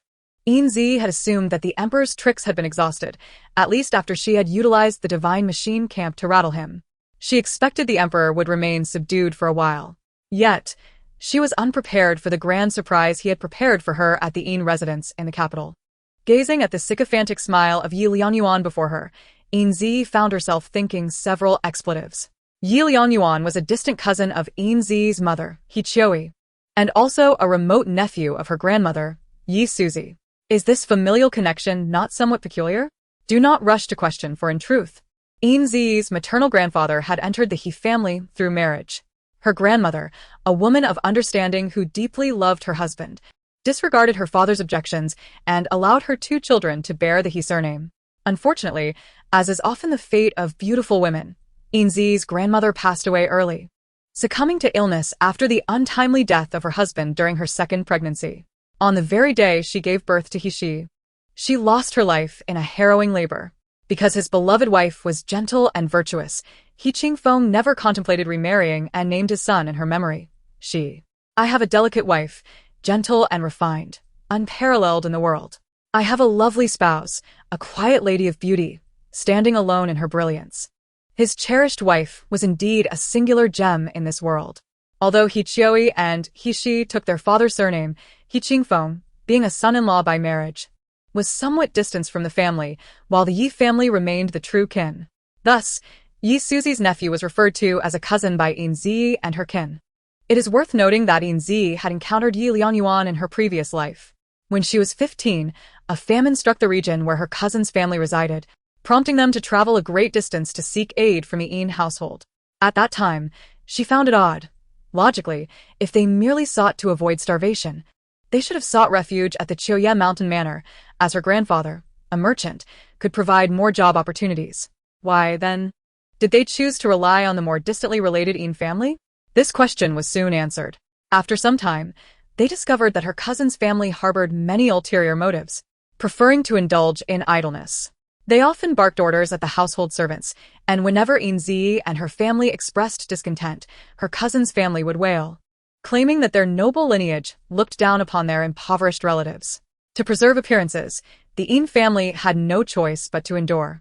At that time, Yin Zhiyi realized that allowing her cousin's family to thrive within the Yin household would inevitably lead to trouble.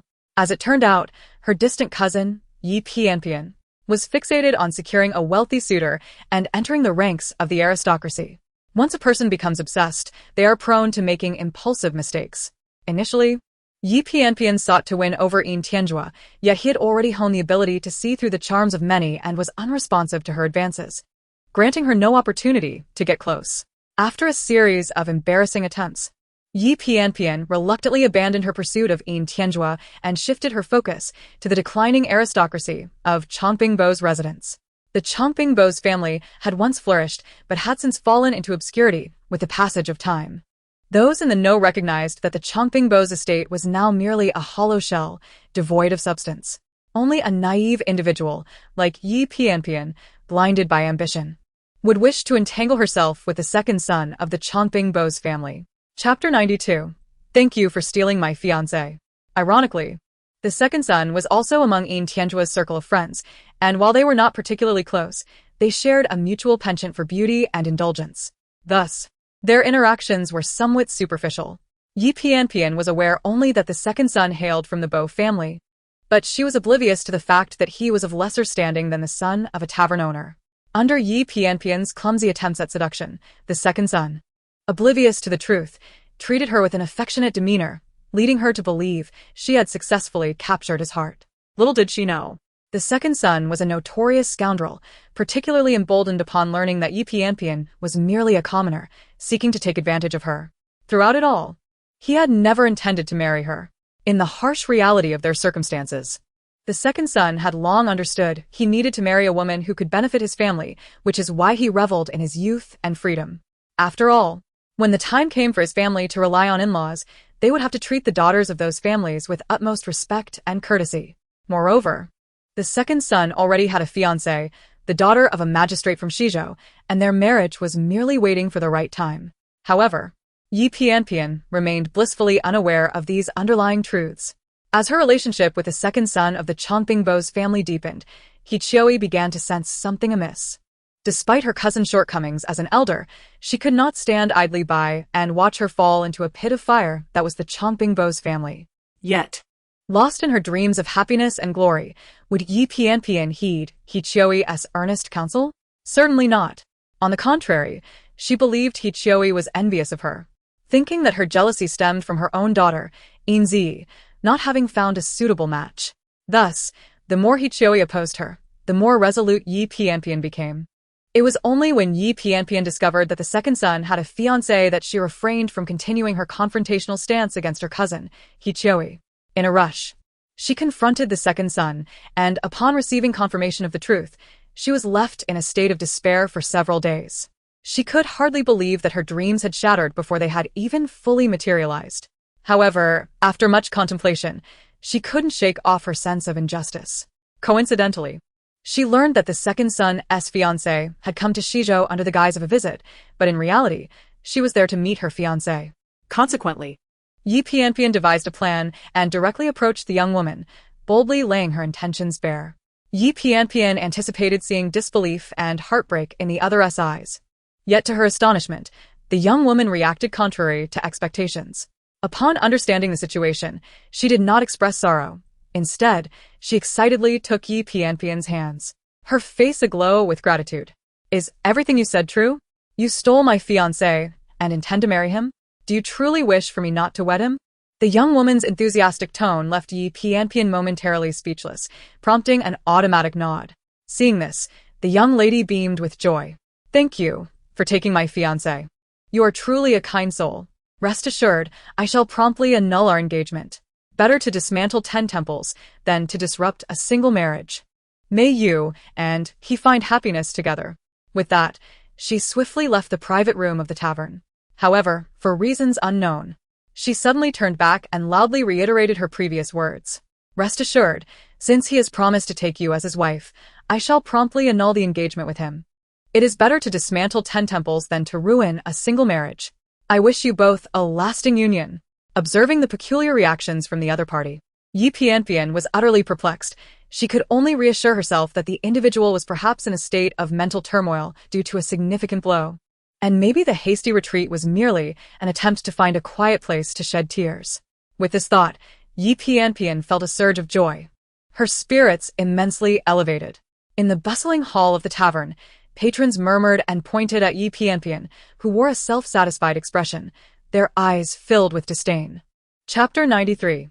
Who fears whom? A straightforward confrontation indeed. As anticipated, the fiancé acted swiftly, dissolving the engagement with the second son the very same day. The current power of the Chongping Marquis family would never overlook an opportunity to ally with a family of court officials, even if the latter was merely a lowly county magistrate. Of course, the matriarch of the Chongping house was not to be underestimated. She valued the magistrate's potential highly.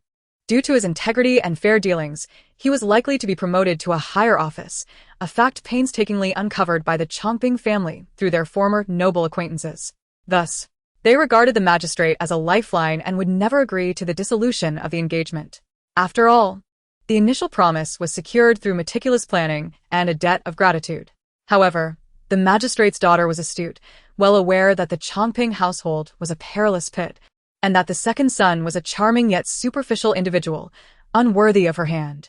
Lacking a prior reason to decline, she was unexpectedly granted a surprise when the second son brazenly paraded with another young lady while still engaged to her. Was he not striking her as his betrothed? Although she was inwardly delighted, she had to maintain a facade of outrage. Aunt, this is not mere folly on my part, but rather a consequence of your son's excessive arrogance. He dallies with others and even promises that lady marriage, yet here I am, his fiancé, confronted by her. With so many witnesses in the tavern, how can I preserve my dignity? Perhaps we should annul this engagement after all. The members of the Chongping household exchanged awkward glances. Frankly, they understood their own child well enough without needing external confirmation. They believed the magistrate's daughter wholeheartedly. It was indeed baffling how the second son had entangled himself with such a persistent nuisance, allowing her to confront the rightful party. Regardless, this situation could not be undone. My dear, the second son has acted inappropriately. I shall ensure that the old matriarch reprimands him and compels him to apologize to you. As for that shameless woman, I will see to her as well. However, you must remember that men have historically taken multiple wives. How many remain faithful? Our families share a deep bond. Let us not allow an outsider to disrupt our harmony. The matriarch's words, laced with both kindness and authority, conveyed the Chongping family stance while subtly reminding of the past favors that bound them, indicating her refusal to dissolve the engagement. The magistrate's daughter, momentarily setting aside her handkerchief, retracted her previously gentle demeanor. Madam, I fear you have forgotten that my parents are paragons of fidelity in a one-man, one-woman union. Growing up in such a household, I was cherished and pampered. It is unreasonable to expect me to endure indignities in your home. Regarding past events, I must ask, with your cunning, do you feel no guilt? The truth of that favor is clearer to your family than to me. The engagement must be terminated. While outsiders may not understand, you and I know well that this union was one of necessity for your family. Think carefully, lest we become adversaries instead of allies. The matriarch, once respected for the glory of the Chongping house in her youth, found herself humiliated for the first time by a younger generation. Although anger coursed through her, she could not retort, for the magistrate's daughter spoke truthfully. Alas, As the walls of the home began to crumble, the marriage was doomed to fail. Ultimately, the matriarch agreed to annul the engagement, returning the tokens exchanged by both parties. On the journey back, the magistrate's daughter felt fortunate to have brought the tokens along, ensuring the dissolution proceeded smoothly. Meanwhile, the second son returned home to a harsh reprimand. Upon learning that his engagement had been ruined by Yi Pianpian, he stormed out, furious and seeking retribution against the audacious Yi Pianpian. Chapter 94. Why do you turn your back on me now? In the Yin household, Yi Pianpian strolled leisurely through the back garden, humming a tune, reveling in her victory. Suddenly, a servant she had bribed hurried over, presenting her with a letter. To facilitate clandestine meetings with the second son, she had invested considerable effort and saved for years to secure the loyalty of a lowly servant. It was truly frustrating how the Yin family maintained such a united front. Even the most minor of their staff, such as a mere gardener, would not deign to acknowledge her. Once she became the esteemed second lady of the Yongchang Marquis family, she would return to make the members of the Yin family grovel and pay her homage. Nonetheless, having secured a servant was beneficial, as it allowed her and the second son to communicate through him. Eagerly, she tore open the envelope, finding no sweet nothings or flattering phrases. Only the brief note, "At the hour of Shin, at Fumin Tower." Yi Pianpian surmised that if the magistrate's daughter was indeed honorable and true to her word, she must have already annulled the engagement with the second son. To her surprise, the second son, having just freed himself from his previous bond, was eager to seek her out. Clearly he cherished her and wished to share this delightful news immediately. With excitement and joy swelling within her, Yi Pianpian adorned herself elegantly and arrived early at the top-tier private room of Fumin Tower. Without needing to inquire, they both knew which room it was, for it was the very place they had previously shared their heartfelt confessions. After waiting for half an hour, her long-anticipated beloved finally arrived. Yet, before she could greet him with affection, he struck her hard across the face. Stunned, Yi Pianpian leaned against the table, clutching her cheek. The stinging pain a harsh reminder that this was no dream. The man she adored had ruthlessly struck her for another woman. Unfazed by her shocked expression, the second son settled into a nearby chair, devoid of any remorse. Yi Pianpian, you madwoman! When did I ever express a desire to marry you? You have ruined my engagement and tarnished my reputation with your reckless words. Do you even recognize your own worth? Without the protection of the Yin family, you would be no more than a beggar on the streets, or perhaps a lowly courtesan. Of course, with your plain appearance, you could never become the favored courtesan. You would merely scrape by as a common prostitute. When a man becomes resolute, he forgets all past affection, uttering the most hurtful words that can strip one of all dignity. Yi Pianpian clenched her fists, her sharp fingertips piercing her palms. After a moment, she suddenly relaxed her hands, a radiant smile illuminating her face as she playfully pouted. Darling, it is only because I love you so dearly that jealousy momentarily clouded my judgment. In truth, I have regretted my actions since, though I dare not admit my faults. Fear not, tomorrow I shall personally apologize to that young lady. I am willing to kneel and bow my head if it means restoring our engagement. As she spoke, Yi Pianpian poured a glass of wine and handed it to the second young master, her delicate fingers gliding teasingly over his hand, the implications unmistakable. Noticing the second young master becoming somewhat distracted, Yi Pianpian seized the moment, twisting her slender waist and settling herself sideways on his lap. With one arm draped around his neck, her fingers playfully traced circles on his collarbone, while her other hand steadily held the wine glass, inching it closer to his lips. Is everything you say the truth? Do you truly have a way to win back my jilted fiancé? Feeling the tightening grip around her waist, Yi Pianpian shot him a sidelong glance, her smile growing ever more enchanting. Of course. Who understands women better than another woman, especially a rival in love? You need not worry. Under Yi Pianpian's seductive influence, the second young master, unable to contemplate the feasibility of her words, mindlessly drank from the glass. In the next moment, whether due to the potency of the wine or another cause, a wave of dizziness suddenly washed over him, followed by a familiar sensation spreading throughout his body.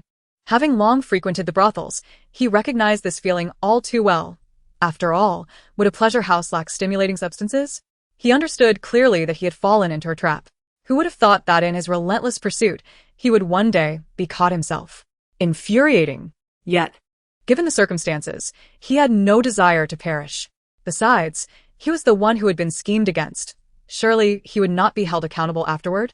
With such a significant opportunity at hand, it would be foolish not to seize it. After all, it was merely a fleeting night of passion. Ultimately, the one who would suffer would not be him, a man. Once his initial anger subsided, the second young master swiftly resolved to proceed directly to the main event. Je pian-pian fu rovet herbrov, clearly distressed. Nevertheless, for the sake of future wealth and glory, she gritted her teeth and endured.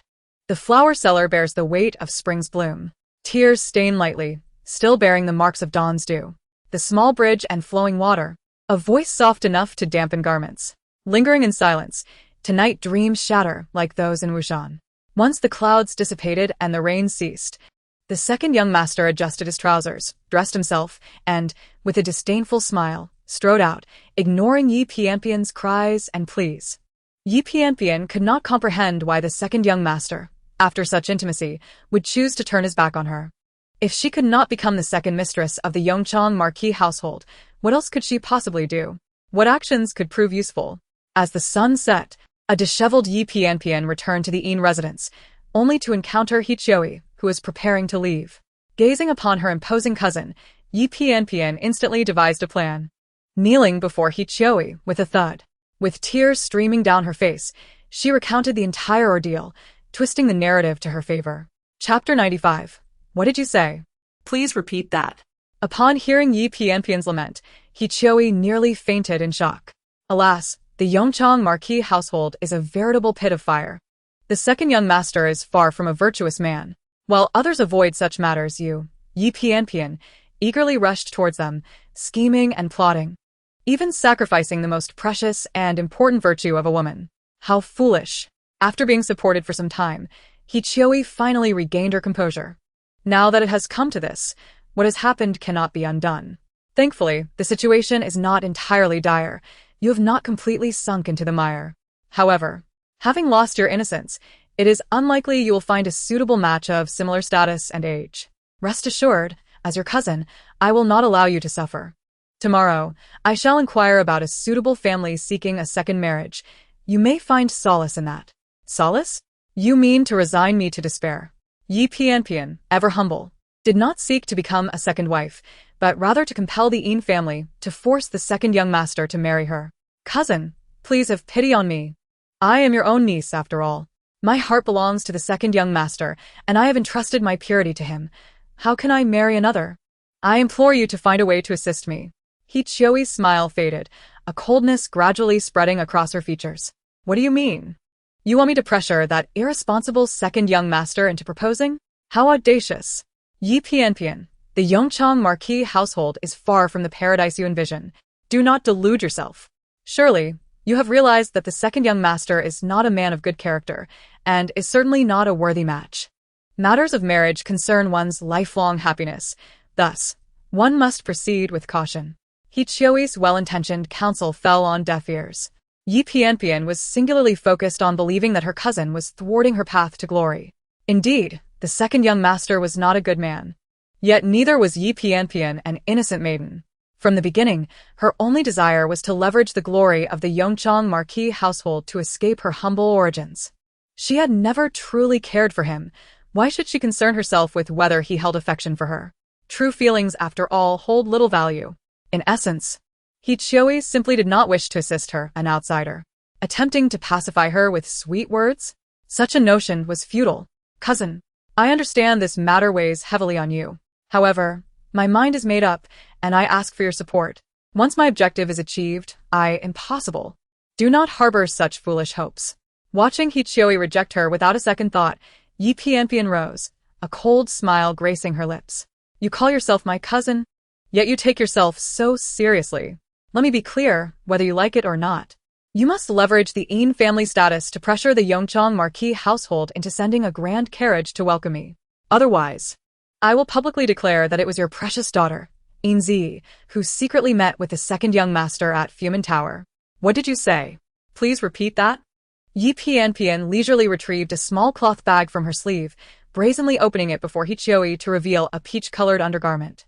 Cousin, you should be quite familiar with this item, as it bears the name embroidered upon your sister's personal belongings.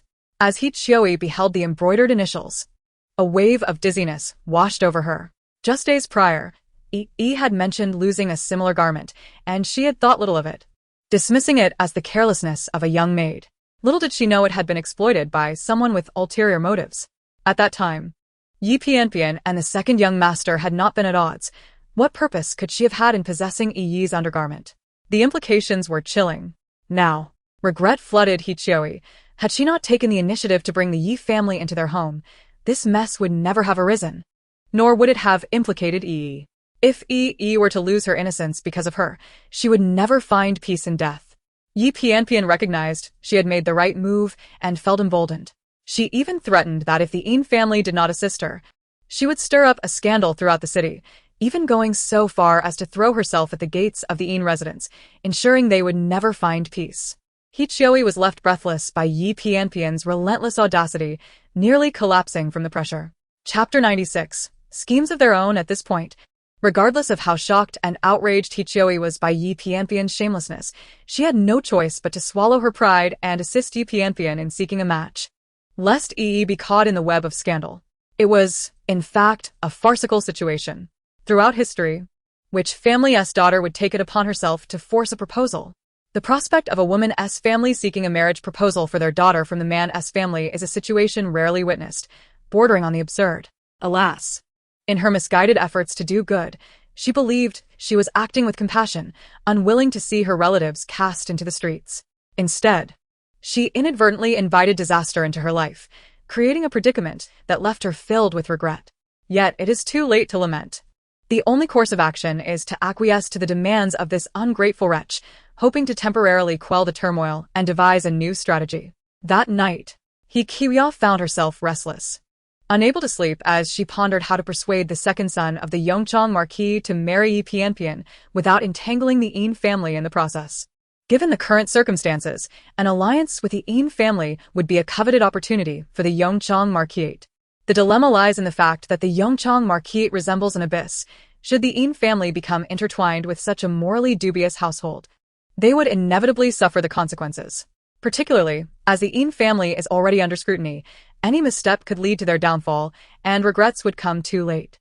After a sleepless night, Zhiyi still found no satisfactory solution. However, time waits for no one, and she steeled herself to approach the Yongchang Marquis. Following the events of the previous day, the matriarch had already conducted an investigation into the audacious woman involved. To her surprise, the outcome was not as dire as she had anticipated. It appeared that the girl was a relative under the protection of the Yin family. What sort of entity is the Yin family? They are a distinguished lineage, revered by lords and generals alike, a true aristocracy with a legacy of excellence. Presently, the Yin family boasts a venerable general, esteemed by the populace as a demigod and a pillar on the battlefield. The current head of the family has succeeded this general, assuming the role of the new Grand General, with a promising future ahead. Even the younger generation of the Yin family is formidable. The eldest son, Yin Tianjia, has grown up in the military under the guidance of the old general and is now a major commanding his own troops. The second son, Yin Tianjua, appears carefree yet possesses remarkable intelligence, skillfully concealing his brilliance to protect himself. In a realm where suspicion abounds, the current ruler has cast aside many noble families, leading to discontent with the formidable Yin family. Thus, rather than another military prodigy, the Yongchang Marquis requires a charming and flamboyant second son. It is evident that there are no foolish individuals within the Yin family. Only her naive grandson would mistake the second son of the Yin family for a frivolous playboy, thinking they share a kinship. If the Yongchang Marquis could forge a connection with such a prestigious family, it could at least ensure the continuation of their title, preventing its demise at her hands. As a seasoned elder, she harbored no fear of annihilation. Historically, fortune and misfortune are intertwined. Moreover, the prosperity of the Yin family extends beyond this generation. It is an enduring legacy. She firmly believed that there must be some means of safeguarding her life and position. Nevertheless, she recognized that the girl named Yi Pianpian possessed a narrow vision, unlikely to ascend to high society, and likely harbored a poor relationship with the Yin family. It appeared she needed to devise an alternative plan, unwilling to squander the Yongchang Marquis as sole opportunity for redemption. On that day at the Yongchang Marquis, Zhiyi feigned a smile as she sipped her third cup of tea, still reluctant to speak first. It seemed that the one who spoke first would find themselves at a disadvantage. Yet, wisdom comes with age. Sensing her own discomfort, He Qiuya sighed inwardly and broached the topic of Yi Pianpian. Esteemed matriarch, I believe you are aware of the reason for my visit today. Alas, my inept cousin has become infatuated with your second son, and as her elder, I cannot act to thwart their affections. Unbeknownst to me, their folly has led to a grievous error. Upon learning of this, I was understandably angered.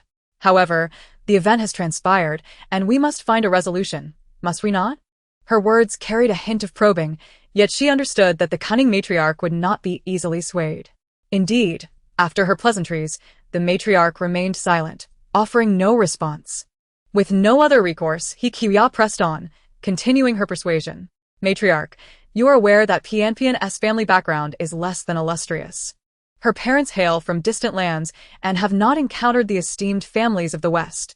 Out of fear, they have turned to me, seeking a way for the two children to maintain their dignity.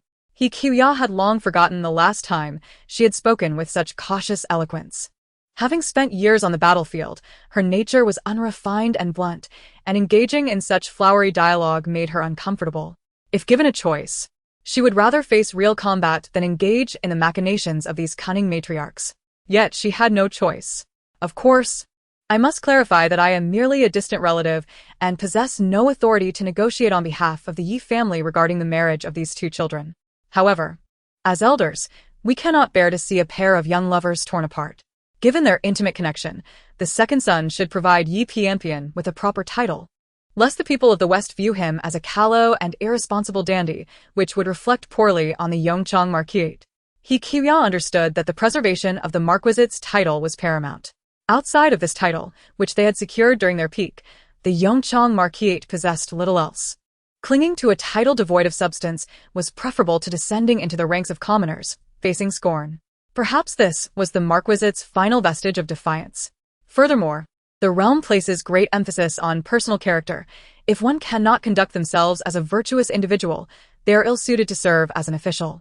Thus, noble families that can inherit titles are acutely aware of their descendants' reputations. Should it come to light that a particular family's youth is unworthy of their status, the current ruler would contemplate stripping them of their title and hereditary rights.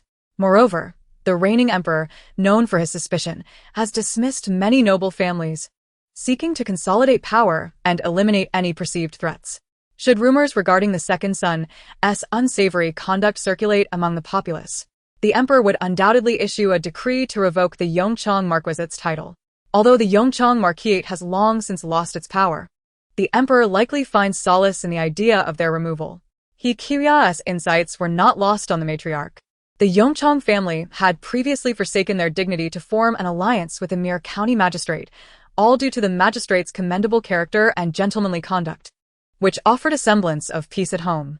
They had sought to leverage the magistrate's virtuous reputation to uphold the image of the Yongchang Marquisate while transforming the second son's reckless lifestyle into one of redemption, ensuring the title's continuation. He Qiuya's remarks undoubtedly struck a nerve with the matriarch. Madam Yin, I am fully aware of your intentions. Regardless of the circumstances, it is indeed unjust for the second son to tarnish the reputation of Miss Yi. Yet, the truth remains that the young lady, an unmarried woman, has acted recklessly, daring to administer such potent substances. You may not realize that the second son remains bedridden due to her brazen actions. Madam Yin, like any mother, has a son. If you were to place yourself in her shoes, would you still be willing to accept such a girl as your daughter-in-law? Should your son find himself entangled in such distressing matters?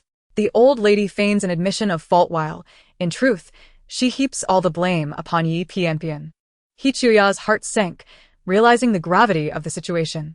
Just yesterday, Yi Pianpian did not disclose that her illicit liaison with the second young master was due to her administering drugs. Now, she finds herself rendered speechless by the cunning old fox. Though she doubts that the second young master is truly bedridden, considering he left independently the day before, and Yi Pianpian could not have stopped him if she tried. Yet, in this matter, she is at a disadvantage and cannot expose the old lady's deceit.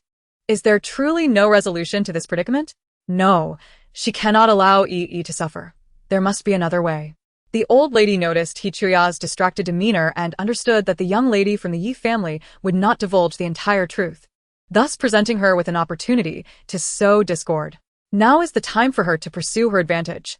Madam Yin, I am not unreasonable. The integrity of Miss Yi has been tarnished, rendering her unable to live well in this world. The Yongchang Duke's residence will provide her with a title.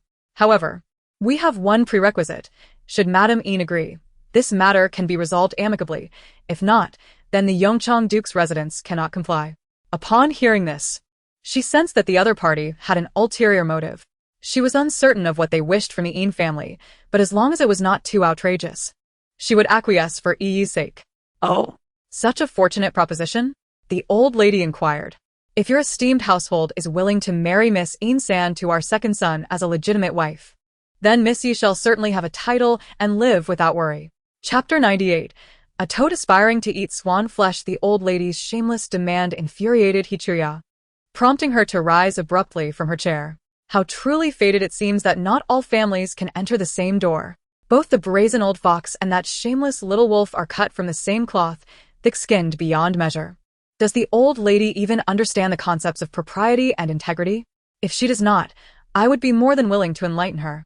That second son of yours, who is nothing but a failure, dares to propose to my esteemed Miss Yin.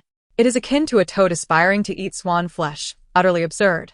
With that, Hichuya kicked over the table laden with tea and snacks and strode out with her sleeves flaring. As she reached the gates of the Yongchang Duke's residence, still seething, she kicked the door down, startling the doorman stationed there.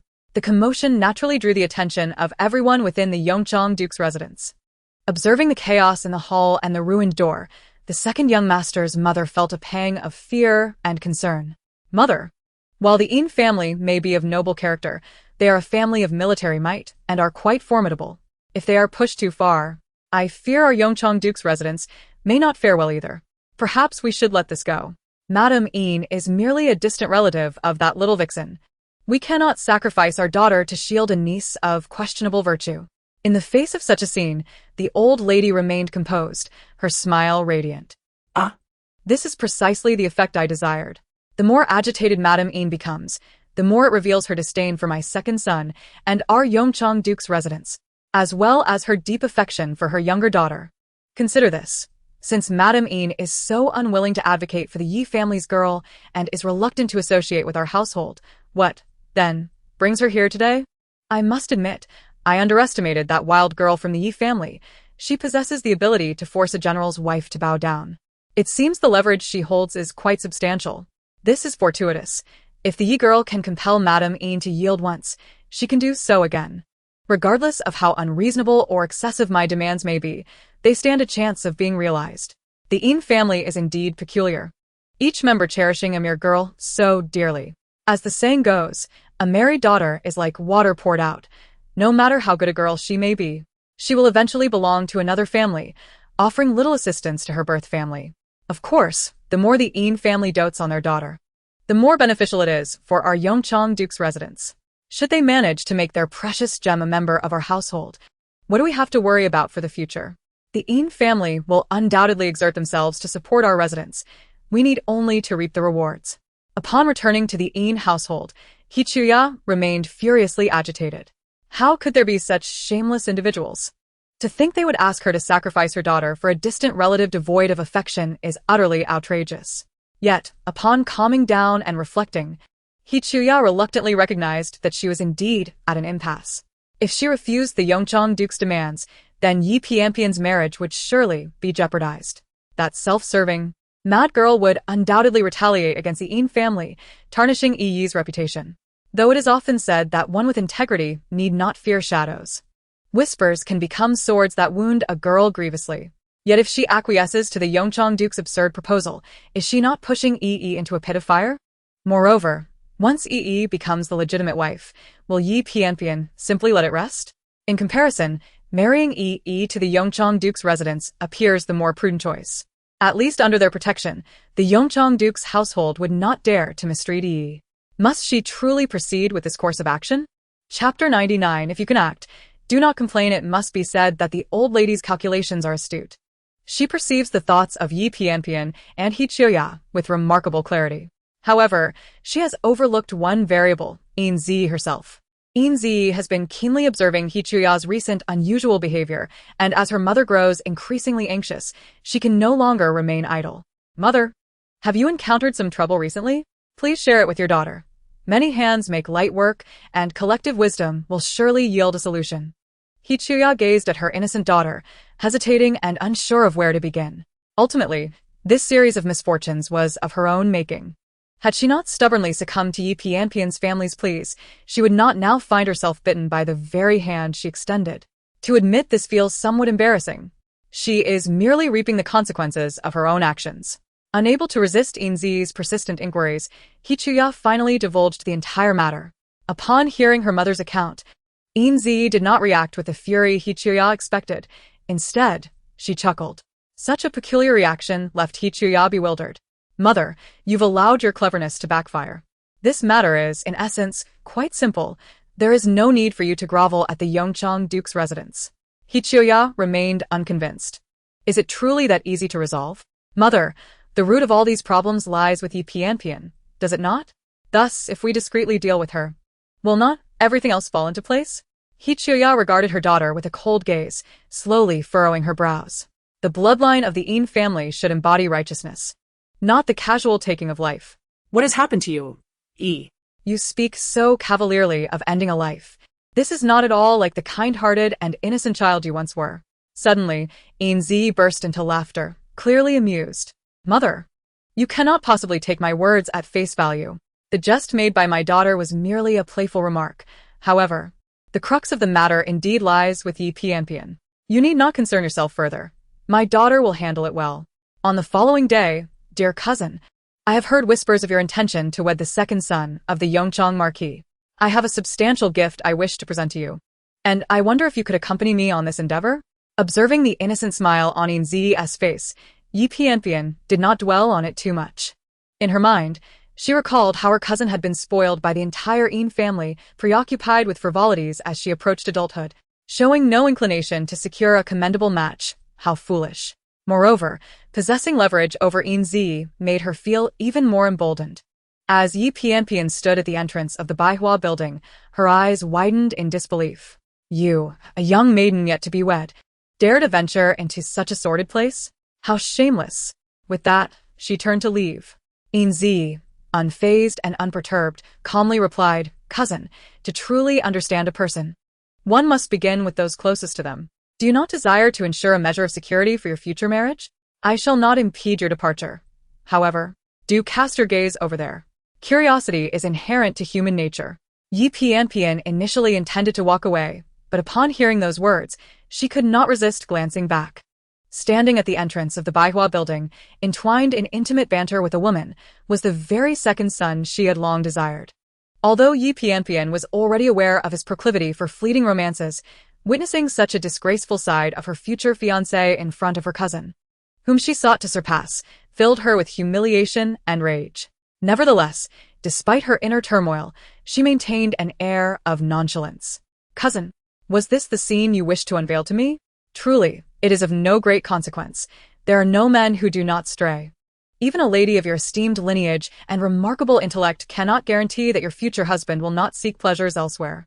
This statement, cloaked as counsel, was, in truth, a curse. Yin Zhiyi smiled serenely.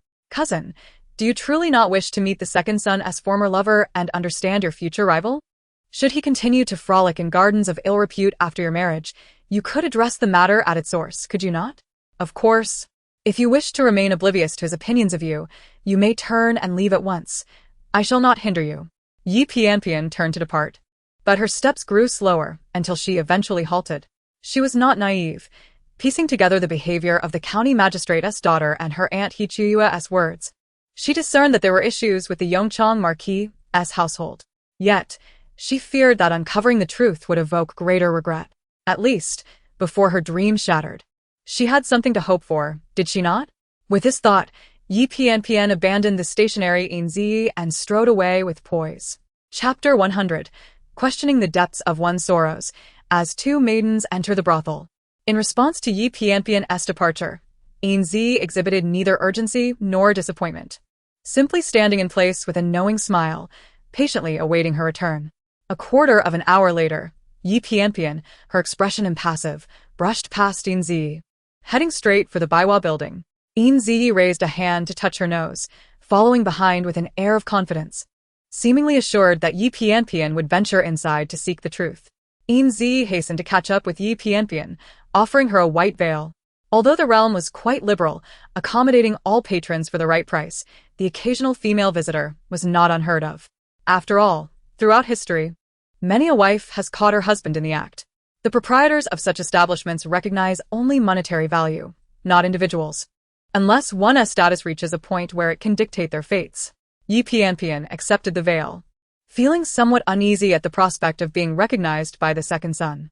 After handing a silver ingot to the doorman, the two naive maidens entered the interior of the Baihua building without incident. Following the matron, Yin Zhiyi felt a twinge of apprehension. Admittedly, despite having resided in this era for several years and enjoying the indulgence of her family, she hesitated to engage in anything too audacious, influenced by the prevailing customs and ideologies of the time. Thus, this marked her first excursion into an ancient brothel, akin to Lu Laolao entering the Grand View Garden. The matron observed the two curious young ladies and chuckled to herself. Upon opening the door to the northernmost room on the second floor, she welcomed the two young ladies inside with a smile. Rest assured here, no one shall disturb you. The tea upon the table is free of any distracting substances, So feel free to partake. should you wish for any young ladies to entertain you with music, do not hesitate to voice your desires. Upon hearing this, Yin Zhiyi nodded in satisfaction, reaching into her sleeve to produce another silver ingot to hand over to the matron. Before entering, she had noted that this particular room on the second floor was exceptionally quiet, not intended for the carnal pursuits of male patrons. It was likely designated for discreet discussions among dignitaries. There was no need to inquire how the matron discerned their intentions. After years of navigating such environments, her ability to read people and situations was unparalleled. Ah, a perceptive and astute individual, Yin Zhiyi mused. Madam Su, since you have already gleaned some insight, I shall not beat around the bush. We seek to speak with the second son's beloved in order to gather some information. Madam Su's hesitation was anticipated by Yin Zhiyi, and in this realm, money served as the key to unlocking doors. Placing a 50-tael silver note on the table, she gently tapped it with her fingers. At the sight of this, Madam Su's face brightened, and she swiftly pocketed the silver note while instructing the doorman, "Go fetch Lianer. Tell her a distinguished guest is seeking her." "Oh, no, just say I have matters to discuss with her." Yin Zhiyi's smile widened. After all, it was said that the matron was a clever woman. At that moment, Lianer was likely attending to the second son. While it would be unwise to rob other patrons of their favored companions, it was entirely reasonable for a matron to summon someone on behalf of a guest. Before long, a young lady clad in a light pink dress entered the room. How fitting, indeed, for her name. This girl moved with the grace of a willow swaying in the breeze, her large, luminous eyes framed by a delicate nose and a cherry-red mouth, exuding an air of charm that was utterly endearing. Only such a maiden could satisfy the protective instincts of a traditionalist male. She gestured for Madame Su to usher the extraneous individuals out and closed the door behind her. Lianer has met the two young ladies. May I inquire what brings you here? Noticing Yi Pianpian's hands clenched tightly beneath the table, Yin Zhiyi quickly stood. "Dear Lianer, please do not feel constrained. Take a seat. We apologize for our intrusion today, but we seek to inquire about the second son of the Yongchang Marquis. Might you be willing to share some insights with us?" Lianer, seated awkwardly on a round stool, fidgeted with her garments, appearing quite pitiable. "Might I ask why you wish to learn about the second son?" Upon hearing Yi Pianpian's cold snort, ready to retort, Yin Zhiyi quickly interjected. "Surely, you have heard about the second son's broken engagement? My family is currently deliberating whether to accept the Yongchang Marquis' proposal for a union. My sister, having heard the rumors, is quite apprehensive, hence our bold venture to consult with you, to better understand the character of the second son before we reach a decision. I hope you do not find us presumptuous. Is your elder sister truly to become the second son's fiancée? How is it that Lianer has not heard of such news in this place, where information converges? The lady is unaware that, due to the absurd events that transpired earlier, my family and the Yongchang Duke's residence dared not let slip any details until matters were settled, fearing further damage to our reputation." As Yin Zhiyi's words fell, the previously pitiful flower before her suddenly changed demeanor. "You truly came to inquire about that scoundrel?" Which parents are so foolish as to push their daughter into the fire? Is your esteemed mother your stepmother? Chapter 101. A drama staged by three women, old flames, young lovers, and betrothed encounters. The abrupt shift in demeanor from Lianer took both Yin Zhiyi and Yi Pianpian by surprise, leaving them speechless. How could one moment be akin to a meek kitten, only to transform into a ferocious tiger the next? In this day and age, does one need to act merely to survive? Noticing the astonishment in their eyes, Lianer realized she had revealed her true nature. Ah, please do not take offense, ladies. I merely feigned this frail appearance to cater to the tastes of others. It was unavoidable. Rest assured, regarding the second young master, I shall speak candidly and without reservation. As Lianer repeatedly referred to him as a scoundrel, Yin Zhiyi and Yi Pianpian exchanged glances.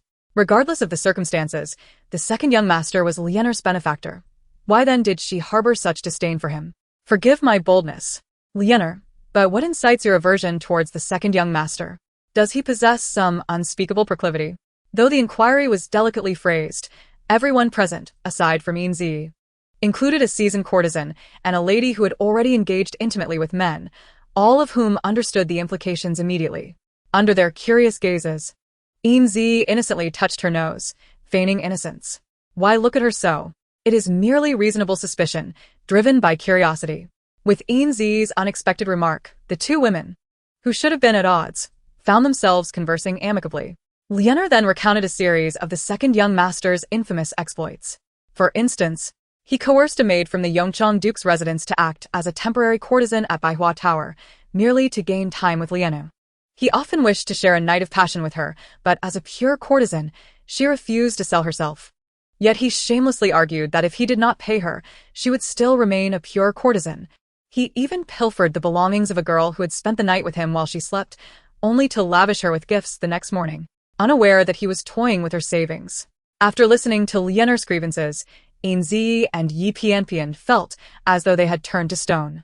Admittedly, Yin Zhiyi had initially sought negative information about the second young master, yet she had not anticipated such a wealth of revelations. What manner of being was the second young master that he committed such unscrupulous acts? Others would hardly conceive of such behavior, which explained Lianer's evident loathing for him.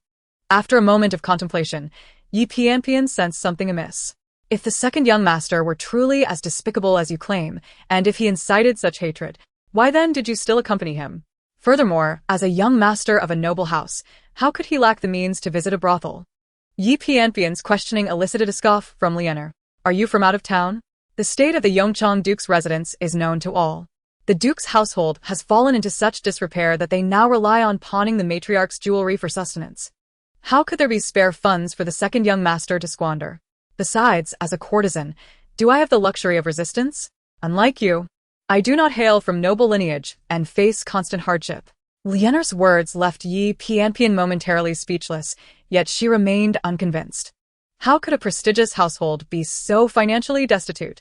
Moreover, the idea of seeking out someone at a brothel had originated with Yin Zhiyi. Perhaps they had conspired to stage a performance aimed at dissuading her from her aspirations of marrying into the Yongchang Duke's family. Indeed, it must be so. 15 minutes later, Lianer, with tear-streaked cheeks, returned to the room of the second young master. A beautiful woman in tears is always a sight to behold, especially one as delicate and frail as Lianer. When the second young master saw her red-rimmed eyes and damp lashes, he hurriedly embraced her shoulders, his hands restlessly gliding over her form. Oh my dear, what troubles you? Why the sorrow?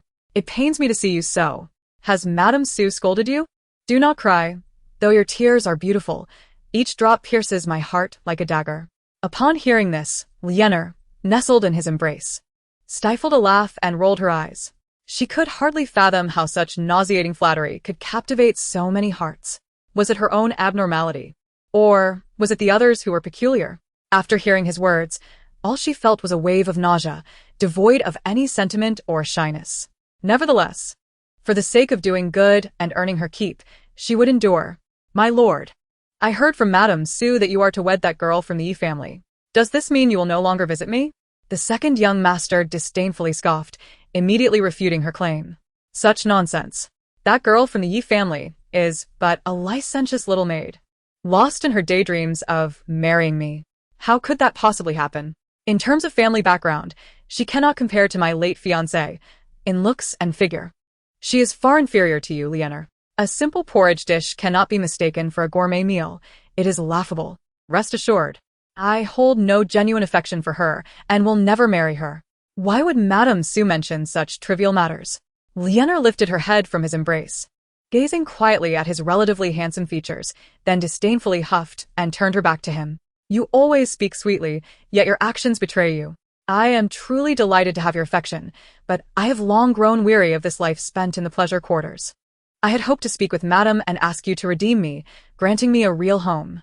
Instead, Madame Su told me that you have an abundance of beautiful companions, enough to line the streets, and mocked my naivete.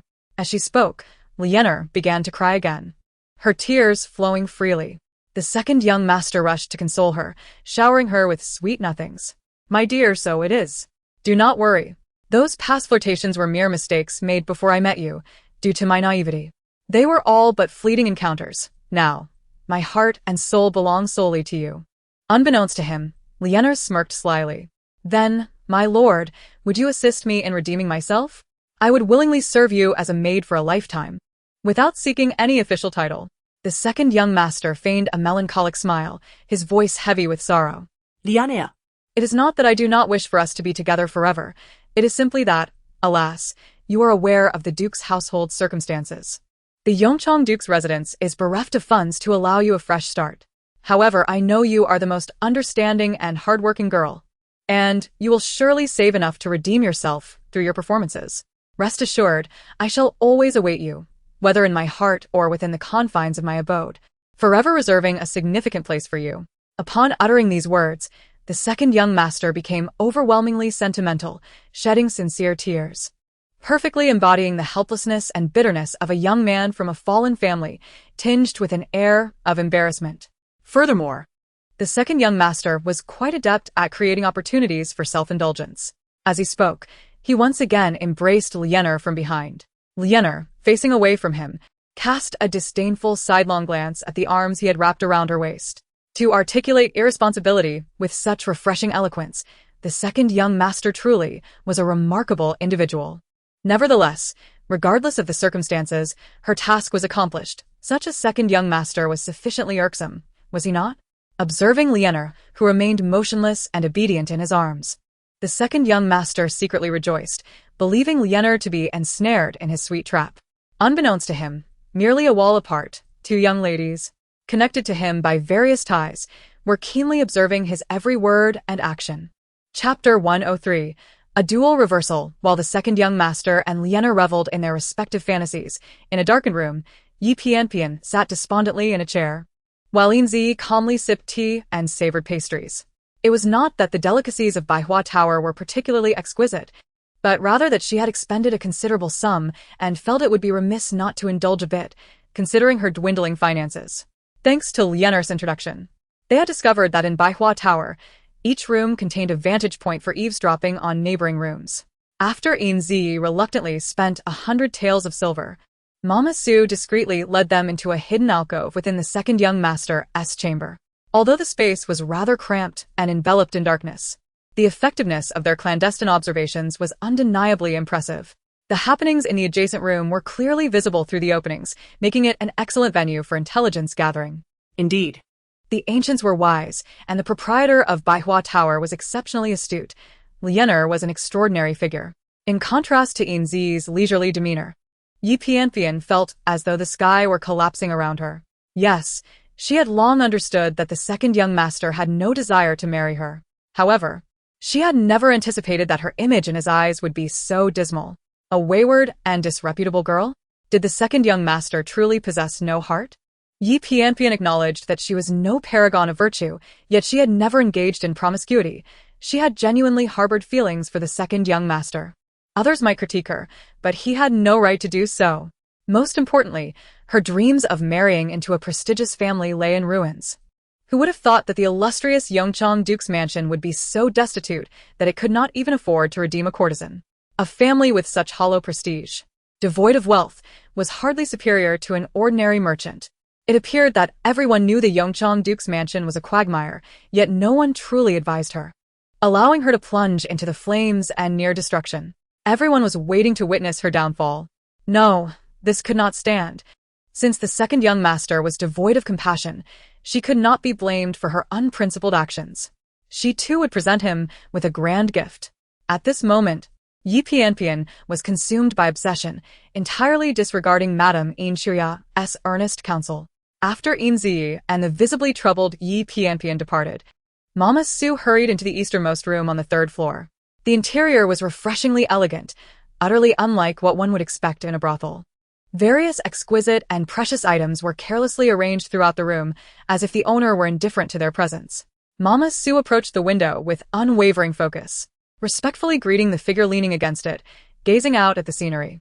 Master, Miss Yin has left with that Miss Yi, yet it appears that Miss Ye's grievances remain unresolved.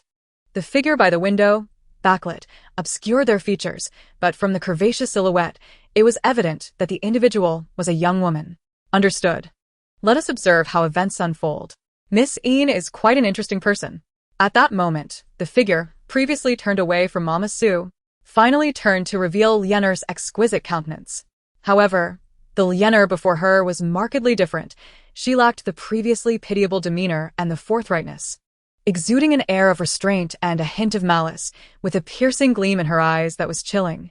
In her hand, she held a piece of letter paper, devoid of any text, save for a single lotus flower drawn in red cinnabar.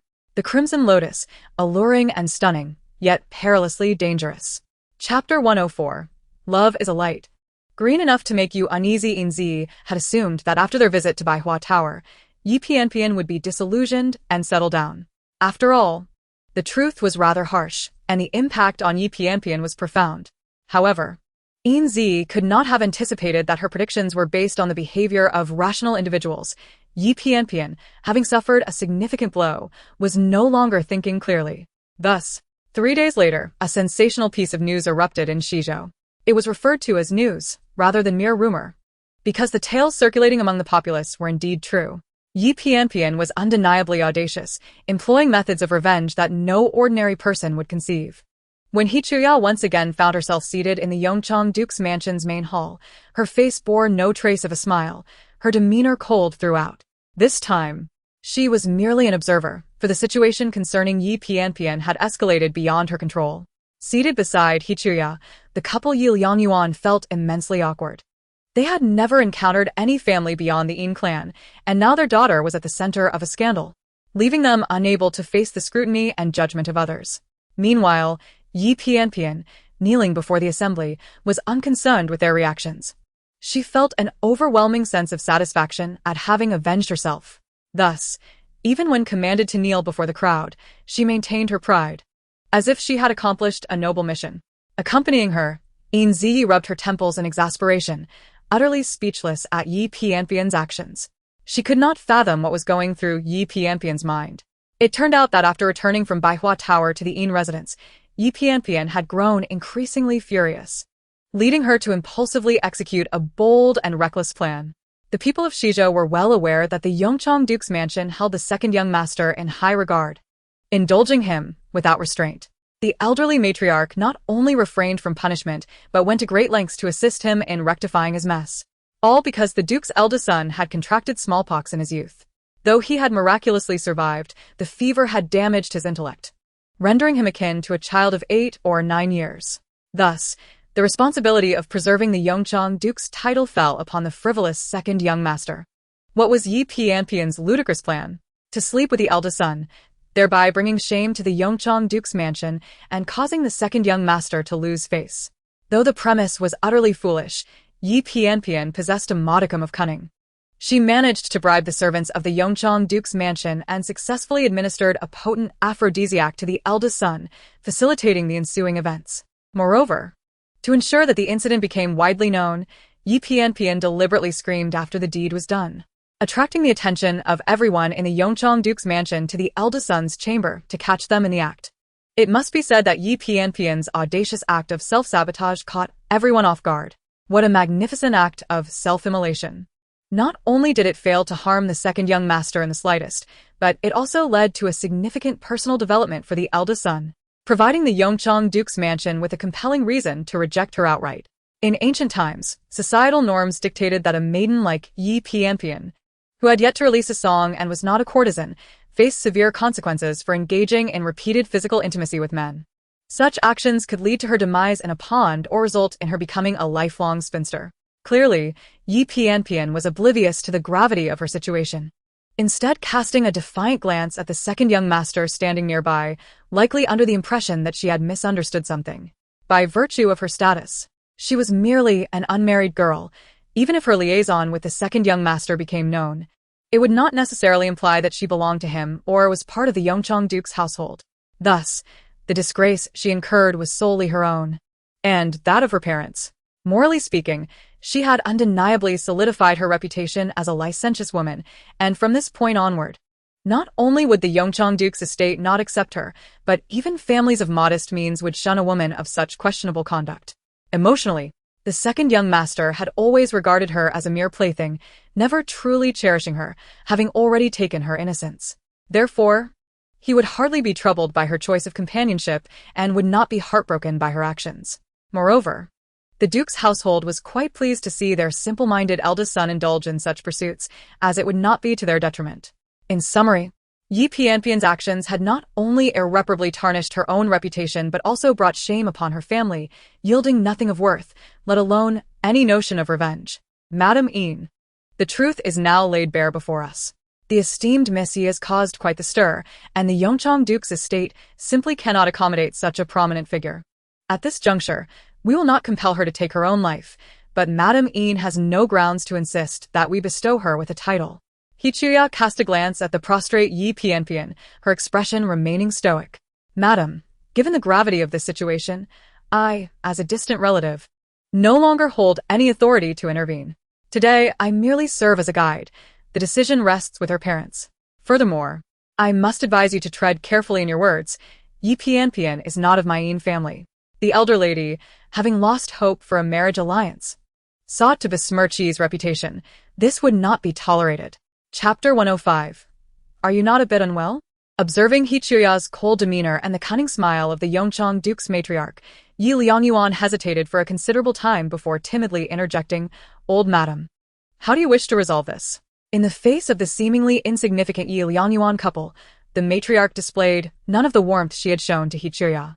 Madam Yin was already a renowned general's wife, a paragon of female heroism, and at the zenith of her family's power, while the Yi couple, mere commoners, had failed to guide their child, resulting in a daughter of such debauchery and foolishness. There was little to merit her respect. One may be impoverished, yet one must not lose self-awareness, living in delusions and hoping for miracles. As for resolution, there was none. A woman of Yi Pianpian's ilk would certainly not cross the threshold of the Yongchang Duke's estate. The elder lady mused that there was no need for discourse with the Yi family. A daughter of such a nature was not a privilege they would endure. Though today's events were of her making, ultimately, she had gained nothing, and out of respect for Madame Yin, the elder lady chose not to pursue matters further. You must leave Shizhou with haste. The elder lady's words left Yi Liangyuan and his wife in shock. They had come to Shizhou seeking refuge with the Yin family to enjoy a semblance of stability and a taste of a superior life. Her statement felt like an expulsion from their sanctuary. Yi Pianpian's mother, valuing wealth above all and unable to maintain her composure, immediately protested, No, absolutely not. We shall not leave the Yin family. Moreover, you, old woman, are being unreasonable. It was your sons who sullied my daughter's purity, yet you wish to turn the tables on us. Now you refuse to take responsibility, seeking to drive my poor daughter to despair? I assure you, we fear you not. The Yin family is our support. Ye's mother was being utterly unreasonable, still clinging to the hope of marrying her daughter into a noble family despite the current predicament. The elder lady, having witnessed every manner of trial and tribulation in her over 50 years, found herself seldom confronted with such shamelessness and was left furious. Very well. Your family is indeed a den of vipers. The notion of my grandson marrying your daughter is but a dream. Should you persist in your demands, I would not hesitate to expose this matter entirely. I shall see who will be the one shunned by all, forever unable to hold their head high. Originally, this matter held little relevance to Hichuya and her son, but Ye's mother's obstinacy compelled them to intervene. Madam, this situation does not concern my Yin family. We are well aware of the events that transpired and who is at fault. Further discussion is unnecessary. The resolution is for both families to decide. And my Yin family shall refrain from interference. With that, He Qiuya and Yin Zhiyi departed the Yongchang Duke's estate, no longer concerned with Yi Pianpian's plight. Did they truly believe that residing with the Yin family made them one of their own? To involve the Yin family in such absurdity while seeking refuge was sheer folly on Yi Liangyuan's part. With He Qiuya gone, Ye's mother, who had been so vocal moments before, fell silent, daunted into submission. Historically, commoners seldom dared to confront authority, despite the Yongchang Duke's decline. They still wielded far greater power than the Yi family, instilling a sense of intimidation. Yi Liangyuan, while smiling apologetically at the clearly irate elder lady, harbored a deep resentment towards the indifferent Yin family. Such was the world, cold and unfeeling. Even familial bonds felt fraudulent. In times of need, none could be relied upon, not even kin. How pathetic. As for Yi Pianpian, the instigator of this turmoil, she paid no heed to the reactions of others. Her focus solely on the indifferent second young master. The more displeased he appeared, the greater her delight. She interpreted his frustration as a sign of his concern for her, believing he was troubled by her liaison with the eldest master. If he cared not for her, why would he be so perturbed? All signs pointed to the conclusion that he harbored feelings for her, and her scheme had succeeded in evoking his regret and remorse, thus fulfilling her desire for revenge. But was this truly the case? Certainly not. The dim-witted Yi Pianpian had never considered that the second young master's discontent stemmed from worry for his elder brother. Nor did she realize that he resented her for bringing such misfortune upon their family. The Duke's household and the Yi family were at an impasse, unable to reach an agreement. Ultimately, the elder lady's patience wore thin, and she commanded her servants to expel the troublesome guests. It was only when two servants seized her arms to escort her out that Yi Pianpian finally noticed the external commotion.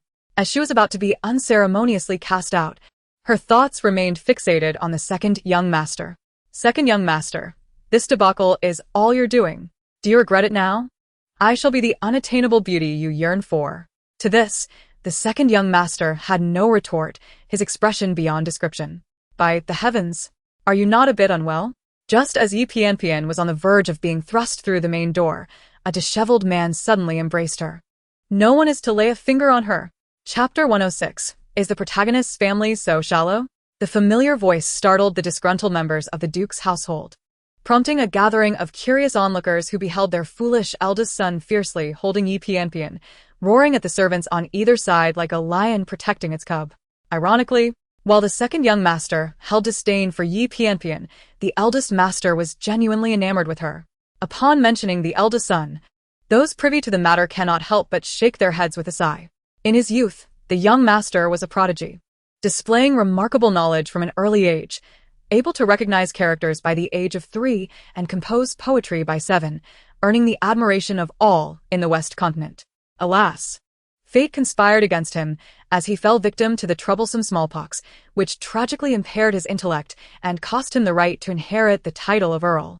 Had the young master grown up in good health, it is likely the Earl's household would not have descended into its current state.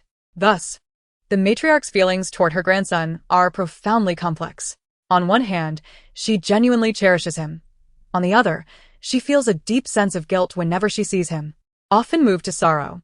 Now, witnessing her once dim-witted grandson find courage and develop affections for another, she cannot help but feel a twinge of compassion. If the eldest son has taken a liking to the young lady from the Yi family, allowing her to remain as a concubine may not be such a burden, as it brings him joy. Yet, this notion was swiftly crushed by Yi Pianpian's vehement outcry. Get away. You fool. Step aside. Second son, if you regret it now, I might still offer you a chance at redemption. Otherwise, Yi Pianpian, shall become your sister-in-law, haunting you for a lifetime. Upon hearing this, the matriarch's willingness to accept Yi Pianpian evaporated. To harbor such a calamity within the household would only invite chaos and unrest to the Earl's estate, rendering them a laughingstock.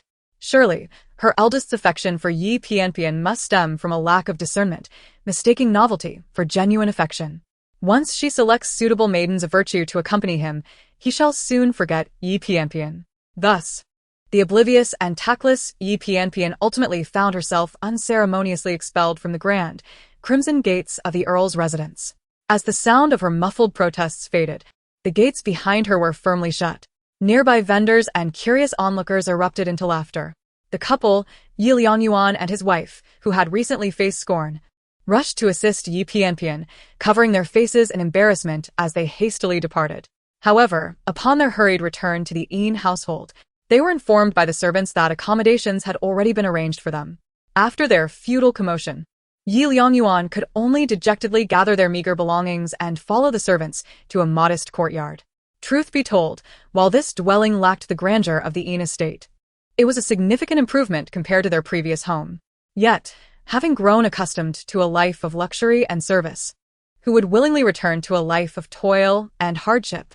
Once the guiding servant departed, Yi Liangyuan and his wife could not restrain their indignation. Bah!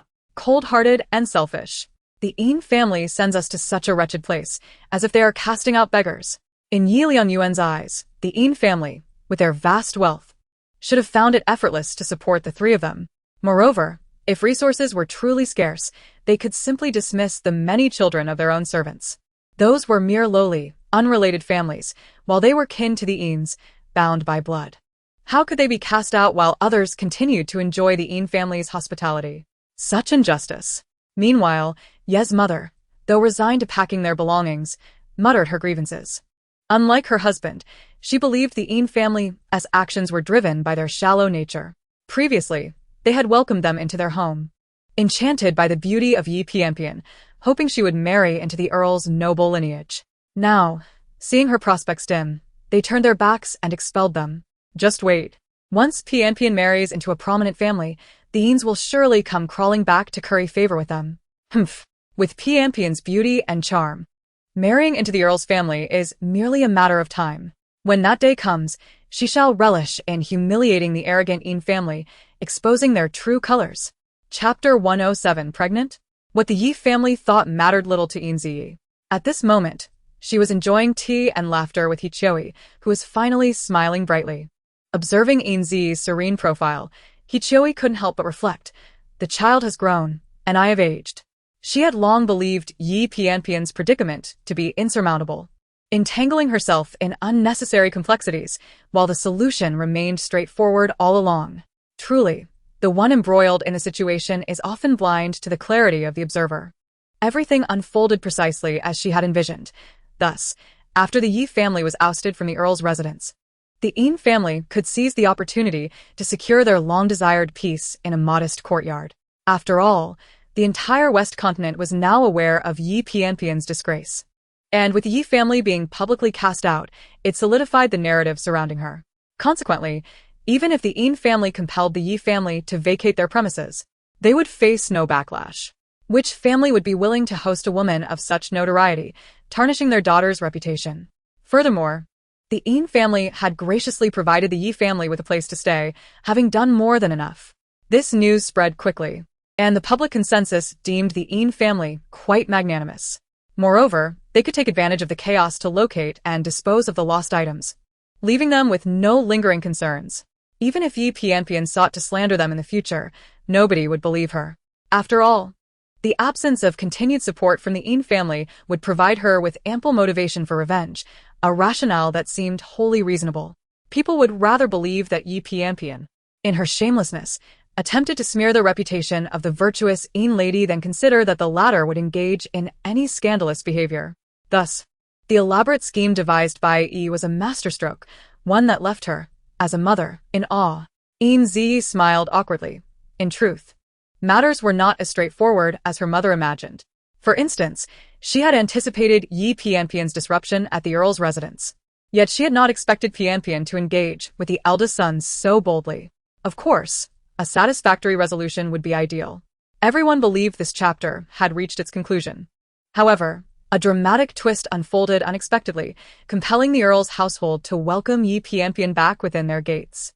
Symptoms of nausea, lethargy, and cravings for sour foods all indicated that Yi Pianpian was with child. Given the timeline provided by the physician, it was almost certain that this child belonged to the eldest son. The Yi family, upon receiving this news, was overjoyed, convinced that the child in Yi Pianpian's womb was undoubtedly of the earl's lineage, whether it be the second son or the eldest mattered little. With this child as leverage, The balance of power shifts in their favor, and the Earl's household would have no choice but to accept Yi Pianpian as their daughter-in-law.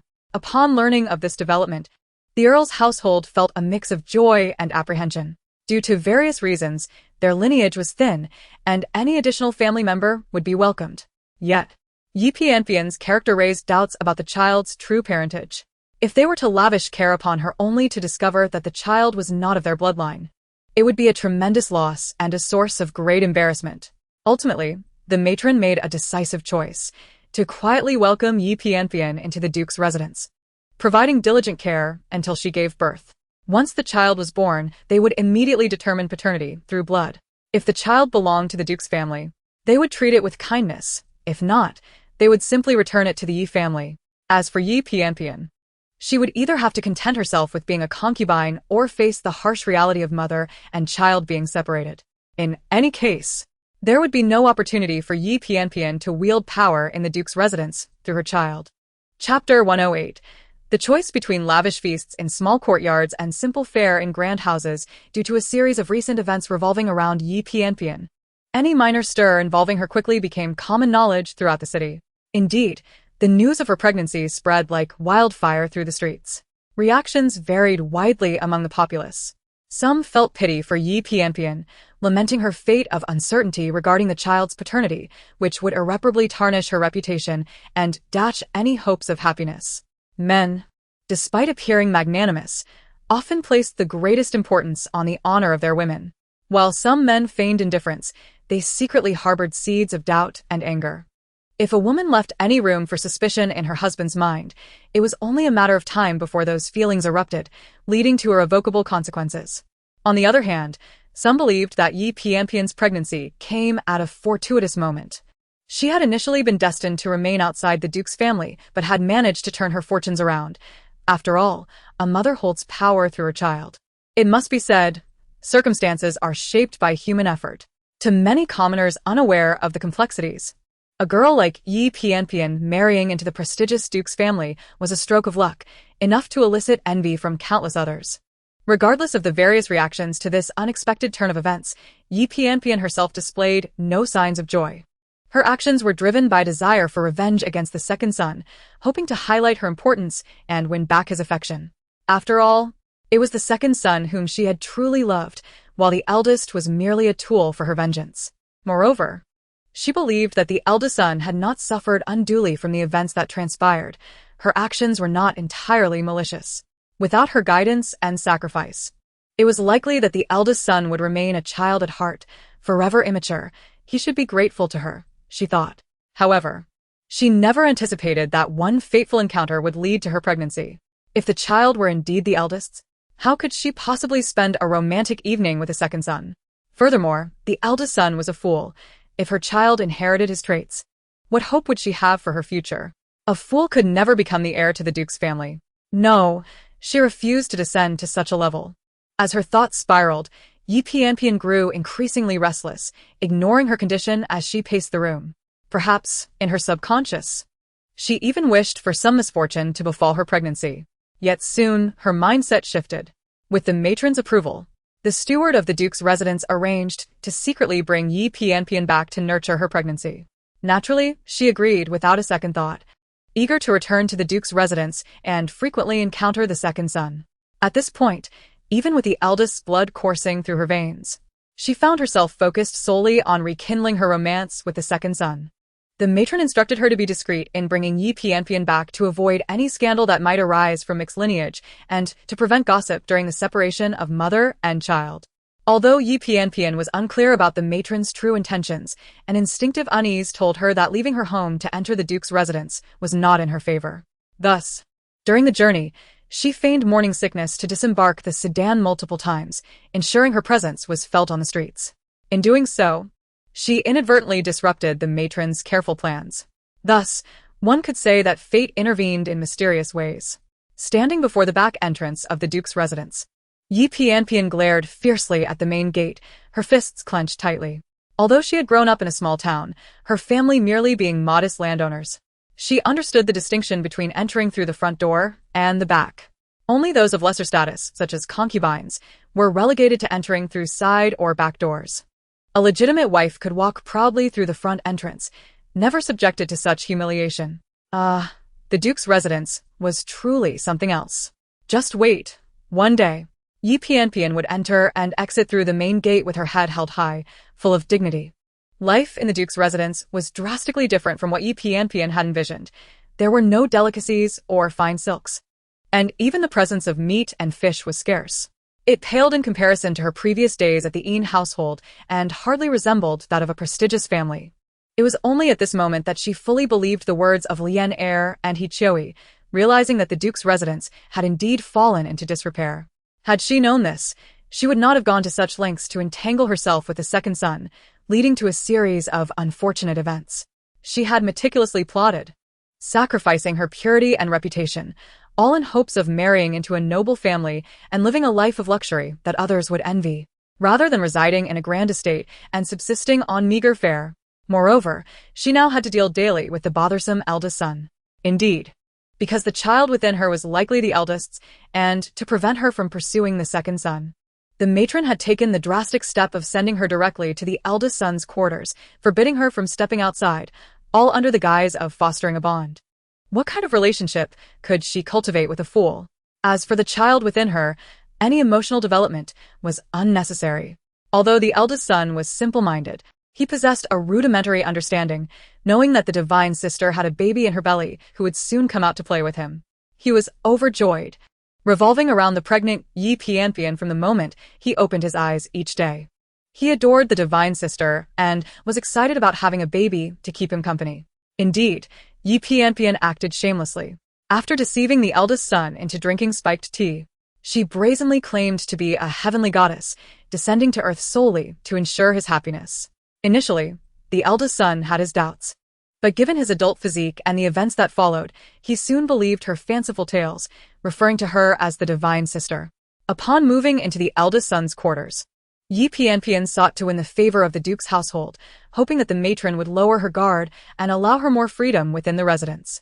She patiently engaged with the eldest son, playing with him, providing her with opportunities to encounter the second son and share their innermost thoughts. However, she had not anticipated that the eldest son's antics would lead the matron to harbor deep resentment towards her, completely erasing any trust. As time passed without any progress towards her desires, the persistent eldest son became an unbearable nuisance, draining Yi Pianpian's patience until she could no longer conceal her true self. Chapter 109. The unpredictable nature of human malice. Early in the morning, the eldest son once again sought out his beloved divine sister. "Divine sister, I have brought you bird eggs," he exclaimed. "The nurse said that you need to eat more eggs and meat because of the baby in your belly. I searched everywhere but couldn't find a hen, so I had to collect bird eggs instead. I was so lucky to find them. I wanted to bring back all the eggs for you, but I didn't want to upset the little bird's mother, so I only took 2. Do you like them?" Yi Pianpian, having been tormented by morning sickness, felt as though she had lost half her life. At that moment, she encountered the source of her suffering, disheveled and unkempt, which only heightened her irritation and anger. She took a sip of plain water, bypassed the dirty young master, and prepared to leave, ignoring the scratches on his hands and face, without uttering a word. Children are acutely sensitive to the kindness and malice of others, sensing Yi Pianpian's displeasure. The young master lowered his head in sadness, awkwardly cradling the 2 still warm bird eggs in his hands. Li Mama, who stood nearby, could no longer bear to watch and approached to comfort the young master. "Young master, Missy is pregnant and not in a good mood. You mustn't take it to heart. Look at you all dirty, like a little stray cat. The old lady would be displeased to see you like this. Be a good boy and go wash up with your nurse, all right?" Upon hearing this, the young master's eyes lit up, and he immediately lifted his head. He absorbed none of the words, only understanding that the celestial sister was ignoring him due to his unkempt appearance, which prompted him to rush off to clean himself. "It's all right, I'm not angry. As long as the celestial sister isn't angry, let's hurry and clean up, then no one will dislike me." The nurse was dragged along by the young master, her face a picture of resignation. Having watched him grow up, she regarded him as her own child. Yet, witnessing the woman he so ardently admired with someone like Yi Pianpian left her heart heavy. To be honest, given the young master's peculiar situation, she did not expect a virtuous girl to willingly marry him, but at the very least, the girl should be kind, patient, and aware of her responsibilities. As for the Yi family girl, best left unsaid. After changing into clean clothes and wiping his face, the young master hastily ran off to find Yi Pianpian again, neglecting to apply any ointment for his injuries. Meanwhile, Yi Pianpian was resting in the pavilion. She had recently attempted to venture outside, but was thwarted by the guards at the gate. It seemed the old matriarch of the Yongchang Marquis household was resolute in keeping her confined within the walls of the estate. Having seen through the facade of the Yongchang Marquis residence, she had lost all desire to rekindle any romance with the second young master. It was better to seek assistance from her distant aunt, agreeing to her previous suggestion of marrying a decent and honest man with some means, even if it meant being a second wife, rather than remaining a foolish bride in this dilapidated household. As Yi Pianpian contemplated her escape to seek help from the Yin family, a familiar wave of nausea surged in her throat. She promptly bent over to dry heave, the discomfort bringing tears to her eyes. Once the torment of morning sickness subsided, she gazed down at her noticeably protruding abdomen, her disdain palpable. Her aversion to childbirth intensified, extending even to the infants of others. The thought that this child belonged to a fool, and might also be a fool, made her feel nauseous. How could she have acted so impulsively, devising such a wretched plan that harmed only herself and not others? Why did she choose someone so utterly clueless? Just then, as if summoned by her thoughts, the young master, now dressed in clean clothes, rushed over with the 2 bird eggs, a broad smile on his face. Yi Pianpian rolled her eyes in disdain and turned her back to him, wishing to avoid the annoyance altogether. Noticing her unwelcoming demeanor, the young master nervously licked his chapped, injured lips and cautiously approached, extending the bird eggs towards her. He did not comprehend why the celestial sister, who had once been so kind to him, now seemed to have turned her back, but he was determined not to lose her affection. Thus, he clumsily sought to please her. However, as Yi Pianpian beheld the 2 pale green bird eggs before her, an invisible wave of nausea washed over her. With a grim expression, she swatted the young master, as hand away. Startled, he reflexively released the eggs, which fell and shattered against her shoulder, the foul-smelling yellow liquid oozing down. The heightened sensitivity of her senses made her erupt in fury at the sight and smell. The young master, witnessing her wrath and her continued dry heaving, realized he had caused a mishap and hesitated to approach her for assistance. As Yi Pianpian disgustedly wiped the egg residue from her shoulder, she glared at the young master with clenched teeth. She could not fathom why the Yongchang Marquis household would keep such a useless and embarrassing young man. If she were in his position, she would prefer death over living in such indignity, perhaps even being reborn into a wealthy family as a privileged master. Yes, if the young master were to die, she would no longer suffer in this wretched place. With this thought, Yi Pianpian turned towards the anxious young master and flashed a radiant smile, her malice swelling within her. The young master, oblivious to her true intentions, misinterpreted her gentle smile as a sign that he had regained her favor. Young master, the celestial sister suddenly craves fish. Would you be willing to fetch some for her? That way, the baby in my belly can come out to play with you sooner. Having not heard such tender words from her in ages, the young master eagerly nodded in agreement. However, he soon furrowed his brow, uncertain of where to find fish. Yi Pianpian, observing his expression, quickly deduced his thoughts. You don't know where to find fish, do you? No worries, think about it. Don't fish live in water? Perhaps there are fish in this lake? Seeing how easily the celestial sister had divined his thoughts only reinforced the young master's belief that she was indeed celestial. He would believe anything she said. Thus, under Yi Pianpian's coaxing, the young master obediently jumped into the lake to search for fish. Would a child with an intelligence level below 10 know how to float? Certainly not. Watching the young master cry out in despair and fear as he floundered in the unfathomable depths of the lake, Yi Pianpian doubled over in laughter on the shore, feeling as though all the suffering she had endured recently was being repaid. Gradually, the young master ceased his struggles and began to sink to the bottom. Estimating that even if he were rescued, he would have little chance of survival, Yi Pianpian leisurely waded into the water, adopting an expression of panic and urgency as she shouted for help. It was fortuitous that the stingy and malicious old woman of the Yongchang Marquis household had refused to assign her an additional servant, allowing her to easily become one of the victims. Yi Pianpian clambered up the bank, frantically calling for help as she stumbled towards the gate. At that moment, the servants who had just finished breakfast were entering the estate. Before they could discuss their duties, they were drawn in by Yi Pianpian's cries. What has happened? Could it be that the temperamental and ambitious Yi family girl has suffered a miscarriage? This simply cannot be allowed. Although the old lady harbors no fondness for that young lady of the Yi family, she holds great concern for the child growing within her womb. If, due to their constraints, anything were to befall the child, the old lady would undoubtedly seek retribution upon them. With this thought in mind, the maids and the male servant guarding the gate rushed towards the source of the commotion. Soon, they encountered the drenched Yi Qianqian. Noting that she merely appeared pale, likely frightened from the fall, they breathed a sigh of relief upon realizing the child was unharmed. You all hurry. Save the young master. He has fallen into the river, and I attempted to rescue him, but my heavy body prevented me from doing so. I saw him sink beneath the water. You must hurry. Upon hearing this, the servants were alarmed. Though the child in Yi Qianqian's womb was precious, the young master was also the old lady's beloved. If he were to perish under their watch, their lives would be forfeit. They quickly split into two groups.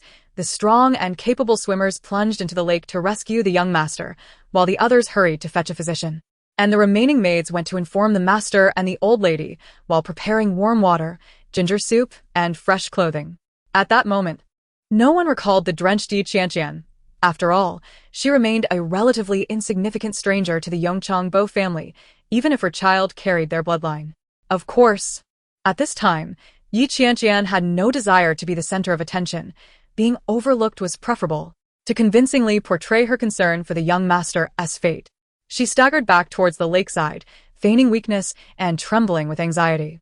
Her genuine worry for the young master's life was overshadowed by her intent to ascertain whether he had indeed perished. In an era devoid of advanced technology or investigative methods, the most effective way to keep a secret was through death. From a distance, Yi Qianqian saw the male servants clad in dark blue garments diving into the water, one after another, desperately searching for the young master. They surfaced to gasp for air, then submerged again, plunging towards the lakebed. As time passed, the shore became crowded with members of the Bo family, and more male servants joined the search.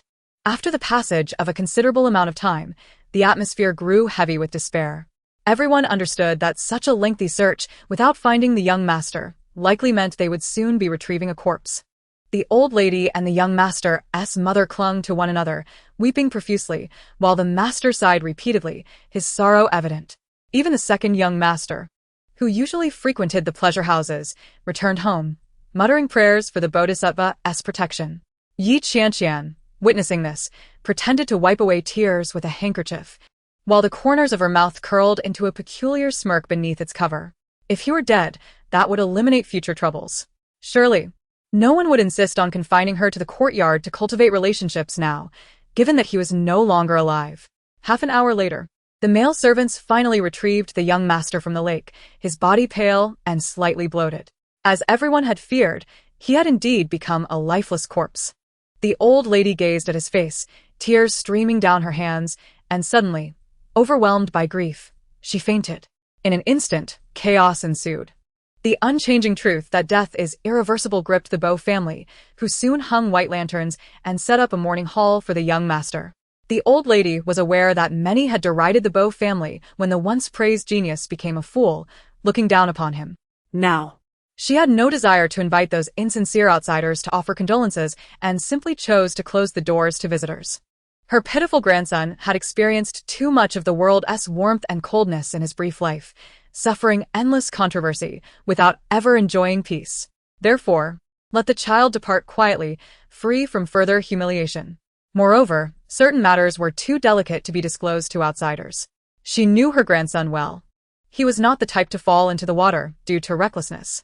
Over the years, although the young master had enjoyed climbing trees like a playful child, at heart, he remained obedient and sensible, never once attempting to catch fish in the lake, nor ever contemplating it. His beloved nurse had repeatedly warned him to stay away from the lake, lest he disturb the homes of the creatures living within. The kind-hearted child, fond of animals, had adhered to her words and never approached the water again. Thus, absent external instigation or foul play, it was inconceivable for him to have fallen into the water. The old lady was not easily deceived. She understood the truth behind the young master's drowning. She had been preoccupied with rescue efforts and later with arranging his funeral, leaving her no time or opportunity to confront the true instigator. It was not due to her old age clouding her judgment that she sought to avoid conflict. Now. She had ample time to settle accounts with Yi Qianqian, the venomous woman. Chapter 111. Is it you? Do you dare to harm me? In the early morning, Yi Qianqian delightedly savored the newly made sour plums. With the cacophony of the young master's foolishness silenced, the world appeared infinitely more beautiful. Indeed. Her actions were for the greater good, alleviating the burdens of the Bo family, free of any moral qualms. As she lifted a handkerchief to clean her soiled fingers, her gaze inadvertently fell upon the peach-wood hairpin on her vanity, causing her to momentarily freeze. It was a gift from that fool, who claimed he had spent several nights hand-carving it. To this day, she vividly recalled the day she pretended to be delighted while accepting the hairpin. The young master's innocent, childlike smile illuminating his face, an expression that truly made her nauseous. How old was he? Yet he still smiled foolishly, as if he feared the world might not recognize his folly. Moreover, in this day and age, who would pursue a lady with a trinket so inexpensive that it required no monetary investment? What she desired were silks and satins, jewels and ornaments, not tokens of effort.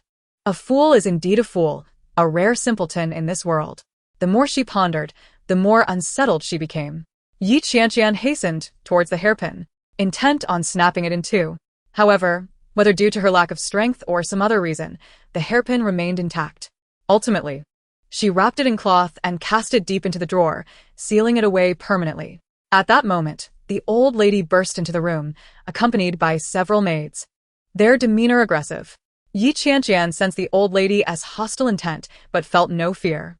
After all, given the current circumstances, there were no witnesses to contradict her. Even if the old lady suspected her, so what? Without evidence, she would be the wronged innocent. The old lady had fainted from excessive worry the day before. Why was she not resting today, but instead intruding upon her? Was the old lady overly concerned for her, a pregnant young lady? If so, there was no need for her to come personally. A subordinate would suffice. Your kindness is quite overwhelming, she remarked, feigning surprise. The old lady, observing the vibrant hairpin atop Yi Qianqian's head and her provocative words, became certain that the death of her beloved grandson was indeed orchestrated by this venomous woman. It was all her fault. In a moment of madness, she sought vengeance against Yi Qianqian for her past insults, not wishing the Bo family's bloodline to be lost. She had invited disaster into their home, resulting in her obedient grandson's demise. Upon careful reflection, it remains uncertain whether the child within Yi Qianqian is indeed the eldest's. From what she knows, Yi Qianqian is a woman capable of anything for wealth and status. The origins of the child could very well belong to another. Moreover, even if the child were the eldest's, what difference would it make? If Yi Qianqian could bear the eldest child, then it stands to reason that other women could do the same. Therefore, the eldest could simply take a wife and concubines to expand his lineage, without the need for the elaborate schemes surrounding the illegitimate child within Yi Qianqian. In the end, not only did this situation fail to secure the eldest a son or daughter, but it also cost him his life prematurely. Such folly.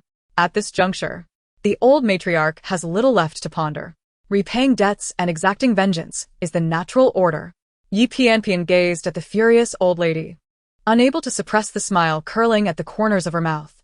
Did they think they could intimidate her? Not a chance. Presently, the only heir to the eldest's lineage is the child within her, and as long as it remains safe within her womb, she is secure. The old matriarch would not dare to harm her and would instead have to indulge her. Yet, could matters truly be as simple as Yi Qianqian envisioned? She perhaps underestimated that, in moments of extreme anger, reason dissipates, and one becomes indifferent to unfounded threats. Chapter 112. Granny Roan's malicious scheming. Yi Qianqian believed herself to be untouchable, unaware that her trials were about to commence. The old lady's countenance darkened as she signaled to the waiting servants.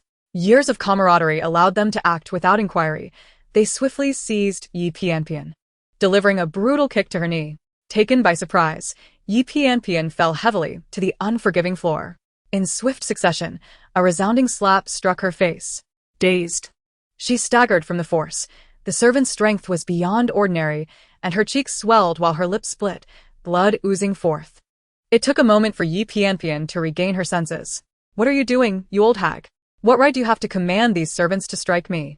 The old lady slammed her palm on the table, rising with a ferocious glare fixed upon Yi Qianqian. What right do I have to strike you? A fitting question indeed.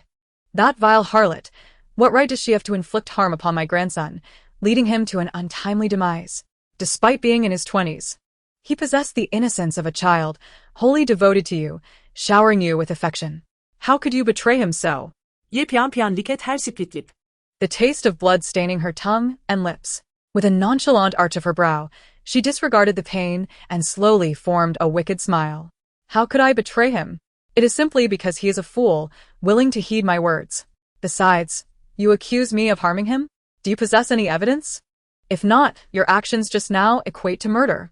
The old lady, witnessing Yi Pianpian's unyielding demeanor, felt a wave of sorrow. This venomous woman truly lacked a heart. How pitiful her eldest grandson was, investing his affections in vain, sacrificing his life for her. Regaining her composure, the old lady regarded Yi Pianpian with a cold, expressionless gaze. Her tone chillingly calm. In this era, lives are worth little. You likely do not understand that a concubine is a mere trifle of no consequence. Daily, countless concubines perish in the confines of the inner chambers, like ants clinging to life, dying without dignity, with no one to speak on their behalf. A concubine is merely a domesticated courtesan. Observing Yi Pianpian's growing terror, the old lady continued unhurriedly. But fret not, I shall not allow you to perish so easily. You, such a wretched creature, do not deserve to accompany my grandson in death, nor to traverse the path of the underworld with him. As long as I draw breath, you shall experience a fate worse than death.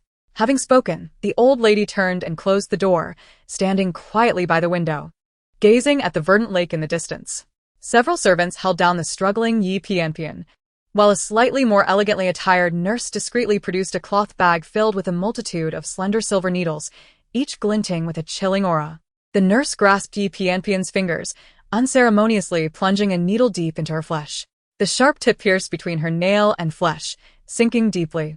The excruciating pain sent Yi Pianpian into a heart-wrenching scream. Only at that moment did she realize the old lady's ruthless intent to teach her a lesson, subjecting her to relentless torment, rendering her unable to live or die.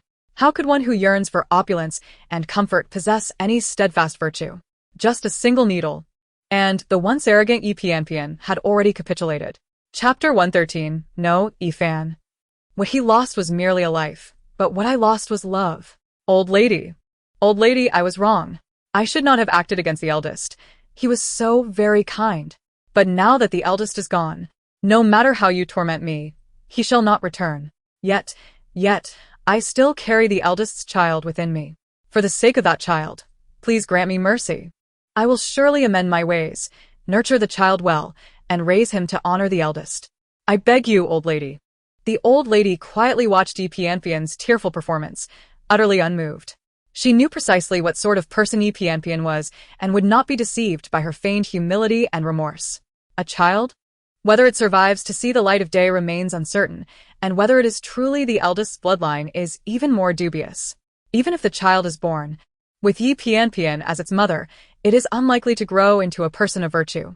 Rather than pinning hopes on an uncertain future and placing all expectations on an unknown child, it would be wiser to seek revenge for the eldest. Furthermore, she had no intention of killing Yi Pianpian outright. If the fetus could endure and prove to be a child of their family, she would indeed cherish it. If, during the prolonged torment, Yi Pianpian were to suffer a miscarriage, that would simply be the child's fate, determined by destiny. Though often said that a mother's heart is most tender toward her child, Yi Pianpian's own disregard for the child's safety, willingly plunging into perilous waters, indicates her lack of maternal affection. Since the biological mother shows no love, the actions of the great-grandmother are wholly justifiable. One can only lament the misfortune of this child, born at an inopportune time. Should there be another chance at life, may this child be reborn into an ordinary household, escaping the machinations of the inner quarters. Yi Pianpian, Having exhausted her pleas, saw the old lady's unyielding expression and understood that no words would sway her now. Thus, she shed all pretense and began to hurl curses. You old crone, you might as well kill me outright, leaving no chance for resurrection, or else I, Yi Pianpian, vow that one day I shall make you pay in blood for the blood debt of the Yongchang Duke's estate. Do you think I should be grateful for the eldest's kindness? I tell you, He is but a useless fool. Not only do I disdain him, but all women do as well, for he is not even worthy of being a common man. A disgrace to the very notion of masculinity. He is merely a no-e-fan, and this outcome is his just deserts. I am merely liberating him. Indeed. Pleas for mercy bore no fruit. Yet, as the dead hold greater weight, Yi Pianpian's words ignited the old lady's fury. However, she remained silent, merely casting a sidelong glance at the matrons clutching Yi Pianpian, their eyes brimming with a menacing ferocity that struck fear into the hearts of onlookers. Having lived long enough to be intimately acquainted with life's cruelties, none present were fools. The matrons grew increasingly fierce, forcefully restraining Yi Pianpian's limbs.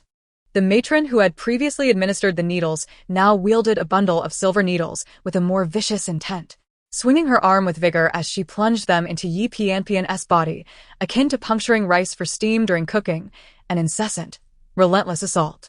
The agony of such a procedure is unbearable for most, and regrettably, Yi Pianpian was no exception. She instinctively reacted, writhing and squirming like a caterpillar beset by ants, desperately attempting to evade the onslaught of needles. Amidst her screams of torment, the old matron closed her eyes, mumbling incantations, her prayer beads spinning rapidly in her hands. Resembling a devout disciple of Buddhism, benevolent yet fervently pious. In less than the time it takes to burn a stick of incense, Yi Pianpian was reduced to a feeble state.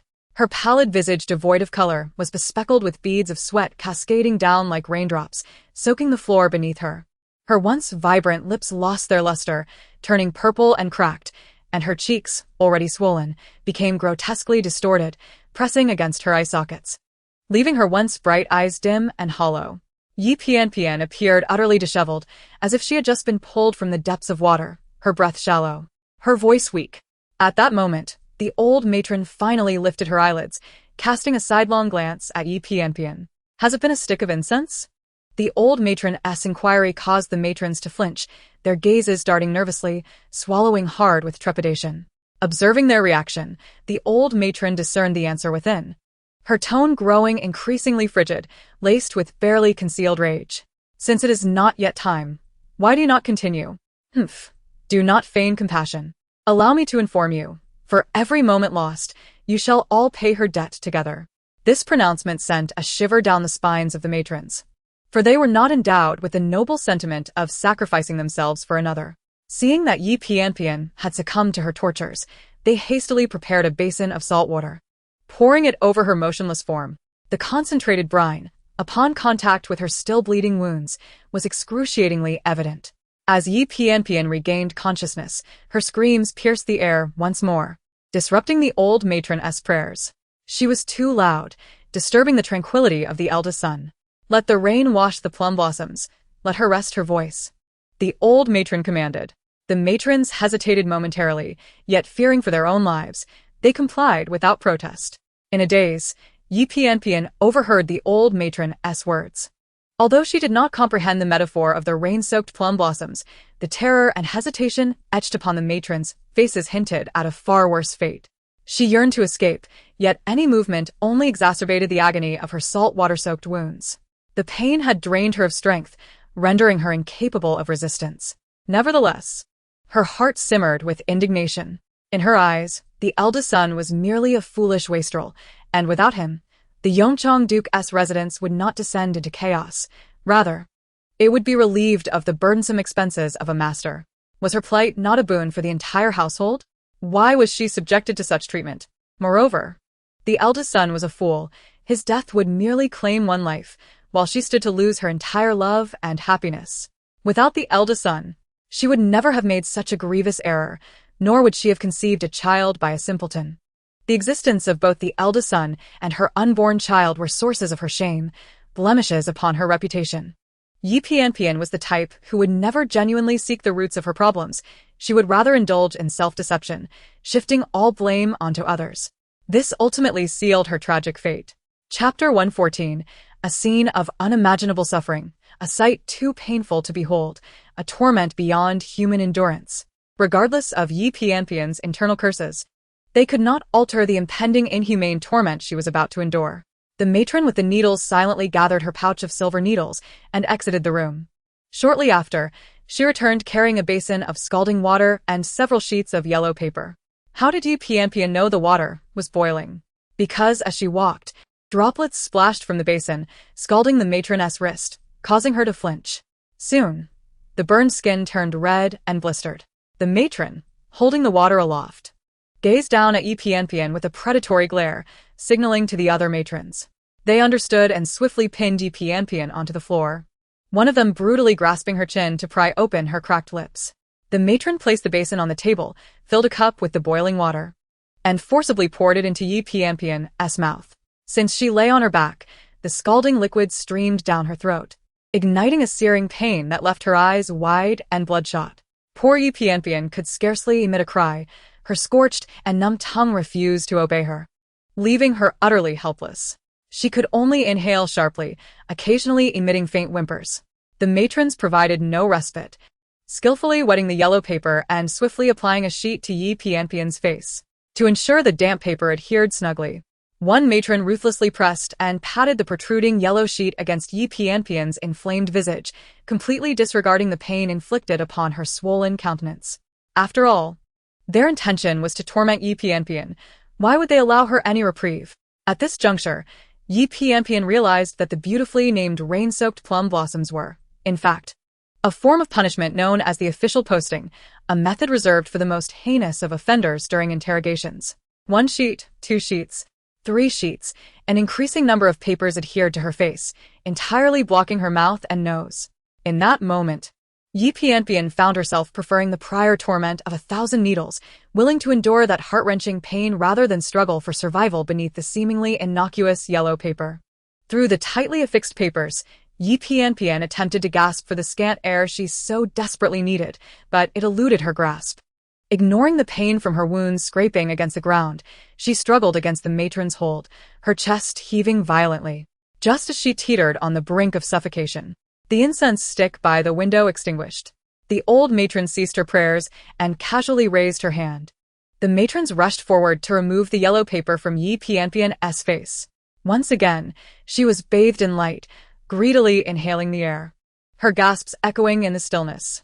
However, her rapid breathing triggered a cough, and the burn in her throat rendered her voice a mere whisper. Her face flushed from the effort. The old matron silently opened the door, silhouetted against the light as she gazed at the serene lake in the distance, her demeanor as cold as ice. What does suffocation feel like? Is it painful? Drowning embodies that sensation. You allowed her to linger in water for the duration of an incense stick, suffering the agonies of asphyxiation, and now you comprehend that torment. Rest assured, I will not grant you a swift demise. The days ahead stretch long before you.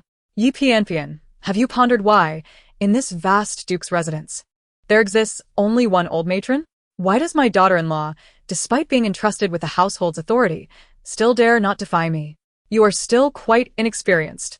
With a cold laugh, the elderly matriarch departed, followed by a throng of servants, leaving behind the battered Yi Pianpian, who lay on the ground, struggling for survival. Those women who ascend to power in the inner chambers are not to be trifled with. Their hands are stained with blood, having clawed their way up from the corpses of their rivals. How could they possibly fear a mere fledgling vixen? As the matriarch aptly put it, the subsequent days in the Earl's residence were indeed a living hell for Yi Pianpian. With no one to serve her or speak to her, she toiled alone, preparing meals with her ailing body. From burnt rice porridge to undercooked vegetables, she was compelled to consume whatever she could to survive, even with her eyes shut tight. However, living off the fruits of inaction ultimately invites retribution. The matriarch seemed to have forgotten Yi Pianpian's existence, never sending anyone to check on her, nor providing any sustenance for the small kitchen in her courtyard. Gradually, driven to the brink of starvation, Yi Pianpian resorted to catching live fish from the lake to consume. Initially, she would eat and then retch, even contemplating ending her life. Yet when she plunged into the water, her instinct for survival propelled her to swim ashore and escape. She lacked the true courage to seek death. After a time living like a wild creature, someone finally came to visit Yi Pianpian. But it marked the commencement of yet another nightmare. Every other day, at the very hour when the eldest son had drowned, someone would arrive to torment her with rain and plum blossoms, subjecting her to relentless suffering. One day, Yi Pianpian suddenly lost her sanity, descending into madness. Upon hearing the news, the matriarch personally came to observe her, and seeing Yi Pianpian in her frenzied state, she said nothing but left. However, she quickly dispatched 4 male servants to watch Yi Pianpian for 12 hours, denying her any rest. Whenever Yi Pianpian fell asleep, they would either splash water on her or prick her with needles to force her awake, keeping her in a state of perpetual tension. Within 5 days, Yi Pianpian broke down. It turned out that her earlier madness had been feigned to lessen her punishments, a ruse easily seen through by the matriarch. Rather than confronting her directly, the matriarch adopted a cunning approach, publicly claiming someone was watching over the deranged Yi Pianpian for her safety, while actually devising new methods to discipline the disobedient girl. From that point on, Yi Pianpian resigned herself to her fate, refraining from any further mischief. Unable to seek death alone, she was left to endure her torment in agony. Remarkably, despite the relentless torment inflicted by the matriarch, Yi Pianpian's unborn child continued to thrive, remaining robust and healthy. That winter, at 8 months pregnant, Yi Pianpian gave birth prematurely on a night when the cold wind howled. After delivering a 6-pound boy, she succumbed to severe blood loss. The matriarch instructed the second son and the infant to confirm their kinship through a drop of blood, which successfully merged, thus affirming the child's lineage as that of the earl's household. After Yi Pianpian's demise, the matriarch dispatched someone to dispose of her body in the wilderness, without even a tattered shroud to cover her, resulting in a tragic end. The newly born child, bearing a peach blossom mole on his neck similar to that of the eldest son, exhibited a gentle and understanding demeanor, crying little and causing no disturbance. His story was only just beginning.